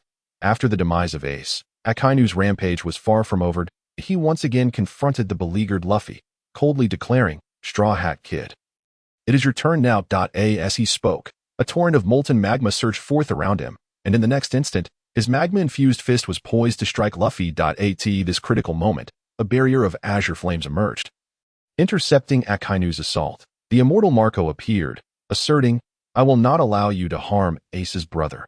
Akainu, regarding the newcomer with disdain, retorted, "Get out of my way." He unleashed his devil fruit powers, launching an offensive towards Marco. Reacting swiftly, Marco shouted to Jinbei, "Take Ace's brother away." Jinbei, the battle is far from over. The Straw Hat Kid is someone Ace would give his life to protect. His existence embodies Ace's will to live. We must safeguard him in Ace's stead. If he were to perish, it would be a disgrace to the Whitebeard pirates. After Marco's impassioned declaration, the remaining members of the Whitebeard pirates rallied, emerging from their grief over Ace's death to fight in defense of Straw Hat Luffy. Meanwhile, Jinbei prepared to retreat with Luffy, urging, "Come on, Luffy-kun, we must gather our strength." Observing this, Akainu intensified his assault, sending Marco and his allies sprawling, before once again targeting Luffy. "That I should have warned you. Neither of these brothers will escape." Pirate 1. Good heavens, is the Navy truly that formidable in the video? Will not only Fire Fist Ace, but also the Straw Hat Kid fall to Akainu? Pirate 2. The divergence between the video and reality is stark. I find it hard to discern whether to trust the unfolding events in the celestial screen. Pirate 3. What is there to doubt? Without the celestial screen, the events depicted in the video would surely reflect the true future. The emergence of the celestial screen has altered the course of reality, suggesting that subsequent broadcasts can indeed be trusted. We merely have the opportunity to change the future based on this knowledge. Pirate 4. That does seem plausible. Regardless, I shall continue watching the video. I wonder if Straw Hat Luffy will meet his demise in the original timeline. Pirate 5. I do not believe so. Look, someone has confronted Akainu. The crowd turned their gaze to the video, and indeed, a figure emerged, compelling Akainu to abandon his attack. Just as Akainu lunged toward Luffy, a blindingly white flash of a blade sliced through the air. Following this, a terrifying aura materialized behind him, forcing Akainu to halt and glance back. To his astonishment, it was Whitebeard, who charged forth, forcefully pressing Akainu's entire head into the ground. The plaza trembled as cracks spread, and Akainu's visage began to contort, blood streaming forth. Yet, Whitebeard's onslaught did not cease. He leaped high, aiming a kick at Akainu. In a hair's breadth escape, Akainu dodged the blow, narrowly avoiding severe injury, though he was still sent reeling. Whitebeard, undeterred, swung his mighty blade once more, targeting Akainu. Unwilling to relent, Akainu retaliated with a barrage of magma punches, inflicting damage upon Whitebeard. However, Whitebeard made no effort to defend himself, intent solely on vanquishing Akainu. Under the relentless assault from Whitebeard, Akainu struggled to withstand the blows, bloodied and battered. Yet, he was not prepared to concede defeat. Just as the onlookers believed he was overpowered, he unleashed a move known as Hellhound, inflicting yet another wound upon Whitebeard. Pirate 1. Whitebeard has truly enraged, but who can blame him? His son was slain by Akainu. Moonlight Moria, injured as he is, his ability to repeatedly surpass his limits and exhibit such tremendous power to dominate Akainu is a testament to his title as the world's strongest man. Captain John. Indeed, the gravely wounded Whitebeard is evidently no match for the Navy admirals, having seized the opportunity to inflict further injuries. Captain Wangji. Hahahaha. The Navy must be infuriated that the celestial screen prematurely revealed everything. Otherwise, all subsequent events would surely have unfolded according to their plans. Yet, the reality diverges entirely from their expectations. I must say, if I were in the Navy's position, I would be seething with rage. Flame Tank Pirate Captain Capone Beach. If that is the case, the Whitebeard pirates ought to be grateful for the celestial screen's appearance. Without it, they would have undoubtedly paid a steep price. Sky Island Monkurky. Indeed, it seems the celestial screen favors the Straw Hat Kid, Skull Pirate Captain AP. Yet, according to the original timeline, wouldn't Whitebeard also perish on the battlefield? After all, he bears 2 gaping wounds just like Fire Fist Ace and should be beyond saving. Big Eater Girl Charlotte Pudding. Perhaps not. Look, the tide of battle has shifted. The crowd turned their attention to the video, and indeed, Whitebeard had not succumbed to Akainu's assault. He continued to engage in combat. Akainu had believed himself victorious, exuding confidence. Yet in the next moment, the once gravely injured Whitebeard seized Akainu by the collar, hoisting him effortlessly from the ground and violently flinging him away. Subsequently, Whitebeard unleashed a fist imbued with tremendous seismic force, striking Akainu and causing him to spit blood. But the assault did not end there. Following this blow, the very sky and earth around Whitebeard began to fracture. Countless fissures tore through the Navy headquarters, reducing it to ruins. Witnessing this scene, Akainu bellowed in fury, "Damn it, Whitebeard, you bastard." Alas, he was too weakened to continue fighting, and after that desperate cry, he plummeted downward. Pirate 1. My goodness. I thought Akainu was poised for a comeback. Yet in an instant, he was once again grievously wounded by Whitebeard. Pirate 2. Not only that, Whitebeard, appearing on the brink of death, still possesses the strength to obliterate the entire Navy headquarters. What extraordinary power. Pirate 3. Fighting against such an individual is truly terrifying. Pirate 4. By the way, has the actual Navy headquarters also been destroyed? Navy 1. What nonsense are you spouting? Our Navy headquarters is perfectly intact. Pirate 5. So, it seems the emergence of the celestial screen has had its advantages for you Navy folks. At least your headquarters remains standing despite your defeat. Haha H8, AT Marine headquarters. Marine Ford, as they listened to the mockery emanating from the celestial screen, Tsuru felt a surge of anger. How dare these scoundrels speak in such a manner? Meanwhile, Sengoku appeared somewhat defeated, acknowledging they are not entirely wrong. We, the Navy, have indeed lost. Despite our extensive preparations, we were still unable to prevent the Whitebeard pirates from escaping. They asked the fleet admiral. I have utterly failed, Admiral. Upon hearing Sengoku's self-reproach, several Navy officers voiced their concerns. Attempting to console him. At that moment, however, a calm voice interjected. It appears you are prepared for what is to come, Admiral Sengoku. CP0. What brings you here? Vice Admiral Tsuru narrowed her eyes, regarding Rob Lucci and his companions with suspicion.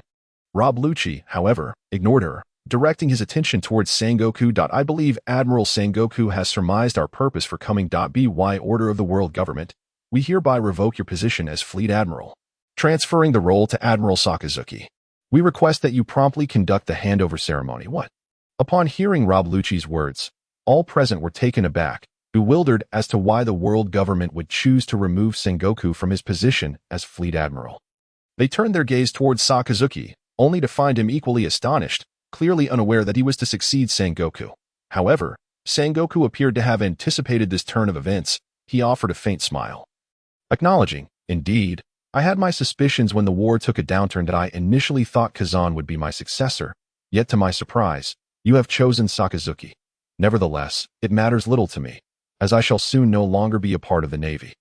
After uttering this, he turned to Sakazuki, stating, from this moment on, I entrust the entire Navy to you. I hope you will excel in your duties, Sakazuki. Sakazuki maintained a stoic expression, showing no signs of being moved by Sengoku's words. Rest assured, I shall not exhibit the indecisiveness you displayed towards pirates. I will lead the Navy to eradicate all pirates. A momentary setback is inconsequential. Achieving the ultimate goal is the true victory. As he spoke, he directed his attention to the others present, adding, furthermore, under my leadership, I expect each of you to approach every battle with utmost seriousness. Do not allow yourselves to become lax, as seen in the footage. Especially you, Borsellino. Do not think I am oblivious to your lack of effort in the Sky video. Upon hearing this, Borsellino, ever the sly one, remarked, Sakazuki has become rather fearsome since assuming the role of Fleet Admiral. Sakazuki then turned his gaze to Garp.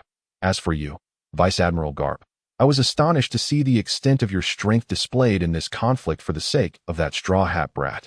I trust you will maintain that level moving forward. Otherwise, I cannot guarantee what fate awaits Monkey D. Luffy. Sakazuki. Garp glared at him. Are you looking for a fight? Sakazuki merely scoffed. I am not like you. I will not threaten my comrades for the sake of pirates. The atmosphere between them grew increasingly tense. At that moment, Kazan unexpectedly interjected. While everyone is gathered here, I have something to announce. I intend to resign and will no longer serve as an admiral. Upon hearing this, Peach Rabbit was taken aback. Admiral Kazan, why would you do such a thing? Is it because the Navy lost this war? No, Kazan shook his head. I had already resolved to leave the Navy after the war concluded. And my decision has nothing to do with the outcome. That he calmly stated this. Yet his words piqued the curiosity of others regarding his motives for stepping down. However, despite the inquisitive gazes directed at him, Kazan refrained from divulging his reasons for departure. With no further inquiries forthcoming, the others fell silent. Meanwhile, the video continued to play, unbeknownst to them that a significant upheaval was occurring within the Navy headquarters. In the video, the collapse of the Navy headquarters persisted, ultimately splitting the entire plaza in two, thereby separating the Navy from the pirates. Only Whitebeard remained, choosing to stand alone against the Navy's assault to provide an opportunity for others to escape.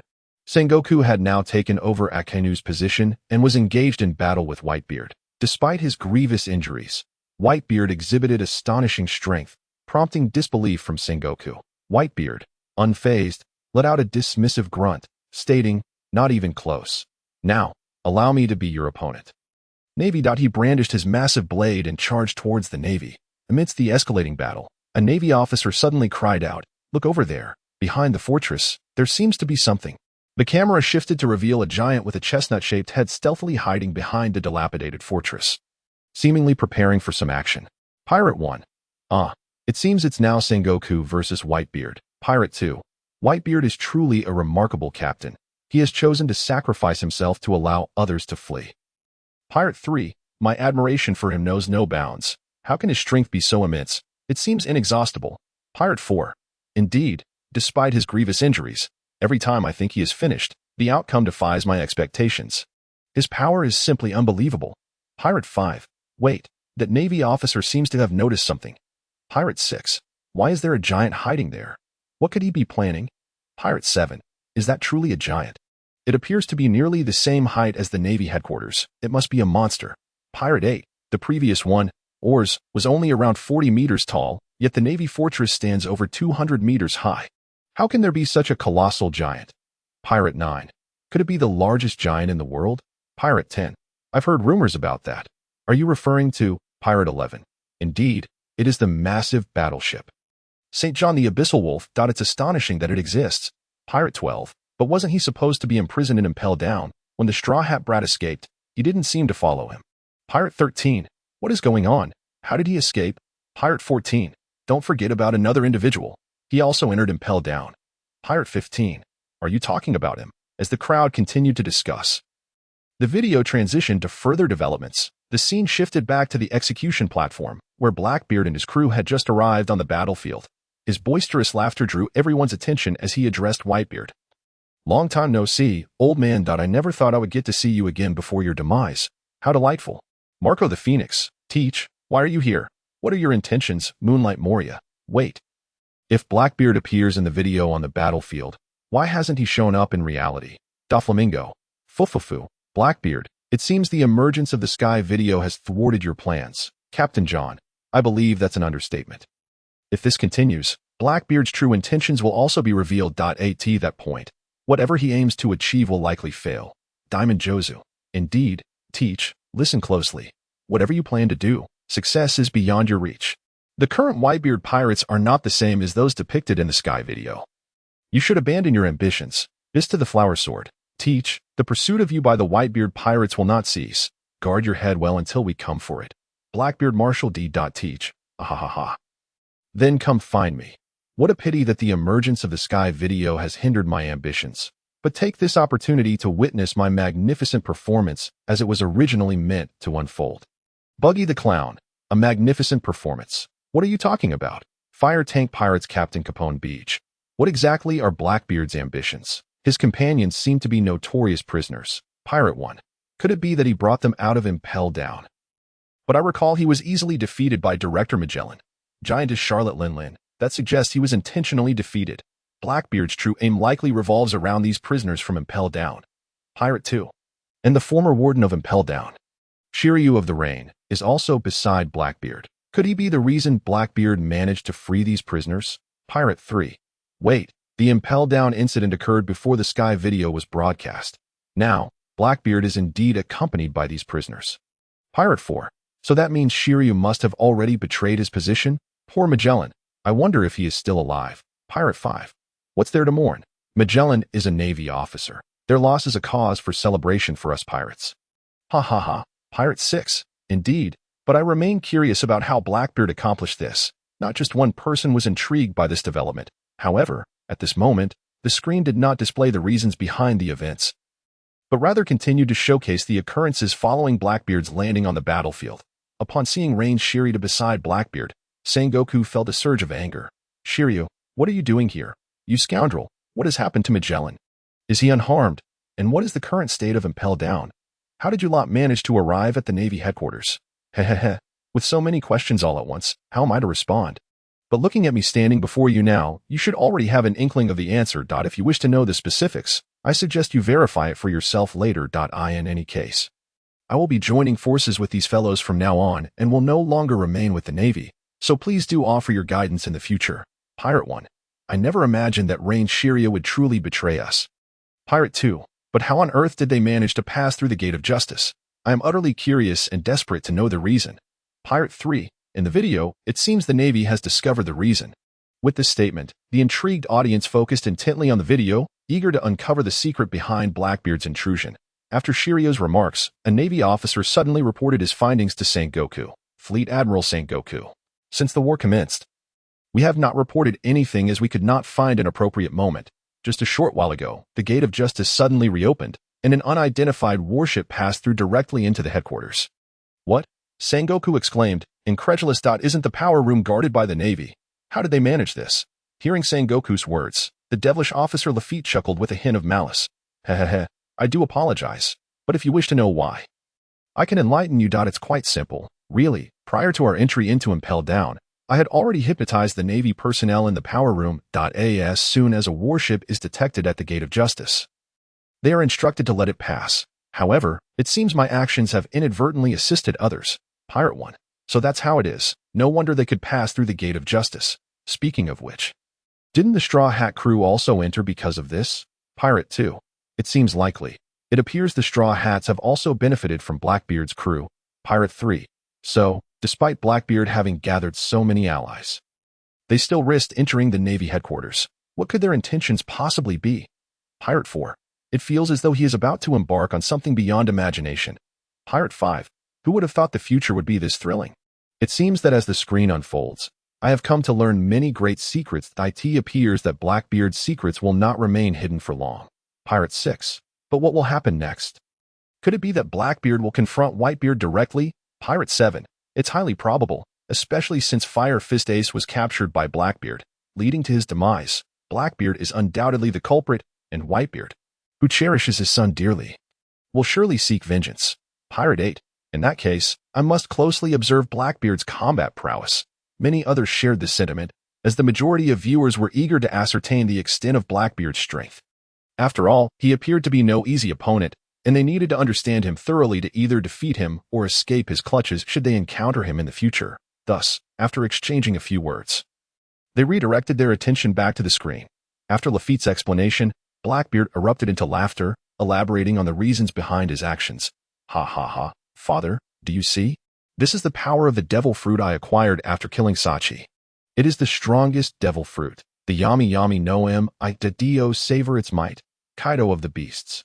The strongest devil fruit. Quite the boast for a brat. Big Mom Charlotte Linlin. Humph. That is quite irritating to hear. Newgate. Make sure to crush him thoroughly, or I shall be very disappointed. Whitebeard Edward Newgate. Blackbeard. So this was your true motive behind Sachi's murder. You scoundrel. You shall not be forgiven. Marco the Phoenix. To commit such an act for power. Blackbeard. We of the Whitebeard Pirates will not let you go unpunished. Blackbeard Marshal D. Teach. Ha ha ha. Bring it on. Unfortunately, this accursed screen has thwarted my plans. Rayleigh the Dark King. To aspire to be the strongest while relying solely on a devil fruit is a fool's errand. Such a person will never succeed. Even the heavily injured Whitebeard in the video could likely obliterate you with ease. Shiki the Golden Lion. This is indeed something to anticipate, although I am not particularly fond of Newgate. However, that individual known as Blackbeard is even more infuriating to behold as their conversation unfolds. The video reveals Blackbeard and Whitebeard already locked in battle, under the relentless consumption of Blackbeard's dark powers. The very earth around them begins to sink. He gazes at Whitebeard with a smug expression, proclaiming, I once truly admired you, old man, revered you even. Alas, you have grown old. So feeble that you can no longer save a subordinate on the brink of execution. Sachi is dead. Ace is dead. How unfortunate that I once spared Ace's life on Bonero Island, only for him to ultimately lose his own. Upon hearing Blackbeard's taunts, Whitebeard remains silent, his gaze icy as he charges forward. Fist raised. Yet, his strikes fail to inflict any damage. Blackbeard merely extends a hand, absorbing the ferocity of Whitebeard's assault.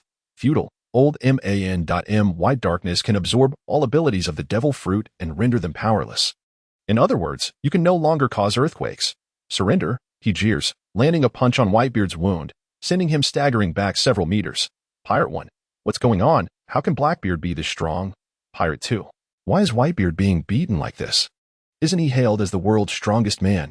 How is he the one suffering the blows? Pirate 3. After all, Whitebeard was already gravely injured while saving Fire Fist Ace. Perhaps he truly cannot defeat Blackbeard now. Pirate 4. Yet he previously managed to defeat Akaina while severely wounded. Why can he not best a mere Blackbeard now? Blackbeard Marshall D. Teach. Ha ha ha. Didn't I say? This is the power of the strongest devil fruit. The Yami Yami no Mi. It counters all devil fruit abilities. Even Whitebeard is no match for me. Buggy the Clown. Such grandiose claims. If not for Whitebeard's injuries in the video, you wouldn't stand a chance against him. Captain Wang Ji of the Five Peaks. This is unbearable. Newgate. How could you be bested by a mere child? Truly disappointing. Big Mom Charlotte Linlin. Well, the only consolation is that the real Whitebeard hasn't encountered such a fate. Or else you would have tarnished the reputation of the four emperors. Moonlight Moria. Speaking of which, had it not been for the appearance of the canopy, Whitebeard would have truly faced such a dire situation. How tragic. Diamond Jozu. Humph. Teach could never be a match for the old man. He only dares to strike now that Whitebeard is gravely injured. If you have the guts, come at him now, and see how we dismantle you. Marco the Phoenix. Even though the old man is being suppressed due to his fruit's ability, he has not solely relied on it to dominate the seas. Just watch. He will surely defeat Teach. As Marco's words resonate, the tide of battle in the video begins to turn. Upon witnessing the resurgence of Whitebeard's tremor ability, Blackbeard scoffs, futile, old man, why can't you comprehend? You look utterly pathetic. He initiates his dark powers once more, attempting to consume Whitebeard's tremor force. However, the ensuing events defy his expectations. Whitebeard abruptly swings his left hand, delivering a decisive blow to Blackbeard's shoulder, causing a violent spray of blood. Blackbeard's anguished cry echoes as he writhes helplessly on the ground. Bista the Flower Sword. Ha! This is too hilarious. Teach, where has your arrogance gone? Buggy the Clown. I thought Blackbeard was formidable. Turns out he's merely skilled in bluster. But in reality, he's nothing special. Pirate 1. I knew it. Whitebeard, the world's strongest man, could never be so easily defeated. A reversal was inevitable. Pirate 2. Blackbeard's fruit ability is undoubtedly impressive. Yet this ocean cannot be ruled solely by devil fruits. Blackbeard's earlier bravado incited unrelenting mockery from the spectators as the video continued to unfold. Whitebeard stands with his feet on Blackbeard's hands, his left hand gripping his throat, powerful tremors enveloping Blackbeard's entire head. Teach, from the very beginning, you have been arrogant. This is your greatest weakness, yet you remain oblivious. Do you now feel the pain this weakness brings you? He declares, preparing to strike. Blackbeard, witnessing this, begins to weep. No, old man, are you truly going to kill me? I am your son, despite Blackbeard's pleas for mercy. Whitebeard remains unmoved, summoning the tremor force, causing the ground to erupt violently. Once silence resumes, Blackbeard lies motionless, bloodied and battered. Captain John. No, not yet. However, if Whitebeard attacks again, I fear he may truly perish. Moonlight Moria. This is too amusing. Blackbeard, who started off so arrogant, is now so thoroughly beaten that he is calling for his father. Sky Island Monk Urki. After all, Whitebeard is one of the 4 emperors. Blackbeard is merely a warlord. How could he possibly contend with an emperor? Fire tank pirate Captain Capone Beach, yet his physical condition seems remarkably resilient. To withstand such attacks and still survive is impressive. Eustace Kid, regardless of his strength. If Whitebeard lands another punch, Blackbeard will indeed bid farewell to this world. Hahahaha. Shiki the Golden Lion. Come on, Newgate, obliterate this Blackbeard. Ha ha ha. Most spectators eagerly anticipate Whitebeard's victory over Blackbeard. Yet the unfolding events in the video are less than favorable. Blackbeard, reeling from the severe blow, struggles in the pit, blood ceaselessly pouring from his mouth. Observing this, the members of Whitebeard's crew begin to shout encouragement. Damn it, how is that scoundrel still alive? Old man, deliver the finishing blow. Just end him, old man. Someone like Teach does not deserve to live. Yet, despite their fervent calls, Whitebeard remains unresponsive, standing still. Marco the Phoenix. What is happening? Why has the old man ceased his assault? Skull Pirate Captain Trafalgar Law. Why is Whitebeard not seizing this excellent opportunity to strike? Fallen Navy Major Drake. So, this is Whitebeard's limit? Just as Drake's words conclude, the video reveals Whitebeard beginning to move, his body flushed a deep crimson, reminiscent of Luffy's Gear 2nd. Even though his physical condition has reached its limit. He raises his formidable tremor wave once more, aiming for Blackbeard's head. Blackbeard, paralyzed with fear, frantically fires at Whitebeard. What a monster! Why not simply succumb to death in peace? Why persist in pushing your limits? Inflicting more pain upon yourself? Blackbeard mutters, his actions frantic. With a resounding crash, Whitebeard halts his movements. The steam enveloping him dissipates, and his skin regains its normal hue. His tremor-laden fist hovers perilously close to Blackbeard's head. Stopping just short, seizing the moment, Blackbeard rallies his crew. Get him, men! Finish him off! With his command, the Blackbeard pirates charge towards Whitebeard. Pirate 1. It seems that Whitebeard's injuries are indeed quite severe. Even Blackbeard is able to affect him. Pirate 2. However, Blackbeard's crew is truly outrageous. How could so many of them gang up on Whitebeard? Pirate 3. Are you still a pirate? Does it matter how many people there are, as long as we achieve victory? Isn't that what counts? Pirate 4. True enough, but watching Whitebeard, who was once so formidable, now so pathetically beaten by a bunch of scoundrels, is truly disheartening. Marco the Phoenix. That despicable Teach. How dare he treat our father this way? Sphitic here, captain of the Whitebeard Pirates, 14th Division. Teach, you scoundrel, our Whitebeard Pirates will never let you go. Lacquer, captain of the Whitebeard Pirates, 7th Division. Damn it. I will make sure that all of you from the Blackbeard Pirates suffer a fate worse than death. Vista the Flower Sword. If it weren't for our father's grave injuries, you wouldn't even be able to touch a single hair on him. Marshal D. Teach, Blackbeard. Ha ha ha. Unfortunately for you, regardless of the circumstances. I am destined to win in the video. The victor is king, and the vanquished are but thieves. Devil Sheriff Lafitte. I never imagined I would be able to slay the world's strongest man. This is truly delightful. Pirate 5. You all seem to be celebrating too soon. Whitebeard is not dead yet. Pirate 6. Indeed, and even if he does die, it will be the Whitebeard in the video. While the one in reality is alive and well. If you have the capability, go and kill the real one instead of boasting in the sky. Pirate 7. True, but seeing the Whitebeard in the video being beaten like that makes me uneasy. He shouldn't be killed by a bunch of ruffians. He deserves a more glorious end. Pirate 8. Is there a chance for a twist? Whitebeard shouldn't be so easily defeated, right? This sentiment resonates in the hearts of many pirates. Thus, they watch the video intently, hoping for Whitebeard's counterattack. The Blackbeard pirates continued their assault on Whitebeard, who did not retaliate. Once the ammunition was exhausted, Blackbeard, in a state of panic, attempted to switch weapons to continue the fight. But Shiryu of the Rain stopped him.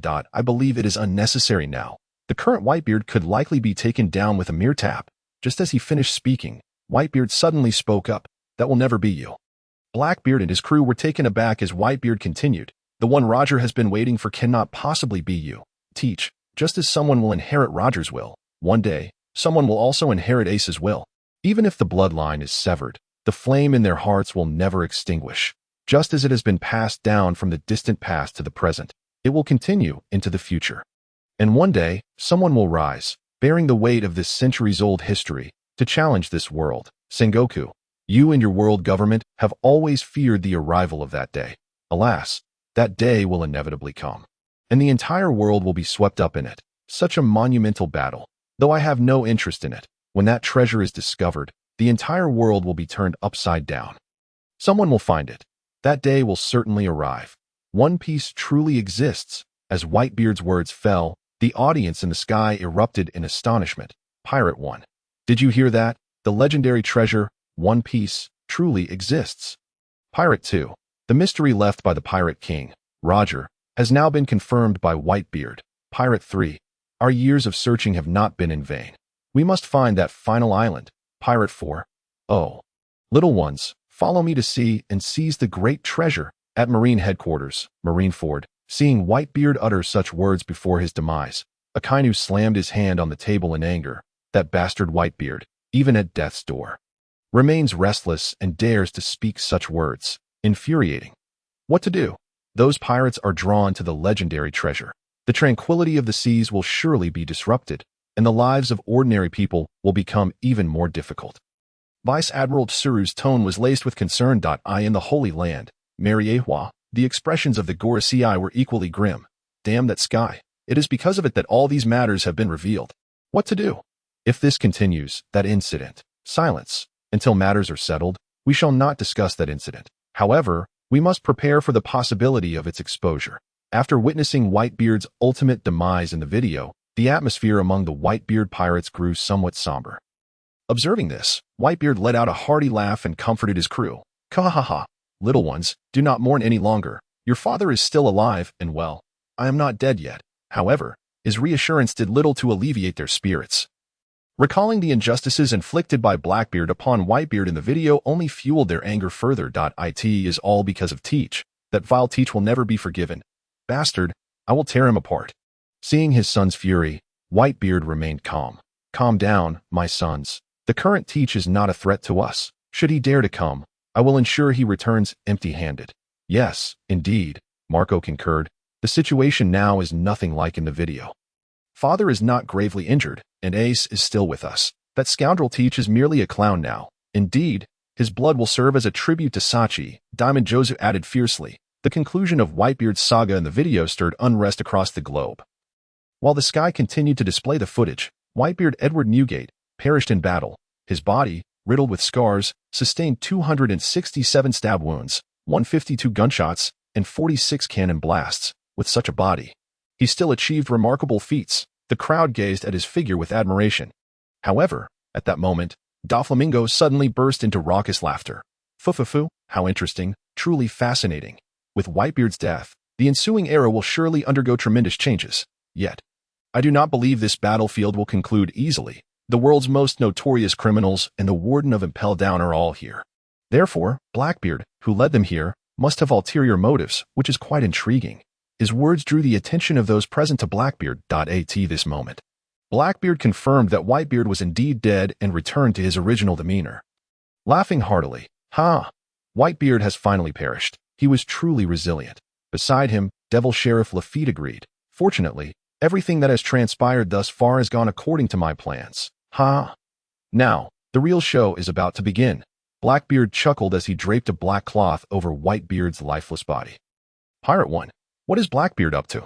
Why is he covering Whitebeard's body with a cloth? Marco the Phoenix. Damn you. Teach, what do you intend to do with our father's body? Pirate 2. What is Blackbeard's conspiracy? At this point, I truly cannot comprehend. Pirate 3. Whitebeard is already dead, and now he seeks to insult his body. This is utterly disgraceful. Diamond Jozu. Teach, what on earth are you planning? Marshall D. Teach, Blackbeard. Ha. Do you wish to know?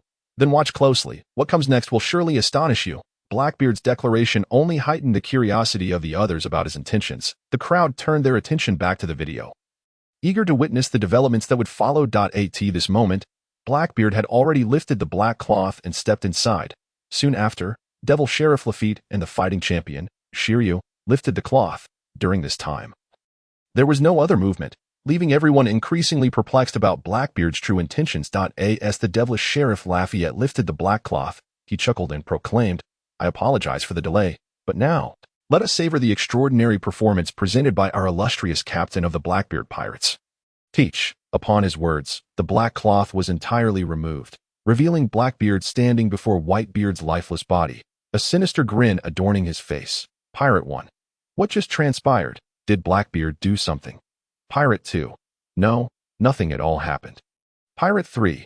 How peculiar. What could he possibly be up to? Whitebeard's body remains unchanged, yet Blackbeard's expression suggests otherwise, leaving us utterly baffled that as the confusion deepened among the onlookers, Blackbeard began to act at hahaha. Behold, Navy scum, as I unveil the power I have just acquired, he exclaimed. Dark hole. An endless tide of darkness surged forth, consuming everything in its path. Blackbeard continued, this is the might of the dark fruit. And he clenched his left fist, mimicking Whitebeard's earlier attack, and struck down fiercely, causing the very air to shatter. Cracks radiated outward, and the Navy headquarters trembled once more. The already damaged building succumbing to total collapse beyond repair. Pirate 1. What is happening?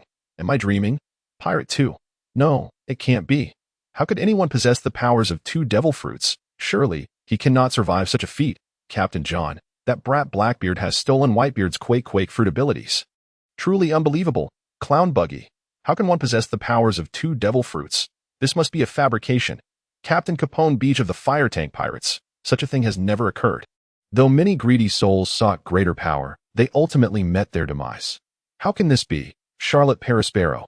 How can this be possible? Even Mama couldn't achieve such a feat. Gold Lion Shiki. No wonder that scoundrel Blackbeard was so arrogant at the start. It turns out he possesses such means. Big Mom Charlotte Lin. Ho ho ho. A wielder of 2 devil fruit powers. What a rare creature indeed. It ignites a desire to possess such strength. Beast Kaido. Ha ha ha. Blackbeard. Just a wielder of dual devil fruit powers, and yet he boasts so brazenly. Does he truly believe he can dominate these seas solely through his powers? Trafalgar Law. Captain of the Heart Pirates. What is the nature of his body? How can it contain 2 devil fruits? Eustace Kid. It seems all of Blackbeard's prior actions were aimed at seizing Whitebeard's devil fruit. But how did he accomplish it? How did he obtain Whitebeard's powers? Big Eater Jewelry Bonnie. Generally speaking, once a devil fruit user perishes, the fruit does regenerate randomly. Yet, fallen Navy Rear Admiral Drake. Blackbeard directly extracted the quake fruit's powers from Whitebeard's corpse. Could this be related to his darkness? Flame Sword Vista. So, Teach, did you initially join Old Man's crew solely to obtain the dark fruit? And upon discovering Sachi had it, you ruthlessly killed him? Blackbeard Marshal D. Teach. Ha ha ha. Indeed, I searched long for the dark fruit, only for it to fall into Sachi's hands. But how could I allow it to slip away? I would stop at nothing to claim it. Phoenix Marco. Teach, you scoundrel. Plague Queen. Enough. Let's not dwell on the already deceased Sachi. That I wish to know one thing. How did you accomplish this? Blackbeard. Speak. Charlotte Oven. Could it be that Blackbeard's body is unlike that of an ordinary person? Is that why he hasn't perished? Vegapunk. Oh, an extraordinary physique? How intriguing. I cannot resist the urge to study it. Perhaps in examining Blackbeard, I might discover a way to enable others to become dual devil fruit users. Vegapunk's words caused an uproar among the crowd, as they envisioned the grandeur of becoming dual devil fruit users themselves. However, as a Navy scientist, it was likely that such technology would only serve the Navy and the world government. Yet, the pirates were lost in their fantasies, momentarily oblivious to this reality. In the holy land of Mariawa, the 5 elders observed Blackbeard's display in the video, contemplating their next move. What do you think? Should we issue a bounty to capture Blackbeard? No need. Simply allow CP to apprehend him. Indeed, considering that Blackbeard is merely a user of the dark fruit, he poses little threat. Once captured, he should be sent to Vegapunk. Let us hope he does not disappoint us. Though Vegapunk has conducted some questionable research over the years, if he can truly create dual devil fruit users, it may be forgivable that we can deal with him once we have seized control of his research. Agreed. The other 5 elders nodded in assent. On board the Blackbeard pirate ship, Blackbeard cackled. Ha ha ha.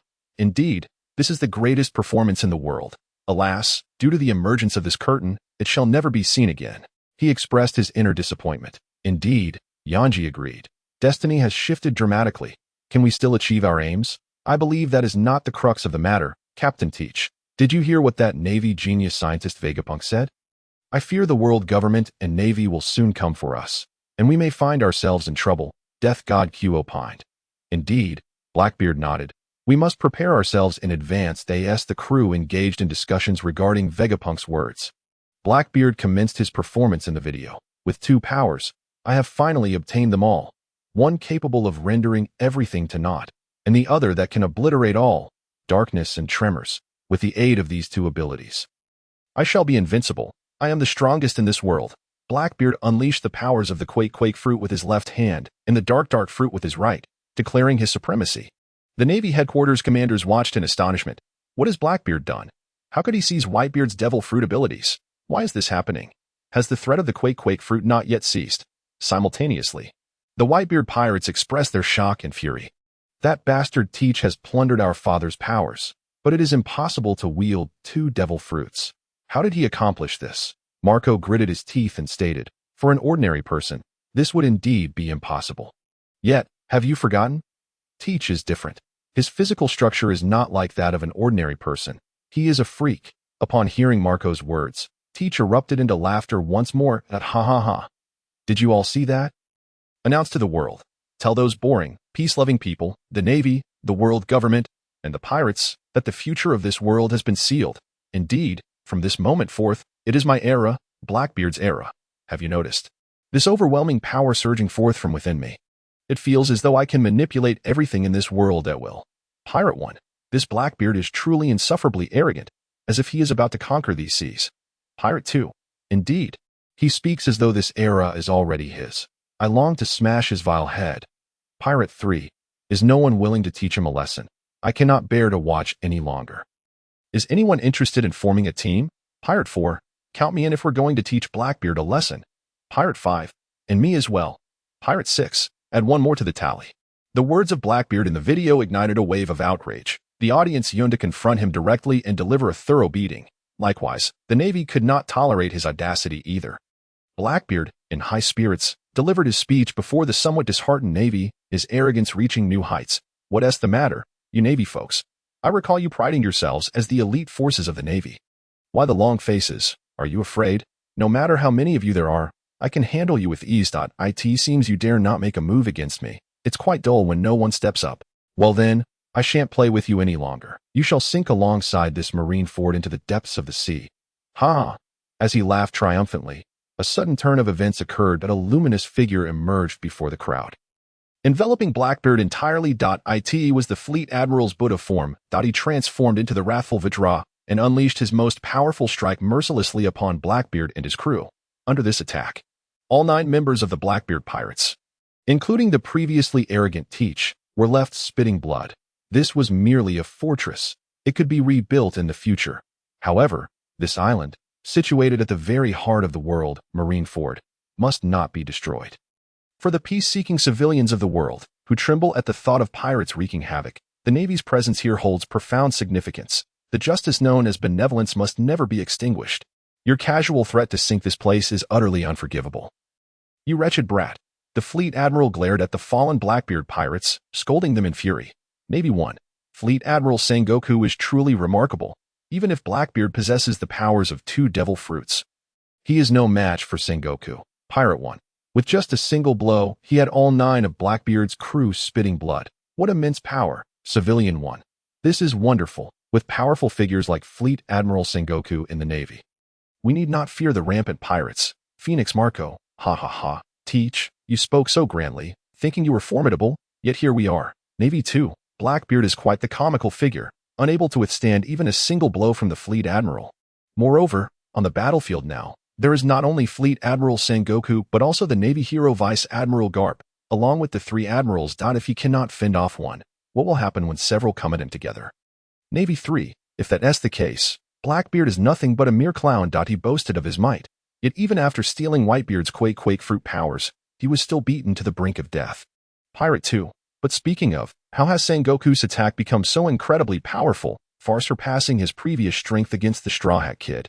Pirate 3, perhaps he is merely putting on a show, doing it for Garp's sake and not going all out against the Straw Hat. Pirate 4, it's a pity that amidst this troupe of actors, there lies such a serious fellow as Akainu. Otherwise, Fire Fist Ace might not have perished. Pirate 5. At this point, discussing it is meaningless. After all, in reality, Fire Fist Ace has been rescued. Pirate 6. Indeed, regardless of whether Fire Fist Ace is alive or dead. That is not the most pressing matter now. The true predicament remains Blackbeard. Pirate 7. Yes, his extraordinary physique is indeed intriguing. Pirate 8. By the way, Why is it that only Sengoku is facing off against the Blackbeard pirates? Where are the others? Pirate 9. Could it be they have gone to pursue the Straw Hats? As this pirate speculation fell, the scene shifted to the Whitebeard pirates. Following Whitebeard's demise, the Whitebeard pirates have been utterly routed. However, the Navy did not relent, choosing instead to pursue them relentlessly. Countless cannon fire rained down upon the Whitebeard pirates as Jinbe rushed to escape the Navy headquarters while cradling the unconscious Luffy. Just then, a chilling wave of freezing air swept through, immobilizing the ground and the pirates above. It was none other than Admiral Akiji making his move. Yet, his intervention was far from the end. A more dire situation soon unfolded. The ground began to smoke, as if it were being seared. And the next moment, under the intense heat, the ground transformed into molten lava, and from this magma emerged Admiral Akainu. Navy 1. Ah, it's Admiral Sakazuki. He is still alive. Pirate 1. Oh, who would have thought that Akainu, cast into the abyss by Whitebeard, would make a comeback? Pirate 2. It seems that for the Navy, the Straw Hat Luffy, with the bloodline of the Revolutionary Army leader Dragon, is also a target that must be eliminated. Pirate 3. With Sengoku intercepting Blackbeard's crew and the 3 admirals tasked with dealing with the Straw Hat Kid and Whitebeard's remnants. It appears the Navy intends to capture them all. Pirate 4. Is that even possible? Will the Straw Hat Kid perish on the battlefield after losing his brother? Pirate 5. Though I know it is an event that will never occur, it still piques my curiosity. Pirate 6. I actually think the Navy need not intervene. The Straw Hat Kid seems to be on the verge of collapse. Pirate 7. After all, while the Summit War has already passed in reality, the audience still looks forward to the original storyline of the video. They are curious, if the curtain had not fallen, would the Straw Hat Kid have met the same fate as Fire Fist Ace and Whitebeard on the battlefield? After all, the Straw Hat situation is dire. Will he be slain by the Navy, or will he suffer a painful demise due to aftereffects? Few believe he can survive, and even those who harbor hope do not know how Luffy managed to survive.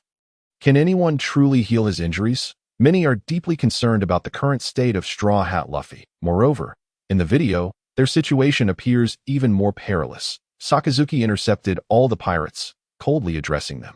I have already stated, I will not allow you to escape. You fools, surrender to your fate. And you, Jinbe, hand over Dragon's son to me. As Sakazuki spoke, he turned to Jinbe with a commanding tone. Yet Jinbe resolutely refused. I cannot do that. I have made my decision to protect Luffy at all costs. Then there is nothing more to discuss. Upon hearing Jinbe's rejection, Sakazuki prepared to launch an attack. Just then, Ivankov suddenly leapt into the fray. Get back, Jinbe. As he spoke, he used his hormones to enlarge his head. Simultaneously, the Okama lightning used the torn ground as a shield to block Akainu's magma. At this moment, Ivankov had also charged his attack. You bastard, do not lay a finger on the Straw Hat boy. Hell, sweet eyes. His attack caused a massive explosion, allowing Ivankov to urge Jinbe to leave immediately. Jinbe, now's your chance. Take the Straw Hat boy and get out of here. Seeing Jinbe escape, Akainu's face darkened as he attempted to intercept, sending the Okama lightning flying. However, Ivankov managed to obstruct him. It's time to settle things with you, fiery man, that I will not allow you to take another step. Ivankov declared, relentlessly attacking Akainu. Okama Kenpo, 44th Beauty Secret Technique. Laser Treatment Fist. Okama Kenpo, 44th Beauty Secret Technique. Death Attraction Fist. Unfortunately, his attacks had no effect on Akainu, and he was ultimately sent flying. Okama 1. Lord Ivankov. How despicable of Akainu to treat Lord Ivankov this way. Okama 2. Lord Ivankov. You must hold on. You must succeed in escaping Marineford. Pirate 1. Indeed, that Ivankov, despite being able to withstand Magellan's poison, ultimately cannot withstand Akainu's magma. Pirate 2. What will the Straw Hat Kid do next? Akainu is about to catch up. The great Usopp. Luffy will surely be fine. He will definitely manage to escape. The cunning Nami. Indeed. And there's also that fellow Jinbe. He will surely assist Luffy. Pirate 3. The Straw Hat crew truly remains naive. What? Are they afraid to contemplate the most terrifying outcome? Sanji, the Black Leg. Regardless, Luffy is currently unharmed. Even if he appears gravely injured in the footage, that is a matter of the past. Moreover, with our support, he shall never find himself in such dire straits again. Pirate Hunter Roronoa Zoro. So, the Sea King, you finally uttered a commendable remark. Black Leg Sanji. Silence, you algae-headed fool. Pirate 4. The Straw Hat crew truly has unwavering faith in their captain, but, Pirate 5. Look, Akainu has caught up with the Straw Hat Kid. With this news, the crowd ceased their discussions and turned their attention to the video. Akainu, engulfed in a torrent of fierce magma, pursued Jinbei. Jinbei, I shall repeat myself. Hand over Dragon's son at once. However, Jinbei clearly had no intention of complying. He leaped, aiming to plunge into the sea. Once in the ocean, it shall be my domain. Unfortunately, he had not anticipated that the surface of the water had already been frozen by Akiji. He was forced to remain suspended in midair, bracing against Akainu's assault. Yet, even as one of the 7 warlords, he was no match for Admiral Akainu. Witnessing Akainu's relentless desire to eliminate Luffy, Jinbei had no choice but to shield Luffy from Akainu's blows. Navy 1. Has Admiral Sakazuki succeeded? Has the Straw Hat Kid been slain? Navy 2. No, not yet. Jinbei has taken the hit for him. Pirate 1. Even so, Jinbei is now severely injured, and the Straw Hat Kid is not unscathed either. Facing Akainu at full strength, they have no hope of survival. Pirate 2. Is it possible that the Straw Hat Kid will die here, buried alongside his brother at Navy headquarters, Mountain Bandit Dayton? Damn it. Carp, what are you doing now? Ace is already dead. Do you wish for Luffy to perish as well? Pirate 3. Every time the Straw Hat Kid has faced peril, someone has come to his rescue. Do you think someone will intervene this time too? Pirate 4. Impossible. Who could possibly save him now? Are you suggesting Carp? Pirate 5. That cannot be.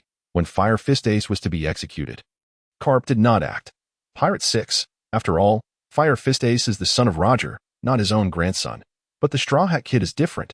He is Carp's own grandson. Surely he would come to his aid? Pirate 7. I still believe it unlikely if he intended to save him. He would have acted long ago. Given the current situation of the Straw Hat Kid, I doubt he will survive without Akainu striking him down.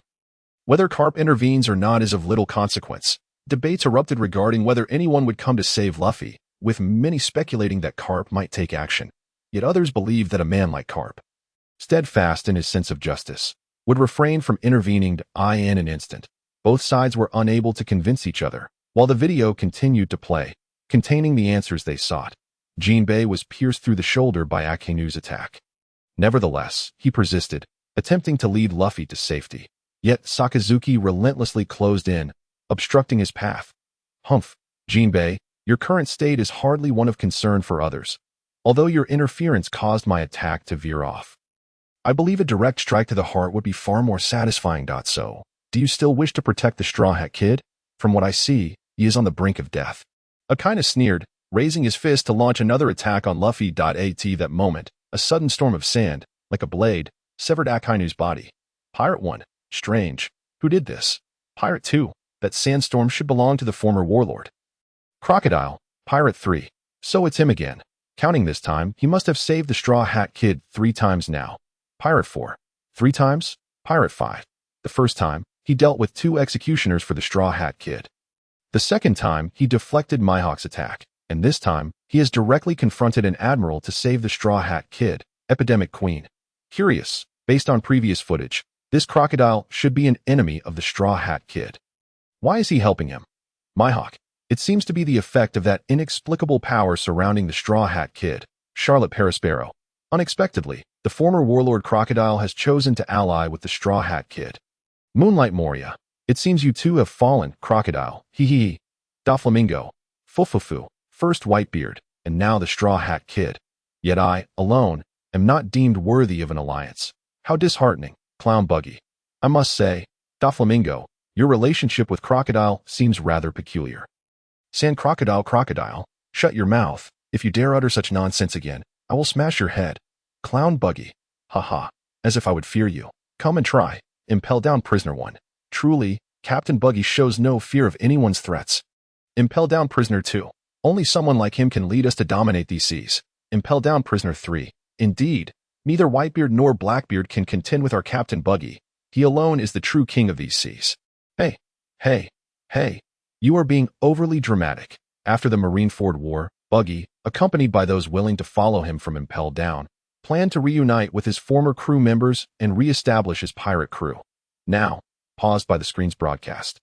They intended to watch the video before resuming their actions. To their surprise, the particularly adulating prisoners began to extol him on the screen. Buggy, witnessing their words, felt a cold sweat trickle down his back. deeply concerned that those they provoked might seek him out for trouble. Unfortunately, before he could voice his concerns, the prisoners, oblivious to his worries, waved dismissively. "Fear not, Captain Buggy. I know you have been concealing your true strength. But times have changed. Kings abound in these seas. You can no longer afford to remain as you once were. Now is the time to reveal your power and gain followers. Indeed, Captain Buggy, we are all willing to follow you.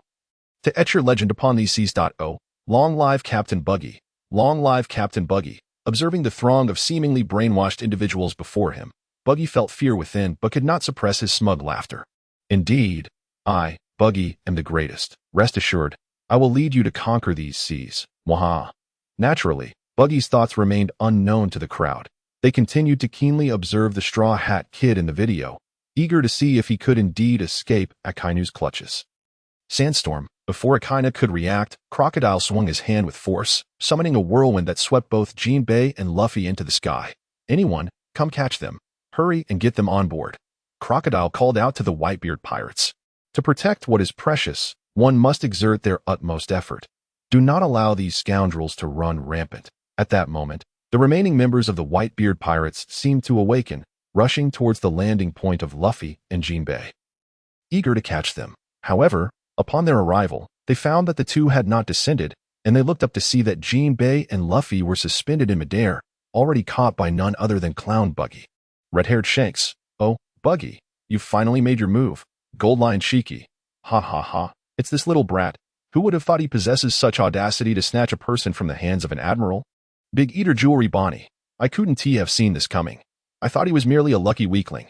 Flame Tank Pirates Captain Capone Beach. Regardless, he was able to escape from Impel Down thanks to the Straw Hat Kid. Perhaps he seeks to repay the debt. Eustace Kid. Does this guy truly entertain such thoughts? Heart Pirates Captain Trafalgar Law. Nonetheless, he did rescue the captain of the Straw Hats, and that is a fact. Sky Island Monk Urich. But can one truly escape from a kindness solely based on Buggy S word? Screaming Skulls Kirakim and Apu. Let us not forget about the former warlord Crocodile. He should be able to withstand Akainu's assault. At least to some extent, right? Pirate 1. I wonder if the Straw Hat Kid can actually make his escape. Judging by Akainu's demeanor, U1T let him go easily. My anticipation for the unfolding events grows ever stronger. As Buggy makes his move to rescue Luffy and Jinbei, he remains oblivious to the gravity of the situation. Until Akainu's fiery magma fist suddenly strikes towards him that Buggy feels fear. Hastily dragging the two away. At this moment, a barely conscious Jinbei gazes at Buggy and expresses his gratitude. "Thank you, Red Nose, for saving us." Buggy, with a hint of pride, replies, "Though I am uncertain about what exactly is happening. I never intended to save you." Clearly, Jinbei is unfazed by Buggy's words, responding resolutely, "But Luffy is gravely injured and requires immediate medical attention. Enough of this. Stop talking nonsense. I wish someone else would come to my aid." "You fool," Buggy retorts. By the way, who are you calling Red Nose? It is only halfway through his sentence that Buggy realizes he should counter Jinbei's remark about his nose. At that moment, Akainu, seething with rage, interrupts the two. "This is absurd. Every time I attempt to resolve matters thoroughly, annoying pests appear to obstruct me. Is this fate smiling upon you, Straw Hat?" Akainu's expression darkens as he resolves not to let Luffy escape. He must be eliminated here. Just then, an unexpected attack forces Akainu back several steps. It is the members of the Whitebeard pirates, one after another, standing in front of Akainu. Pirate 1. That's Whitebeard Pirates 5th Division Captain Flower Sword Vista, 15th Division Captain Fasa, and 16th Division Captain Izo. Pirate 2. Not just them. Aside from the Frozen Diamond Jozu, all 13 other division captains of the Whitebeard Pirates have arrived. Pirate 3. What a formidable display. With their assistance, the Straw Hat Kid will undoubtedly manage to escape. Upon witnessing those who come to Luffy's aid, the crowd's hope for his escape swells, while the video continues to play. As he sees the individuals blocking his path, Akainu scoffs. "You all dare to risk your lives for that Straw Hat Kid." Each of us has felt the extraordinary obsession and strength of that Straw Hat Kid. He is the man protected by Ace, recognized by our father. Regardless of the circumstances, we must deliver him into the new era. The division captains of the Whitebeard Pirates each express their determination to rescue the Straw Hat Kid. "How noble of you, Whitebeard Pirates," Akainu replies, seemingly unfazed by their declarations. That moment, flames ignite around 1st Division Captain Marco the Phoenix. "Akainu, the level of danger you face in wanting to kill the Straw Hat Kid is equal to our immense hope of keeping him alive. Beside him, Crocodile adds, for that guy, whether he lives or dies, he finds himself in hell. If that's the case, let him struggle to live. Yet Akainu remains indifferent to their words and charges at them with a punch. This has escalated beyond mere words. I shall proceed as I see fit. The battle begins. Meanwhile, the clash between Admiral Sengoku and the Blackbeard pirates intensifies as well. Pirate 1. The conflict is growing more intense. Pirate 2. Surely, the Straw Hat Kid can escape, right? But given his current state, what can he do after he escapes? Pirate 3. Even with the Whitebeard pirates' support, can a few captains really stand against Akainu? I fear the Straw Hat Kid will not find it easy to be saved. Pirate 4. In a future without a canopy, will the Straw Hat Kid even survive? Pirate 5. Look, something seems to be emerging from the sea. As the pirate's words echo, everyone's gaze instinctively shifts to the indicated direction, and indeed, the surface of the sea begins to stir. Suddenly, a bright yellow submarine bursts forth from the ocean. Quick, bring the Straw Hat Captain to me. From the submarine, Part Pirates Captain Trafalgar Law appears on the deck, addressing Buggy. That title is rather peculiar. Who are you? Buggy questions, his tone somewhat brusque, uncertain if this sudden appearance of Law is a threat. Law, however, remains composed, responding, although I will inevitably become an enemy of the Straw Hat Captain. Fate is fate. If I let him die here, my future would be dreadfully dull. I will help him escape. You can temporarily entrust him to me. For I am a doctor. Pirate 1. Who would have thought that aside from Whitebeard, Blackbeard, and the Straw Hat Kid, others would arrive at the battlefield? Pirate 2. That must be one of this year's supernovas. The Surgeon of Death, Trafalgar Law. Pirate 3. How strange. Why has he suddenly come to the battlefield? Is it merely to save the Straw Hat Kid? Pirate 4. Could it be that he has formed an alliance with the Straw Hat Kid? Pirate 5. That seems likely. They apparently met during the Sabati Archipelago incident. Pirate 6. And their also Eustace Kid. The three of them were once besieged by pirates. Could they have formed an alliance then? Eustace Kid. Hey, don't lump me together with those two. I would never ally with them. Humph. Those two think they're so impressive just because they love the spotlight. Big Eater Jewelry Bonnie. Are you perhaps feeling envious? After all, the canopy has yet to have your presence. Fallen Navy Major Drake. However, if Trafalgar Law chooses to save the Straw Hat Kid, it may create a formidable enemy for himself in the future. Is that truly wise? Flame Tank Pirates Captain Capone Beach. I think it's quite good. The Straw Hat Kid appears to be a promising ally. Sky Island Monk Urich. Drake, are you perhaps afraid? Fallen Navy Major Drake. How could that be? I merely believe this is a poor bargain. Screaming Skulls Kirakamanapu. Is that so? But you're right. If the Straw Hat Kid survives, he will indeed be a terrifying foe. Captain, you actually dared to dive into the battlefield to save the Straw Hat Kid. How could this happen? Didn't you say we should just watch from afar? Upon seeing Law's actions in the video, the Mink Tribe's Bear Beepo exclaims, Indeed, Captain, at that moment, the Straw Hat Kid was being hunted by Akainu. You recklessly exposed yourself to his danger to save him. Why on earth would you do that? The other members of the pirate crew also expressed their confusion, relieved that Luffy has not met with misfortune thanks to the assistance of Shanks and others. Thus, Luo and his companions did not enter the battlefield, instead remaining beneath the sea. They believed that even in a future devoid of a celestial dome, Luo would not involve himself. However, to their astonishment, in the video, Luo was seen rescuing Luffy in plain sight of everyone, leaving them utterly perplexed by his actions. In response to the crowd's bewilderment, Luo calmly stated, as the video illustrates, a worthy adversary like the Straw Hat Kid deserves my respect. I could not bear to let him perish on the battlefield. The crew of the pirate ship had long anticipated such an explanation from Luo. They were already well aware of their captain's nature. They simply sought his direct confirmation. Once Luo articulated his reasoning, their doubts were assuaged, and they ceased their inquiries at that moment. The video shifted to the battlefield of Sengoku and Blackbeard. In the internal plaza, Blackbeard knelt on the ground, gasping for breath. Sengoku, the Buddha, truly embodies the might of the highest echelons of the Navy. His strength is astonishing. However, Blackbeard interjected, if your abilities are limited to this, you shall not prevent me from annihilating this island. Upon hearing this, Sengoku retorted fiercely, you scoundrel. Cease your grandiloquence and vacate Marineford at once. With that, Sengoku unleashed the great Buddha shockwave towards Blackbeard. Blackbeard swiftly countered with the Tremor Fruit's power, and the two colossal shockwaves collided, creating a violent tremor. Pirate 1. How strange. Didn't that Blackbeard just acquire the Tremor Fruit's abilities? How could he wield it so swiftly? Matching Sengoku's might almost immediately. Pirate 2. No wonder Blackbeard was so arrogant before. It appears the Tremor Fruit truly lives up to his claims of being the strongest devil fruit. Pirate 3. It's no surprise he went to such lengths to obtain the Tremor Fruit. The audience could not contain their astonishment at Blackbeard's ability to withstand Sengoku's assault, while the video continued to roll.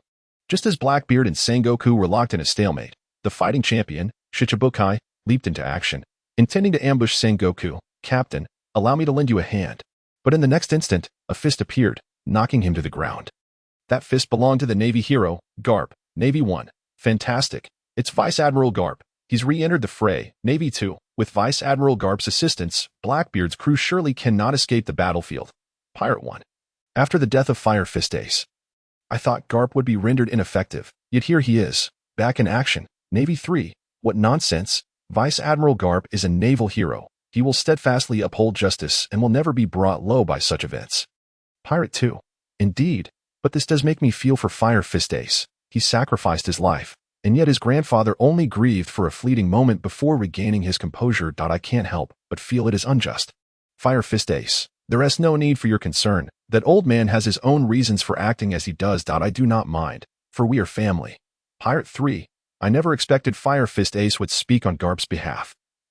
It seems Garp holds significant importance in his heart. It is a pity that the man Ace regards as family can only watch helplessly as a kinda claims his life. Pirate 4. But can Garp truly defeat Blackbeard's crew? I find it hard to believe. Navy 4. Vice Admiral Garp will undoubtedly triumph. After all, he is the man who once emerged victorious in that legendary battle. In the Celestial Dome, a heated debate arose regarding Garp's potential to defeat Blackbeard's crew. Meanwhile, the video depicted the imminent clash between the two factions. Garp, is it you? Have you recovered from the reality of Fire Fist Ace's demise? Blackbeard taunted with a mocking laugh, yet Garp remained unfazed, resolutely responding, "After all, I am a Marine. It is my duty to protect Marineford." Upon hearing Garp's words, Blackbeard scoffed, "Truly? All of you are just a bunch of ungrateful old fools. Allow me to show you my true power." With that, he mimicked Whitebeard's earlier actions, unleashing the Tremor Fruit's abilities to manipulate the very atmosphere before him. The sea began to fracture and rise chaotically. With the Navy headquarters resembling a mere raft amidst the tempest, this scene mirrored the apocalypse, far more catastrophic than when Whitebeard had utilized his powers before. Captain Capone Beach of the Fire Tank Pirates remarked, "If I am not mistaken, the force generated by Blackbeard's abilities seems even more extravagant than when Whitebeard wielded his." Sky Island's monk, Urage, can the Tremor Fruit truly cause such immense devastation? Why did it not appear so during Whitebeard's use? Golden Lion Shiki, hahaha. That is undoubtedly because the Navy had Fire Fist Ace as a hostage. Whitebeard, caring for his son, would not unleash his full might. Yet Blackbeard appears indifferent, solely fixated on making a grand spectacle. Big Eater Bonnie. I never anticipated the Tremor Fruit could yield such terrifying results. Not only the sea but the very earth and sky itself tremble. Eustace Kid. Could the Tremor Fruit truly be the strongest devil fruit in existence? No, I refuse to believe it. Kaido of the Beasts. There is no such thing as the strongest devil fruit. It all depends on the wielder's skill. Blackbeard relies solely on his fruit's power, which is utterly futile in my eyes. If you possess the courage, challenge me to a duel. I shall crush you. Big Mom Charlotte Linlin. Humph. Newgate, you were far too hesitant. Had I been in your place, those Navy fools would have been eliminated long ago with the Tremor Fruit. Otherwise, this little brat Blackbeard would have no opportunity to boast. Moonlight Moria. With Blackbeard now possessing the Tremor Fruit, he is indeed formidable. I wonder what will unfold next. Will Sengoku and Garp fall to him? Moria's doubts mirrored those of others, all keenly watching the video for the outcome. Blackbeard reveled in the chaos unleashed by the Tremor Fruit. Laughing boisterously, this ability is exhilarating. It brings such thrill. The Crescent Moon Hunter, Katarina Devon, laughed in response. Meanwhile, the fighting champion, Shichibukai, cautioned, "Captain, perhaps you should temper your enthusiasm. If you continue recklessly, we too may lose our place here." How infuriating. Blackbeard, you scoundrel. Sengoku seethed, unable to conceal his fury at the unfolding scene.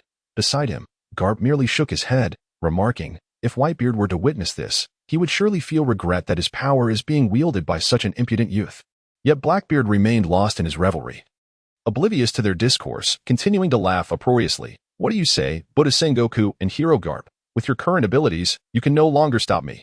Just like Whitebeard, your era has passed. No one can halt my advance. I shall devour everything. Captain Wang Ji of the Five Peaks Pirates. Ha ha, what an insufferable little brat. Sengoku. Garp, hurry up and dispose of him. Captain John. This Blackbeard truly has no sense of reality. Flaunting himself as the strongest, it makes me want to pummel him. Navy 1. Admiral Sengoku and Vice Admiral Garp are not to be trifled with. Even a double fruit user like Blackbeard cannot defeat them. Navy 2. Admiral Sengoku and Vice Admiral Garp are the two legends of the Navy that if they unite, victory is assured. Pirate 1. If these two join forces, Blackbeard should stand no chance against them. Yet, I wonder how Luffy, the Straw Hat Kid, is faring while Garp fights with all his might. Could it be that he has already been slain by Akainu? Pirate 2. If that is indeed the case, it would be utterly tragic for Garp that he has dedicated himself to the Navy, only for one of his comrades to take the life of his own grandson. No one could possibly accept such a fate. Moreover, he has already witnessed the death of another grandson before his very eyes. Pirate 3. Wait a moment. Who is that little brat? Why is the camera focused on a mere child who can only wail? Pirate 4. Seriously, if he is so frightened that he's in tears, why is he even participating in this war? Shouldn't he simply withdraw? Pirate 5.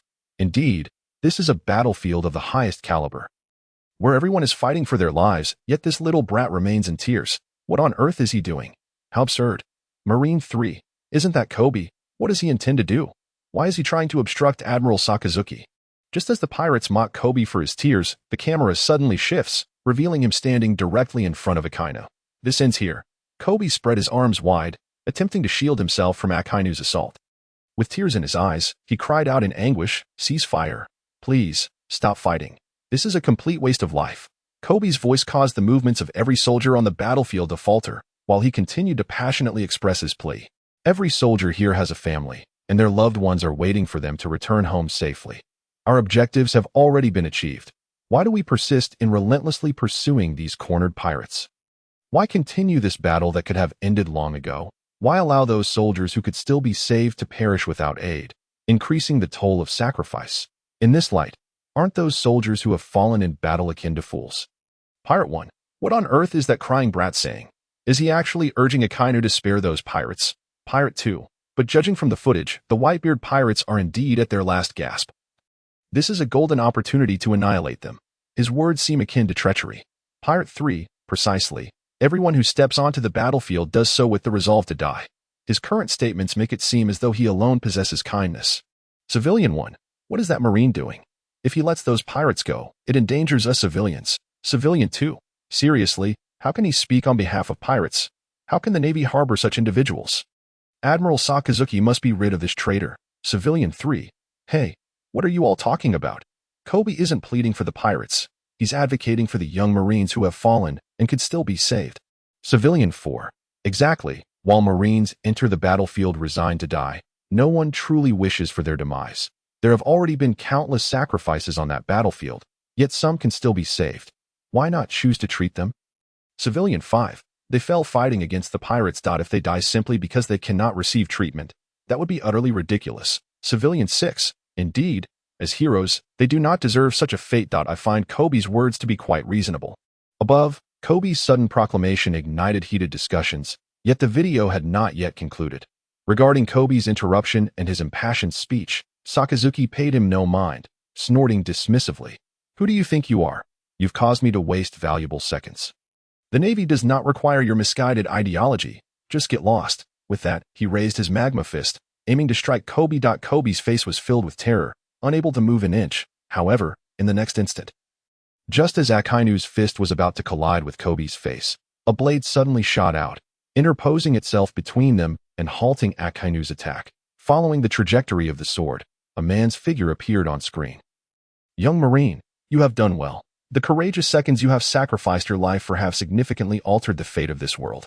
Pirate 1. Oh my, is Kobe going to die just like that? How pathetic. Pirate 2. Wait, who saved Kobe? Pirate 3. That man is. Pirate 4. That's Shanks, one of the 4 emperors. What brings him to the battlefield? Don Quixote da Flamingo. Ho ho ho, even red-haired has arrived. This battlefield is truly lively. However, with Whitebeard dead, the war is nearing its end. Is he here to claim a share? Charlotte Perisparrow. How strange. Why has Red-Haired suddenly appeared on the battlefield? Could it be that he wishes to absorb the remaining strength of the Whitebeard pirates? Pirate 1. The battlefield already has Blackbeard, a double devil fruit user, and now Red-Haired has arrived. The Navy's situation grows increasingly dire. The entrance of Red-Haired captured the attention of the masses, who were keenly curious about his intentions. Their eyes glued to the screen in anticipation of what would unfold next. Just as Red-Haired intervened to stop Akainu, Luffy had already been carried into the ship's cabin by Bartolomeo. At that moment, Admiral Kizaru suddenly appeared, his fingertips sparking with laser beams, intending to attack Luffy and the submarine. Fortunately, Ben Beckman, the first mate of the red-haired pirates, was perched atop the mast. Intercepting him, he aimed his gun directly at Admiral Kizaru. Kizaru, I advise you to remain still. Kizaru, faced with this situation, raised his hands and surrendered. Oh dear. Beckman, is that you? Pirate 1. Why did Kizaru just surrender? Pirate 2. This doesn't seem to be the first time. Right. Could he be acting again? Pirate 3. It appears that throughout this entire conflict, only Akainu is genuinely fighting, while the others in the Navy seem to be putting on a show to some extent. Pirate 4. Poor Akainu. He has had countless opportunities to eliminate the Straw Hat Kid, yet he keeps missing them due to his teammates' interference. Truly, having incompetent allies can be deadly. Pirate 5. I think you're being too absolute. Perhaps Kizaru knows he cannot defeat Beckman, so he chose to surrender? Pirate 6. That's true. After all, Beckman is the first mate of the red-haired pirates, and his strength is no less than that of an admiral. Pirate 7. But what exactly is the red-haired pirates' purpose here? I'm eager to know their intentions. Just as everyone pondered the reason for Red-Haired's arrival on the battlefield, the scene shifted back to him. After stopping Akainu, Red-Haired sheathed his sword and turned to pick up Luffy's fallen hat, smiling as he articulated his purpose for being there. I have come to end this war. Big Mom, Charlotte Linlin. Well, your aim is such. It truly takes one by surprise. Pirate 1. I thought Red-Haired had come to take advantage of the situation, yet he actually seeks to quell this war. What grand ambitions he possesses. Pirate 2. With Red-Haired present, he should be able to halt this conflict. News King Morgans. However, it should be noted that I recall earlier in the footage, it was mentioned that the 4 Emperor Red-Haired was engaged in a fierce battle with Kaido of the Beast Pirates in another sea. Now that Red-Haired has arrived at the Navy headquarters, could it be that Kaido has been defeated? Captain John. If that is indeed the case, then Kaido, you must be utterly humiliated.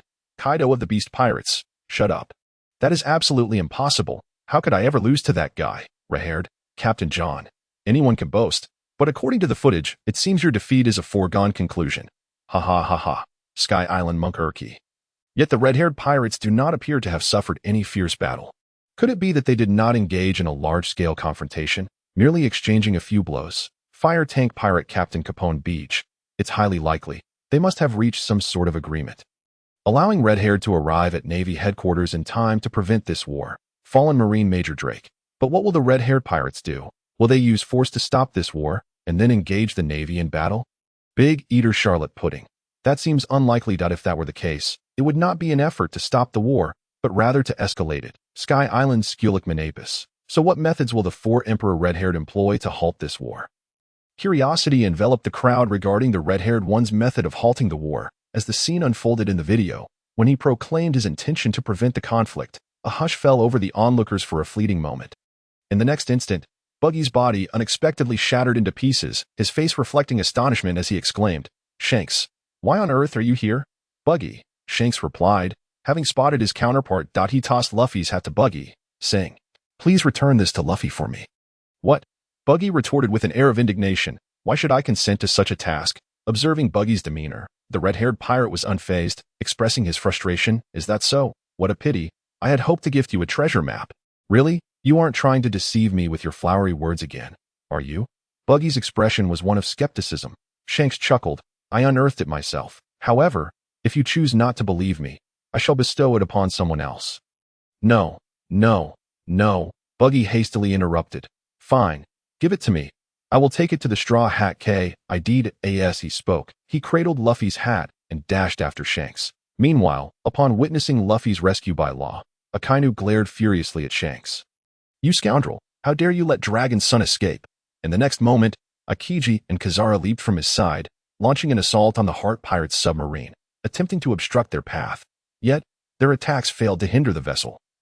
Akiji's strike was narrowly evaded, while Kazara's missed entirely, landing harmlessly beside the submarine. At the same time, Kazara expressed his dismay.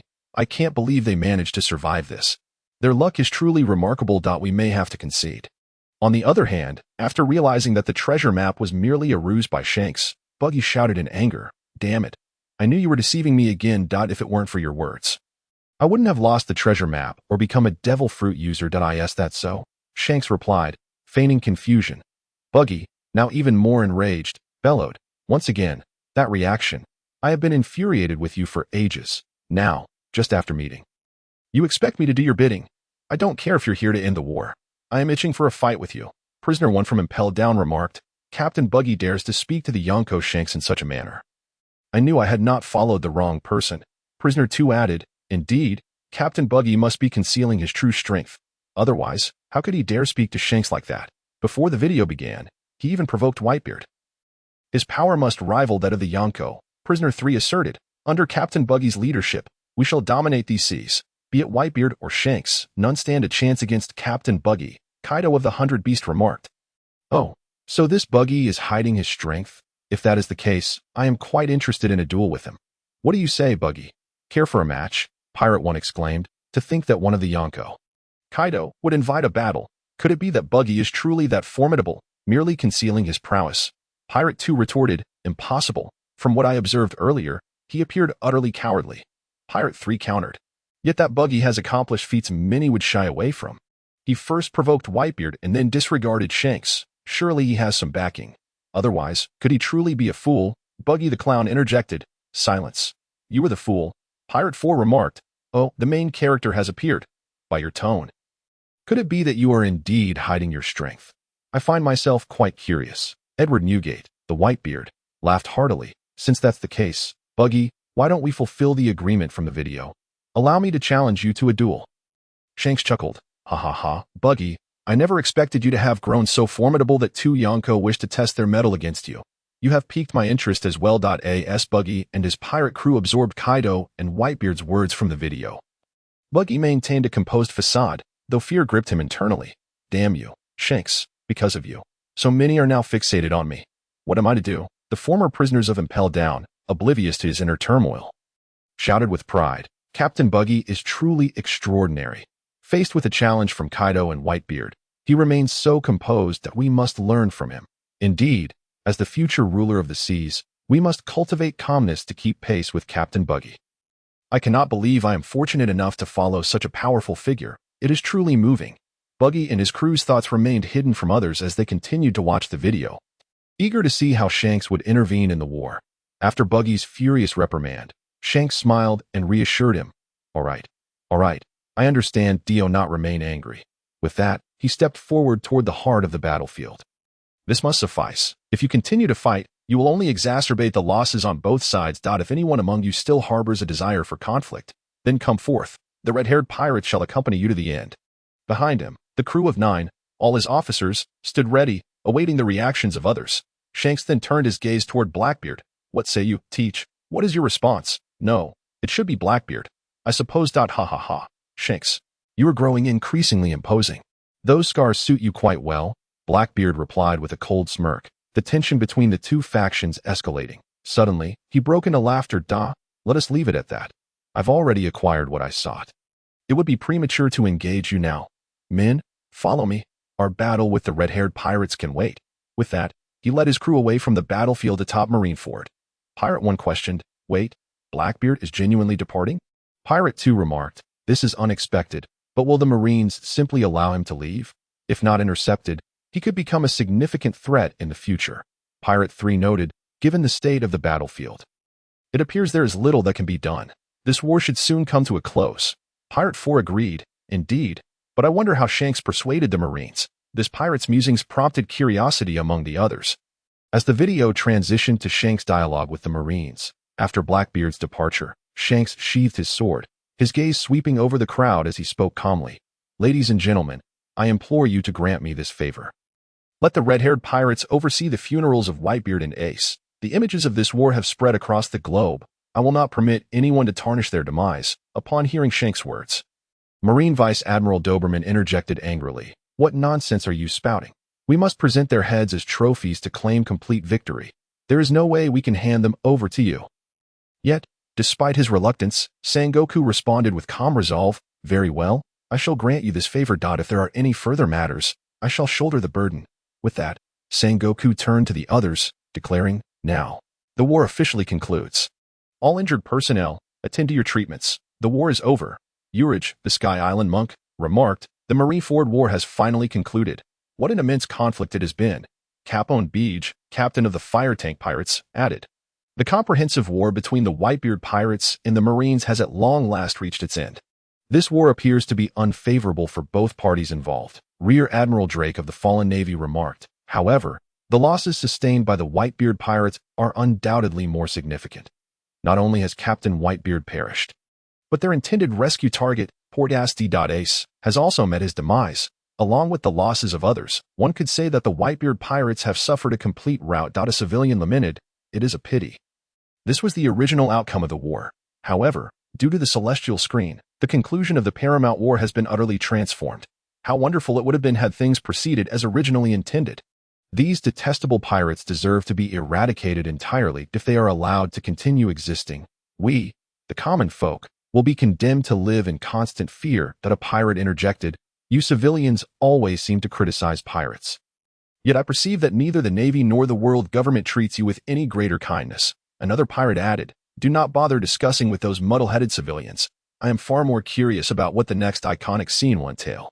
That single phrase leaves us utterly in the dark. A third pirate chimed in. The iconic scene is titled Until We Meet Again, Luffy, and it likely pertains to matters concerning the Straw Hat Kid. The audience expressed bewilderment at the celestial screen's continual focus on Luffy, just as the system's voice echoed once more. Ding! The Easter egg has concluded. The official video begins. As the system's announcement faded, the celestial screen resumed its display. Boom! Boom!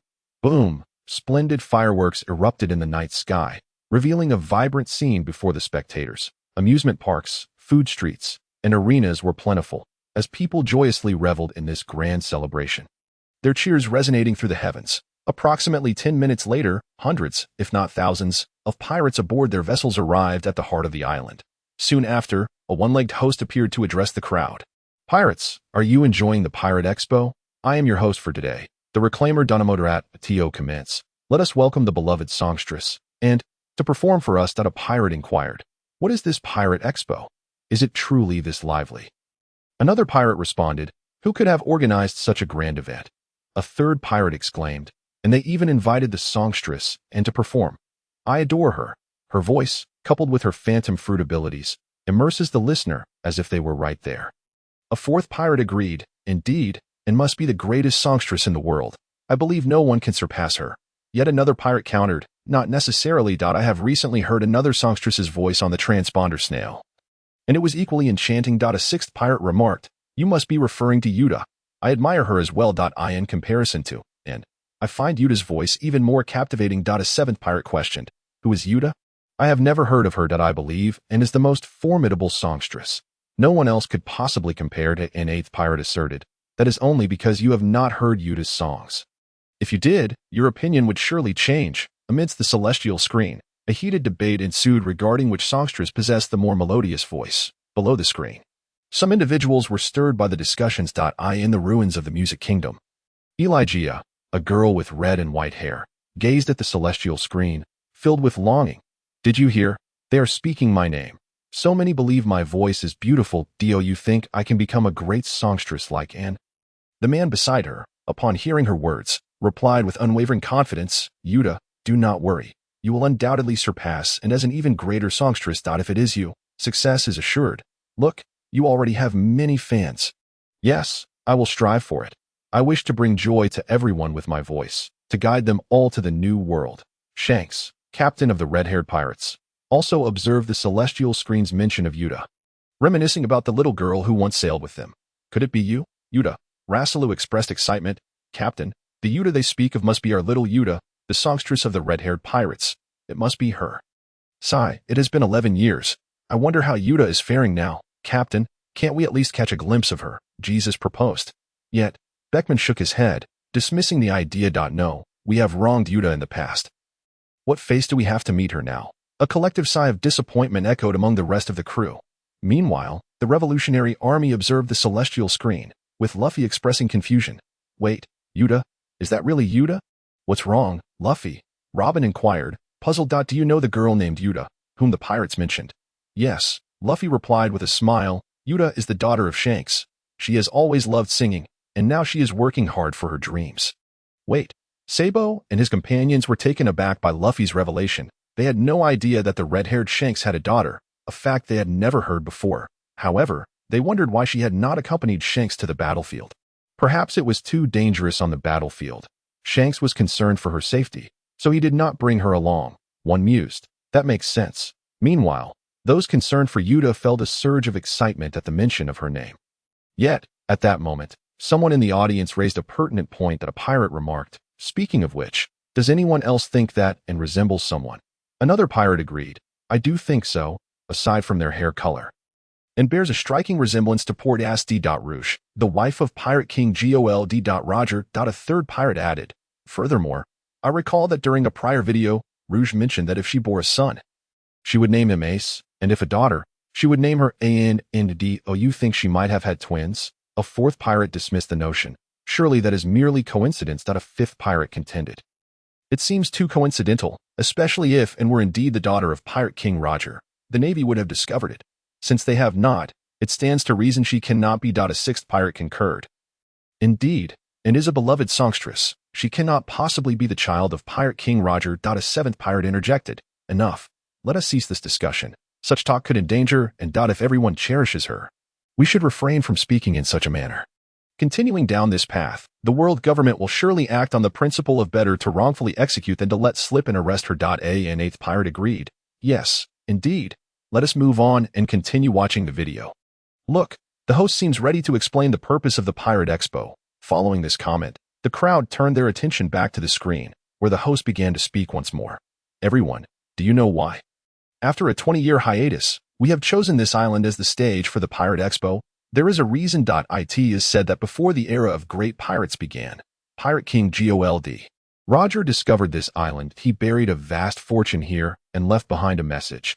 Our answer lies buried in the profound darkness. As the host concluded this statement, the pirates present erupted into cheers. He continued, Ladies and gentlemen, this is a challenge issued by the Pirate King. Let us unravel this mystery and seize the treasure. Once the host finished speaking, the camera shifted to the challenger's route. A pirate exclaimed. Could it be the treasure of Pirate King Roger? My goodness, what a fortune that would be. Another pirate pondered. Speaking of which, the real-world Pirate Expo has yet to commence, right? If so, that treasure must still be on that island. Indeed, a third pirate confirmed. If that is the case, I shall not hold back. Who wishes to join me in seeking the treasure? Me. Count me in. Gold. Roger interjected. Did I ever say such a thing? Moreover, did I truly bury any treasure? Spack Jabba responded. I cannot confirm whether the captain ever uttered those words. However, this island, to the best of my recollection, I have never set foot upon. Taro, moreover. Captain Roger would never conceal his treasures. Wealth should undoubtedly be enjoyed in the moment. Pirate 5. What? Could it be that the host within is deceiving us? To engage in such actions is truly despicable. Pirate 6. How infuriating. I was all set to embark, only to discover it was a ruse. How frustrating to have my excitement dashed so foolishly. Pirate 7. But who is the mastermind behind this Pirate Expo, crafting such a grand deception, gathering so many pirates? Does he not fear exposure? Pirate 8. Perhaps that organizer believes he can handle the chaos. Pirate 9. That would be an overestimation on his part. Many renowned pirates are present at this expo. Look at that individual. Isn't he one of the supernovas? Could Pirate Crew Member 1. Captain, look, it's us. We are finally making our grand entrance. Eustace Kid. At last, it's my turn. It's always been that straw hat brat. Even Law has made an appearance before me. Finally, my figure graces the screen. All of you, behold the splendor I shall display. Pirate 10. Not just Kid, but other supernovas as well. They have all come. Big Eater Girl Jewelry Bonnie. Wow, I'm here too. Fire Tank Pirate Crew Captain Capone Beach. Even I have made the cut. It seems the treasure of Pirate King Roger is indeed irresistible. Sky Island Monk Urki. I never expected to be included as well. Magician Hawkins. I too have made an appearance. The divination results seem rather ominous. I wonder how this will all conclude. See Minstrel Scratch Minapa. Look at how many have gathered. Kid, what were you so proud of earlier? This is utterly hilarious. Ha ha ha. Fallen Navy Rear Admiral Drake. I can't believe all the supernovas are here. But wait, there are still some missing. Where are the Straw Hat Brat and Trafalgar Law? Drake's curiosity is shared by others regarding the whereabouts of these two. Meanwhile, the camera shifts to another location in a dimly lit alley. A severely injured man struggles to move forward. The focus falls upon him. He is none other than Trafalgar Law. One of the supernovas that had piqued everyone's curiosity. At this moment, the clown Buggy is pursuing Law with his crew. However, it is evident that their attempts are fraught with mishaps, and ultimately, Law manages to escape. How absurd. Despite deploying 200 pirate guards, we can't even capture a single little mouse. What does this say about the reputation of this esteemed warlord of the sea? And more importantly, that old coot organizing the event will surely use this as an excuse to dock my payment. Pirate 1. Huh. Pirate 2. Warlord of the Sea. How did the clown Buggy become a warlord of the sea? Pirate 3. Impossible. His previous performances were pathetically weak. How could the Navy choose him as a warlord? Pirate 4. Could it be, as his crew claims, that he has been concealing his true strength all along? And now the Navy has uncovered his potential, thus appointing him as a warlord? Pirate 5. No way. Is Buggy truly that powerful? Pirate 6. I'm reluctant to believe it, yet the events unfolding compel me to accept it. But I simply cannot fathom how such a coward could become a warlord of the sea. Pirate 7. I share your disbelief, but let us not dwell on Buggy for now. Look, something seems to have changed at the center of the celebration. As the crowd turns to witness, it becomes apparent that a significant situation has arisen in the central lake. While the pirates revel in the festivities, a voice of alarm from the host echoes. Something is terribly wrong. A catastrophic event is unfolding. The onlookers gaze toward the source of the commotion, only to behold a colossal whirlpool emerging in the center of the lake, consuming hundreds of pirate ships within its depths. Pirate 1. It can't be mistaken. That must be. Pirate 2. The upward current. It's the upward current. Pirate 3. To witness the upward current is a legendary phenomenon. This is my first time seeing it. What a spectacle. Pirate 4. Look, something seems to be rising slowly within the upward current. Pirate 5. What is that? An island. Pirate 6. Is the island enveloped in a massive membrane? Is this how the power of the current propels it into the sky? Pirate 7. I've never seen anything like it. Who orchestrated this grand spectacle? The audience cannot contain their astonishment at the scene depicted in the video, their curiosity intensifying regarding the mastermind behind this pirate expo. At this moment, the atmosphere in the video reaches a fever pitch. The host exclaims jubilantly, "There can be no doubt. The treasure hidden by Pirate King Roger must be atop that island. Let us devise a way to ascend to that treasure island." He relays the current situation to the viewers. First, we witness the infamous Kid pirate crew, renowned for their wickedness, charging forward with their battered ship, led by Captain Eustace Kidd alongside his partner, Killer, Captain. It is us. We will surely triumph, Eustace Kidd. Indeed, victory shall belong to the Kid pirate crew. Scratch Minapa. Ah ba ba ba ba. Kid, you're far too arrogant. Look closely. Our broadcast pirate crew is right behind you. About to surpass you. Fallen Navy Rear Admiral Drake, you'll have to slow down. My Drake pirate crew has already overtaken you and is soon to surpass Kid. Big Eater Girl Jewelry Bonnie. Our Bonnie pirate crew will not concede either. Sky Island Monk Urky, and neither will my Breaker Monk pirate crew. Fire Tank pirate crew Captain Capone Beach. My Fire Tank pirate crew has only just begun to unleash our power. Pirate 1. I can't believe all the supernovas are participating. I wonder who will ultimately prevail. Pirate 2. What a grand spectacle. The anticipation for what lies ahead grows ever more intense. Whitehorse Cavendish. How infuriating. Why are there so many vying for attention? When will I reclaim the spotlight? Pirate 3. Huh. ISNT that last year's supernova. Whitehorse Cavendish. He is participating too. Whitehorse Cavendish. What? Is it really me? Indeed, it is I. Well then, please enjoy my performance. Pirate 4. Is that the Straw Hat Brad's ship beside him? Pirate 5. It doesn't seem to be. It looks quite different from the one seen earlier. Pirate 6.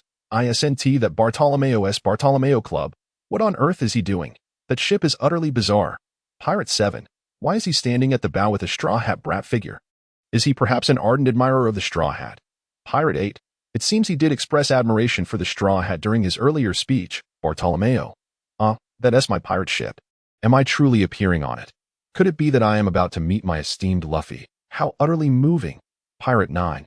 Indeed, he is quite the fanatic. But speaking of which, where is the straw hat? Pirate 10. Right? Isn't this grand scene supposed to involve the straw hat as well? Why has he made his entrance yet? Pirate 11. I can't shake the feeling that something is missing without the straw hat here.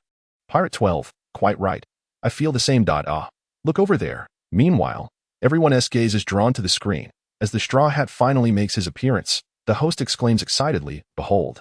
The one who has surged from the very back to surpass all the pirate ships ahead." Claiming the top position, he is the man whose bounty of 1.5 billion is known far and wide across these seas. Monkey D. Luffy. Pirate 1. The straw hat has finally appeared. The main character is here. Pirate 2. Truly, at such a grand gathering, the supernovas would certainly come together. None could be absent. Pirate 3. Wait, don't you notice something amiss? The straw hat's bounty has risen to 1.5 billion. What on earth transpired? Pirate 4. What is the big deal? He participated in the Marineford War, so his bounty must have increased during that time. Pirate 5. However, the video shows a future without the sky curtain appearing. Back then, Whitebeard and the others were defeated. Even if the Straw Hat Kid took part in the Marineford War, it's unlikely his bounty would suddenly soar to such heights. Pirate 6. Indeed.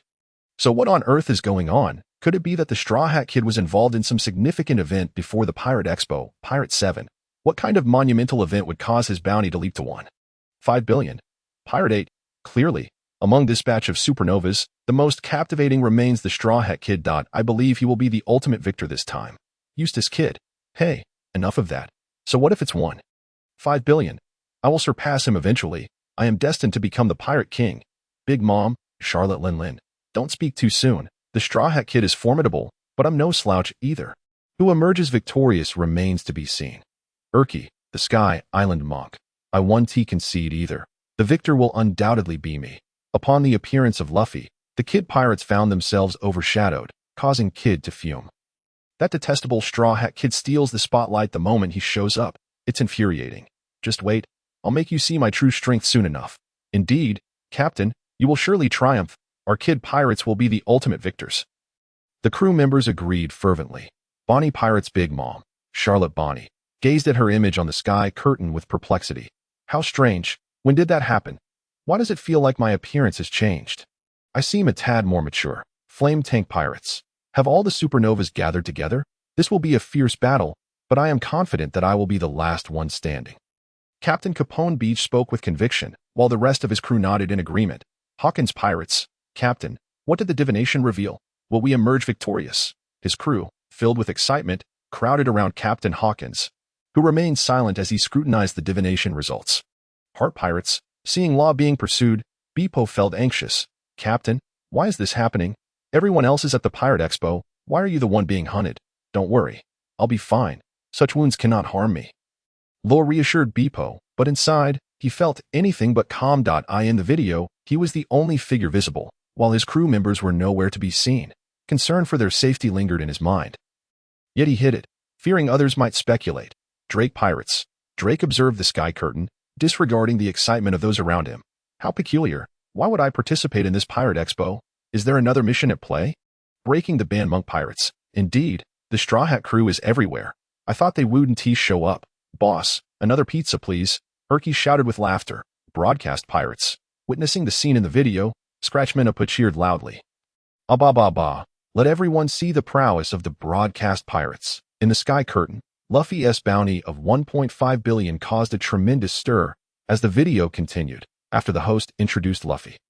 The camera shifted to the Thousand Sunny. Suddenly, the cabin door handle turned, arousing the vigilance of Zoro and the others. In the next moment, the door swung open, revealing the severely injured Trafalgar Law before them.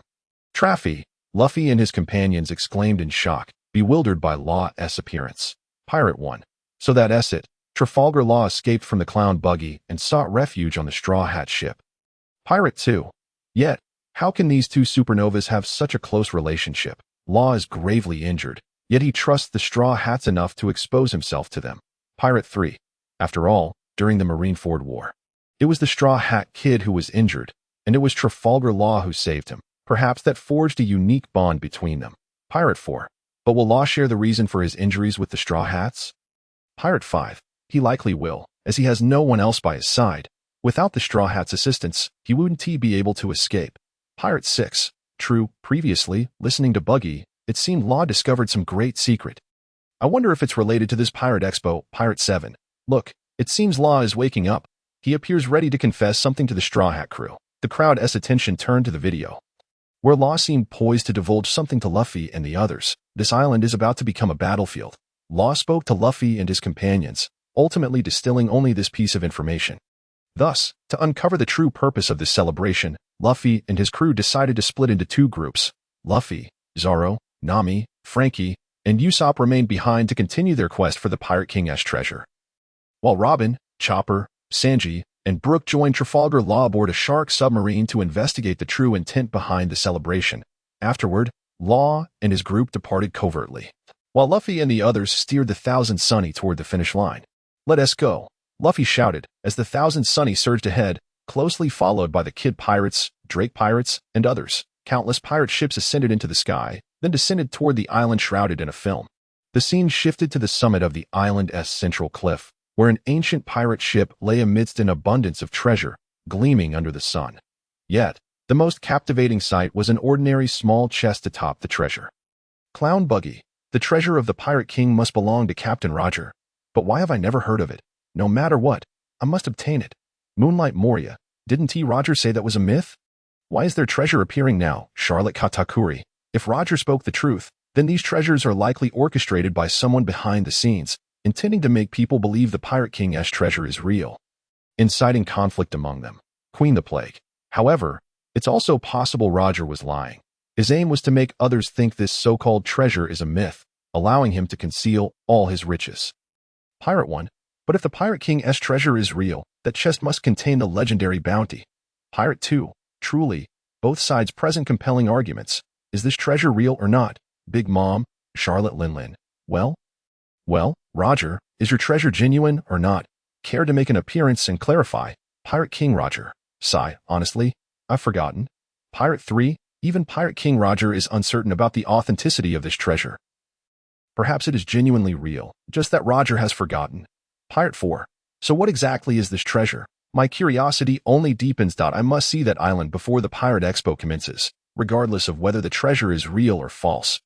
I must investigate. Pirate 5. Yet, considering how the island appeared earlier, even if you go, you wouldn't be able to find it.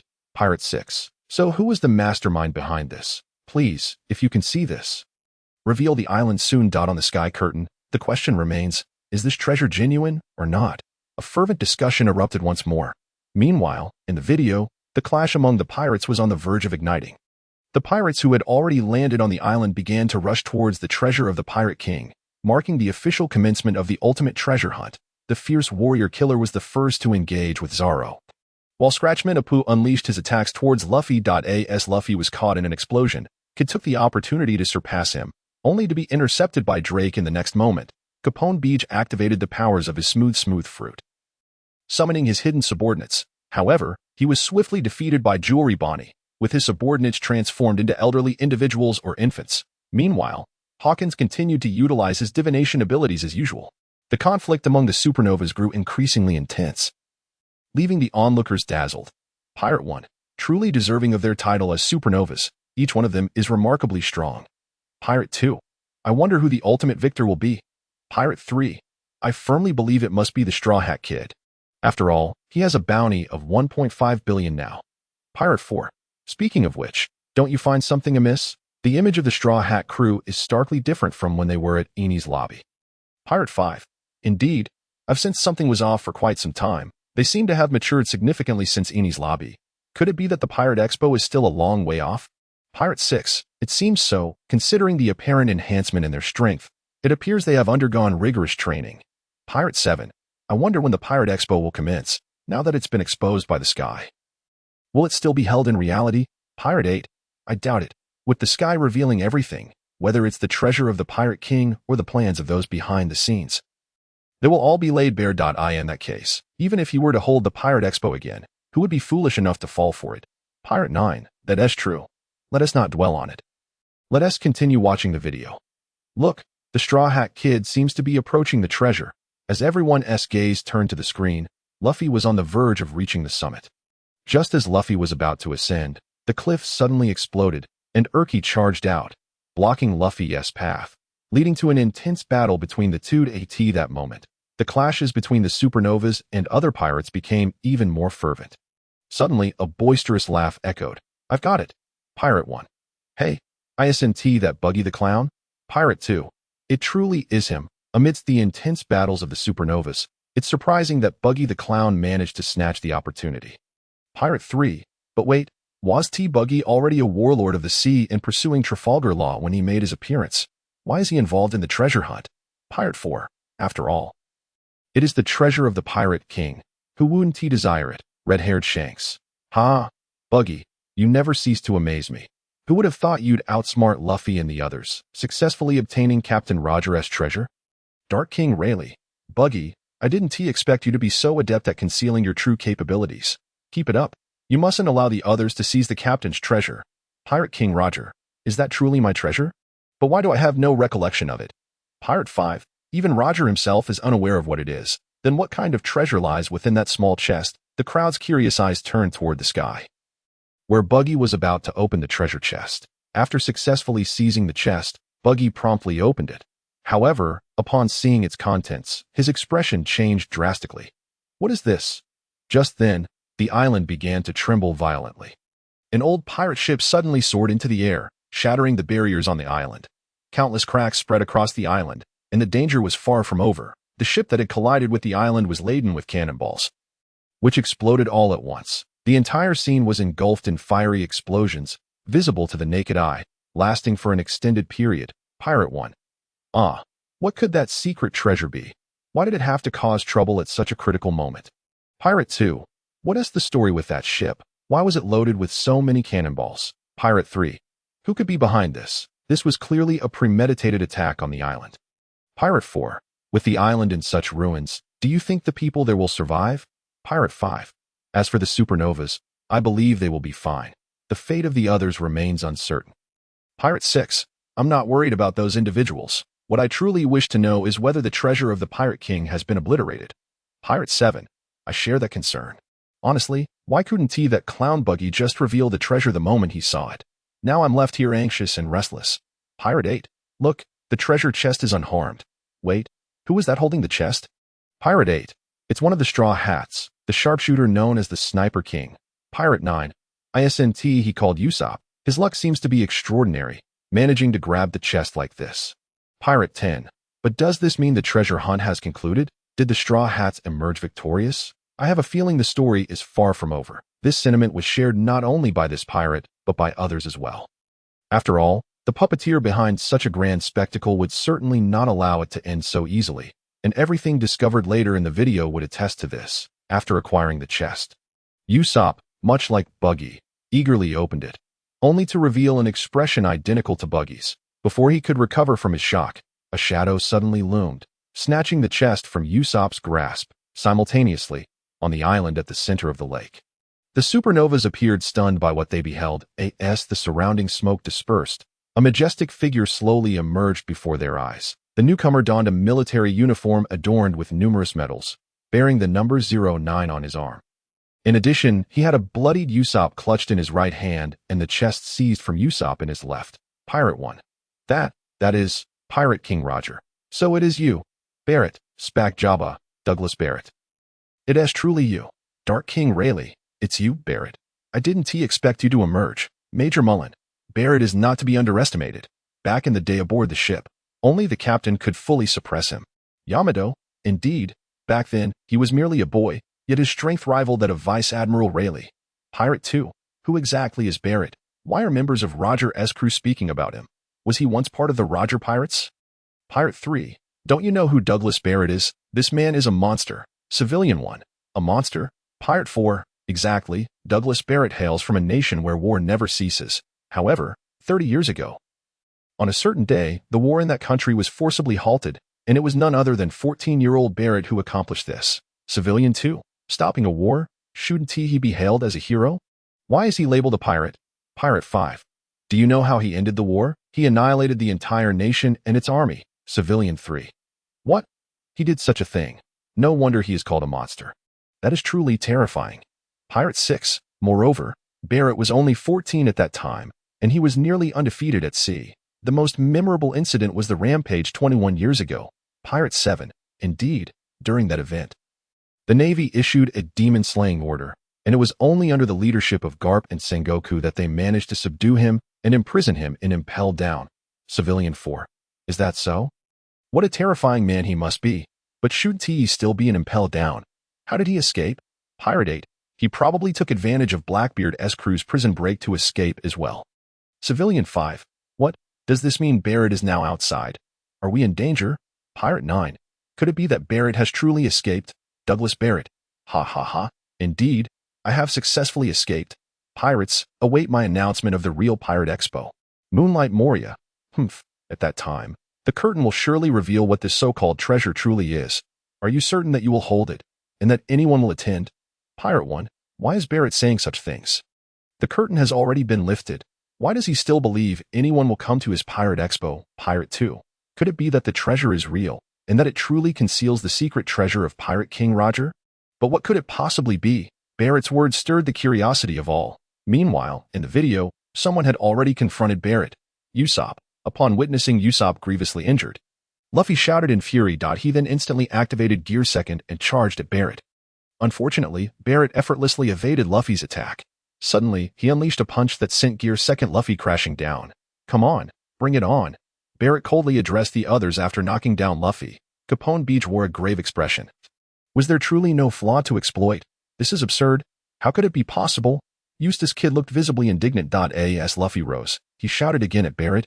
Hey, you, if you dare to lay a hand on my friends, you must be prepared for the consequences. Pirate 1. What is the Straw Hat Kid doing? Isn't this too impulsive? He was effortlessly knocked down with a single punch, yet he still dares to provoke him. Pirate 2. That man can stand toe-to-toe with the vice captain of Roger's pirate crew. There's no way the mere Straw Hat Kid could match him. Pirate 3. However, the Straw Hat Kid has a bounty of 1.5 billion now. He must have grown significantly stronger. Perhaps he truly can succeed. Pirate 4. Ha. What a joke. If he were truly capable, how could he have been sent flying with just one punch? Pirate 5. Thus, from the earlier footage, it was clear that the Straw Hat Kid is indeed too rash. He is clearly not a match for his opponent, yet he still charges in recklessly. Such a result can only lead to defeat. Pirate 6. But the Straw Hat Kid always acts impulsively for the sake of his companions. If he didn't do so, he wouldn't be the Straw Hat Kid we know. Pirate 7. Indeed, watching the Straw Hat Kid like this, one cannot help but feel that a miracle might occur. Pirate 8. A miracle? What are you joking about? True, he successfully rescued Nico Robin at Eni's lobby. But during the Paramount War, he utterly failed in his rescue. Ace was killed right before him. Pirate 9. Yet, I believe this time will be different. The Straw Hat Kid will definitely succeed. On the screen, opinions about Luffy's actions were divided. While the video depicted an imminent clash, companions, Douglas Barrett scoffed, glancing at Usopp, who lay at his feet. You don't mean this worthless fool who can't even guard a treasure, do you? How dull at that point. He turned to the supernovas present. I've heard of you. The worst generation, is it? They say you are formidable. If you desire treasure, then come and challenge me together. As his words fell, a powerful conqueror's haki erupted from him, sweeping through the surroundings. The pirates present succumbed to the overwhelming pressure, their eyes rolling back as they fainted, leaving only a few standing. Is that conqueror's haki? Drake remarked gravely. This is akin to a living demon. What an incredible power! Urki and Skillickman exclaimed in unison. Though Kid declared, just as I like it, his expression betrayed no ease. Even the supernovas felt a tinge of anxiety in the face of Barrett. Yet, one person remained unfazed throughout, the Straw Hat Kid, Luffy. In the next moment, a surge of power erupted from Luffy as well. A crimson conqueror's haki materialized around him, colliding with that of Douglas Barrett. The two formidable haki forces clashed, splitting the world in two and igniting a terrifying spiral of conqueror's haki. Pirate 1. The Straw Hat Kid's conqueror's haki has grown this strong. It is completely different from during the Paramount War. Pirate 2. What has he been through to elevate his strength to such heights? It is truly astonishing that he can stand against Douglas Barrett's conqueror's haki. Pirate 3. No wonder the Straw Hat Kid has a bounty of 1.5 billion. Indeed, everything has a reason behind it. Pirate 4. However, if that's the case, perhaps the Straw Hat Kid might truly win. The earlier punch that sent him flying could have simply been a lapse in attention. As the audience witnessed Luffy displaying his conqueror's haki against Barrett, astonishment was etched on their faces, and the video continued. While facing Luffy, Barrett did not forget to mock the nearby supernovas. What's the matter? You lot from the worst generation, why aren't you continuing your assault? Are you too frightened to move? Upon hearing this, Luffy grew discontent. Hey, your opponent is me, Kid echoed angrily. You, don't get too carried away. To this, see, you're just a seasoned rookie who has recently escaped from prison. What makes you so special? Is that so? Barrett chuckled again. Then if you're not coming, I shall take the initiative. With that, the ground beneath him erupted. Barrett darted forward like lightning, moving with an almost incomprehensible speed, arriving before Luffy. His fists, the size of sandbags, rained down upon Luffy, who attempted to counter with an armed haki punch. Unfortunately, in mere moments, Luffy was sent flying once more. Before the others could react, Barrett charged towards Kid and Killer. With a single sweep of his hand, he forcefully smashed their heads together, after dispatching the two. He swiftly turned to Drake and Urki, both of whom were also knocked down with a single punch. Next, it was Hawkins' turn. Even with his strawman armor, he barely had time to launch an attack before Barrett struck. Sending a straw doppelganger flying, Skillickman Oppo began to strike himself, intending to use the same method he employed against Luffy. Alas, such attacks merely tickled Barrett, proving utterly ineffective at that moment. Jewelry Bonnie attempted to use pigeons to draw Barrett's attention before launching a sneak attack. However, the outcome was her being seized by the leg and slammed heavily onto the ground. Pirate 1. My goodness, Barrett is astonishingly powerful. He is single-handedly battling the supernovas without breaking a sweat. And he is inflicting such severe damage on them. Pirate 2. No wonder he can contend with the Dark King Rayleigh. His strength is truly unfathomable. Pirate 3. But will the supernovas simply fall to defeat? Surely, they cannot be that weak. Pirate 4. Yet, in the video, they appear utterly powerless to retaliate. Eustace Kid. Hey, don't underestimate me. Just wait. I will not be so easily defeated. Killer. Indeed. Our Captain Kid will never yield so easily. Moonlight Moria. Well said. But who was it that just had their heads knocked together? Ha. Eustace Kid. You. Pirate 5. Wait, don't rush to mock. It seems the supernovas are preparing to counterattack. As everyone looked closely. Indeed, the video revealed the downed supernovas rising again, charging towards Barrett. Damn it, Kid cursed, gathering all the steel weapons around him to form a massive mechanical hand. Meanwhile, Luffy entered gear 3rd, rearming his fists with haki, and launched an assault on Barrett. Together, they flanked Barrett from either side. Faced with the onslaught of two adversaries, Barrett remained utterly unperturbed.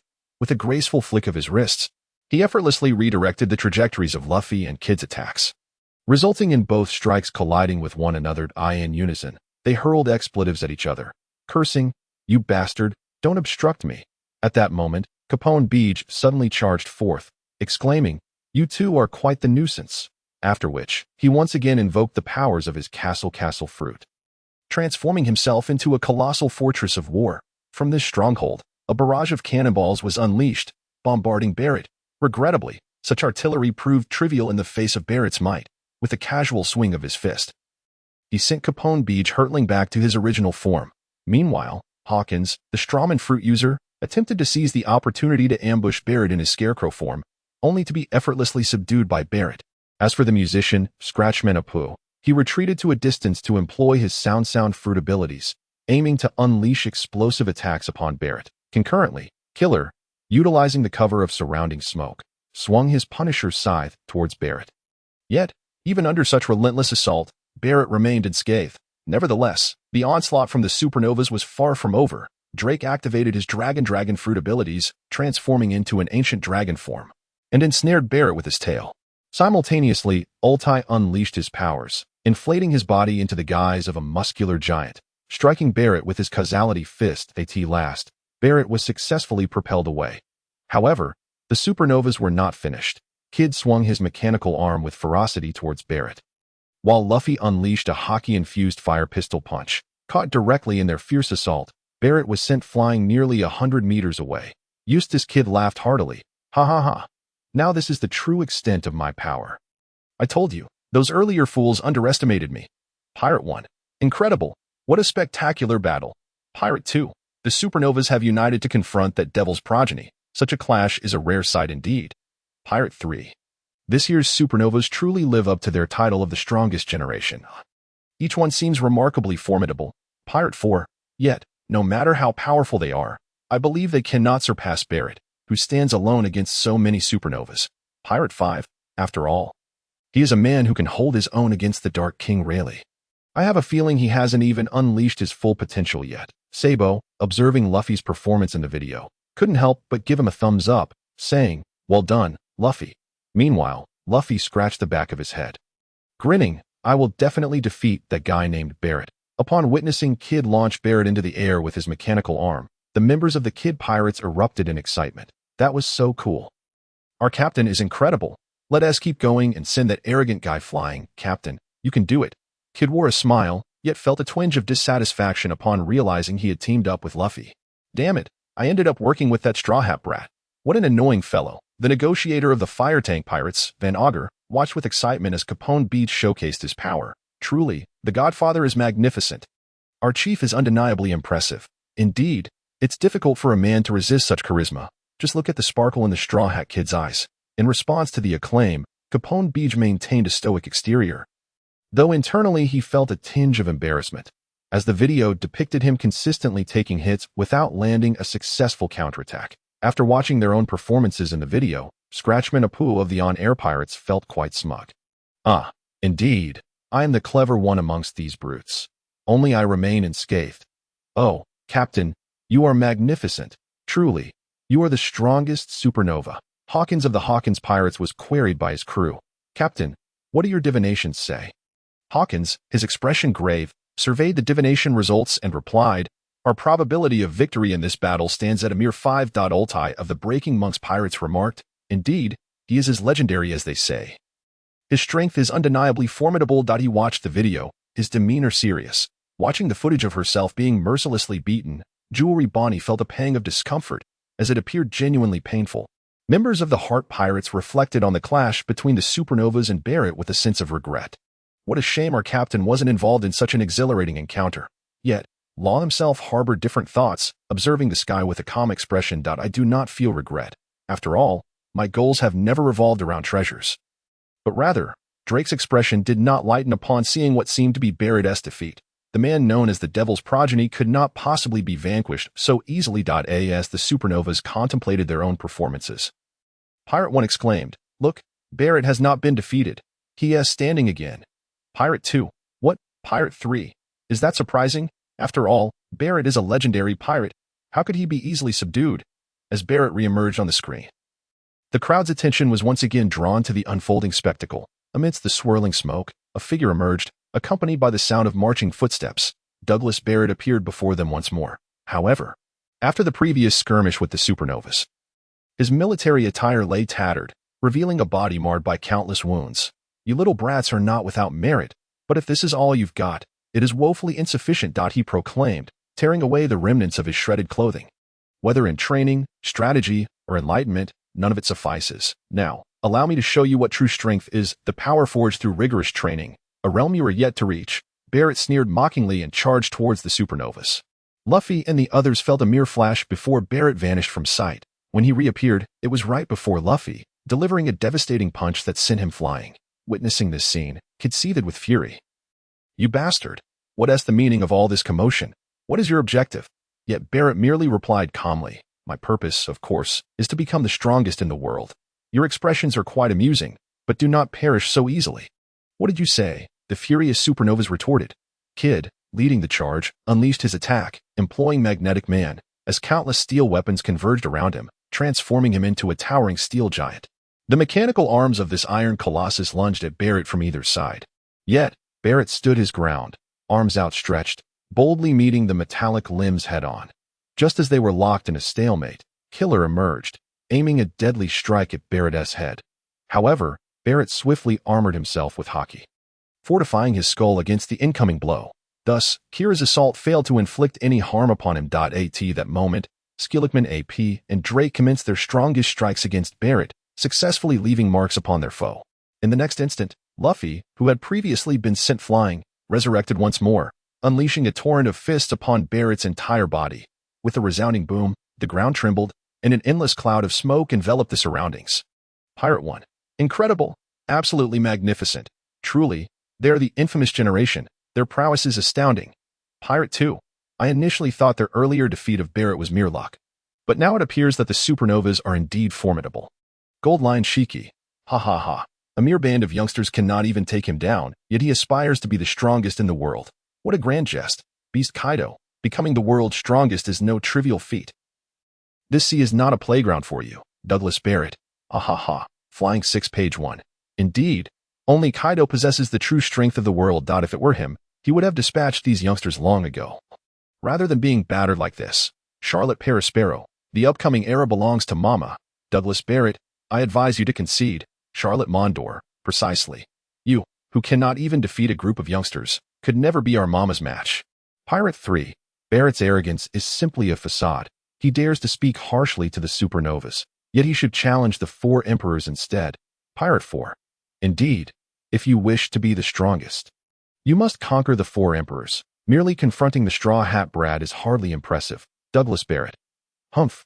Just wait till I end this sea. Whether it be these youngsters or the 4 emperors, all shall fall beneath my fists. Big Mom Charlotte Lin. My, how conceited. It's quite displeasing to witness. I shall await your arrival at Whole Cake Island. Whitebeard Edward Newgate. Hahahaha. Barrett. I too await your challenge. I am quite curious as to how you intend to defeat me. Beast Kaido. The enemies I acknowledge are not you, Douglas Barrett. Your arrogance complicates matters. I initially found you amusing and wished for you to survive longer, but if you seek your demise, I shall oblige. Red-haired Shanks. I too wish to see if I can defeat you, who once matched Vice Captain Rayleigh. Douglas Barrett. You all shall wait.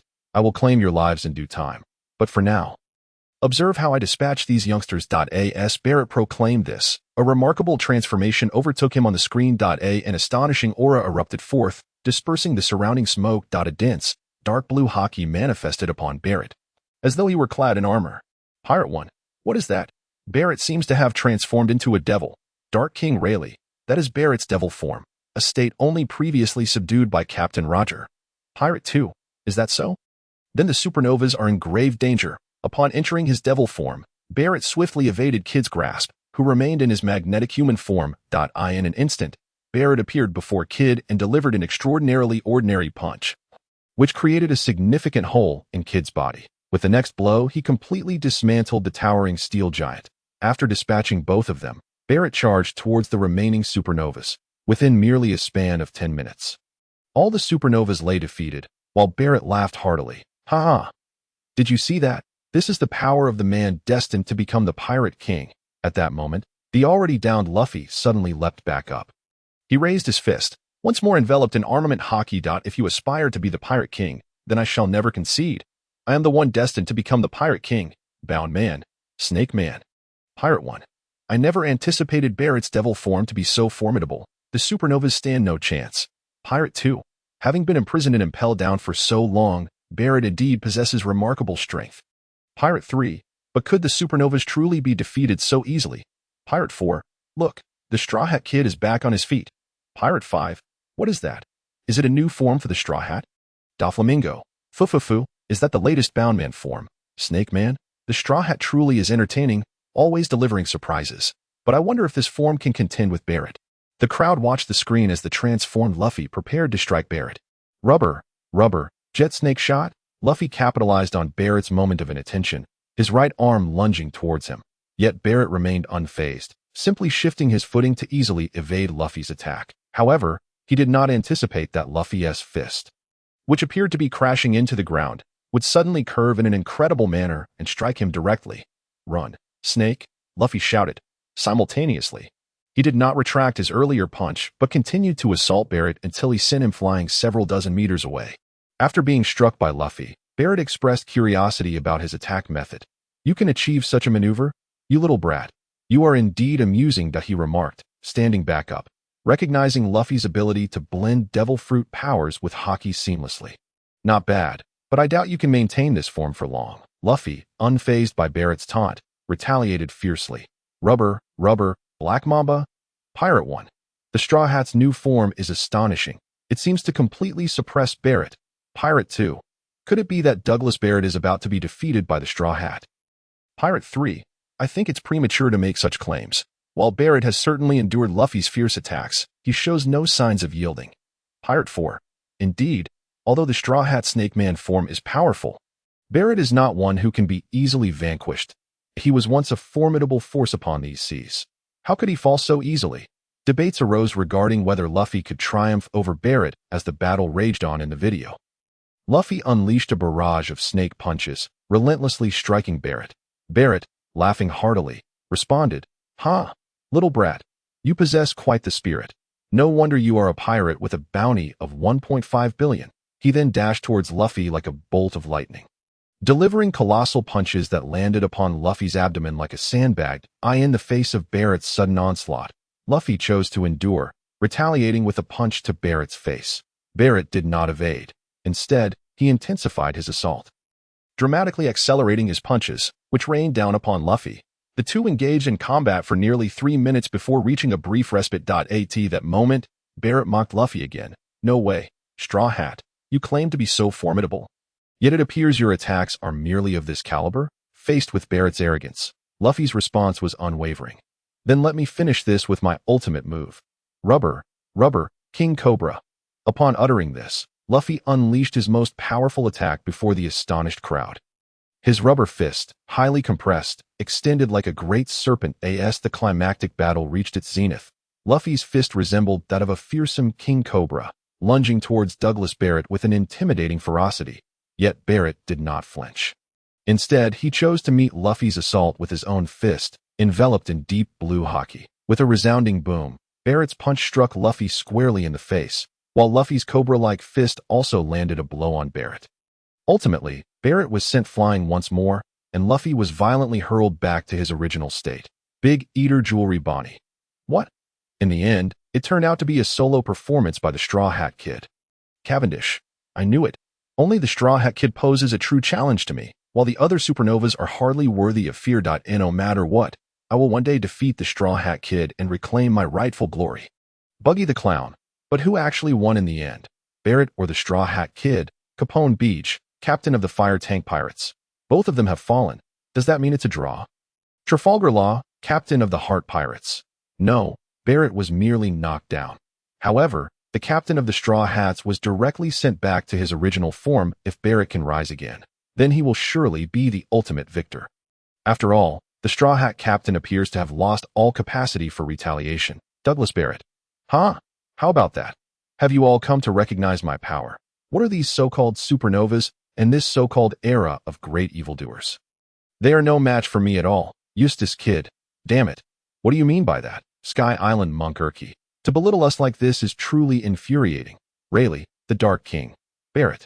I never imagined that after all these years, you would still be this formidable. But Luffy will not be so easily defeated. Roronoa Zaro, the Pirate Hunter. Indeed, our captain is quite exceptional. Just wait. He will surely triumph over you. Douglas Barrett. Ha ha ha. Do you really have such faith in the Straw Hat Kid? He has already exhausted all his trump cards, while my true strength remains undisclosed. Scratch Menapa. Aha. Barrett has already defeated all the supernovas. And he has even gone all out yet. Rear Admiral Drake. Is that so? If he were to unleash his full power, just how formidable would he be? Magician Hawkins. It's truly astonishing. No wonder my divination indicated that we only have a 5 chance of victory. Pirate 1. I thought to myself, how could such a renowned pirate be defeated by the Straw Hat Kid? Turns out he has even tapped into his full potential. The fierce battle enveloped the arena in a cloud of dust. Just then, a sudden sound of footsteps echoed as a towering figure emerged from the haze. Straw Hat Kid. You're quite impressive, declared Douglas Barrett, who had risen once more, gazing at Luffy with a hearty laugh. To be honest, I do not despise those with strength, but to achieve my ambitions and claim the title of the strongest, I must eliminate you and your crew. Upon hearing Barrett's words, Luffy shouted back, What you do to me is irrelevant, but you shall not lay a finger on my friends. What a nostalgic declaration. Yet simultaneously so revolting. Barrett mocked him with a grin, slamming his right fist into the ground, causing the earth to crack open. On this battlefield, only the mightiest can dominate these seas. Strength is everything. As Barrett's words echoed, to the astonishment of the onlookers, a submarine suddenly burst forth, revealing itself before them. Do you see this? This is my ship, Barrett proclaimed, and it is laden with countless weapons and steel. Now, allow me to demonstrate what true hell and despair truly are. With a smile, Barrett activated the powers of his Paramecia-type combined fruit, exclaiming, "Combined armament." Pirate 1. What is happening? Why is Barrett's submarine suddenly transformed? Pirate 2. That seems to be the power of Barrett's devil fruit. If I recall correctly, his abilities are exceptionally formidable. Pirate 3. How could someone so powerful possess such a strong fruit ability as well? It seems impossible. If that is the case, Barrett cannot possibly be defeated. Pirate 4. But what exactly is this transformation? I've never seen anything like it. Doflamingo, Fufu, is it an awakening of the fruit? Barrett, you are indeed intriguing. Civilian 1. What is fruit awakening? It sounds quite impressive. Pirate 5. Generally speaking, those who consume devil fruits only wield the abilities of their respective fruit. However, very few can attain the higher level of awakening, which allows them to assimilate the world. Barrett intends to do just that. Civilian 2. Is that so? But the thought of awakening a fruit to assimilate the world is utterly terrifying. Pirate 6. Indeed. If a combined fruit awakens, and there are sufficient materials for fusion, then no one could stand against it. The Straw Hat Kids may be in grave danger. Pirate 7. Could it be? Are the supernovas truly going to meet their end here? Pirate 8. It's quite likely. Did you not hear the members of Roger's crew earlier? The peak of Barrett's power could only be suppressed by the Pirate King Roger himself. The Straw Hat Kids are simply not on that level. Pirate 9. I actually have a fondness for the Straw Hat Kid. I truly don't want to see him perish like this. Pirate 10. Don't worry. After all, that is merely a glimpse of the future. The Straw Hat Kids are still alive and well. With the sky screen now in place, this future scenario shall not come to pass. Bartolomeo. Even in the video, my senpai Luffy will definitely emerge victorious. Pirate 11. You truly are an ardent admirer of Luffy, aren't you? However, it seems that Barrett's schemes in reality are unlikely to succeed now. After all, who would be foolish enough to participate in some pirate expo after witnessing the sky screen? Douglas Barrett. Are you certain? Do you truly not desire the treasure of the Pirate King? I assure you, it is something everyone covets, hahahaha. Morgan the News King. What exactly is the treasure of the Pirate King? Why does Douglas Barrett seem so confident that we would join the Pirate Expo, even after his schemes have been unveiled? It truly piques my curiosity. I am certain it will be a major story on the sky screen. Driven by Barrett's words, the crowd grew increasingly curious about the nature of the Pirate King's treasure. At that moment, the newly transformed Barrett appeared before their eyes. Surrounded by dark purple entities, the entire submarine began to undergo a metamorphosis. Barrett himself stood atop the submarine, observing as the supernovas began to speak. As a being who has consumed the combined fruit, I can cause anything to merge and transform. Possessing immense power, and now augmented by this formidable ability, the strongest version of myself stands before you. You should understand, the weak cannot survive in these seas. Much like that long-nosed fool, I advise you to abandon your useless subordinates, Straw Hat Kid. Upon hearing Barrett's words, Luffy unabashedly retorted, "You fool, what are you talking about? Without my friends, there can be no celebration." Barrett, clearly taken aback by Luffy's rebuttal, fell silent momentarily before speaking again. "You are the truly hopeless fools. Those so-called comrades of yours are nothing but weaklings. Even that man known as the strongest, Whitebeard, died for the sake of saving his subordinates. The Pirate King Roger met the same fate. Those who have perished are all failures. Those who continually proclaim the importance of comrades have their limits. I am different. My strength is solely for my own victory." As Barrett became increasingly intoxicated by his own words, Luffy, far from being swayed, angrily interrupted him. "I will never lose to someone like you." Upon hearing Luffy's retort, Barrett raised the treasure chest that everyone was vying for and burst into laughter. "Kaka, since you are so eager to prove yourself, then try to snatch this from my hands.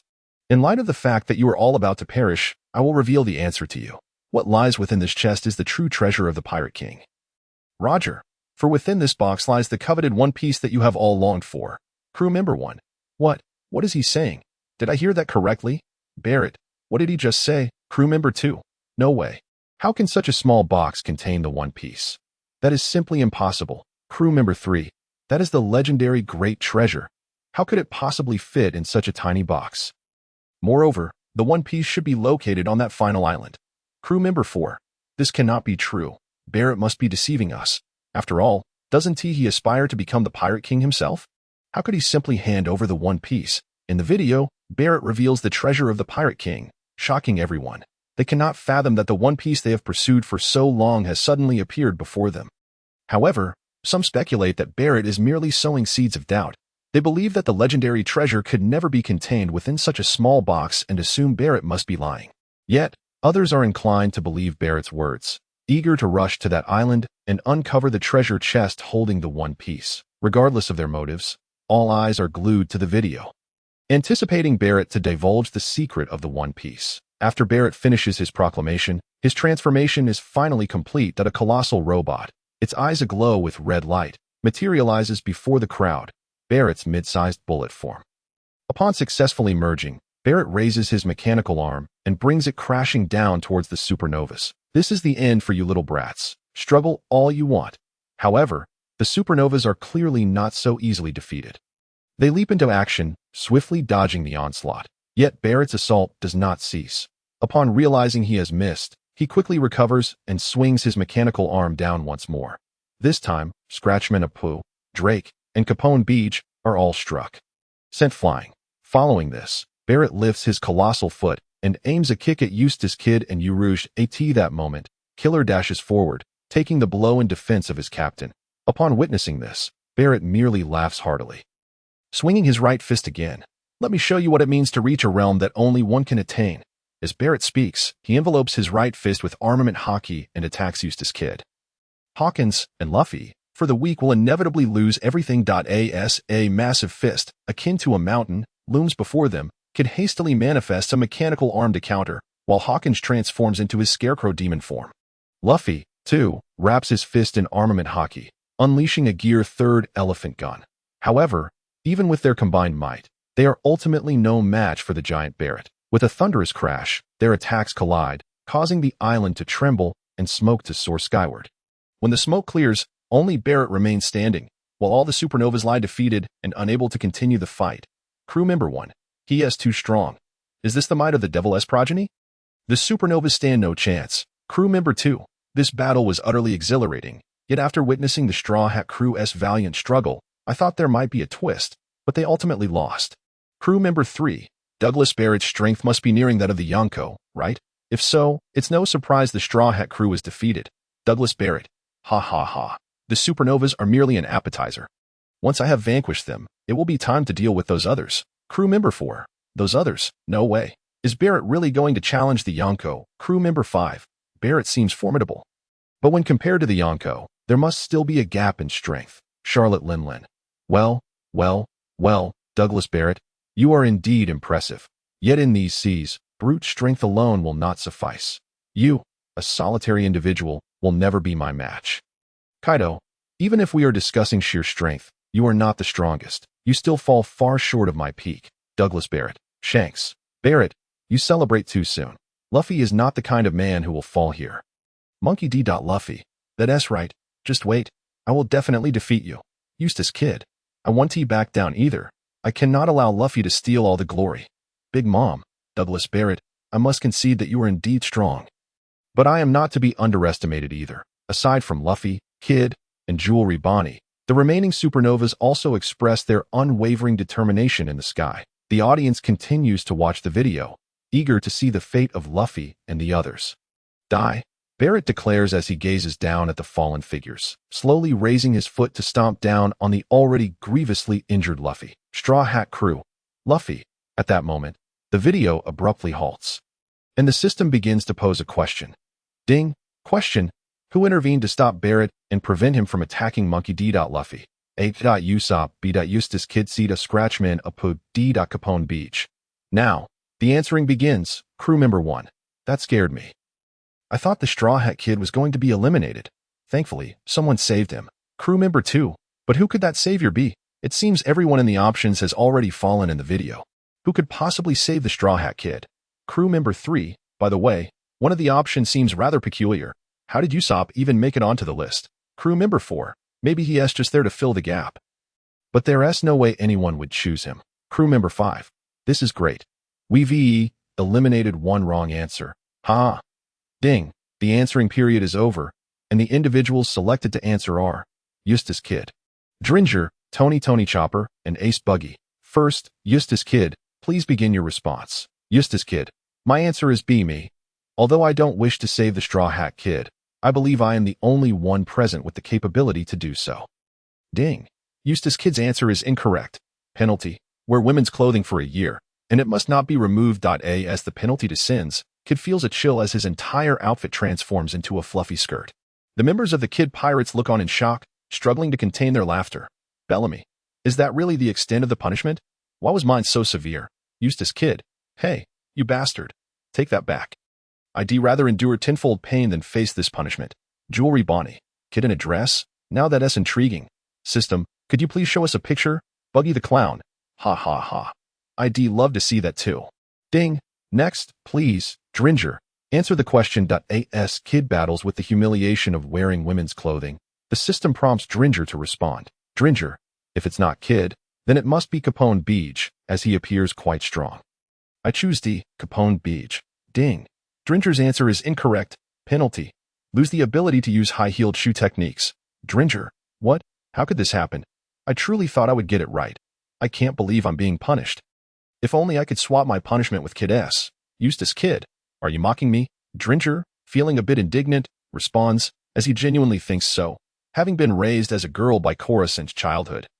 Wearing women's clothing isn't as embarrassing for him. Tom.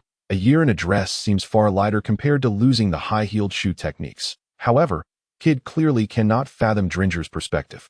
Thus, he felt that Derlinger was provoking him, and at that moment, it was Chopper's turn to answer the question.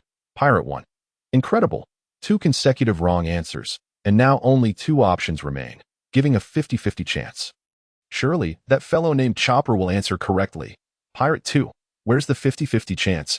Isn't the answer glaringly obvious? Usopp cannot possibly be the correct answer. Pirate 3. Indeed, while Usopp possesses remarkable sniping skills, his combat prowess is woefully lacking. After all, in the video, he was already defeated by Barrett. Even if he hadn't been defeated, there would be no way he could stop Barrett. Everyone beneath the canopy held a poor opinion of Usopp, convinced that he could not possibly be the right answer. Moreover, they believed that although both Chopper and Usopp were crew members of Luffy's pirate ship, Chopper would not act impulsively and would choose the true answer. However, Chopper's answer soon took everyone by surprise.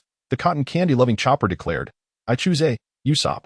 I believe he will definitely save Luffy and won't just stand by idly while Luffy is harmed. Pirate 1. Hey. Little reindeer, what are you doing? This is not the time for impulsive decisions. How could Usopp possibly be the right answer? Pirate 2. It seems Ace Buggy is about to reap the rewards. Her little reindeer is going to be punished. Many pirates fond of Chopper looked on with pity, unable to bear the thought of him facing punishment. Just then, a chime sounded. Congratulations, Tony Chopper, your answer is correct. Reward, divine artifact, God's hand, perfect. Clown Buggy. What? It really was that long-nosed one. You must be joking. Play Queen. I never expected the one who saved the Straw Hat Kid in the end would be that utterly useless fellow. It's truly unbelievable. Perona. How could it be that guy? This is impossible. Many were unable to accept that Usopp was indeed the correct answer. Meanwhile, Chopper, at the Kingdom of Birds in the South Sea, was already examining his system reward. The divine artifact, God's hand, perfect, was a military medical type artifact, resembling a glove that could enhance finger movements by hundreds of times, making it suitable for crafting various delicate weapons and healing the human body.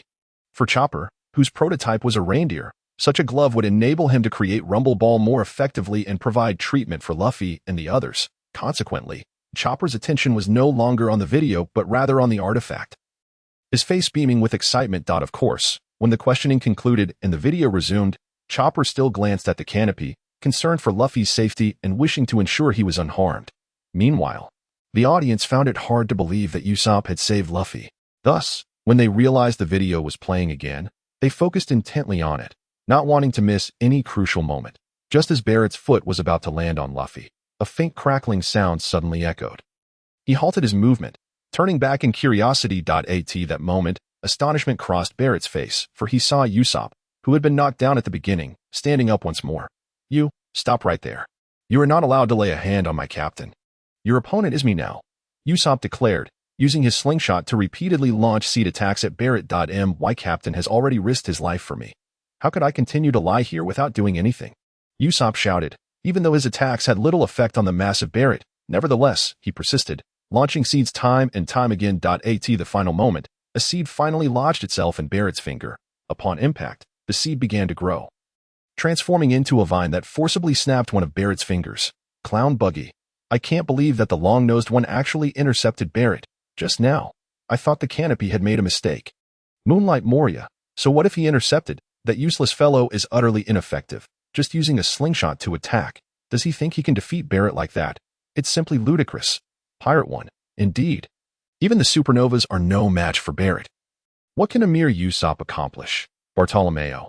I believe in Usopp Senpai. He can definitely do it. Pirate 2. You fanboy. Don't be overly confident. How could he possibly defeat Barrett? Pirate 3. Enough. Usopp landed a successful attack and broke off one of that robot's fingers. It was truly unexpected.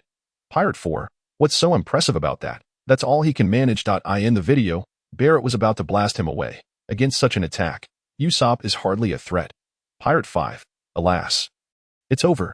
Usopp has been taken out. Is it time for the Straw Hat Kid next? Pirate 6. It seems not. Look, Barrett is opening that treasure chest. What could possibly be inside? Charlotte Katakuri. It can't be.